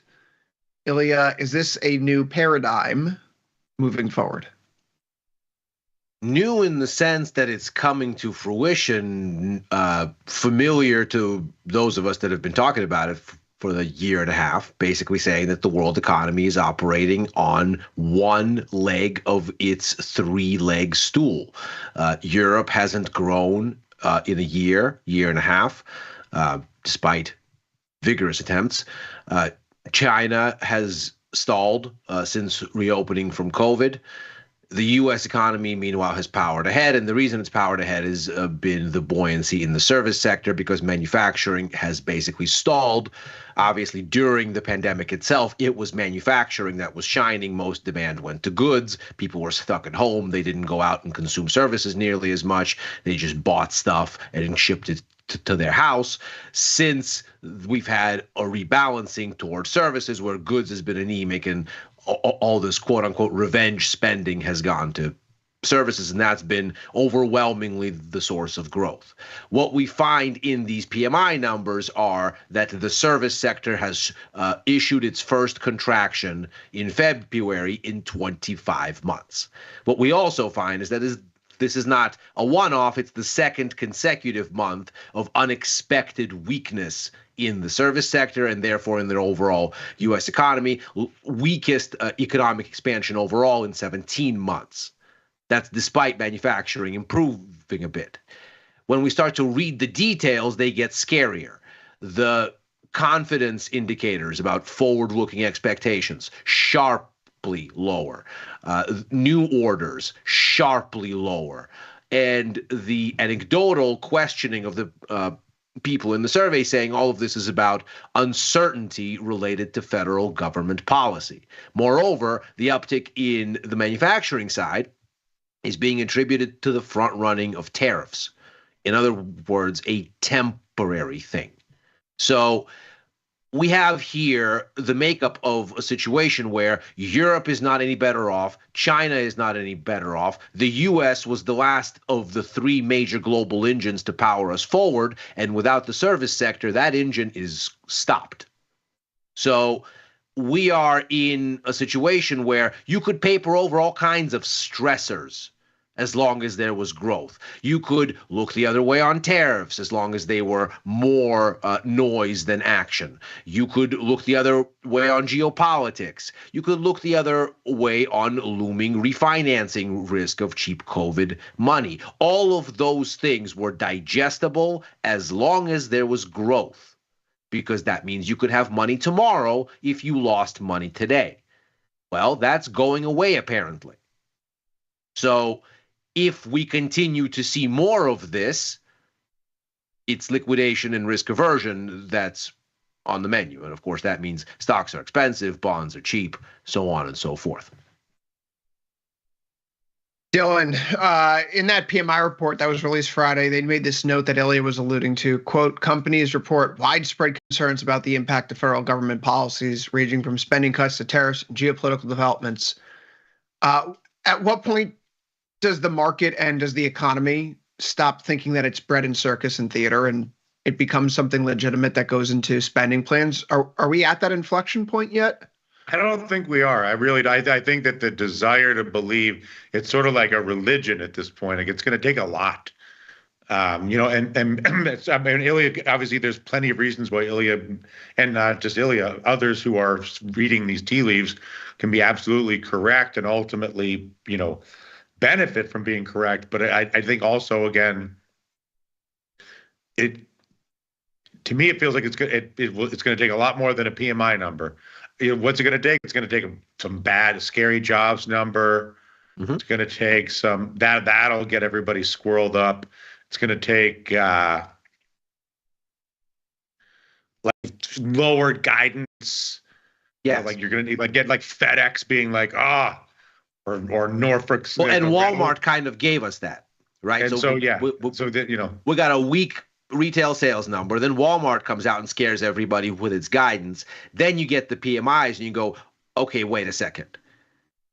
And then these things are starting to make a line. And lighter FedEx, you start to see the sort of leading sectors of the economy worn down, or just do more of what Ilya's already describing, just more of it in more places, and you throw a jobs number in there. So I'd say you're good to go until the first Friday in March, and then if you get a wacky jobs number, but it's going to take a lot. Just because the desire to believe in the glory of the super glide, not to mention the Pavlovian training of a generation of investors and traders to buy dips. Yeah, I mean, the first week of March is not to be underplayed here. First of all, March 4th is ostensibly when those tariffs on Mexico and Canada go into effect. And then I would imagine that Friday, the 7th, is when we get the next set of NFPs. That's next week. Well, you say they're ostensibly going to go into effect next week. To quote the President of the United States directly, I look at some of these agreements and I say, who would ever sign a thing like this? The tariffs will go forward, yes. We'll make up a lot of territory. Our country will be liquid and rich again, end quote. Donald Trump is the person who signed those agreements.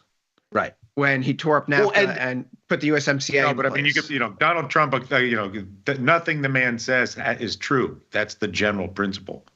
Which means these tariffs are probably not going into place next week, Dylan. If we're going and also the tariffs that were supposed to go into effect on in the first days of February were going in with this level of conviction until less than 24 hours later. They weren't.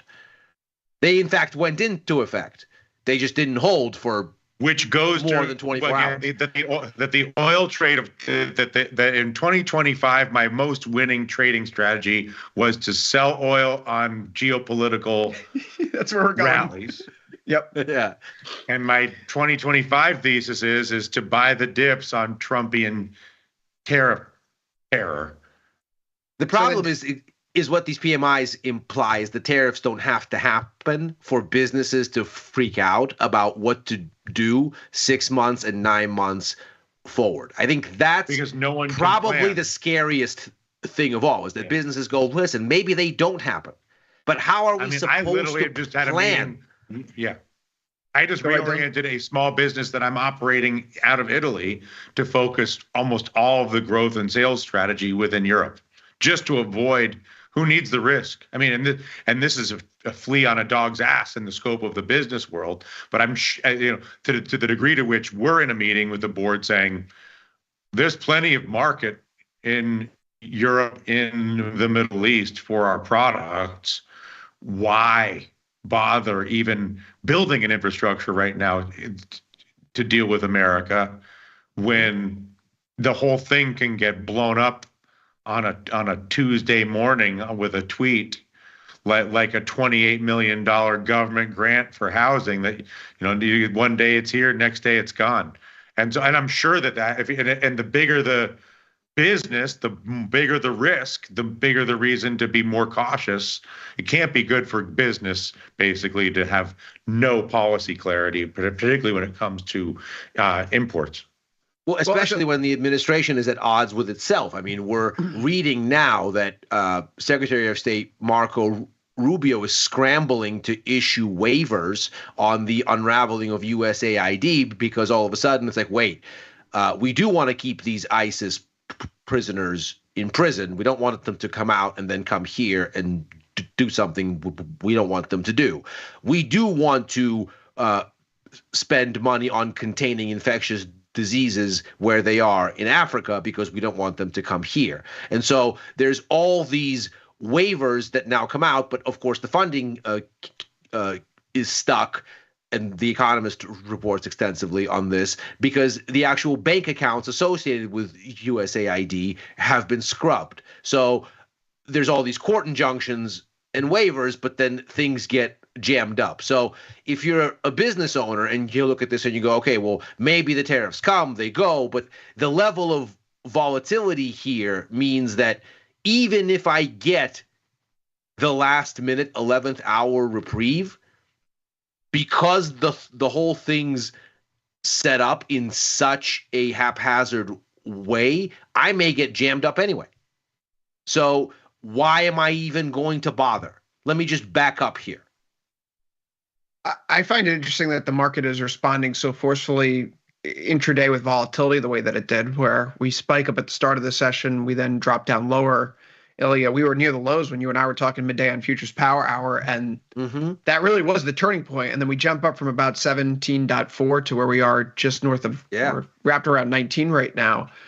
And I suppose that's a different layer to this volatility. There were spikes last week where intraday would spike up and then it'd come back in and the market would rebound.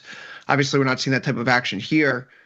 But Dylan, I can't help but wonder, right? I'm just, who's the guy that signed the agreement that Trump is bashing right now? According to the White House website, trumpwhitehouse.archives.gov, President Donald J. Trump's U.S.-Mexico-Canada agreement delivers a historic win. This is the most modern balance. This is not to say like Donald Trump's such an idiot. Why is he attacking his own trade agreement? No, this is like, where's he operating from? If the tariffs are still coming next week, that's probably a carrot, right? If we're going to try to disentangle Trump lingo, it's probably a carrot to get something sweeter or an indication that more progress is going to be made in some renegotiation with Mexico and Canada. I would posit then, longer term, if all this tariff saber rattling is ultimately a way for him to renegotiate the USMCA that he signed into law without having to expire next year, by the way. Right, that is the background here, right? He wants to extend it, but now after seeing it in action since his first term, he thinks that there need to be more provisions made to it. So instead of just simply looking to get it extended, we are effectively changing the scope of the USMCA now, lest Canada and Mexico lose that free trade agreement, which would hurt their economies more than ours. So, yeah, Dylan, there's a lot of overhang because of these comments about tariffs, but if trying to just think about this as objectively as possible, if these are stepping stones towards a rewritten trade deal, Trump isn't going to revisit that trade deal in the next year or two. This tariff thing then becomes a sort of Damocles to a non-issue altogether.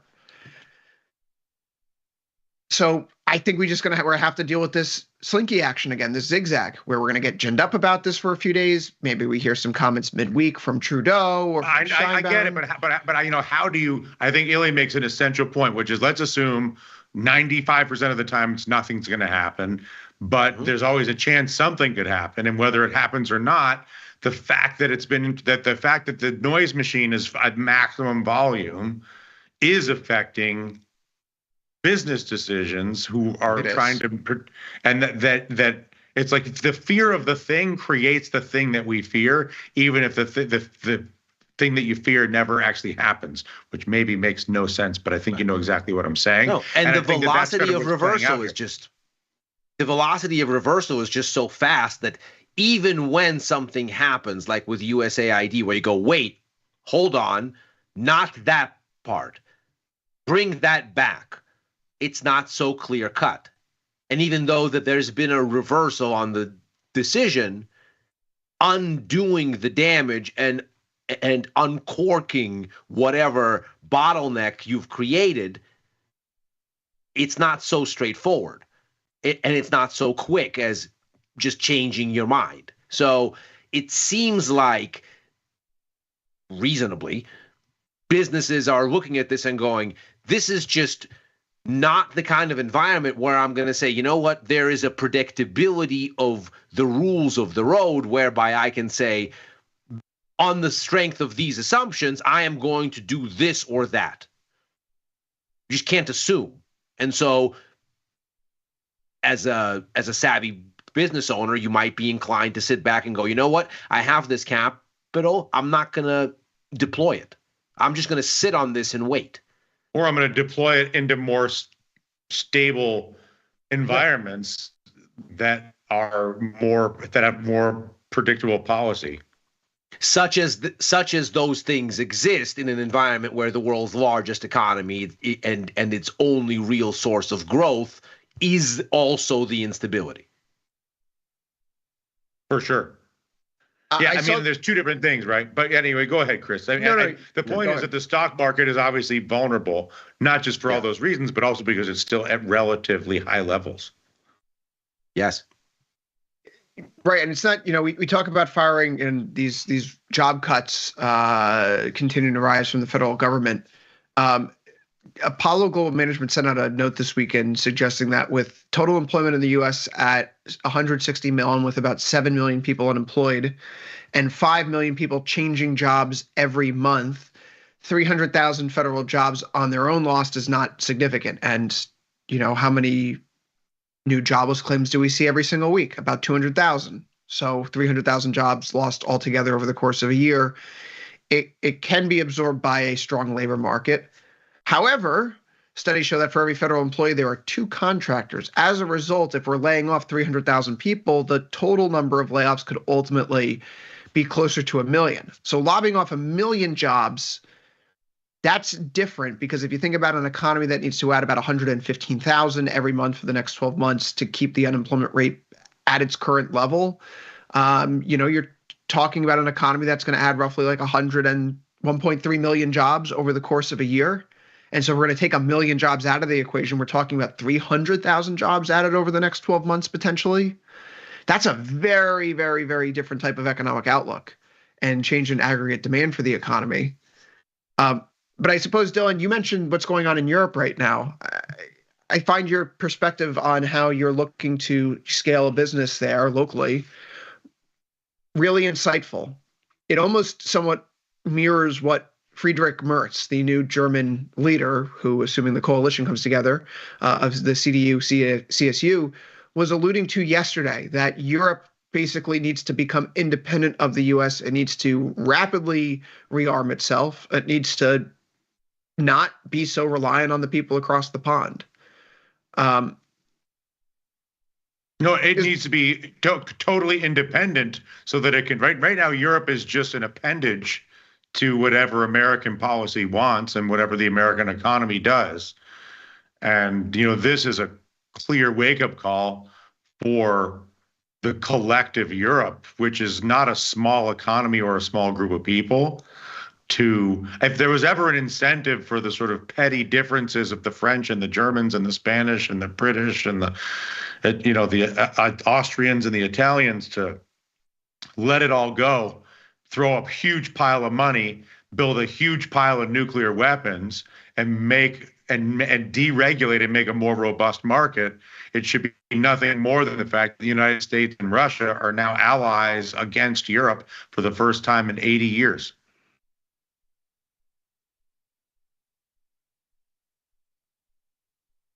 Ilya, we frequently talk about credit spreads widening out as a potential to risk in broader markets.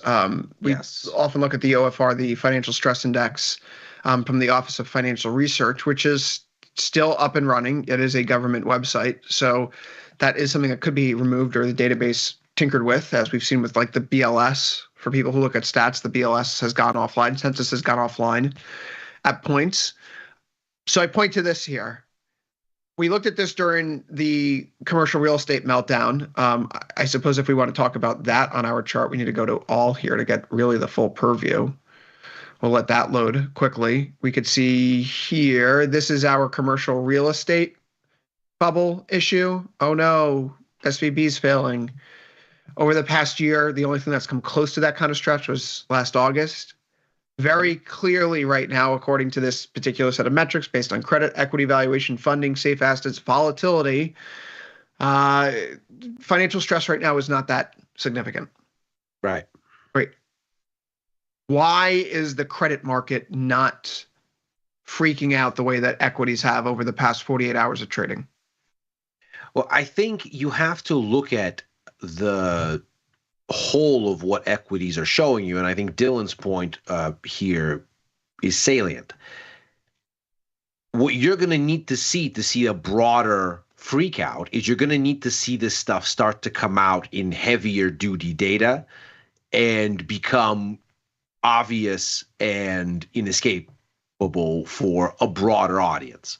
I think what you're looking at here is us looking through some PMI data, some CPI data, which was also worrying, some ISM data that was also worrying, all of which started to tell you the service sector is wobbling in a way that it hasn't before, and this is the pillar of global growth, and there's an issue. But these are early indications, and we've not seen that show up. And when you look at the S&P, it's near the middle of its range from early December. NASDAQ, middle of its range from early December. It's down, but it's not collapsing. There isn't the kind of situation here where you would expect credit crisis-like dynamics where people would go, I am not parting with my cash for any reason, full stop, period. No, you can't get a loan. And then credit spreads would blow out. That's not what we're seeing yet.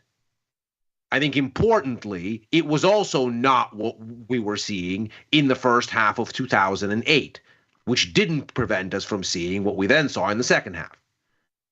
So would you have been wise to wait to be a seller of risk into the second half of 08? Ultimately, no.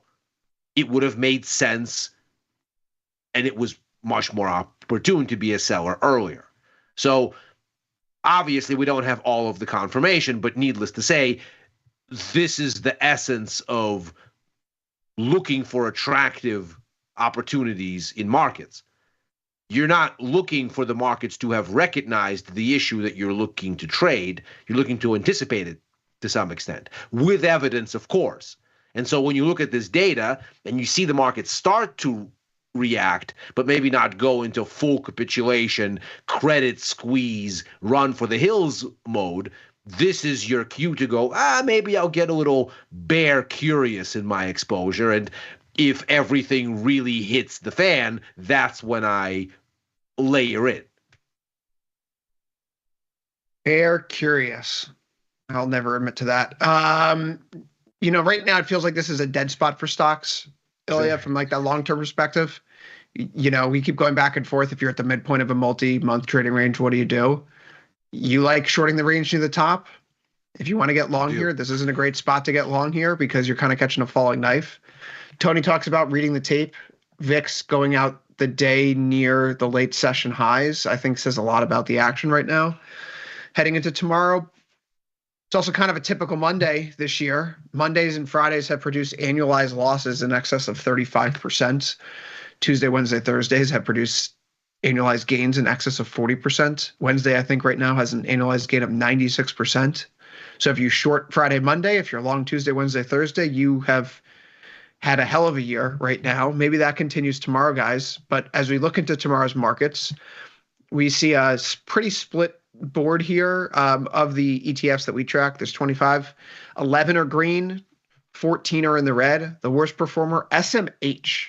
SMH is off by 2.63%. Not sure you guys caught the headline over the weekend, but apparently a TD Cowen analyst did a channel check on how Microsoft's data center applications and leases are going through, and they received word that Microsoft is going around canceling some of its data center contracts, which in context of what we heard last week from Satya Nadella on that podcast, all speaks to a potential overbuild for the arena. Mm-hmm. But later in the day, right, where do we, who do you trust is my point. I point that out because we get this, there's a letter that's sent out from Jefferies from their investor relations team that's basically like, look, let me just clip this and pull this into here. Okay. Like, Microsoft itself is strongly refuting any change to their data center strategy. Again, this is just like with Trump. We're hearing two different stories from two different sources about the same exact thing. It's kind of like the mineral rights deal. We get a mineral rights deal that's sent out by Axios today. Is it the real thing? Maybe not, because it seems very dramatically opposed to what we're hearing from Trump himself. The point I'm getting at, though, is oversupply, the overbuilding of railroads, Ilya, certainly seems to be something thematically bothering the markets here on this Monday. We see it Friday. We see it here Monday. How seriously should we take this concern as a potential prick to the bubble at a time when sentiment is clearly ebbing? I think what you have to respect about the price action here is sort of the defense mechanism that the market would have against headlines like this has been clearly degraded. And so this is the time when the markets might start to get spooked about exactly this kind of stuff. You can shrug off all kinds of things. Again, as long as there's growth, as long as the economy is growing, then if you get shell-shocked, if you lose money, if you make a mistake today, as long as demand overall is there and things are expanding, then there is new money to make tomorrow. If the business cycle is turning inward on itself, or there is at least a credible concern that it is, as we've just discussed, all of a sudden you become much less sure that there is, in fact, new money to have, at least near term. And if that's the case, you're going to be a lot more circumspect about outlays today, because you can say, you know what? I don't want to lose this money. Because what if there's not money tomorrow? Because there's a recession coming, because demand is weakening, et cetera, et cetera, et cetera. So all of a sudden, headlines like this, that 6 months ago, 4 months ago, 2 months ago, might have been shrugged off to say, okay, this is like a one. Does this change the grand and powerful AI future? No. Okay, moving on. But if there's no growth to give you the confidence to say the great and powerful AI future is coming on the timescale you thought, if there is suddenly a question about future money, even in the near term, now you're not so ready to part with capital. Now you're going to care about stuff like this. And this is just one flavor. The market has had a very strong defense system against negative sentiment because growth was powering ahead and indeed accelerating. The end of last year was a period of explosive acceleration in growth. Well, now we're unraveling to the weakest levels in 2 years, as apparently that was some sort of a blow-off sentiment top. Maybe. Now you're going to be vulnerable to things like this. So it's not so much that the headline is very impactful by itself. It's that the market decided to care. That's the big deal. You know, it's fascinating because these companies, you think that the stock prices in SMH haven't gone anywhere, Dylan, over the past almost, we're 9 months now. We're talking about late May when we start trading into the 240s. And it's now late February and we're still in the 240s. So this is, a year basically now, getting close to it, that semiconductors have stalled out. They were the growth engine for the market in the first half of last year. So the fact that the NASDAQ has been able to push higher says a lot about the spreading of the breath. But one would think that the benefit of time would mean that, okay, well, if we trade sideways for a while, then these ridiculous PE ratios, they can come back in. We can put some, score on the board, right? We can put some crooked numbers up there, get the market confident that our valuations are worthwhile and the earnings will speak for themselves. I would point out that SMH, we look at the historical trailing 12 months PE ratio, where we were last May, it was about 41.6. SMH's trailing 12-month PE ratio as of February 12th is 48.64. So the index hasn't gone anywhere for the past 9 months. and the PE ratios have not come back down. So where's the earnings? Where's the earnings? Where are the earnings?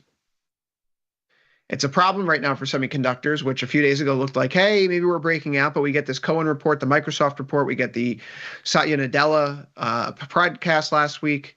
SMH has been going through it. Of course, we have NVIDIA earnings this week. Dylan, is this the Holy Grail? Is this what we're waiting for? Is this our savior? Jensen, is he coming to save us? I mean, it would be amazing if he can do it again. I mean, I tend to think that, like, we said this going back as almost probably 2, 3, 4 quarters ago, that it's not that NVIDIA has stopped performing, although maybe it's, relatively more modest. I emphasize relatively, but it's more that Wall Street has gotten better at forecasting it, so that the gap between modeling and analyst projections and reality compressed, such that whatever they did, the earnings report itself was no longer the financial carnival that it once was. I would be shocked if NVIDIA does anything that moves the stock in any meaningful way. So I don't think it's I think that, I guess, the most obvious risk is that NVIDIA or Jensen specifically says something that is viewed to validate the amplified fears manifest by the so-called channel check at Microsoft. And it all speaks to a market that is anxious to hold on to its lofty valuations, but at the same time is increasingly, and I think understandably, skittish for all the reasons that Ilya's been laying out. So it's hard for me to see. I feel like NVIDIA is either a non-event or a bad event. I mean, listen, it'd be entertaining I have no financial position with any of these things right now, but it would be, I would be charmed, I suppose, to see if NVIDIA can blow it out and the stock can go up 15% on the day and all the things that it's capable of in the past. That would be a legendary event, but it seems to be the least likely. It's either going to be a non-event or it's going to be viewed as validation of some evidence of trouble in paradise.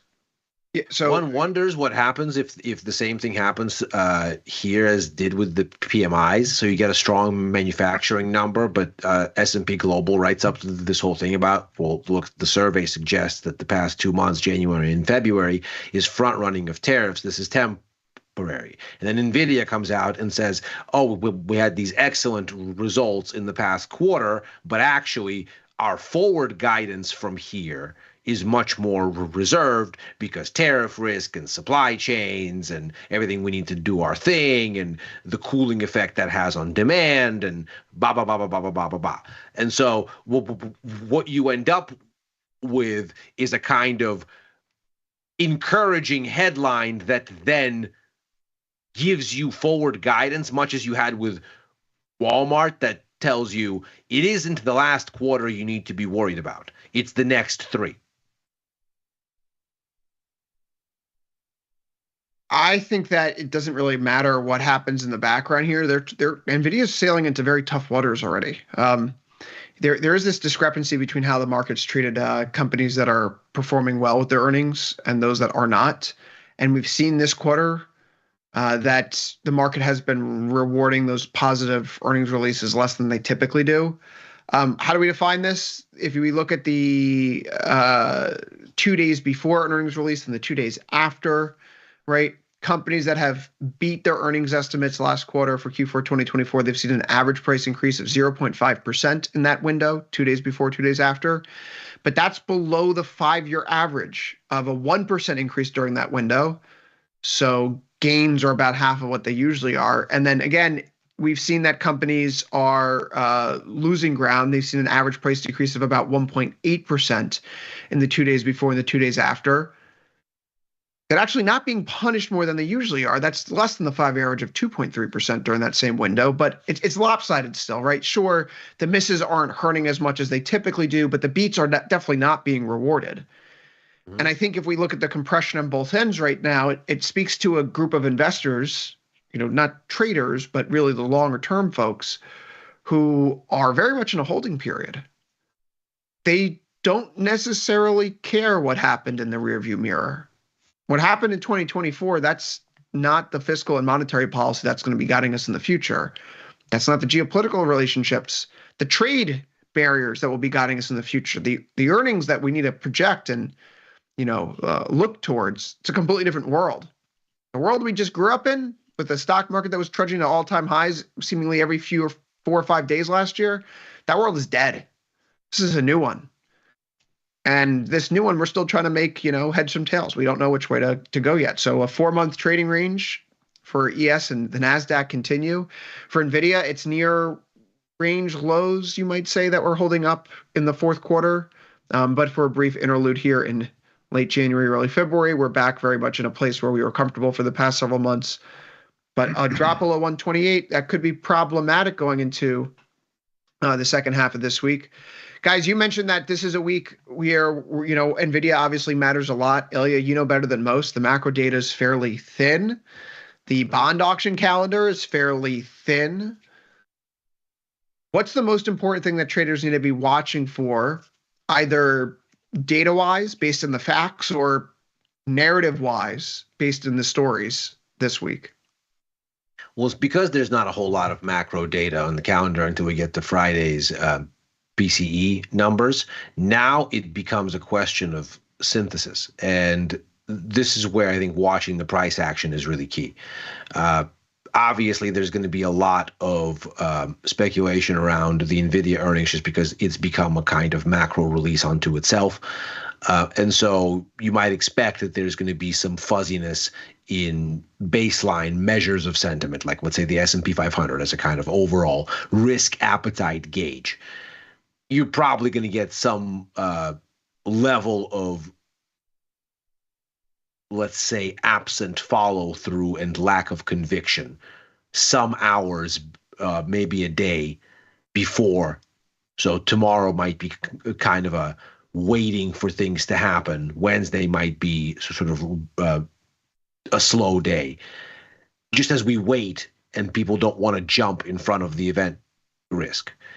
And then, of course, if we do, that becomes an indicator onto itself. If the market is willing to make, let's say, a big move tomorrow before the NVIDIA earnings without wanting that conviction, that's going to tell you something. I think the most important thing you can do here is let the price action speak for itself, especially on risk reward grounds. Again, looking at the S&P here, we're at the bottom of the congestion range since we set that high before the DeepSeek gap. We haven't even overcome that high, never mind early December. So since the beginning of the year, we've carved out a kind of internal range, and we are at its bottom. It doesn't really make risk-reward sense to be a seller here, nor does it make confirmation sense to be a buyer. The price action is going to decide here. This is not one of those weeks where you have a clear macro indicator to tell you something. That might actually be the more concerning thing. If Friday's PMI numbers were the last word on the macro environment, then today was a story about follow-through on the price action following those numbers. And that tells you this is the default that the market is finding. That should be concerning. Dylan, it's the second half, well, not quite the second half of the week yet, but it's Tuesday tomorrow. And absent of all the data, what's the most important thing that traders need to be watching for this coming week? I mean, unfortunately, it's super predictable, but I think that it's obviously, you always have to be aware of the possibility that Trump's going to make good on one of his economic threats. I think that's why the PMI numbers are the ones that they are. And I think that it's not rhetoric. It would be evidence of follow through on the rhetoric from Trump. I mean, it's sort of like now, because even Musk, right? Like that Musk email has got all that attention over the last few days, where if you don't respond to the email, you're fired and blah, blah, blah. But then all of a sudden Monday comes and they're like, oh, actually, you don't have to respond to the email and nobody's getting fired, which has sort of become the standard behavioral pattern and increasing expectation from the Trump administration, which if they say something, shocking and outrageous, and then there's no follow through. But because the president of the United States of America, or the first buddy of the president of the United States of America, apparently have an incredible amount of power, right? It's one thing if a crazy person on talk radio says, oh, we should do this, we'll take Canada, Gulf of America, whatever. But because the office of the presidency and the newly created office of the first buddy have so much apparent power, that the words continue to be the primary risk. But I think that the number one issue is evidence of follow through in any place, any location at any time. Yeah, I'm now it'd be like Israel or Iran actually going to war instead of just talking about it. Right. Yeah, that's an apt comparison.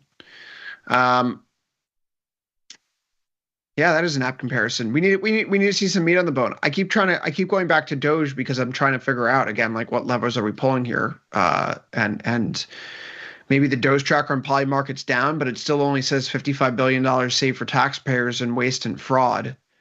Dylan, I'm excited to see the lawsuits for the fraud, right? Fraud's illegal in this country. So if we're finding fraudulent payments that are being made with taxpayer money, then surely people are going to be arrested for all this fraud that they found. Otherwise, it just, to me, seems like money that's been allocated by Congress that people just don't like where it's going. Again, fine, just don't pass a new budget and don't allocate the money there.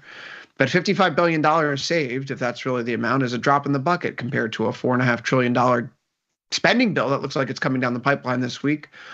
I suppose that's something that we can watch moving forward. Changes in corporate tax rates. Will there be a change in the SALT cap?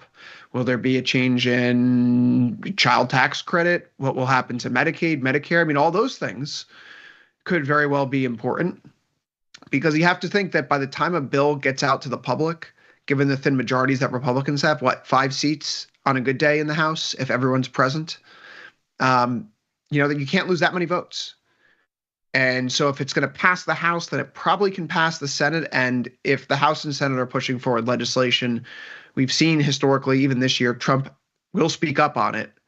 And if the legislation is something that he's not going to sign, he'll try to kill it before he has to veto it, and can potentially get, overridden by the nullification process there.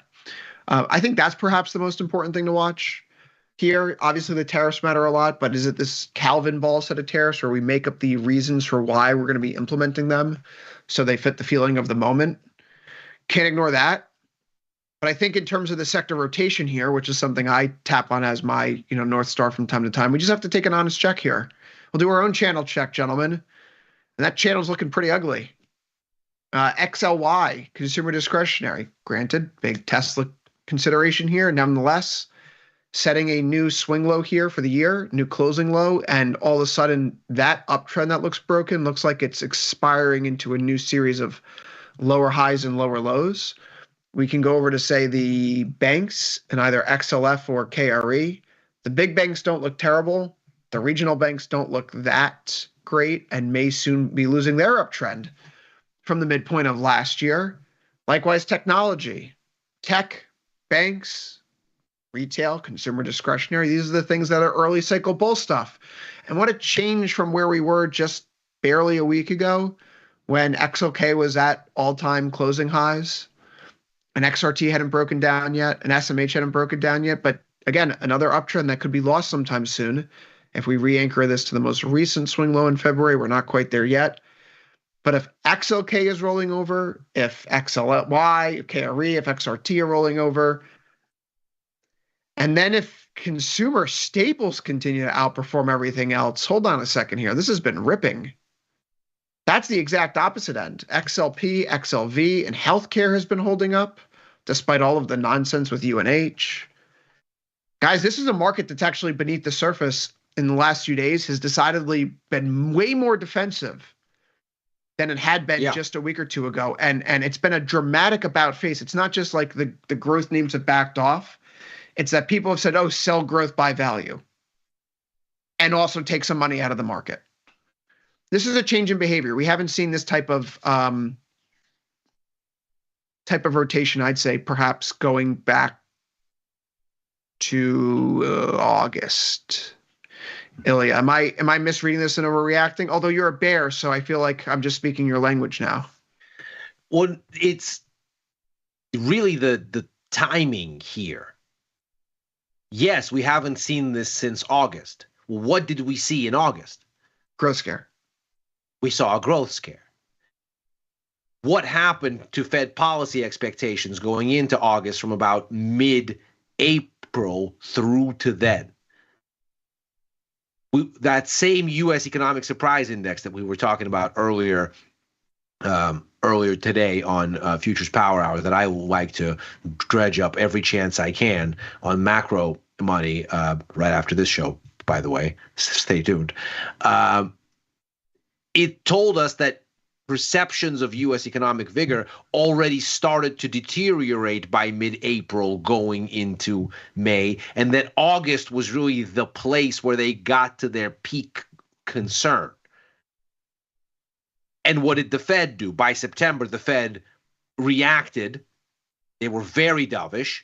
It turned out the economy wasn't quite on as weak a footing, and things normalized. This setup here tells you that actually maybe the election got in the way, but that those concerns that were on display then, those same concerns are on display now, and the Fed's reaction function is to get dovish. So then the anticipation might then be we need more rate cuts into the outlook. Bonds are too cheap. Stocks are too expensive. And we don't have any time for the Fed to talk away any of these things until the FOMC in March, which is some time away yet.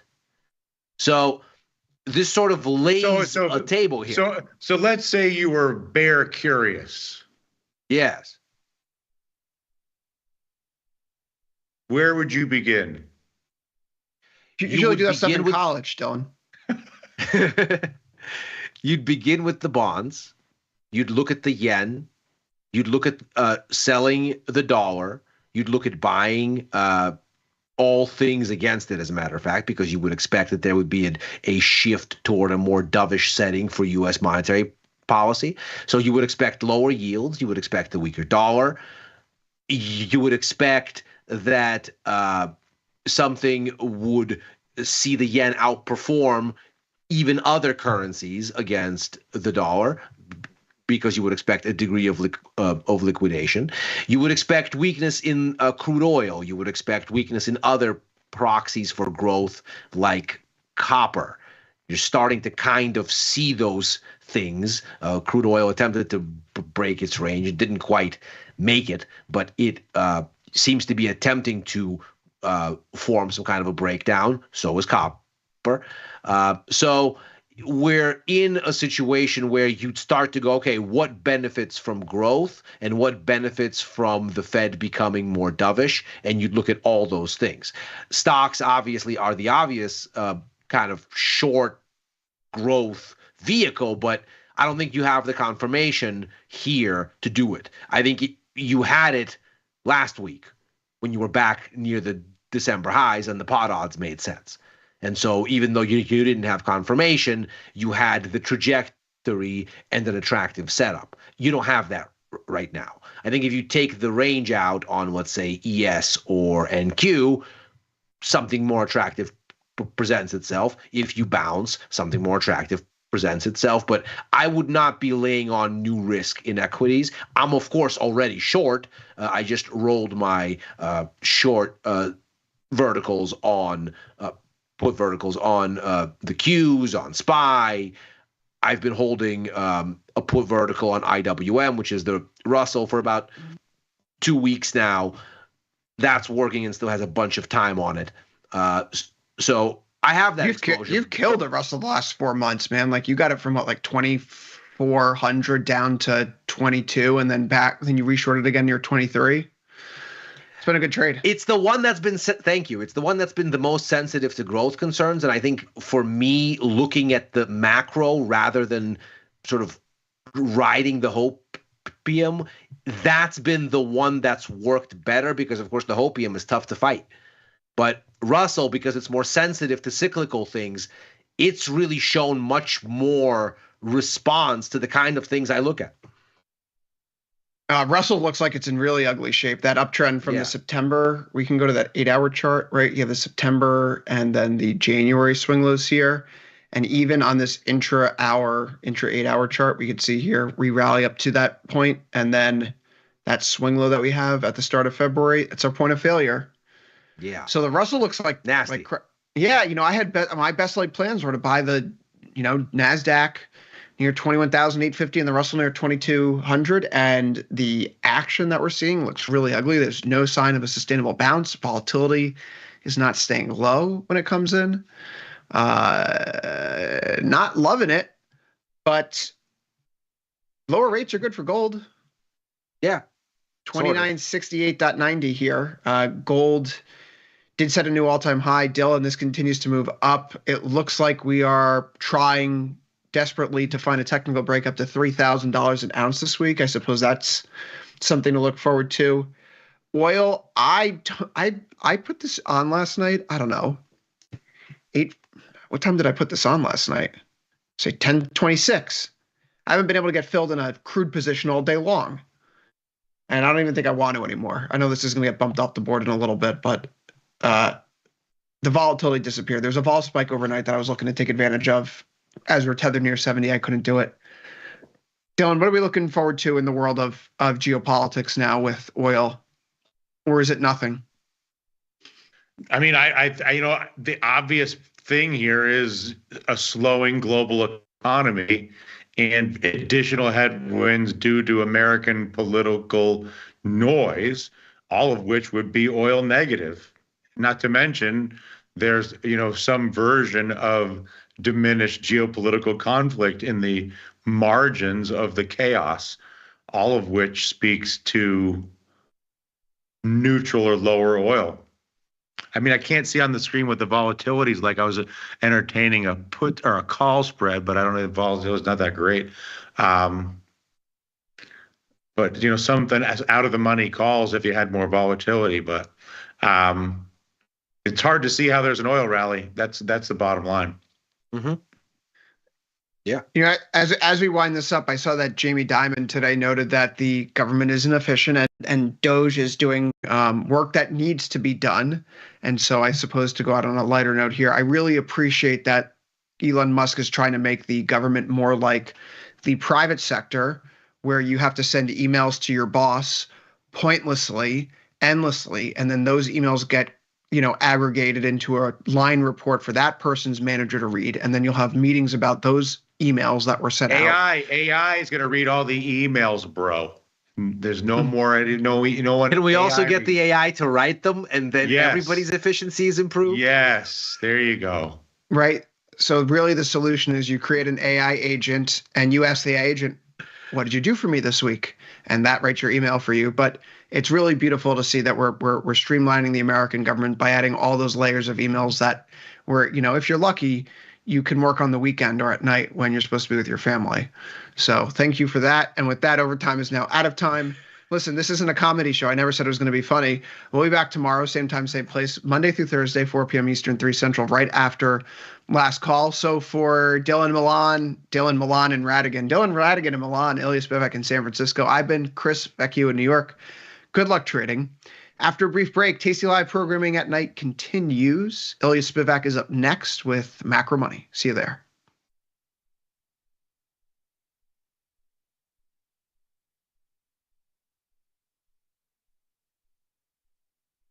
Dear Cheapo Airlines, thank you so much for sending my luggage on a magical side quest instead of my planned destination. I am glad that I had the sustenance of the single pretzel I was served on board while I was waiting for my bag to arrive. Looking forward to your reply, because surely the response can't be as delayed as long as my flight was. Warm regards, Bettina. Sometimes it feels good to get smart. Get even smarter with live trading insights and some live taunting. Every day I do God's work here. From the smart mouths at tastylive. I'm like the Tupac of economists, going out on top. And will I ever really be gone?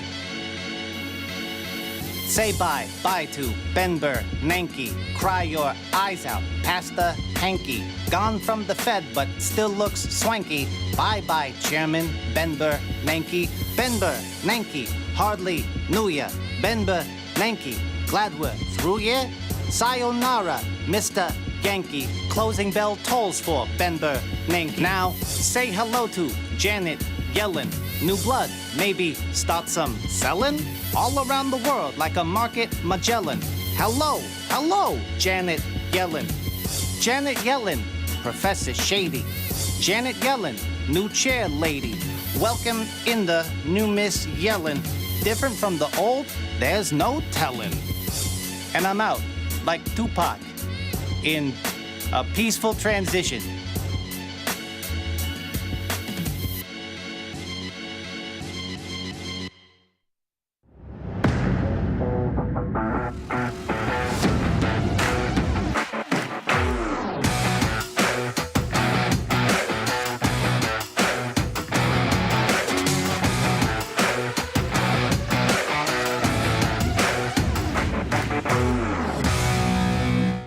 This is Chicago.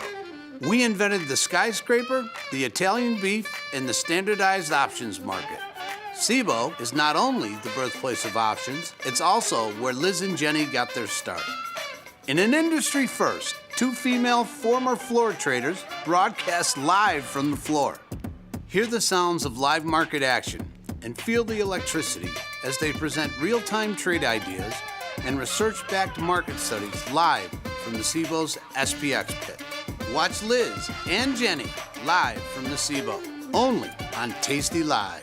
I started trading around 2018, as soon as I got out of college. Stumbled upon a couple of different YouTube videos and learned that way. Truth or Skepticism with Dylan Radigan was actually kind of what really caught me in the early stages, because Dylan was sort of the skeptic, and like I was a skeptic as well.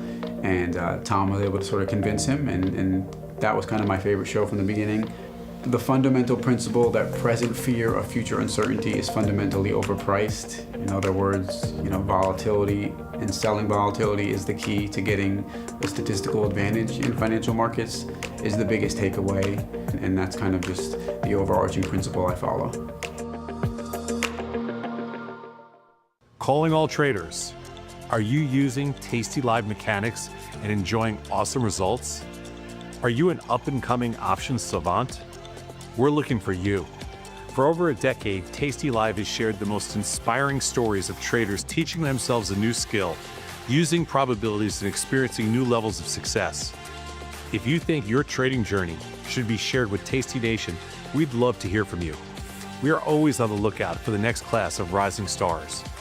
Email us at risingstars@tastylive.com if you'd like a chance to share your trading journey and inspire others. Ready to take your trading skills to the next level? Dive into the world of stocks, options, and futures with Tasty Trade courses. Whether you're a beginner or more advanced trader, our courses can empower you with the knowledge to succeed. Watch as our team in Chicago shows you how to use the Tasty Trade platform and go over the basics of trading. Perhaps you'll learn about a new strategy or a potential product for your portfolio. To find our courses, go to the Manage section of our web platform or head to courses.tastytrade.com. Start taking control of your financial future. Visit our courses today. Forbes called us best online for options trading. Investopedia, best for options trading, period. With stockbrokers.com, we're number one for options and futures trading. The Motley Fool really likes us. And so does Business Insider. So what else can we say other than, boom, trade like a trader. Tasty Trade. Make your move. The beauty of Thinkorswim was that we were different. From the name to the front end technology was clearly what we wanted as traders. Second time around, I think we did a better job. Yes, we are known for our ability to support complex derivatives traders, but we also have the tools for somebody who's brand new who wants to come in on the first floor and work their way up to the top of the building. Know someone who needs a better broker? For 1 month only, earn $500 for each qualified person you refer to Tasty Trade. See how it pays to have friends? Terms and conditions apply. Tasty Trade. Looking for a better broker and a bonus? Sweet. Get up to $4,000 when you open and fund a Tasty Trade account. Plus, smart tech and a broker who's got your back at Tasty Trade. Make your move, genius. Tasty Trade.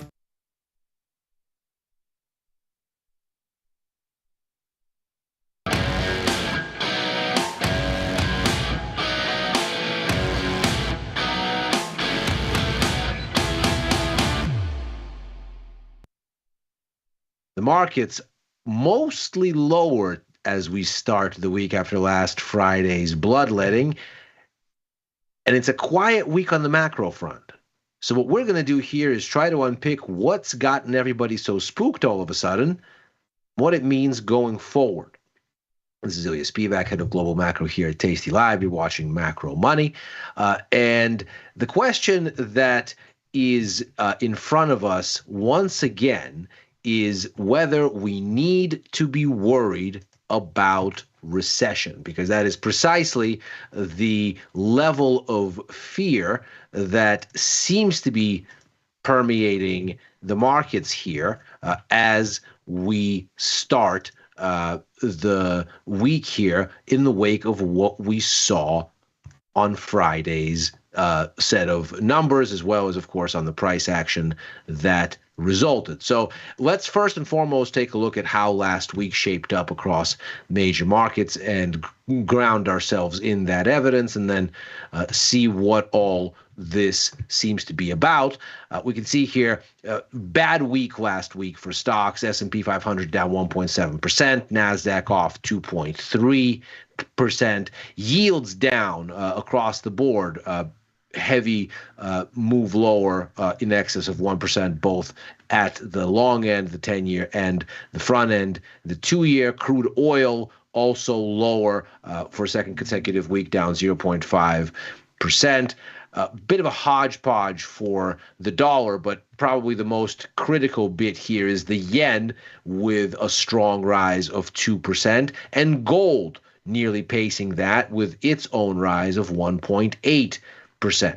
Now, clearly, there is a thematic narrative that emerges here, and it is one of negative perspective on risk-taking in general, on risk appetite as a whole. And that's the kind of thing that happens when the markets get worried about global growth dynamics. So stocks are down. Bonds are up. That is to say, yields are down. That pullback in yields giving support to the typical and usual suspects, gold and the yen, both of which tend to benefit when yields are lower. The euro somewhat neutral here, but of course we were going into German elections this past weekend. They've since occurred, and we'll see how the coalition building proceeds from here. But the overall story, Bitcoin included, with a loss of 3% last week, is of the markets becoming more defensive. And with crude oil falling in line with these themes, the essence of the worry seems to be growth related. Now, this is after some very sobering economic data that came out on Friday. What we find here is the latest update on U.S. growth dynamics from S&P Global's Purchasing Manager Index survey. What we find here, first, the good part, manufacturing picked up a little bit of steam. We can see here the red line tracks that sector. It rose to 51.6, a very small rise from January, but nevertheless, a bit of acceleration. That was hardly the story, though. The main issue came from the service sector, the much more dominant part of the equation. In fact, you can see that manufacturing here sort of moves onto itself for the most part, but the overall composite index that includes both manufacturing and services looks almost identical to the service sector line, and that's, of course, because the U.S. service sector is close to 70% of the entire economy and close to 80% of employment. So clearly there is a disparity here, and services is the more dominant part of the story. What we see is actually rather shocking. The service sector shrank for the first time in over 2 years in February, looking at this data. As ever, it operates on a logic where 50 is neutral, above 50 is growth, below 50 is contraction. The further you go above 50, the faster the growth. The further you go below 50, the faster the contraction. The number for February here on the service sector, 49.7, that is to say below 50 and pointing to contraction. The composite number, as a consequence, 50.4, just a sliver above utter standstill, and the weakest performance in 17 months. So the U.S. economy here clearly showing signs of significant unraveling at the start of the year. Moreover, if we look at the index tracking forward-looking expectations within the data, it is looking ominous. At the start of the year here, we can see a brisk drop in forward-looking expectations for where purchasing managers expect things to go from here. Now, we're not in contraction territory yet, but as it stands, the level of confidence about future output has significantly diminished. And indeed, if we look at the bottom line here for what is being reported, we can see why. On the service sector side and more generally, we can see what this cites is growing concerns and uncertainty related to federal government policies as a reason why businesses are turning defensive, and so new orders growth is weaker. Business expectations, as we just saw right here, are slumping. The other still more defensive beat here is on that uptick in manufacturing. As we just saw, this was a bit of a bright spot, even though it didn't really change the overall result, but maybe it wasn't as bright as it seems. Surveying suggests that the upturn in manufacturing was at least in part linked to front-running of tariffs. That is to say, importers boosting their activity, boosting their orders from abroad, expecting that tariffs downwind would make those same purchases much more expensive, and so attempting to stockpile at the lower levels, the lower costs now while they can. In parallel, of course, we've seen a similar kind of vigor in China, which has been the main beneficiary of this front running of tariffs.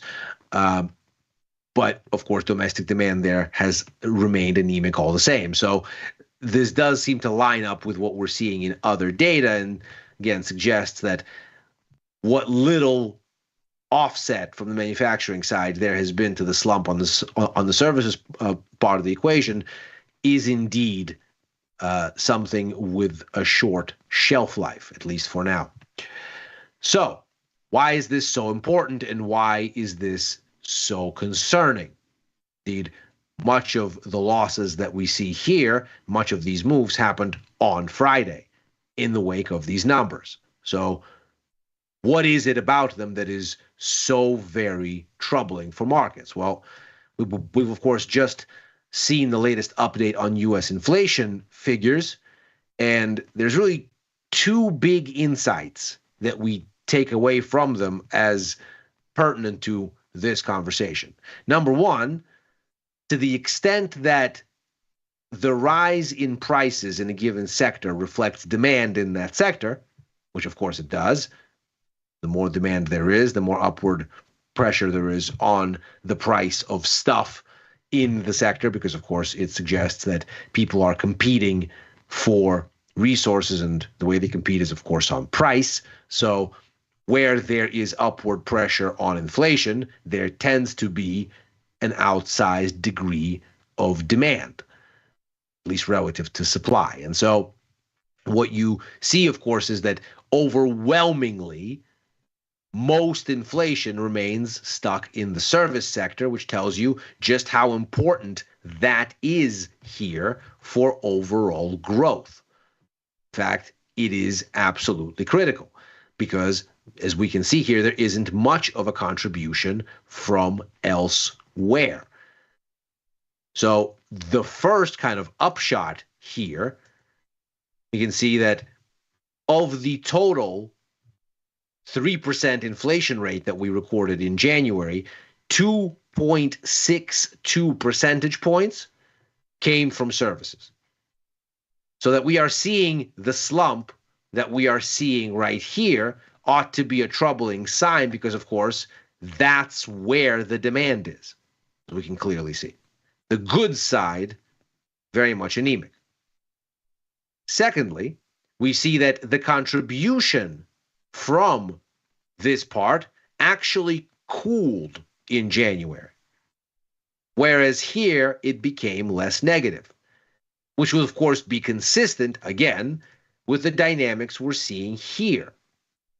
And so when we look at the breakdown here, we can see that the contribution to CPI from goods actually became stronger in January, even though the overall levels we can see are a pittance, and it's because they became less negative month in, month out.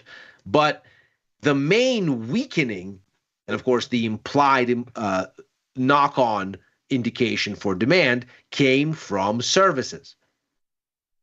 So that CPI report is telling us not only that services is still very, very important, but also that this very, very important part is the part where, despite higher than expected CPI numbers overall, we saw some weakness. All of which again speaks to the unraveling that we're seeing here. And of course, the implications for the overall composite numbers are troubling indeed. It goes deeper than that, though, because as we've talked quite a bit before on the show, the global economy is made up of effectively three growth engines: the US, the Eurozone, and China. And between them, they have 58% of global GDP. The remaining 42% are less impactful than that total suggests because many, not most, are vendor economies that depend on demand from the larger three. So think Canada and Mexico with the US. Think Central Europe and Eastern Europe and Nordic Europe, perhaps even the UK with the Eurozone. Think Australia, New Zealand, big swaths of Southeast Asia, and commodity-producing Latin America and Africa for China. So we have a situation where the global growth picture is very much reliant on three core economies, and their weight, if anything, is understated by their headline contribution. If we look at what's been going on here over the past year or so, we can see that from the middle of last year, there was a very clear story of the U.S. outperforming. This is the composite U.S. PMI index from S&P Global. We can see this is the U.S. economy looking very, very strong up until these past two reports, January and now, of course, February. At the same time, the situation in China has been of slowdown. The situation in the Eurozone has been of slowdown. Now, we haven't seen the February numbers for China yet. That's next week. But the expectations are for numbers that are about in line with where they've been recently. And indeed, that's been the broader story in China overall. It's not that we're unraveling toward deeper and deeper depths of malaise, it's that the economy is essentially stopped because there is very, very little demand. In the case of the Eurozone, these latest numbers suggest we're just idling at this point, having returned only very nominally to positive growth. The upshot here is until the start of this year, there was a strong skew where global growth was expanding because the U.S. was holding it up, while everything else was flagging. With the U.S. doing this, that last line of defense appears spent. Indeed, if we look at the latest set of global PMI numbers, obviously this is for January. February is not quite there yet for obvious reasons, including the absence of China's data. So we'll get that update perhaps next week. But we can already see that for global growth, what this disparity has meant is that while the U.S. was powering ahead last year, the global average was actually cooling. And the reason it was cooling is because the U.S. wasn't really exporting their strength. Why? Because that strength was mainly in services, as we've just discussed, which is primarily serviced by domestic firms. Look at this outperformance here. Is it manufacturing that's doing it? Clearly not. And of course, that's the part where the U.S. Imports mix tends to focus on goods. And what do we see in the CPI numbers? Goods demand is weak. Services demand is strong. And that's, relatively speaking, to goods, of course. And that's mainly a domestic story. So the global growth pie has at best idled, if not cooled a little bit, over the course of the second half of last year, largely because the U.S. outperformance that we've seen has remained locked onshore. When we see these numbers for February updated, we're likely to see a very dramatic decline for global totals. And of course, what that would portend is a drop-off in global GDP. You can see here the PMI numbers tend to front-run the big moves in the overall global growth numbers. And of course, the fear then is if you've kicked out the last leg of the stool by seeing the U.S. weaken, that global recession is not too far around the corner. You likewise have a situation suggesting that what we're starting to see in the U.S. has followed through. Note this U.S. Economic Surprise Index, which measures outcomes on U.S. economic data relative to forecasts, has dropped deeply into negative territory here. In fact, it is now at the lowest levels we've seen since August, September of last year. So clearly there is scope for U.S. economic data to continue to underperform, therefore, for the cyclical implications to continue to filter through markets. And this is, of course, where all of this becomes tradable and actionable. We can see that Fed policy expectations currently envision just 65 basis points in rate cuts over the course of this year and through the end of 2026. That's 50 basis points for this year, 17 basis points for next year. Now, if we look at what the Fed itself projected back when it last updated these figures in December, we can see from 2024 to 2025, there's a move from 4.4 to 3.9. So that's a 50 basis point batch of easing here. And then from this year to the next, another 50 basis points in rate cuts from 3.9 to 3.4. Now, for this year, we're about there. We're only about 3 basis points removed. So the markets seem to be fairly aligned with where the Fed is at this point for 2025. We are still quite a bit light relative to what is expected for next year. As a matter of fact, we can see the sum here, 65 basis points through the end of 2026. That's about 35 basis points light of what the Fed itself is projecting. And so the markets are clearly not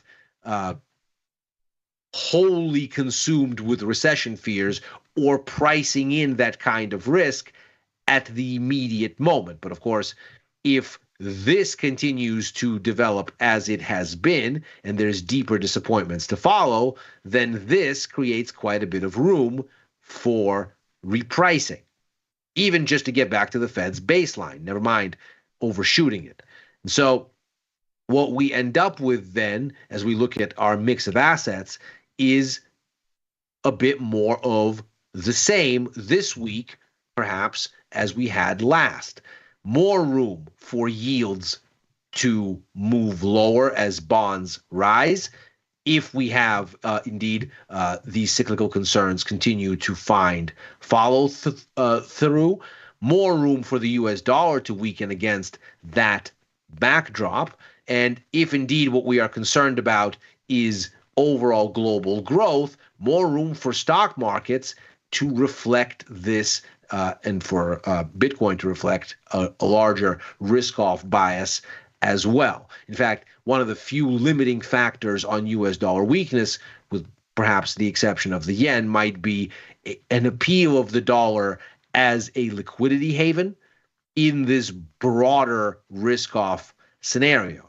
We've seen, of course, as we typically do, that when stocks take a big leg down, it is the dollar and the yen that tend to outperform the dollar because it is the most liquid destination for cashing out of riskier assets by virtue of being by far the most commercially used currency in the world. 88% of global monetary transactions are settled in dollars, according to the latest figures from the Bank of International Settlements. And the yen, because perennially low interest rates mean that when things are going well, the usual carry trade strategy has been to borrow cheaply in yen, sell that yen, and buy higher yielding assets. And so when those higher yielding assets turn inward and become defensive, the dynamic is to buy back your borrowed yen, so the yen tends to go up so that those loans can be covered. So the dynamics here seemingly setting up for a larger repricing toward a dovish Fed, a more defensive perspective on growth being the catalyst for that. Therefore, the tendency for the price action this week and the immediate term likely to look a whole lot like this going forward. And that is macro money for today. As ever, we are here Monday through Thursday, right after Overtime, a show that I co-host with Dylan Radigan and Chris Vecchio, looking at the Wall Street close and where things may go therefrom. I'm on with Victor Jones for The Price of Truth on Tuesdays, on with Chris for Futures Power Hour Mondays and Fridays, on with Victor and Tom for First Call Sundays, writing for the News and Insights portion of tastylive.com, and opining at Ilya Spivak on the platform formerly known as Twitter and on Blue Sky. If you're watching on YouTube, like and subscribe. Macro Money is going to be back tomorrow. Happy trading.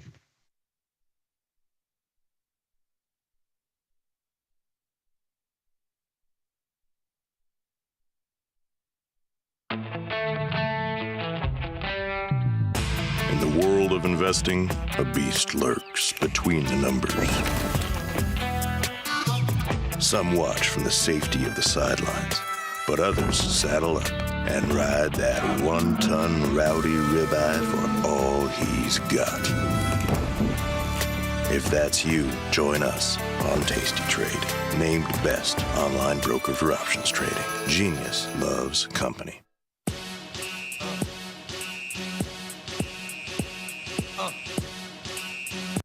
We're back. Tasty Crypto Show. I'm Ryan Grace. Of course, she's Shelly Van.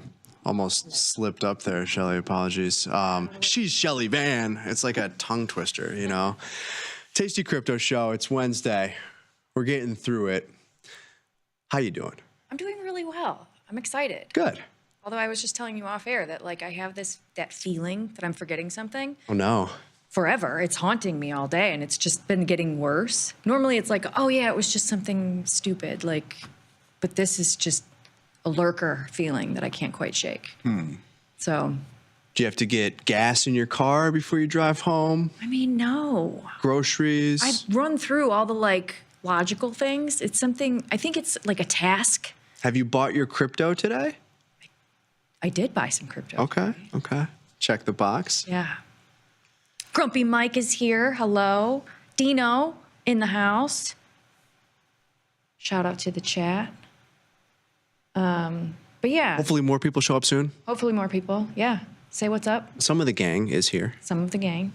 Do we have a question for the chat? What am I forgetting? That would be, oh, is this live now, Mom? Hi, Mom. I don't have a question. Do you have a question? What am I forgetting? Okay, yeah, that is a good question. Lovely. Jose, what up? What Sorry. up, Jose? No, that's why we're here. Let's see. Favorite? We've done all the sweet things. What about savory? Like salty snacks. Do you have a favorite salty snack? Can it be sweet and savory? Because I love chocolate-covered pretzels. Ooh. But if we're just going pretzels, you know those ones that I think it was probably a genius idea by the company. I can't remember what the brand is, but they're these honey mustard pretzel pieces. Nibs. It's from the same company that makes the giant pretzels, but these must have been the broken ones, and then they just mixed them up. Snyder's? Yeah, that's it, Snyder's. Yeah, that's my savory snack. Okay. All right, that's And a good Chex Mix, I like that too. I like all the snacks. You are a child. I am, at heart, yeah. Popcorn will be the death of me. Okay, yeah. All forms, cheesy. You drench it in butter. I do like some, buttery popcorn, but really it's cheese, the cheesy popcorn. I dedicate a hand to turning orange. You have to, yeah. This is Make my the sacrifice. Yeah, okay, I just won't touch anything with this hand until this whole session is over. But yeah. Well, let us know, chat. What is your favorite savory snack? And, they're starting to show up now. Love that blob. Laura's here. That's your mom, right? That is my mom. Osborne Graves. Ben. Sub-Zero. Hell yeah. What's up, everybody? So before we kick things off, Shelly, we've got to talk about your new show. You and Dan launched a show, kicked it off this morning. It was awesome. Thank you. If everybody missed it, is there an on-demand recording? Can you go back and watch, or do you just have to tune in again on Friday? You can. It is replayable on X and YouTube. So we will be streaming to Facebook eventually, but I forgot that we don't have 100 followers yet because it's a brand new account. So everybody here, please go like Tasty Crypto on Facebook because we will be live streaming over there once we build out that account a little bit more. But yeah, we will be doing the bookends of the week, Mondays and Fridays in the morning. And that was so much fun this morning. That was our pilot episode.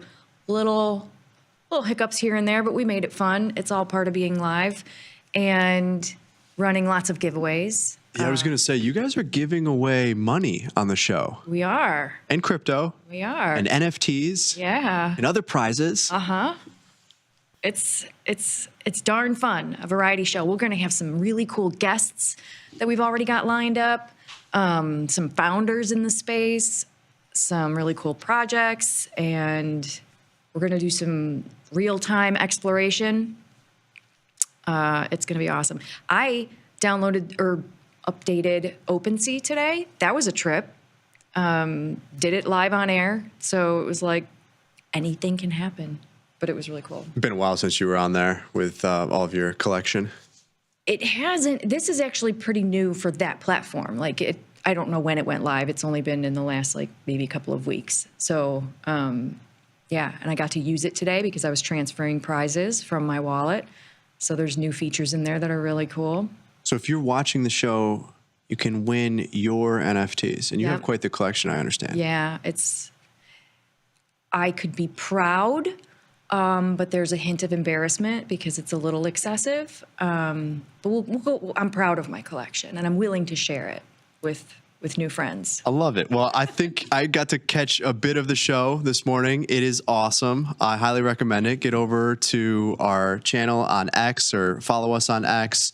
Get over to our channel on Tasty Crypto on YouTube. And the next episode is on Friday morning. Yeah. Looking forward to it. Beans. With Shelly and Dan. Shelly Van and Dan. You're pulling double duty here today. What do you want to talk about first? We can go to the market, which honestly hasn't changed since 6 a.m. when we put together our market update. We've got a lot of great questions that we've been receiving in the Tasty Crypto support inbox. So if you're using Tasty Trade, you kind of have a broad, we can't help you with your account, but you have a big, broad kind of crypto question. We're happy to help out. If you have a question related to the Tasty Crypto app or just anything crypto related in general, hit us up. We've had a lot of questions recently about kind of the connection between Tasty Crypto and Tasty Trade, a few questions on the app. So we can go and do a bit of a demo day, I suppose, but leave it up to you, Shelly. Guide us. Where do you want to go first? Let's get some price action. Even though it's not exciting, let's get that over with. We got to know. Yeah, let's do it. Let's jump into our slides really quickly. Have our performance dashboard just to take a quick peek at this. A couple things maybe stand out. Also, this is the same dashboard that was in the morning email. So if you don't receive that on Wednesdays and you want to, sign up over at tastycrypto.com. That goes for the Saturday email we send out as well. But yeah, just looking at where we are here, I mean, it's been pretty bearish. It feels like, at least for the majority of this month, as we're making it through. It's the 19th, but last few weeks, it's just been pretty poor. I don't know, boring, but just frustrating price action. I've received some very concerned questions around Solana from people deep in the trenches, that maybe this is their first season in the trenches. So that can be alarming for those of us that have been around in crypto for a while. It's like that roller coaster of the whee isn't so dramatic. We're kind of like, yeah, we're going down. This happens. It'll come back up. We're good. Just long game view. But for anybody holding a big bag of Solana, what is your advice? Or not advice. We don't give financial advice. What is your opinion? Yeah, in terms of how I think about it, I mean, I get where there's a lot of short-term selling pressure. A lot of what's happened that has probably made Solana interesting, and you look at some of the fundamental data that we've talked about that's been exciting around the fees that the chain is generating, the amount of new users, all of these meme coins or the tokens that have been launched on chain. That excitement has waned, and I think given what's happened recently with the Libra token, some of the other rugs, the blatant frauds that have kind of been launched, unfortunately, which, is not specific to crypto when we think about fraud, but, very quickly kind of bad actors emerge, and you've seen that on this platform. It's left a bad taste in people's mouth, and you've seen some selling pressure, but I think that's going to be short-lived in terms of we'll move past this. It's not like it's Solana crashing on its own. Everything has traded pretty poorly here. I think there's some macro drivers. It can't go up every day, obviously. You're looking for a bigger catalyst. Most of that is kind of priced in. There's a lot that's happening, not necessarily specific to Solana, but in crypto, when we look at institutional adoption, I think there's a lot of bullish drivers that are out there. But for many people, the time horizon is like overnight. Yeah. And so I get it. I don't think this is specific to Solana. And I think we also forget how volatile these things are until they go down. You experience more volatility actually on the upside, but it feels good. And you forget, how big those moves can be to the downside. So we look at Solana here at 170, 174, actually 167 if we have an updated price. It's kind of hanging out towards the bottom of a recent range. Whether it holds on there or not, it is not trading very well. The other way that I would look at this is against ETH, against Bitcoin, and we can jump over to that in just a second. But yeah, you can clearly see here that it's been one of the relative underperformers against Bitcoin. But that said, not much has outperformed. Maybe bizarrely to me, Litecoin has outperformed, whispers of an ETF. Ripple, love it or hate it. I don't know what justifies the valuation, but that doesn't matter. That's been a fantastic outperformer. But Bitcoin Cash, Doge, ETH, ETH has been trading pretty poorly for a long time now, and we're starting to see that spill over into Solana. Bitcoin's held up okay, but I wouldn't be too worried about this long term. I don't think this is it for Solana. Yeah. Jose loves Solana at this price. There you go. Sounds like he's buying. Yeah, I've been buying some. I'm not putting everything I've got into it, but when you pull back to these levels and you look at something that was 280, 290 or so, we're about $100 lower than where we were just a few weeks ago. Maybe there's an attractive opportunity. Hopefully it goes back up. This stuff is, again, just very volatile. We forget how volatile it is until it goes down. Mm-hmm.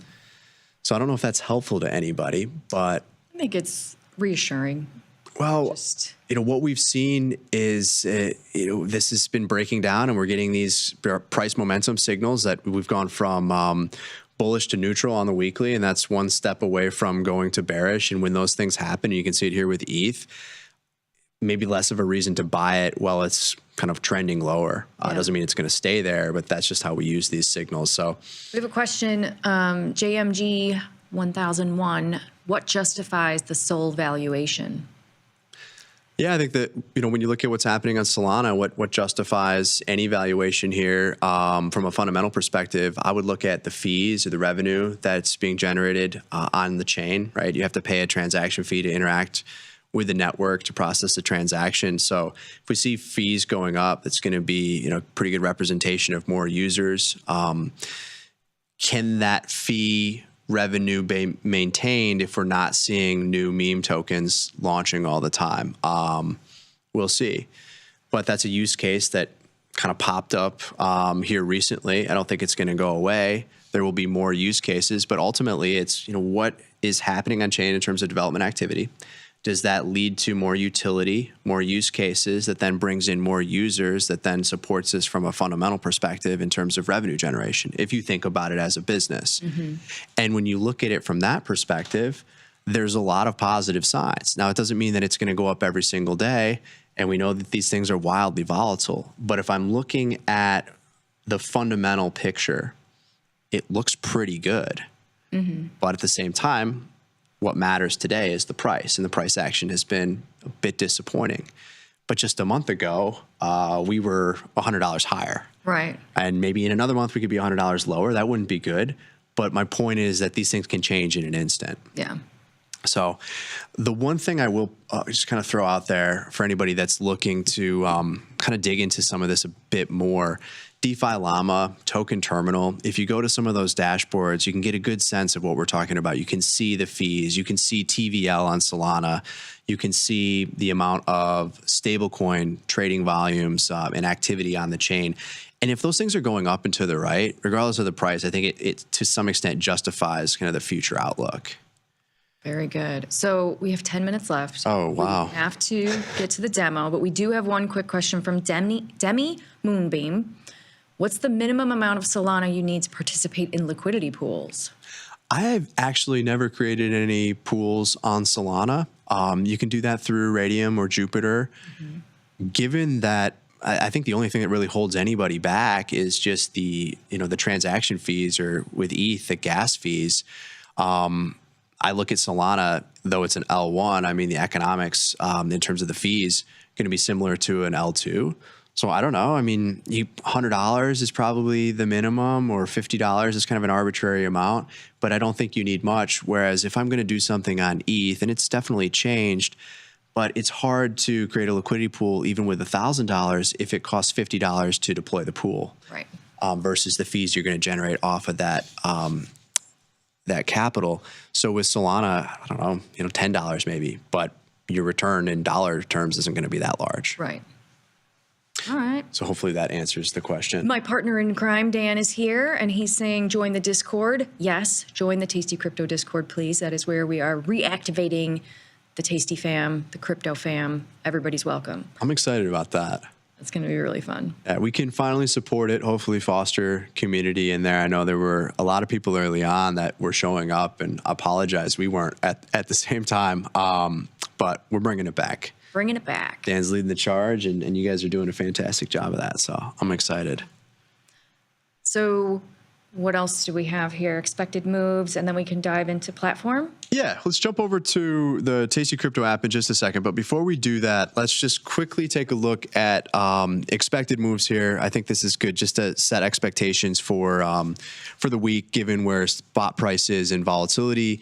If you've been following the show, these expected moves have come in quite a bit. So previously, and really around these same spot prices, we were closer to about an $8,000 expected weekly move for Bitcoin, and that's just a one standard deviation move. Expectation is that you're going to trade within that range for 2/3 of the time, basically. ETH has been a bit sticky at 250, but the tighter range here with Bitcoin is just a function of volatility absolutely collapsing. And that is something to take note of. Implied vol in here is actually the updated vol is 49%. So we ran the numbers earlier at 51%. The realized is 33 on a 1 month basis if we annualize it. And when you rank that, and what we're doing there is just looking at, okay, the implied volatility of 51%, where is that number relative to all the levels it's traded at over a 3 month period, 6 month period, or a year?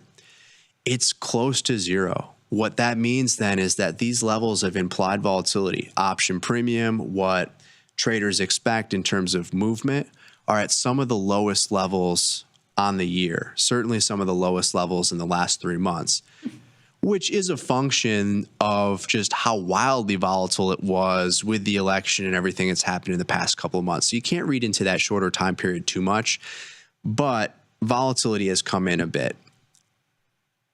Will it go back up? Maybe. It can go a lot lower.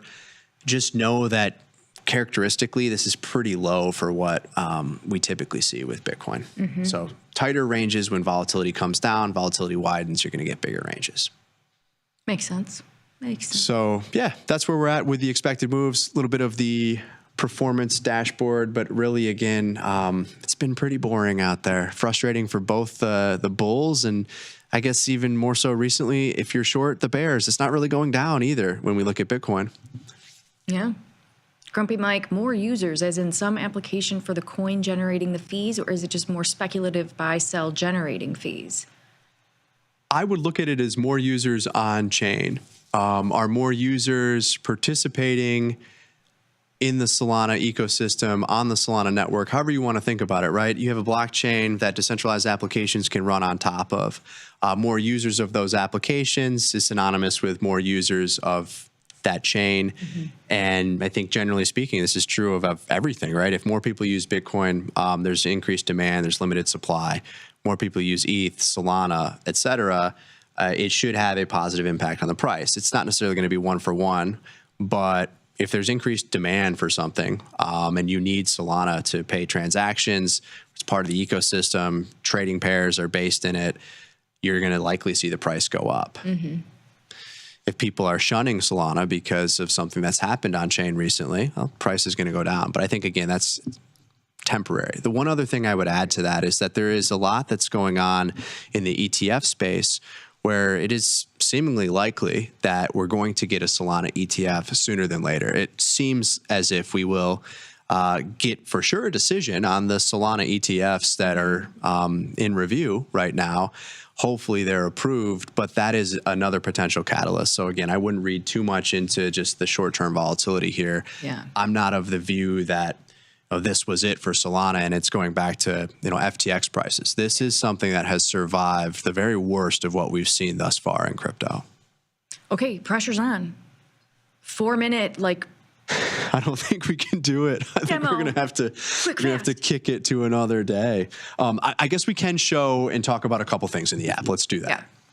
So if we can throw the app up on the screen, and I think it's up there, but let me just double check. Yes, beautiful. So we've got the Tasty Crypto app here on the screen. This is for iOS and Android. And the one thing that I do want to answer, Shelly, is just to show everybody how you can connect this to your Tasty Trade account. Once you've connected it to your Tasty Trade account, you can transfer crypto that you have with Tasty Trade or with Zero Hash to the wallet address that you control here with the application. The new version that's coming out will also allow you to buy it right here in the app. Now, that will still be in your Tasty Trade account, but you can do it all with one interface, one platform. So that's pretty cool, in my opinion. Super swanky.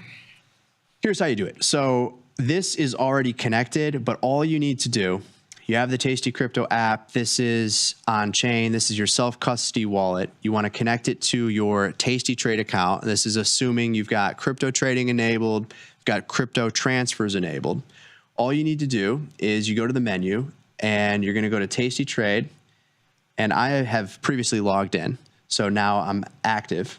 When I click on this, well, it's going to tell me that I'm already logged in. So I'm in here now. And now that I have the connection, if I go to click on add and I click on Tasty Trade, you can see the balances that you have here. It's going to take a second to load up. I know that this one at the bottom is the one that I have the crypto trading enabled on, and also the transfers. And so this is going to give me the ability to withdraw crypto. And the two assets that I hold with Tasty Trade right now that I can bring over to the wallet, so you can move over Bitcoin, ETH, and Solana. The wallet itself doesn't yet support Litecoin, Bitcoin Cash, or Doge, or Ripple, all separate chains, things that we can add. Primarily an Ethereum-based wallet. We do have Solana. You got L2s on here like Base and Optimism Arbitrum, and of course, Bitcoin. But what I hold right now at Tasty Trade is just ETH and Solana, so a little bit of each one here, not quite an ETH. If I want to move this over, I just click on it, and let's say that I want to transfer $5. So I can put in, whoops, that's 5 in ETH, but let's go 0.0005. So not quite $5, but $1.36 for this purpose. Let's go a little bit more there. So there we go, $2, review transfer. And actually, you know what? I can't open it up on this because I have my other authenticator on my phone, but we can walk through what this would do. You would go in and you have to have 2FA, so two-factor authentication turned on in your account for security purposes. Type that code in. If I had the ability to do that here right on the show, not prepared, apologies. But once I put that code in, it would take me to another screen, and then you just confirm the transaction, and everything else is going to happen under the hood, and your crypto will be withdrawn from Tasty Trade to the address that you control here, and you'll see that balance eventually after that occurs. If I get all the way back to the home screen here, you'll see that Ethereum balance then update. You can see that in your activity. You can then trade that for other tokens. Yeah, you're on Party Island. You are on Party Island once you move that ETH over. Yeah, and so there's a lot that we're working to improve the experience, build better bridges to Party Island. But today, when you're logged into your brokerage account with Tasty Trade, you have crypto enabled, you got the 2FA turned on, you got the transfers taken care of. But you've gone through that process, and you only really have to do that once. But once you've done that, then you're free to move crypto back and forth, use the exchange functionality that exists via Tasty Trade and Zero Hash. But when you bring that, that crypto on chain, you can stake it via Lido. You can create a liquidity pool, Uniswap, or directly in the app, you can swap it. And so if anyone isn't familiar with how this works, and this is across multiple blockchains too, it's not just on Ethereum, but you can see here some of the different token balances that I have. Let's say that on the Base network, jumping from L1 to L2, I have $100 or so in USDC on Base. If I even want to buy more ETH on Base or another token, Virtuals Protocol, for example, one of the AI launch pads that we've talked about, you can do all of that right here directly in the wallet. So if I wanted to swap all $110, I'm going to end up with a little bit less. There's a little bit of slippage, just a little bit of a fee in here. But this is a way that you can swap. And this is all happening directly on chain, which is cool. This is outside of the brokerage ecosystem. If you want to move it back into your brokerage account and then subsequently back into your bank account, You just have to deposit it back at Tasty Trade. But once you move it out, you can do whatever you want. Your keys, your crypto, right? That's right. Party Island. Party Island. Wasn't quite a full demo, but I think we was good. covered a couple things. And again, that's how you would go in and just connect to Tasty Trade within the Tasty Crypto wallet application. There's a lot more coming soon. So much more. We almost spilled some very big beans on the show this morning. Oh, no. Yeah. So You're letting the secrets out, huh? That's okay. it's the point. Beans. Yeah. Spill them. What did you, I mean, I guess Well, yeah, I can't really tell you, but new features, new things coming to the, what were you alluding to? Okay. yeah. Tasty Traders specifically will be very excited. Ah, I gotcha. Okay. I think I know what you're talking about. Yeah. Shelly and Dan are cooking up some really cool stuff in the cave. We should get that out, I would imagine, in the next couple of weeks. Yeah. So some cool things there. Can't really speak to it other than saying we're doing cool things. But on the wallet app side, there should be a new update that goes to the iOS and Android stores this week. And then next week, presumably, it's approved. It's available for download. That'll have the ability to buy crypto. Some really nice improvements. I know we've had a few bug reports recently, so thank you everyone for that. We've got the fixes in place, and some nice, updates to the swap, and then that watch list feature that's got a really cool new news component. So we'll do a more in-depth demo once that's available. Yeah. But I think we've run out of time. We have. But that was a good speed round. Well done. Yeah. Sorry we spent so much time just talking about the market not moving. That's fun stuff. Next time.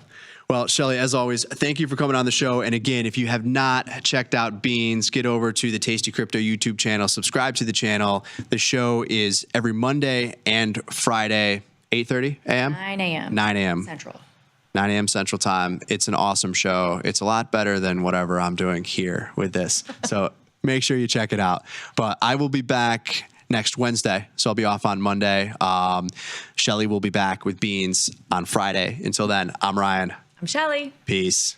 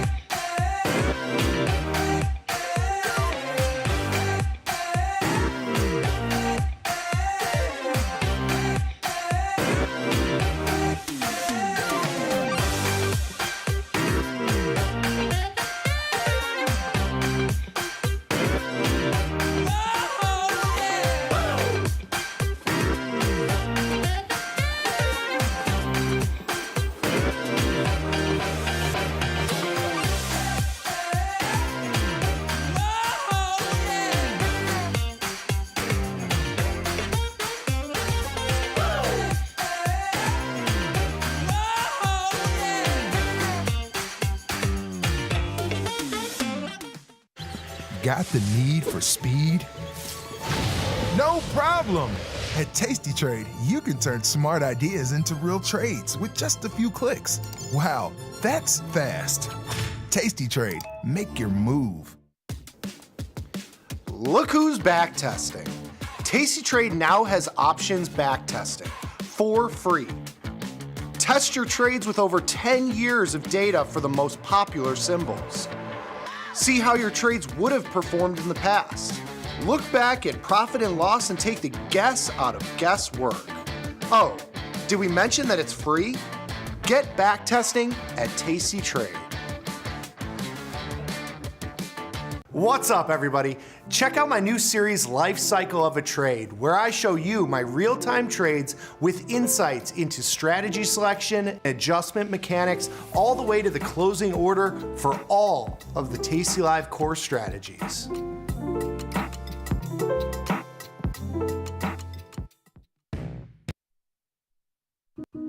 Dear Karen, thank you so much for the relationship advice. Of course, since you met your husband in high school, I should obviously just go back to high school. Can't wait to win the Nobel Prize for my development of a time machine. Signed, Regina. Sometimes it feels good to get smart. Get even smarter with live trading insights and some live taunting. You're mistaking me for someone who cares. From the smart mouths at tastylive. If you missed the live show, here's our cherry on top weekly recap. Sadnov, can you show him your Valentine's Day present? Please, this is the moment when Sadnov was happiest. There you go. That's Sadnov when he was eating his Barnaby's pizza. I made him a pillow. Oh, nice. I spoke to your wife last night. You know, you got to stop just thinking about yourself, Sadnov. That's soon to be in the store. Your wife wants you to bring it home for the grandson. No, Hand to God, that's what she. I have it here. I'll send. You want me to send you a screenshot? And I said, would you like me to take this home for you? And I said, no, not me, the pillow. And she's like, oh, I thought you liked me, but sure, I'll take the pillow for my grandson. I think he'll enjoy it. I go, I don't know if Case is going to enjoy it, but the baby will enjoy it. I had no less than a half a dozen people from our firm say, I love that pillow. Where did you get it from? Oh my God, you're so full of crap.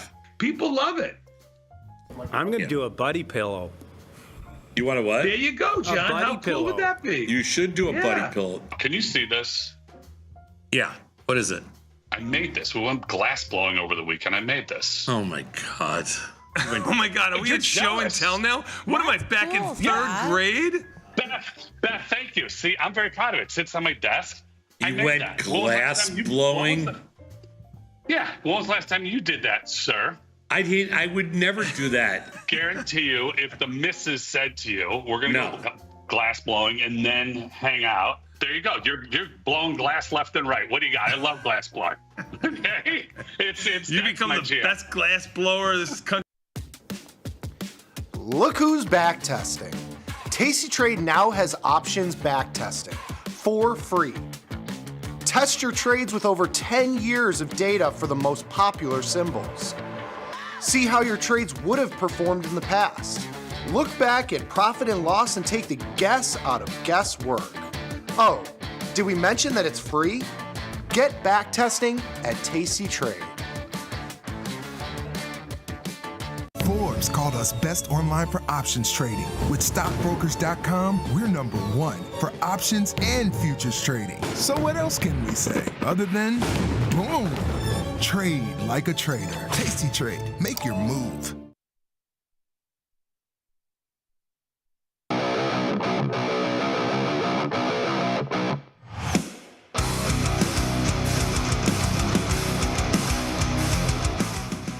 Oh, yeah, it is Monday, February 24th, a little bit after 5 p.m. Central Time, the best time. You know what that means. It's time for Tasty Live's evening show, a little podcast. A little podcast called The Price of Truth, the show where we like to explore the incentives that govern our world. And good golly, Miss Molly, are there a lot of incentives and a lot of people trying to govern this world, whatever that means. More on that later.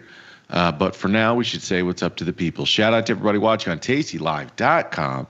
Shout out to everybody watching on Tasty Trade desktop and mobile applications. But if you want to be a part of Bing, this little chat box over here is only one place to do it, and that's on YouTube's the evil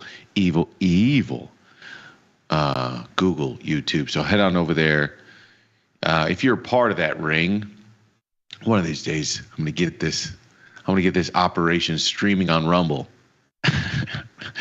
But for now, it's exclusively Google YouTube. Head on over there and go to Tasty Live's channel and, hop in the chat, start moving those phalanges, start moving those metacarpals, bash your face into the keyboard if you want to. Just make sure you're typing in random-ass characters into the chat so we can spoof that dumbass Google algorithm into putting as many people into this chat as possible and save the world, enlighten the world. I don't know, deprogram the world one view at a time. Speaking of, by of and for the people, we should say what's up to the people. Shout out to everybody that's already in the chat. Hope you guys had a great weekend. I did, kind of. Felt a little bit better. My daughter turned 3 years old. And I'm looking at these children, 5 and 3 years old. And any of you parents out there, you know this. There's this moment when you have a child. You look down at him and you go, one of these days, this little thing First of all, it's crazy to just that holding of them. And you go, one of these days, this thing's going to like walk around on its own. And then I talk to my wife, one of these days, this little thing is going to talk to us. And then do you have the second one? You're like, one of these days, these little two things are going to like talk to each other. And then to sit down at like, we got a 5-year-old and a 3-year-old.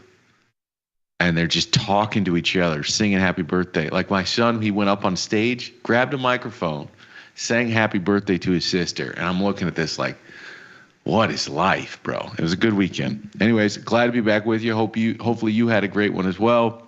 I'm going to say what's up to all of you. Lone, what's going on? Absolute Beginner, Soul Train, Catan, Brian Watson, the chat, the YouTube gangster, Grumpy Mike, what is up? V-Dub, what is up? Matthew, Carl Jung, for bet or fold. Love that. Victoria, how are you? Great to see you. I think I might have skipped some people. Hopefully I did not. But Gapper X, V-Dub, all of you. Big digital hug, my friends.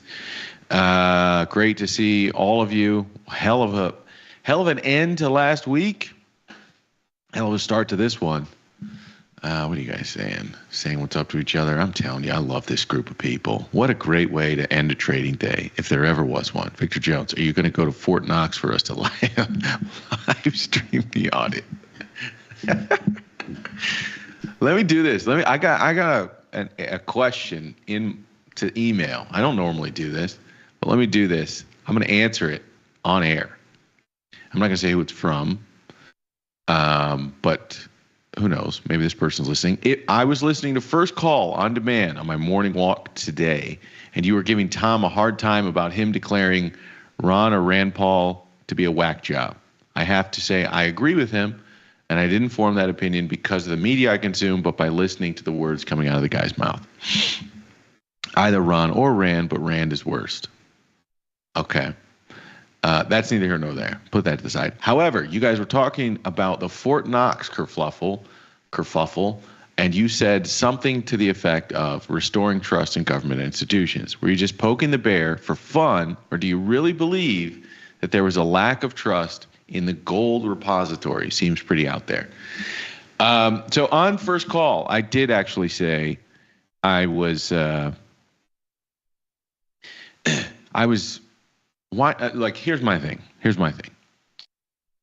We elect representatives to do. I mean, in theory, a democracy is an elected. We have elected representatives to do our bidding or to represent us. And I believe, I think there's not as much transparency into those decisions, the incentives that guide those decisions. It's structured in a way that gives a lot of leeway to those elected representatives, and I think the more, I'm in favor of more single issue voting. So you can't hide, if you vote against something, you can't hide behind some pork that was in the bill as the reason why, or vice versa. I'm in favor of more transparency in terms of payments. Do I think Fort Knox is empty or light on gold? Let me say this. It's not the wildest conspiracy theory. There is a reason, people, that we went off the gold standard. It's because France called us on our bullshit. Like, there's a reason we had to leave the gold standard. So do I think it's the wildest conspiracy theory? No. But do I would assign the probability as a low probability. Let me say it that way. That might make me naive to some. That might make me a conspiracy theorist to others. I would say I assign a low probability of that number being materially off. However, my point wasn't about there being a lack of trust in there being gold in Fort Knox. I actually think the opposite. I think a lot of people just believe what you tell them. And I think there's a lot of people that are now, because they feel that they were either lied to or misled on key issues that have happened over the last 5 years. I think there are people questioning everything, even things that shouldn't be questioned. So do I think Fort Knox should be audited? I don't know. I think we got a lot of things that we could probably focus on. That seems to be a bit of a distraction. I don't think there's much value in that. In fact, I think if we find out we've been lying about the amount of gold in Fort Knox, it's actually I don't think it benefits us in any way, shape, or form. In other words, like Singapore has a repository or reserve, and for national security reasons, they don't tell anyone how much is in that reserve, their gold reserve. They don't even tell the U.S. citizens. So I don't think it actually benefits us to find out that we are lying to ourselves in that particular instance, and it probably will have disruptive forces to markets. I don't think it's, but I think if all is on the up and up, it's a bone to throw at people who are starting to question everything. That like, okay, maybe I'm being a little bit too mistrusting of our institutions, and I think it probably settles some people down. That was my point. So, I don't know. What do you guys think about auditing Fort Knox? To me, again, we have so many things that need to be addressed, in my personal opinion, in America. I do not think this is on the top of the list. I don't think it's on the top of the list, but I think it could be something you just give it to Ron Paul. Say you create a commission of people you trust, and you go do this thing. Yeah, why not? I don't think it's number one on the list, but I'm not mad at it either.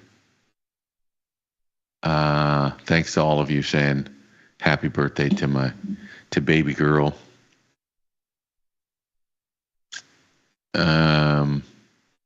Blessing to be a parent. It really is, man. And that's one of these things. I'm going to start off pissing off people. It doesn't matter.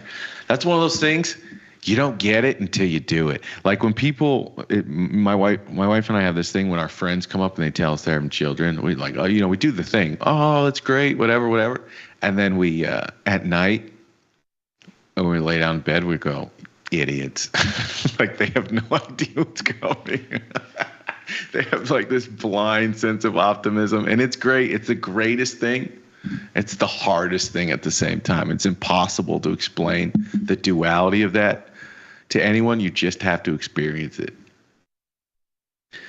Catan says there's only one gold bar and an IOU note.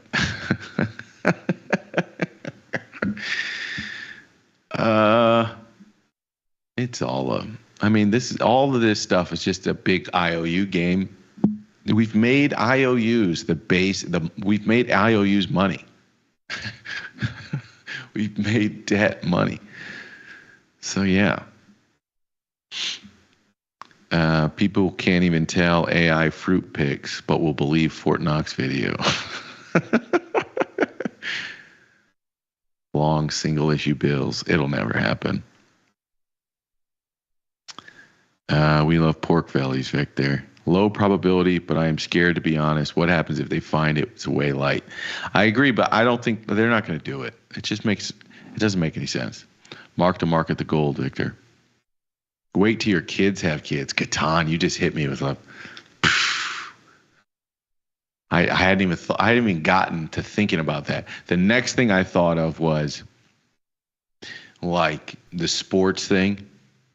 And I thought, I think we just had high school graduation. One day these kids are going to graduate high school. Anyways, all right, let's go. Let's talk markets. E-mini S&P, my babies, 6,000, almost on the dot. 5 points for good measure. S&P was down 0.5% today. You already know this, but I'm obligated to do this at the open of the show. Money itself is an IOU, says Peter. Correct. The NASDAQ down 1.25%. The Dow Jones up 8 basis points. The Russell down 0.4%. So another little continuation day. They tried to pull the okie doke on Sunday's open, saying all was well. And I think Tom had a really good call, not only for February expiration, but also that the likelihood that they probably goose them, and then he said at some point tomorrow they will be down. a very nice goat call. And today we're right at 6,000. And if you were to sort of look at, sort of back out of the just horrific data that we got on Friday and the changing narrative and the stagflation drumbeat that's starting to grow louder in the mind of the market participants who are now discounting some of these instruments, if you take away all of that stuff that's now starting to change people's feelings, right? If you take away all that, where are you? You're exactly where you've been for 4 months, people. That's the reality, is that you've been 6,000 plus or minus 200. That's where you've been for like the last 4 months. And the narrative's been crazy optimistic, and it's been, oh my God, AI is over, DeepSeek is everything. It's been on both sides of that coin. But the reality is you're 6,000 plus or minus 200. And if you think that way, perhaps you're a little bit less fearful of a 2-day sell-off. And I'm not saying there's not reason to be cautious or fearful. I don't know that we should ever really be fearful, right? Because blood in the streets just means opportunity on a long enough time horizon. I'm 38, coming up on 39. I didn't really process that. This is going to be my last year in my 30s. Anyways, that was enough for a little mini midlife crisis. Anyways, the point is, on a long enough time horizon, I'm looking. I could go for some distress assets. No offense to all of you who might be needing to sell or liquidate in a jam, but I certainly wouldn't mind buying up some depressed assets, both of the equity and real estate variety. We'll see. I don't know that I'm gonna get that chance anytime soon, but I wouldn't put out of the cards that the next 6 months, or excuse me, the first 6 months of this year is going to be a lot rockier than I think people are pricing. But that data last Friday was horrific. We didn't get a chance to talk about it, but PMIs were bad. Services PMI came in under 50 in contraction territory at 49.7, and that, my friends, is the economy. So the fact that most people thought we were going to be in not only in expansion territory, but well into it, the consensus was that the services PMI would be at 53. This is how badly it missed. The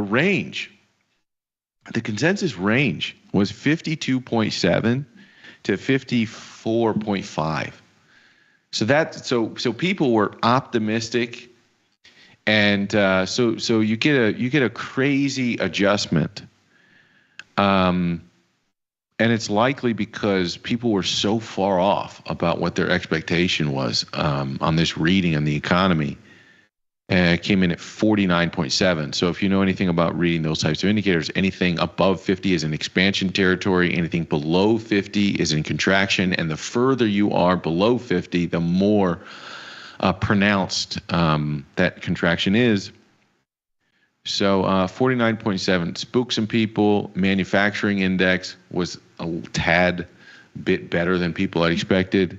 It was 51.3 expected. 51.6 was the actual.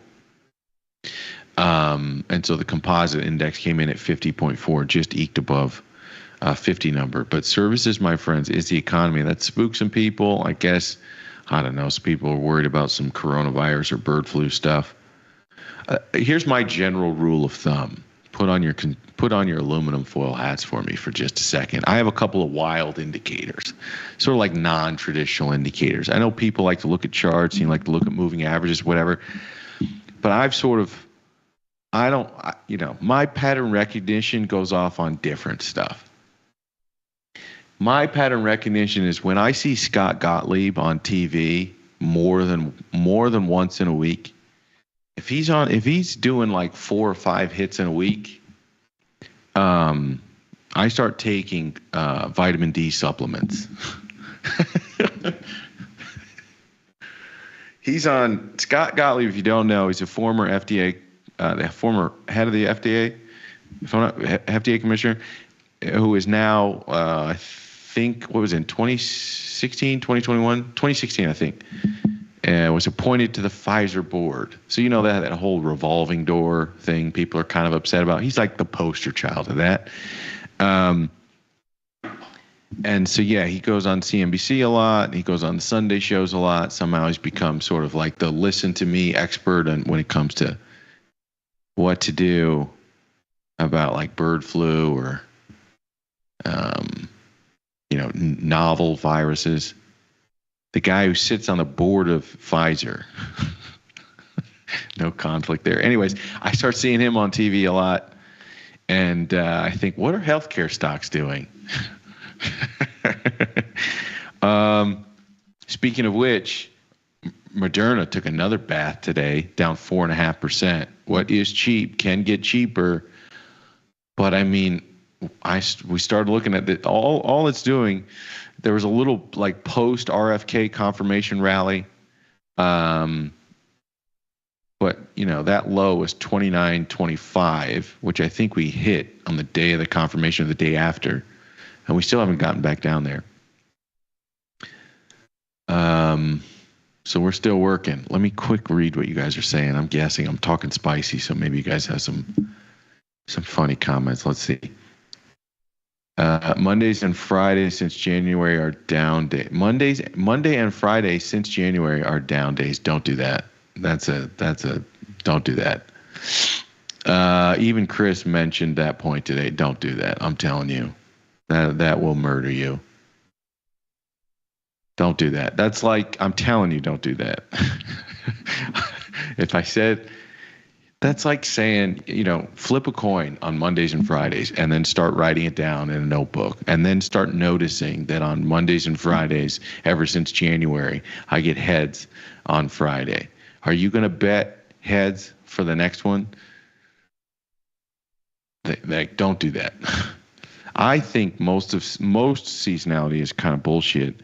There's some that is structural, given sort of tax reasons and things of this nature. There are some sort of structural flows that take place at certain times of the year.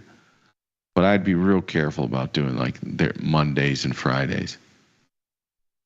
I could go for some elevated VIX, says Douglas Smiley. You're only as old as you feel. Some days I aged 10 years. That is true. These days I'm feeling a little bit younger. You know what I think I'm going to do? I think I'm going to box again. I think I'm going to try to get in like maybe a white collar boxing. I say that now, but that's only if my body holds up. We'll see. She's trying to roll over. You think so? Says Gapper X, talking about the market. Likely, she's trying to roll over.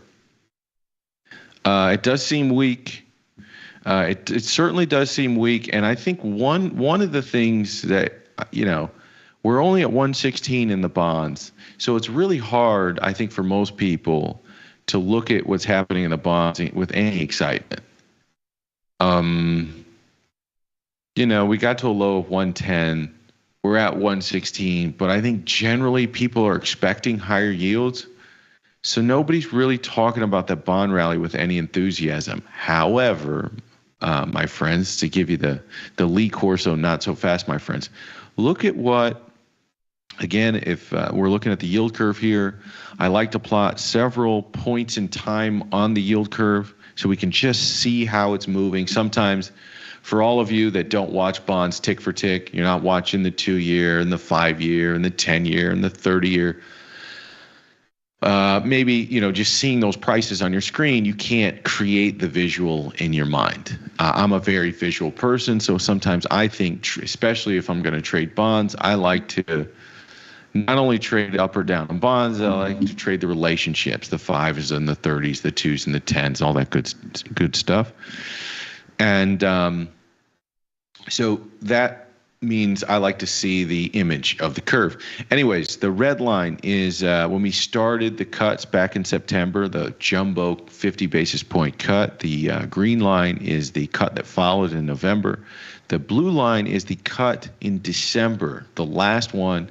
The yellow line is where we are now. And you can see I've been showing you where this line has been at certain points of time. If I go back to the end of January, you can see we were elevated and the short end started to drop.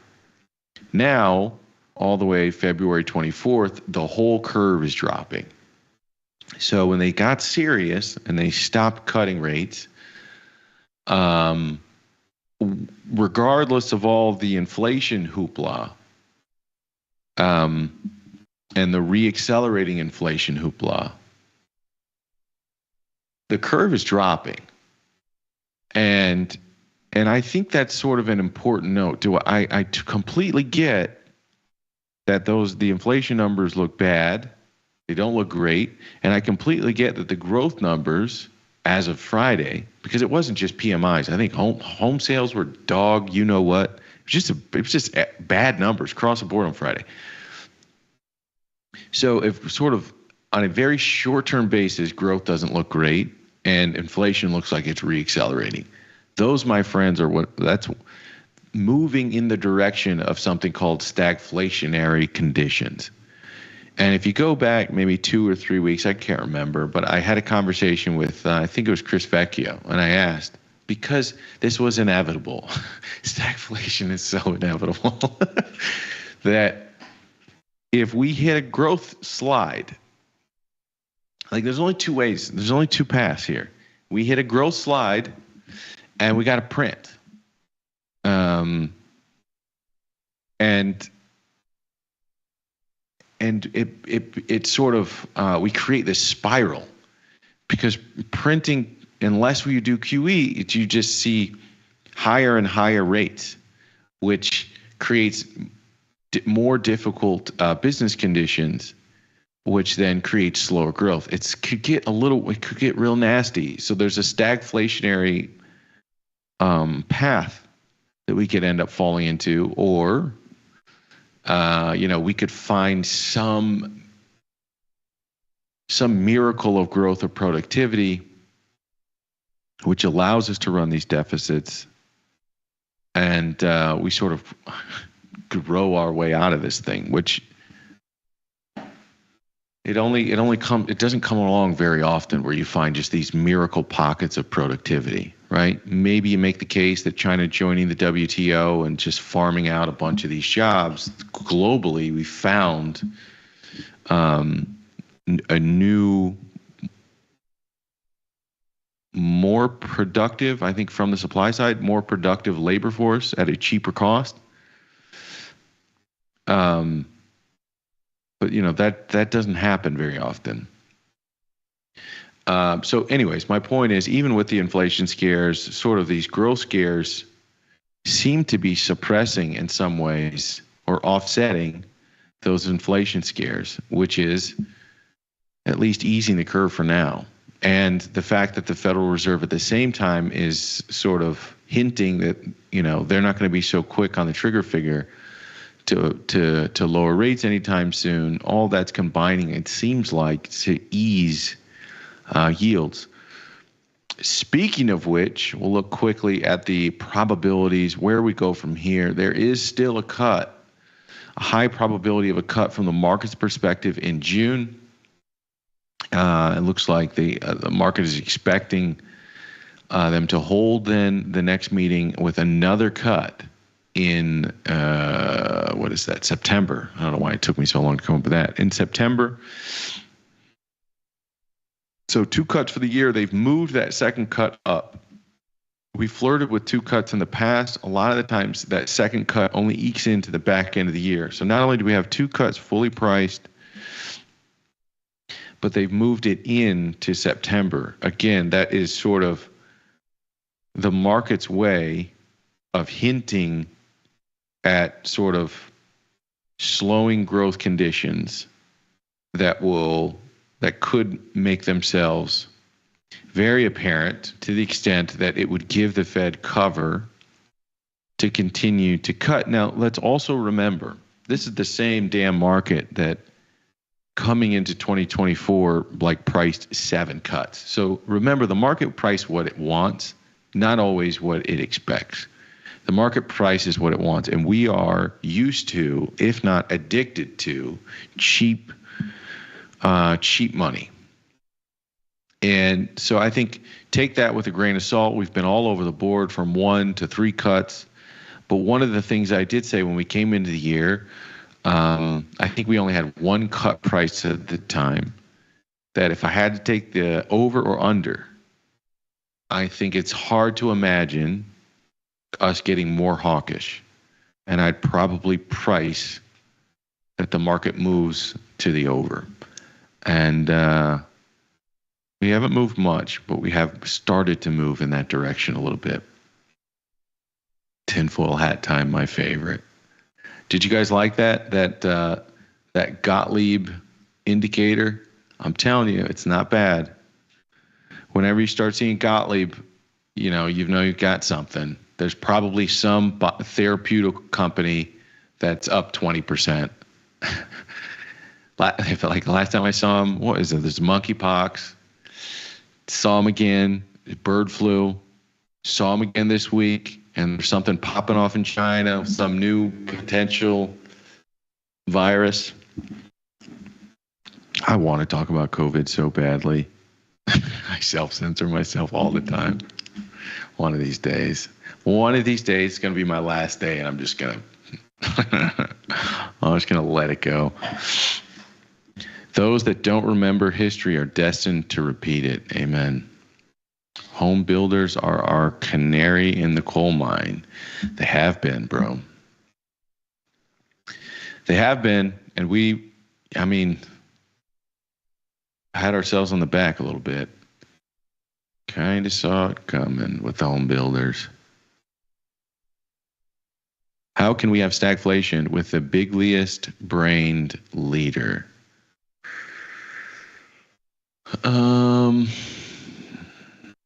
Yeah. To me, I don't really. I get that. I know you're joking, Grumpy. I think.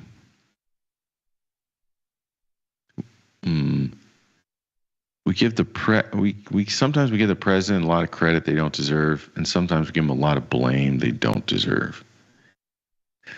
Some of these things are all the setup. And you can't escape the setup.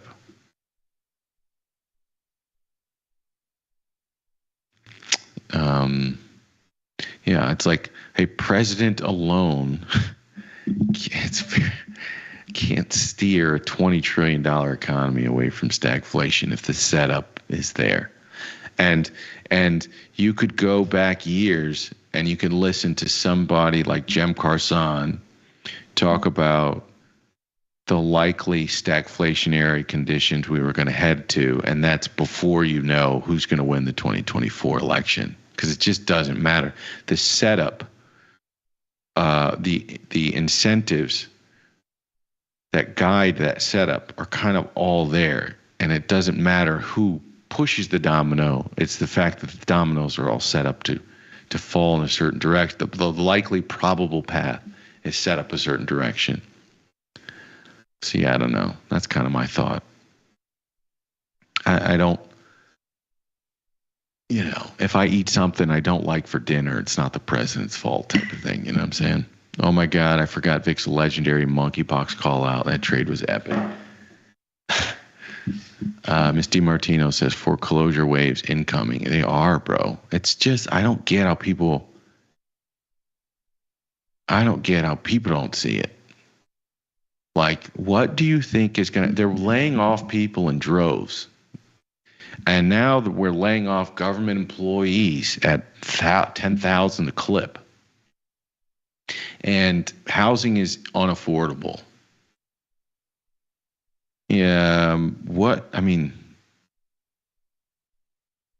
do you think happens next? You need the outlier. Like we're by the middle of this year, we need an event that allows us to change direction and add liquidity. But you can't just do it and create inflation for everybody. You need to scare them and make them beg for the easy money. That's how this works. They never force anything on you. They make you beg for it. You beg for the thing that comes that kills you. I'm sorry, that was a little dark, but that's true. That's a little lesson I've learned.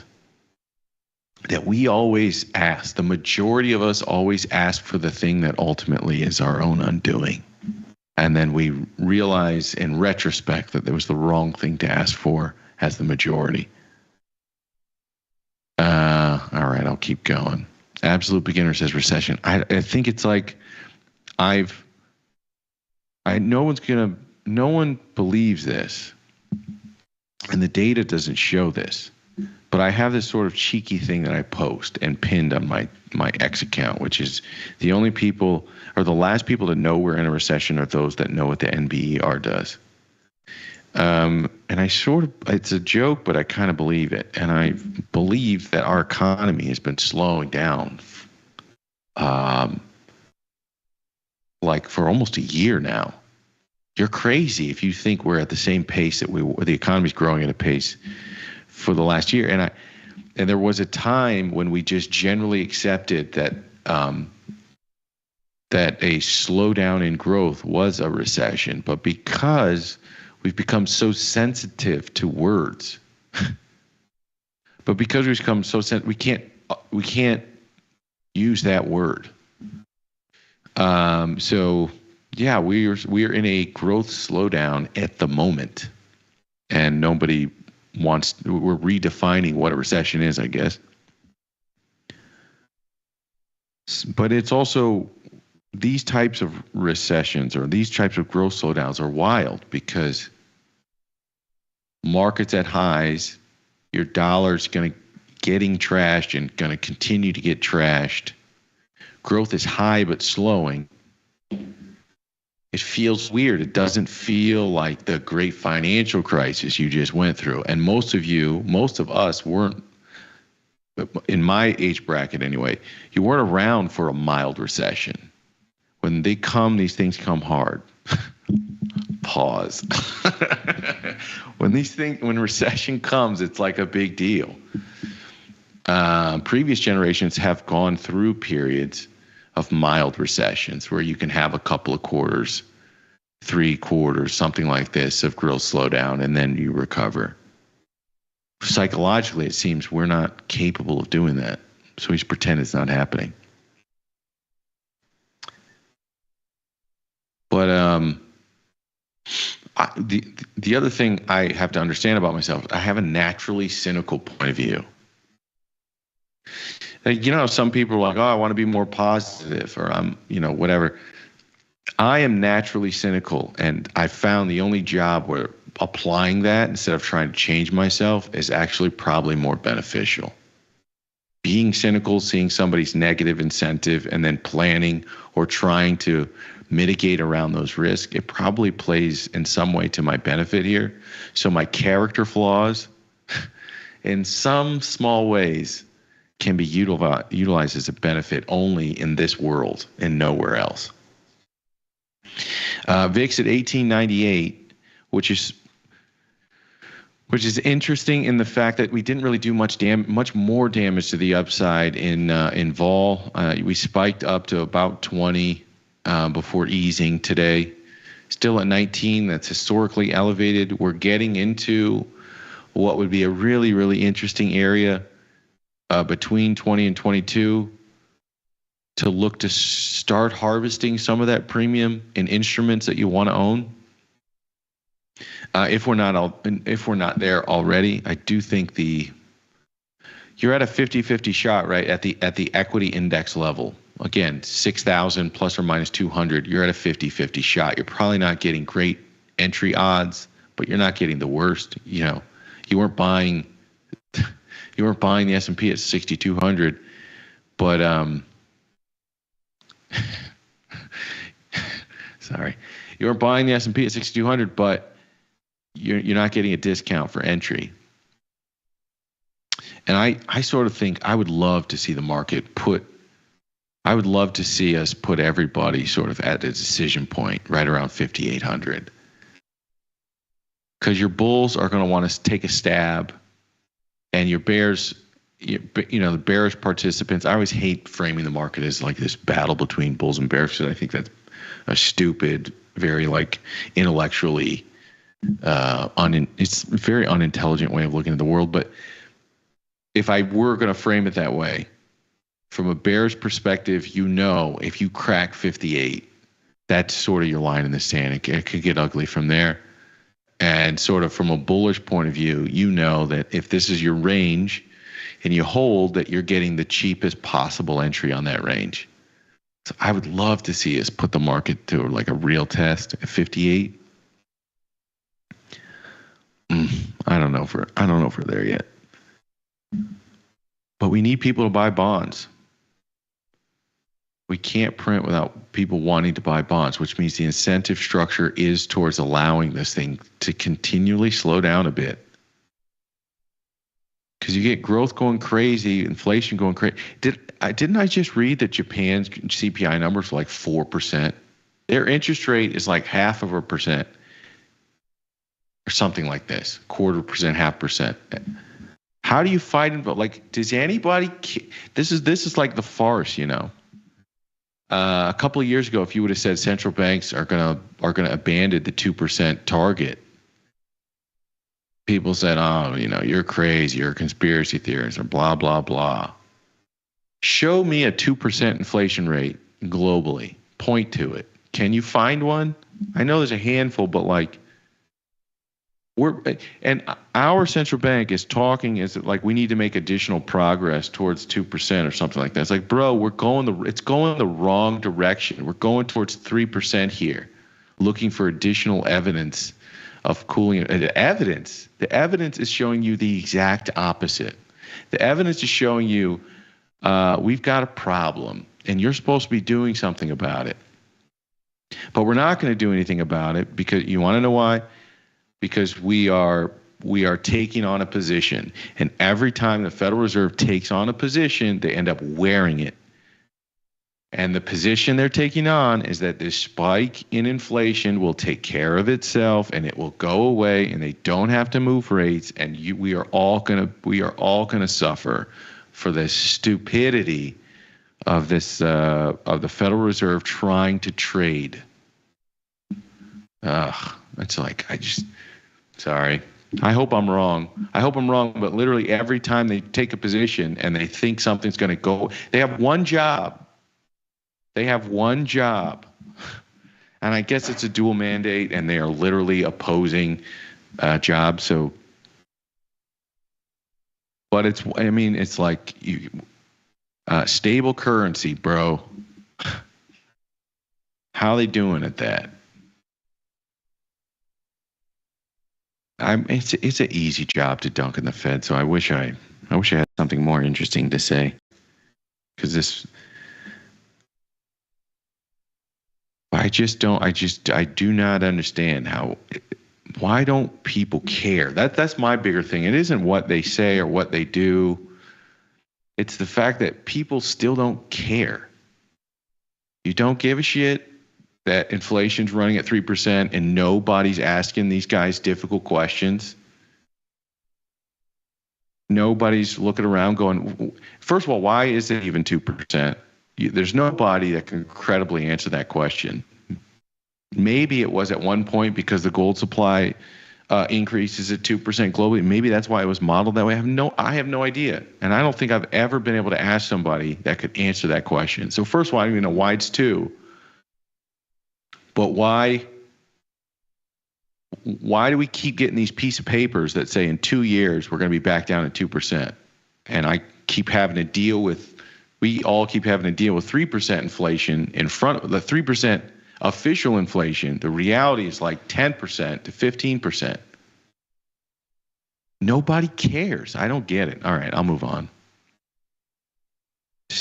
Everyone just gets desensitized to this stuff, and then they go, okay, this is the way it is. I'll just deal with it at this rate now. And then we all get used to 3%, and then we run it in the next problem, and then it goes to 4%. Creature of habit, I guess. All right, the euro. I'm sorry, I'm just complaining a little bit. 104. 104.73. God, why is this loading so slowly? Bitcoin down 11% since inauguration. Yeah, I was just noticing, not just Bitcoin, man. A ton of risk assets, like riskier side of it, like a ton of beta is down, like quietly down significantly.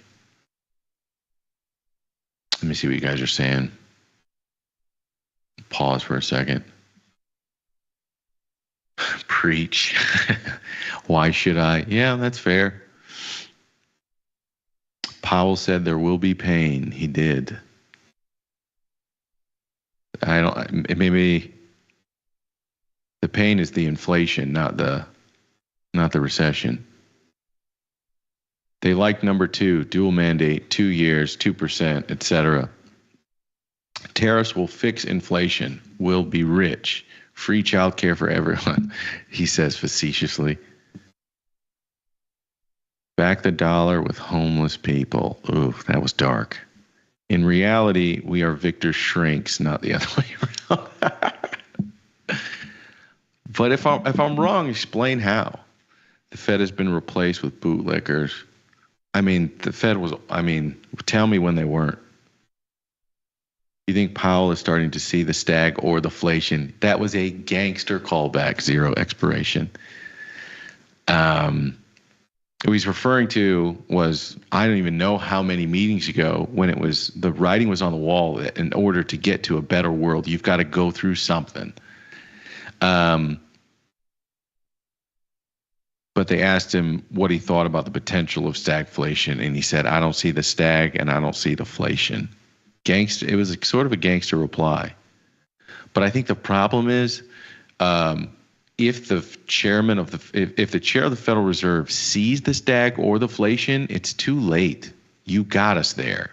So it's a clever line, but the problem is once the evidence is there, we've got a problem.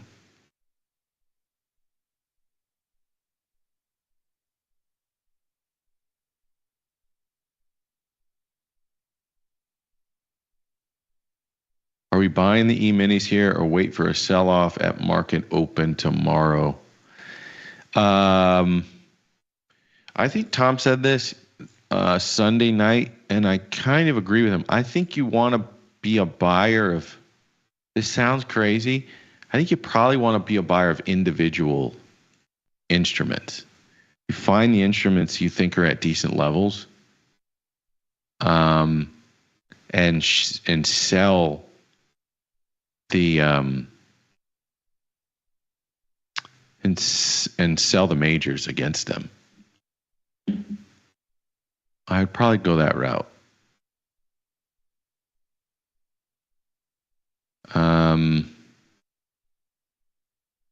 Yeah, I'm gonna have to be very careful about what instruments I pick, because for whatever reason, my charts are taking forever. I'm not sure if that's my internet or what. What about gold, man? 2967. So I'm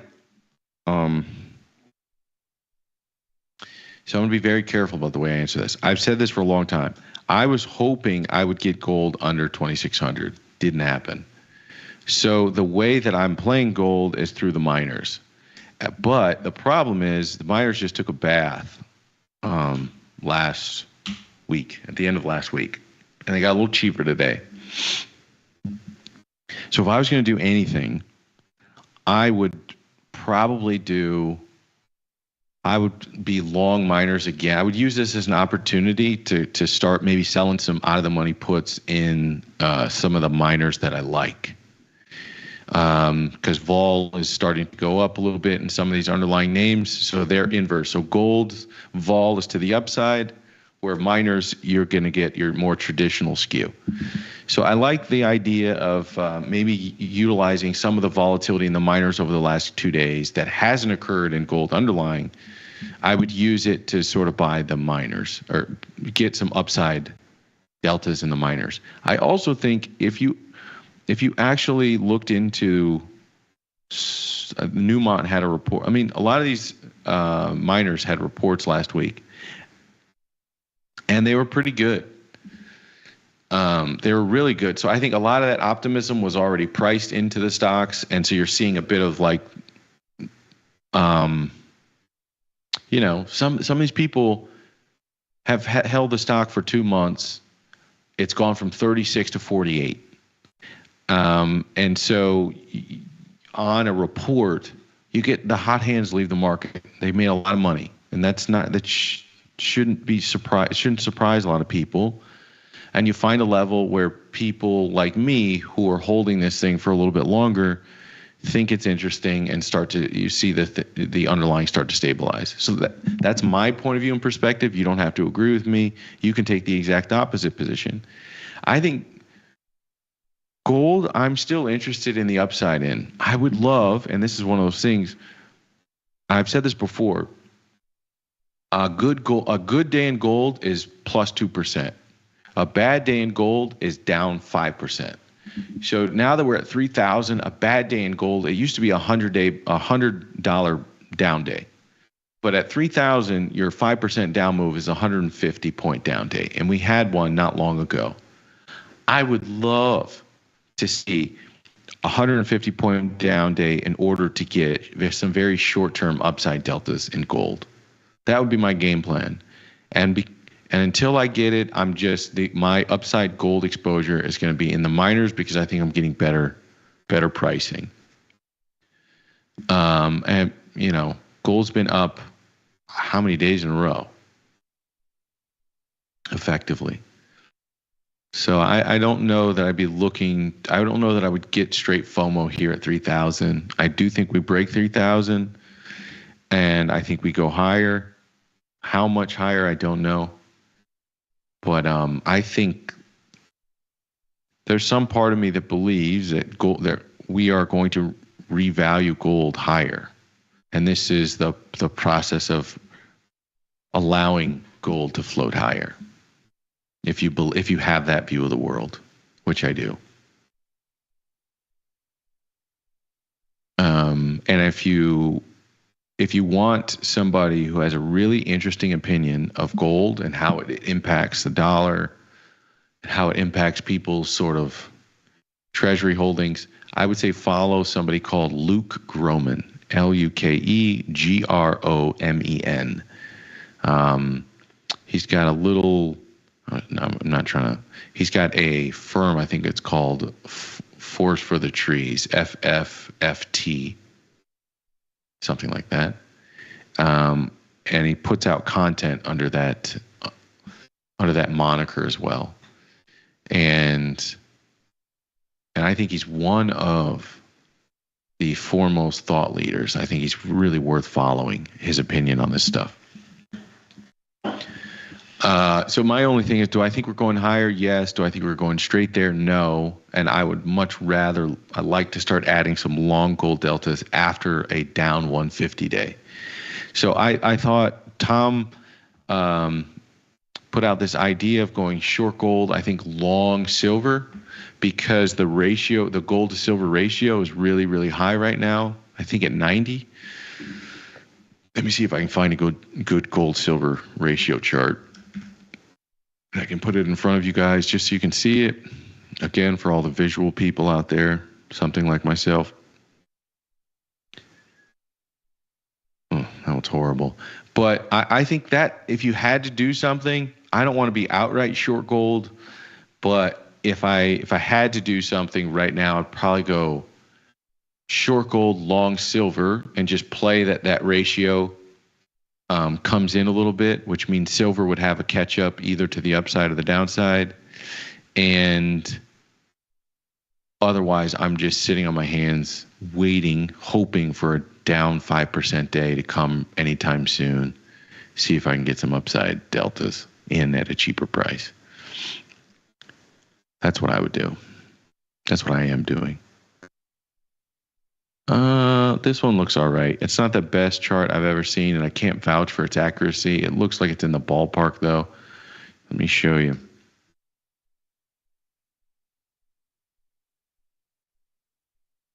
All right. So this is the gold-silver ratio since 1693. Again, can't vouch for its accuracy, but it is right now, the gold-silver ratio is in the ballpark of 90. And you can see where this is historically. 90 is relatively high. What does that mean? It means historically the relationship is that that silver could advance in price, which would bring this ratio down. So if gold stayed the same and silver got more expensive, this ratio would go down and trade somewhere more towards its normal average, which is probably somewhere in the 60s to 70 range. So it's slightly elevated. So I don't know if that answers your question. Somebody in the chat said, what about gold, man? I think that's probably the way I look at this. Hims went limp. You guys talking about Hims? I own Hims. It did get murdered. I think I'm going to stay long. But I do think this is one of the easiest companies. Like, they have no moat. Anyone can make this stuff. Who else is out there? There's Hims. There's Roe. There's Roman. There's so many of these things that I think it's hard to have a dominant market position. So you're sort of betting that they can emerge, but I don't know how they can be first of mind, but there's no like patent they can have on these types of pills, right? Pfizer had that patent, and now you're literally making your money off of selling generics directly to the public. And you can make your money off of scale and convenience. It has to be easy and faster and more efficient than the next person. And that's the race that we're in. We're in the race to cut margins and make that business more efficient. And then, they're doing the hair products on the side. I think they're moving into like women's products as well. So I think I still like that space. I just think it's going to be hard to win that space. Chinese ginseng. Yeah, or just exercise. Exercise, fruit.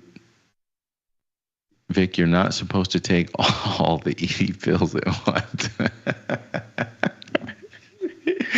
I was just saying who the competitors are. Well, that's pretty funny. How can Hims compete with the cartel for these enhancement pills? Well, the patent has expired. That's why. So the Viagra patent has expired, so they can sell all of these generics on the market. That's what created the opening for all these businesses.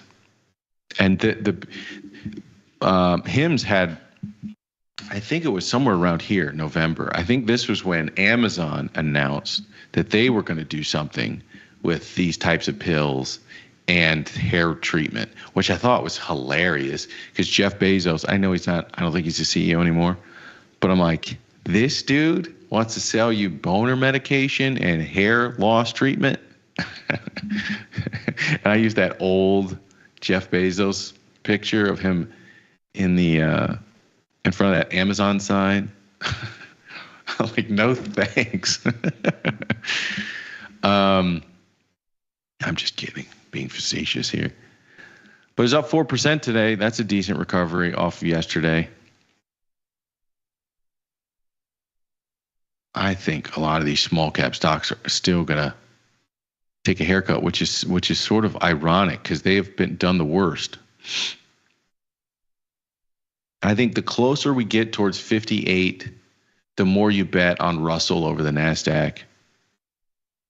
And the closer we get to 62, all I'm doing is recent. I shouldn't say that's what you should do. That's what we've seen. The closer you get to 58, the more you bet Russell over the NASDAQ or the SPOOs.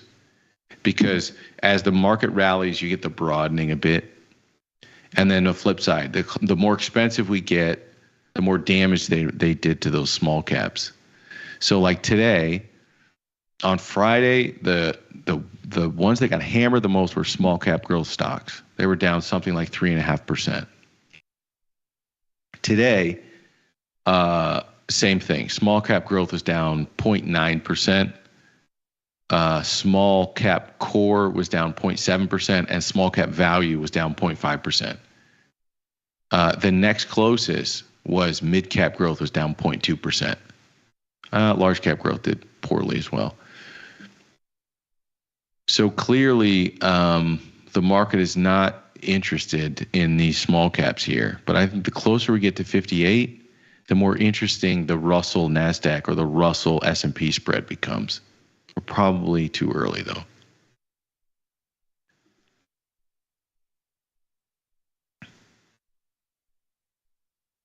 Vic, check HIMS again, down over. Yes, thank you very much. I did not see, thank you very much for calling it out. They had earnings after the close, and I did not check the aftermarket price, which is $42.25. So they're down about $9 from where they closed at $51.32. Thank you very much.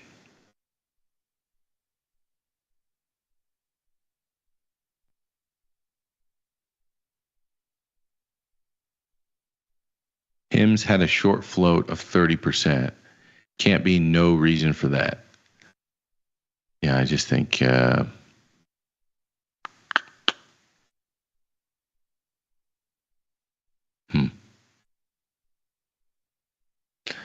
Johnson & Johnson, AstraZeneca, Novartis, and Amgen all have big drugs coming off patents this year. Don't worry, I'm sure we'll get some new diseases to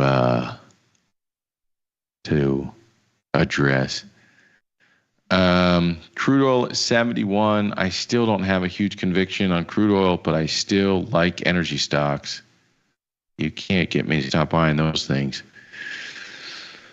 Copper still lower. This is about a week of lower copper.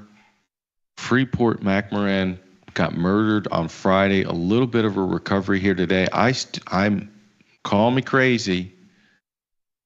But I think they've done so much damage to this stuff that I'm starting to get interested in Freeport again. I'm starting to get really interested in Freeport again.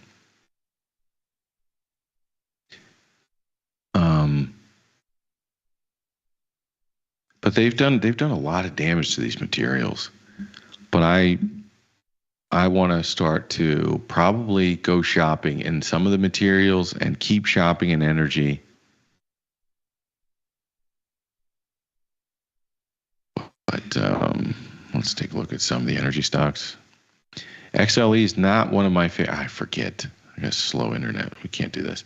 XLE is not one of my favorite ETFs. A lot of these ETFs, quite frankly, are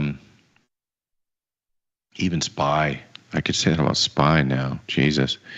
I don't love because, XLE is 45% two stocks, ExxonMobil or Chevron, CVX.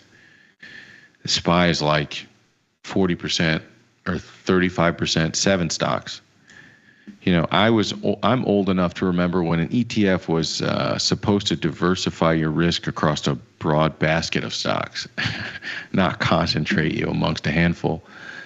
But that is the market we're in today. Pfizer owns the distribution channels for the generics. The only one I'd own. Fair. Can we get some NVIDIA love before you go? I stay away from talking about a lot of these AI stocks for a couple of reasons. One, I think the market is so saturated with people talking about this stuff that I don't think I can provide a lot of value. That's number one. Number two is I'm not an expert in the space, and I think talking about AI, if you're not a subject matter expert, can leave you looking a bit silly. Like I remember there was this point in time past sort of Apple's explosion of innovation and growth where there was just a bunch of people on TV talking about how there's no cool new features in the phone, that Apple's innovation is slowed. It's like, yeah, that's a pretty hack opinion, my friend. You're sort of wasting TV time making that comment that every uncle in a lazy boy at home is saying. So I I don't have a ton of, I think, real novel opinions on AI other than it doesn't work. At least the version that the people have, the version that the ants have, doesn't actually do anything.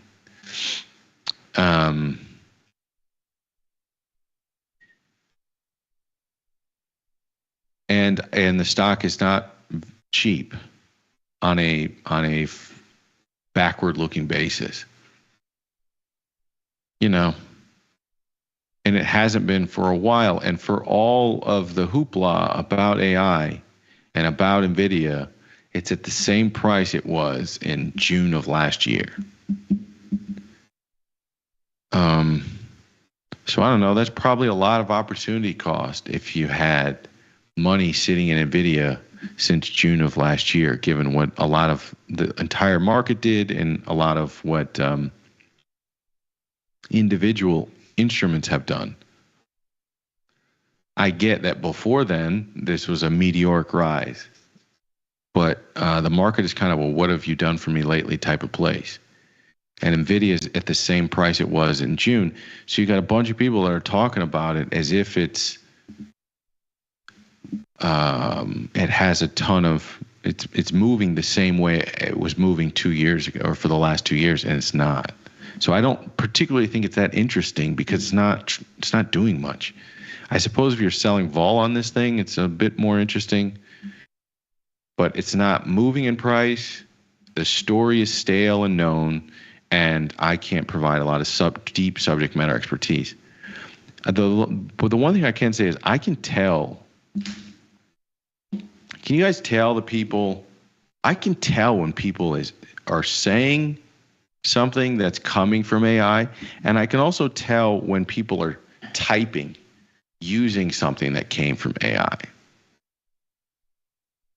I don't think it's that hard. I don't think you need, people are like, well, how do you catch people that turn in papers using AI? It's so easy to tell if somebody writes or speaks with something that they got from AI. It's so easy to tell.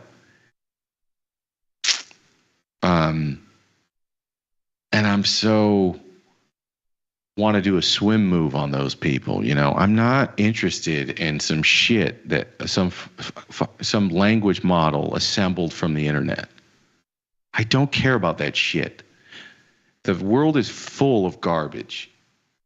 And the whole point of a human being is to take in all of this stuff, right? You go to a store because the store owner is a curator of material, and you like that store's method of curating an entire global economy of shit into a small subset of shit that you go to and you select from. If you like that store because of the curation of the store. I like a human being and their personality because of their ability to synthesize information and curate a world full of shit into some point of view. What the hell are we doing going around using the same engine to do your thinking, spitting it out to other human beings and passing it on as your own thought? What is that? Like, I don't want to be friends with ChatGPT. I want to be friends with Joe. What does Joe think? You know, what research did Joe do? And how deeply did you go down the rabbit hole? You know, when human beings want to study a subject, they do it deeply. And they become subject matter experts, and they understand the nuance of a topic. When ChatGPT does it, it doesn't know any of that. It doesn't know the nuance, or it just knows like some article said this thing and there's a opposing point of view over here. And it's like, it tries to be balanced, but there's so much nuance it's lost, and that a human being's deep subject matter expertise is worth listening to. And bro, I don't want to work with a bunch of chat GPTs, and I don't want to listen to a bunch of chat GPTs. Am I the only one? Victor is only AI generated when you see the gray shirt, Victor.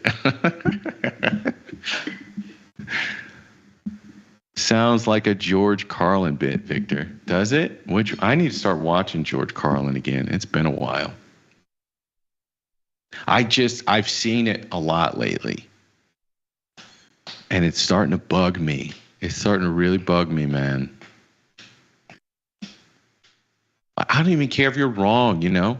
I don't even care if you're the guy who's kind of always slightly off or you're sloppy with your research, your opinions.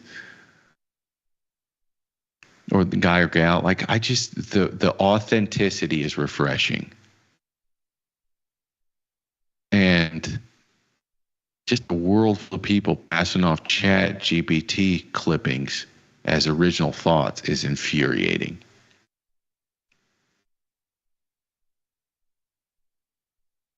This is exactly what the most advanced AI would say.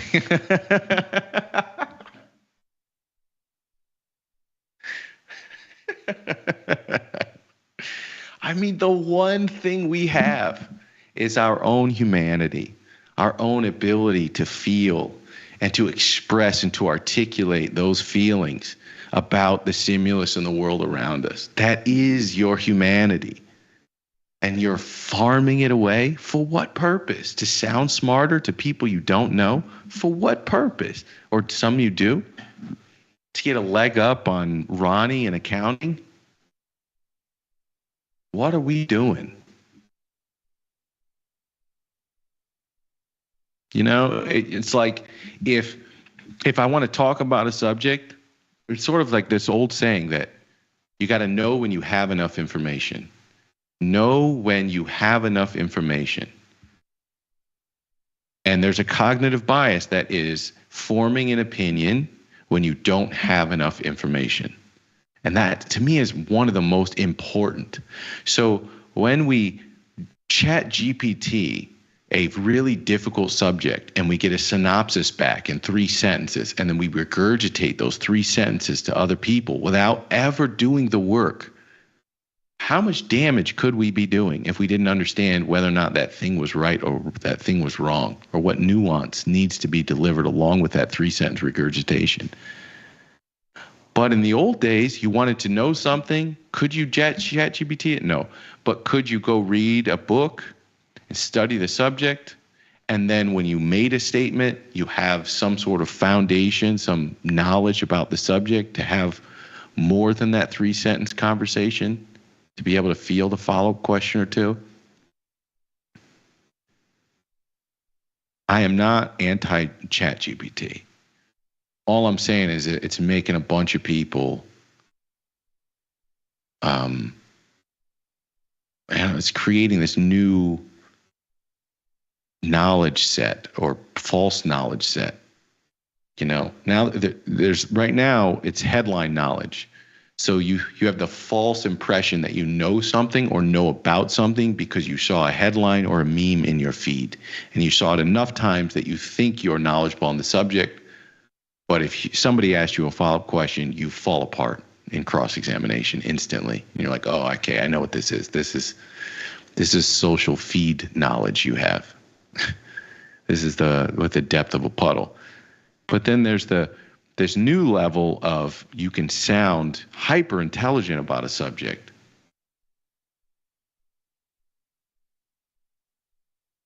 with no research at all. And I don't know. It seems like it's feeding into cognitive bias versus breaking them down. In some instances, not all. All right, I'm sorry. You asked, so I answered. You got to be careful what you ask me, because I don't think these are types of answers you want. Already happened in the public school systems 30 years ago. Ronnie in accounting is the man. These AI models still make tons of mistakes. I'm not convinced AGI is as close as Sam Altman thinks. Here's my thing, Forbet. I'm under no illusion that I have the same version of AI that like Citadel has, you know?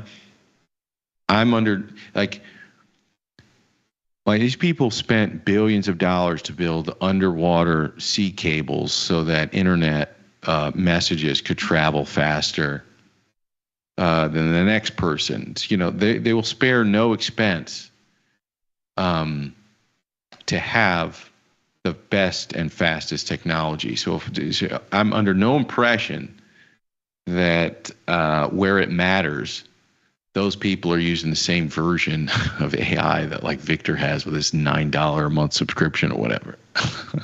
I don't think that's the case. I don't think Palantir is using like a ChatGPT model or something.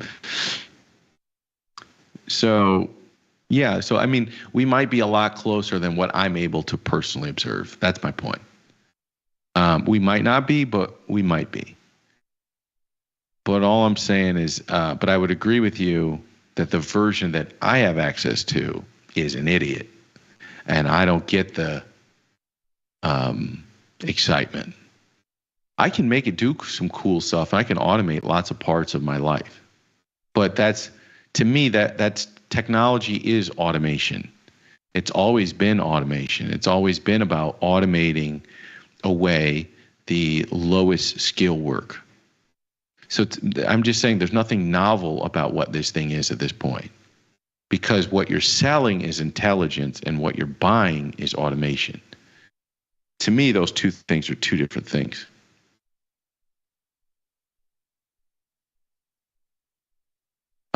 Victoria says, I sell aftermarket wheels and I can tell all the companies use ChatGPT have the same ad wording in the same business. Exactly, bro.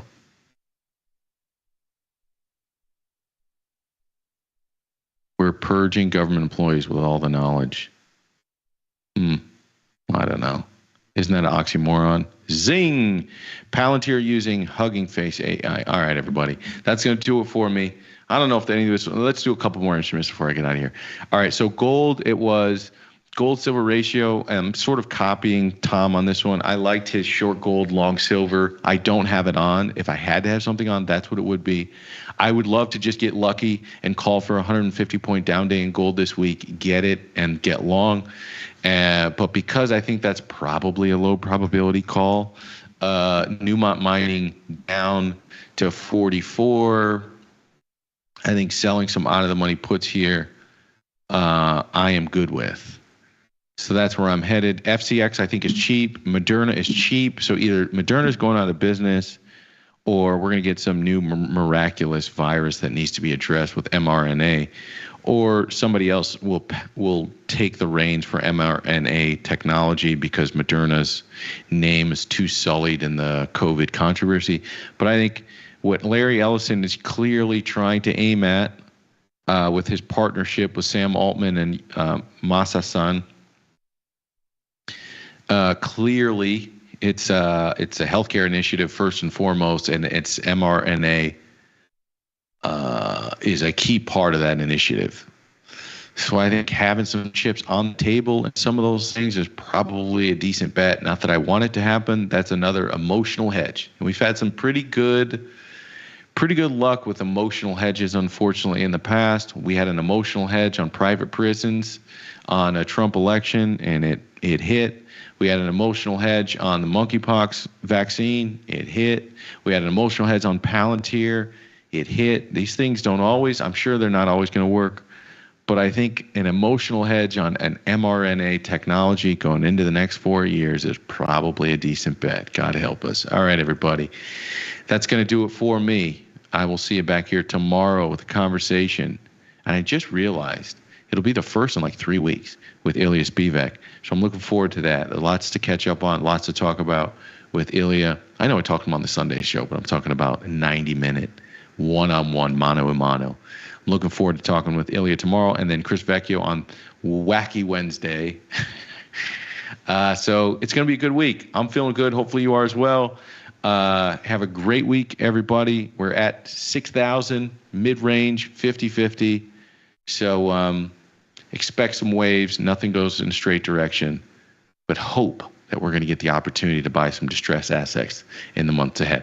Until tomorrow, I've been Victor Jones. Follow me on Twitter at Victor Jones. The O and Jones is 0 because I like to be difficult. See you back here tomorrow. Same time, same place, same great network. Only on Tasty Live. Peace.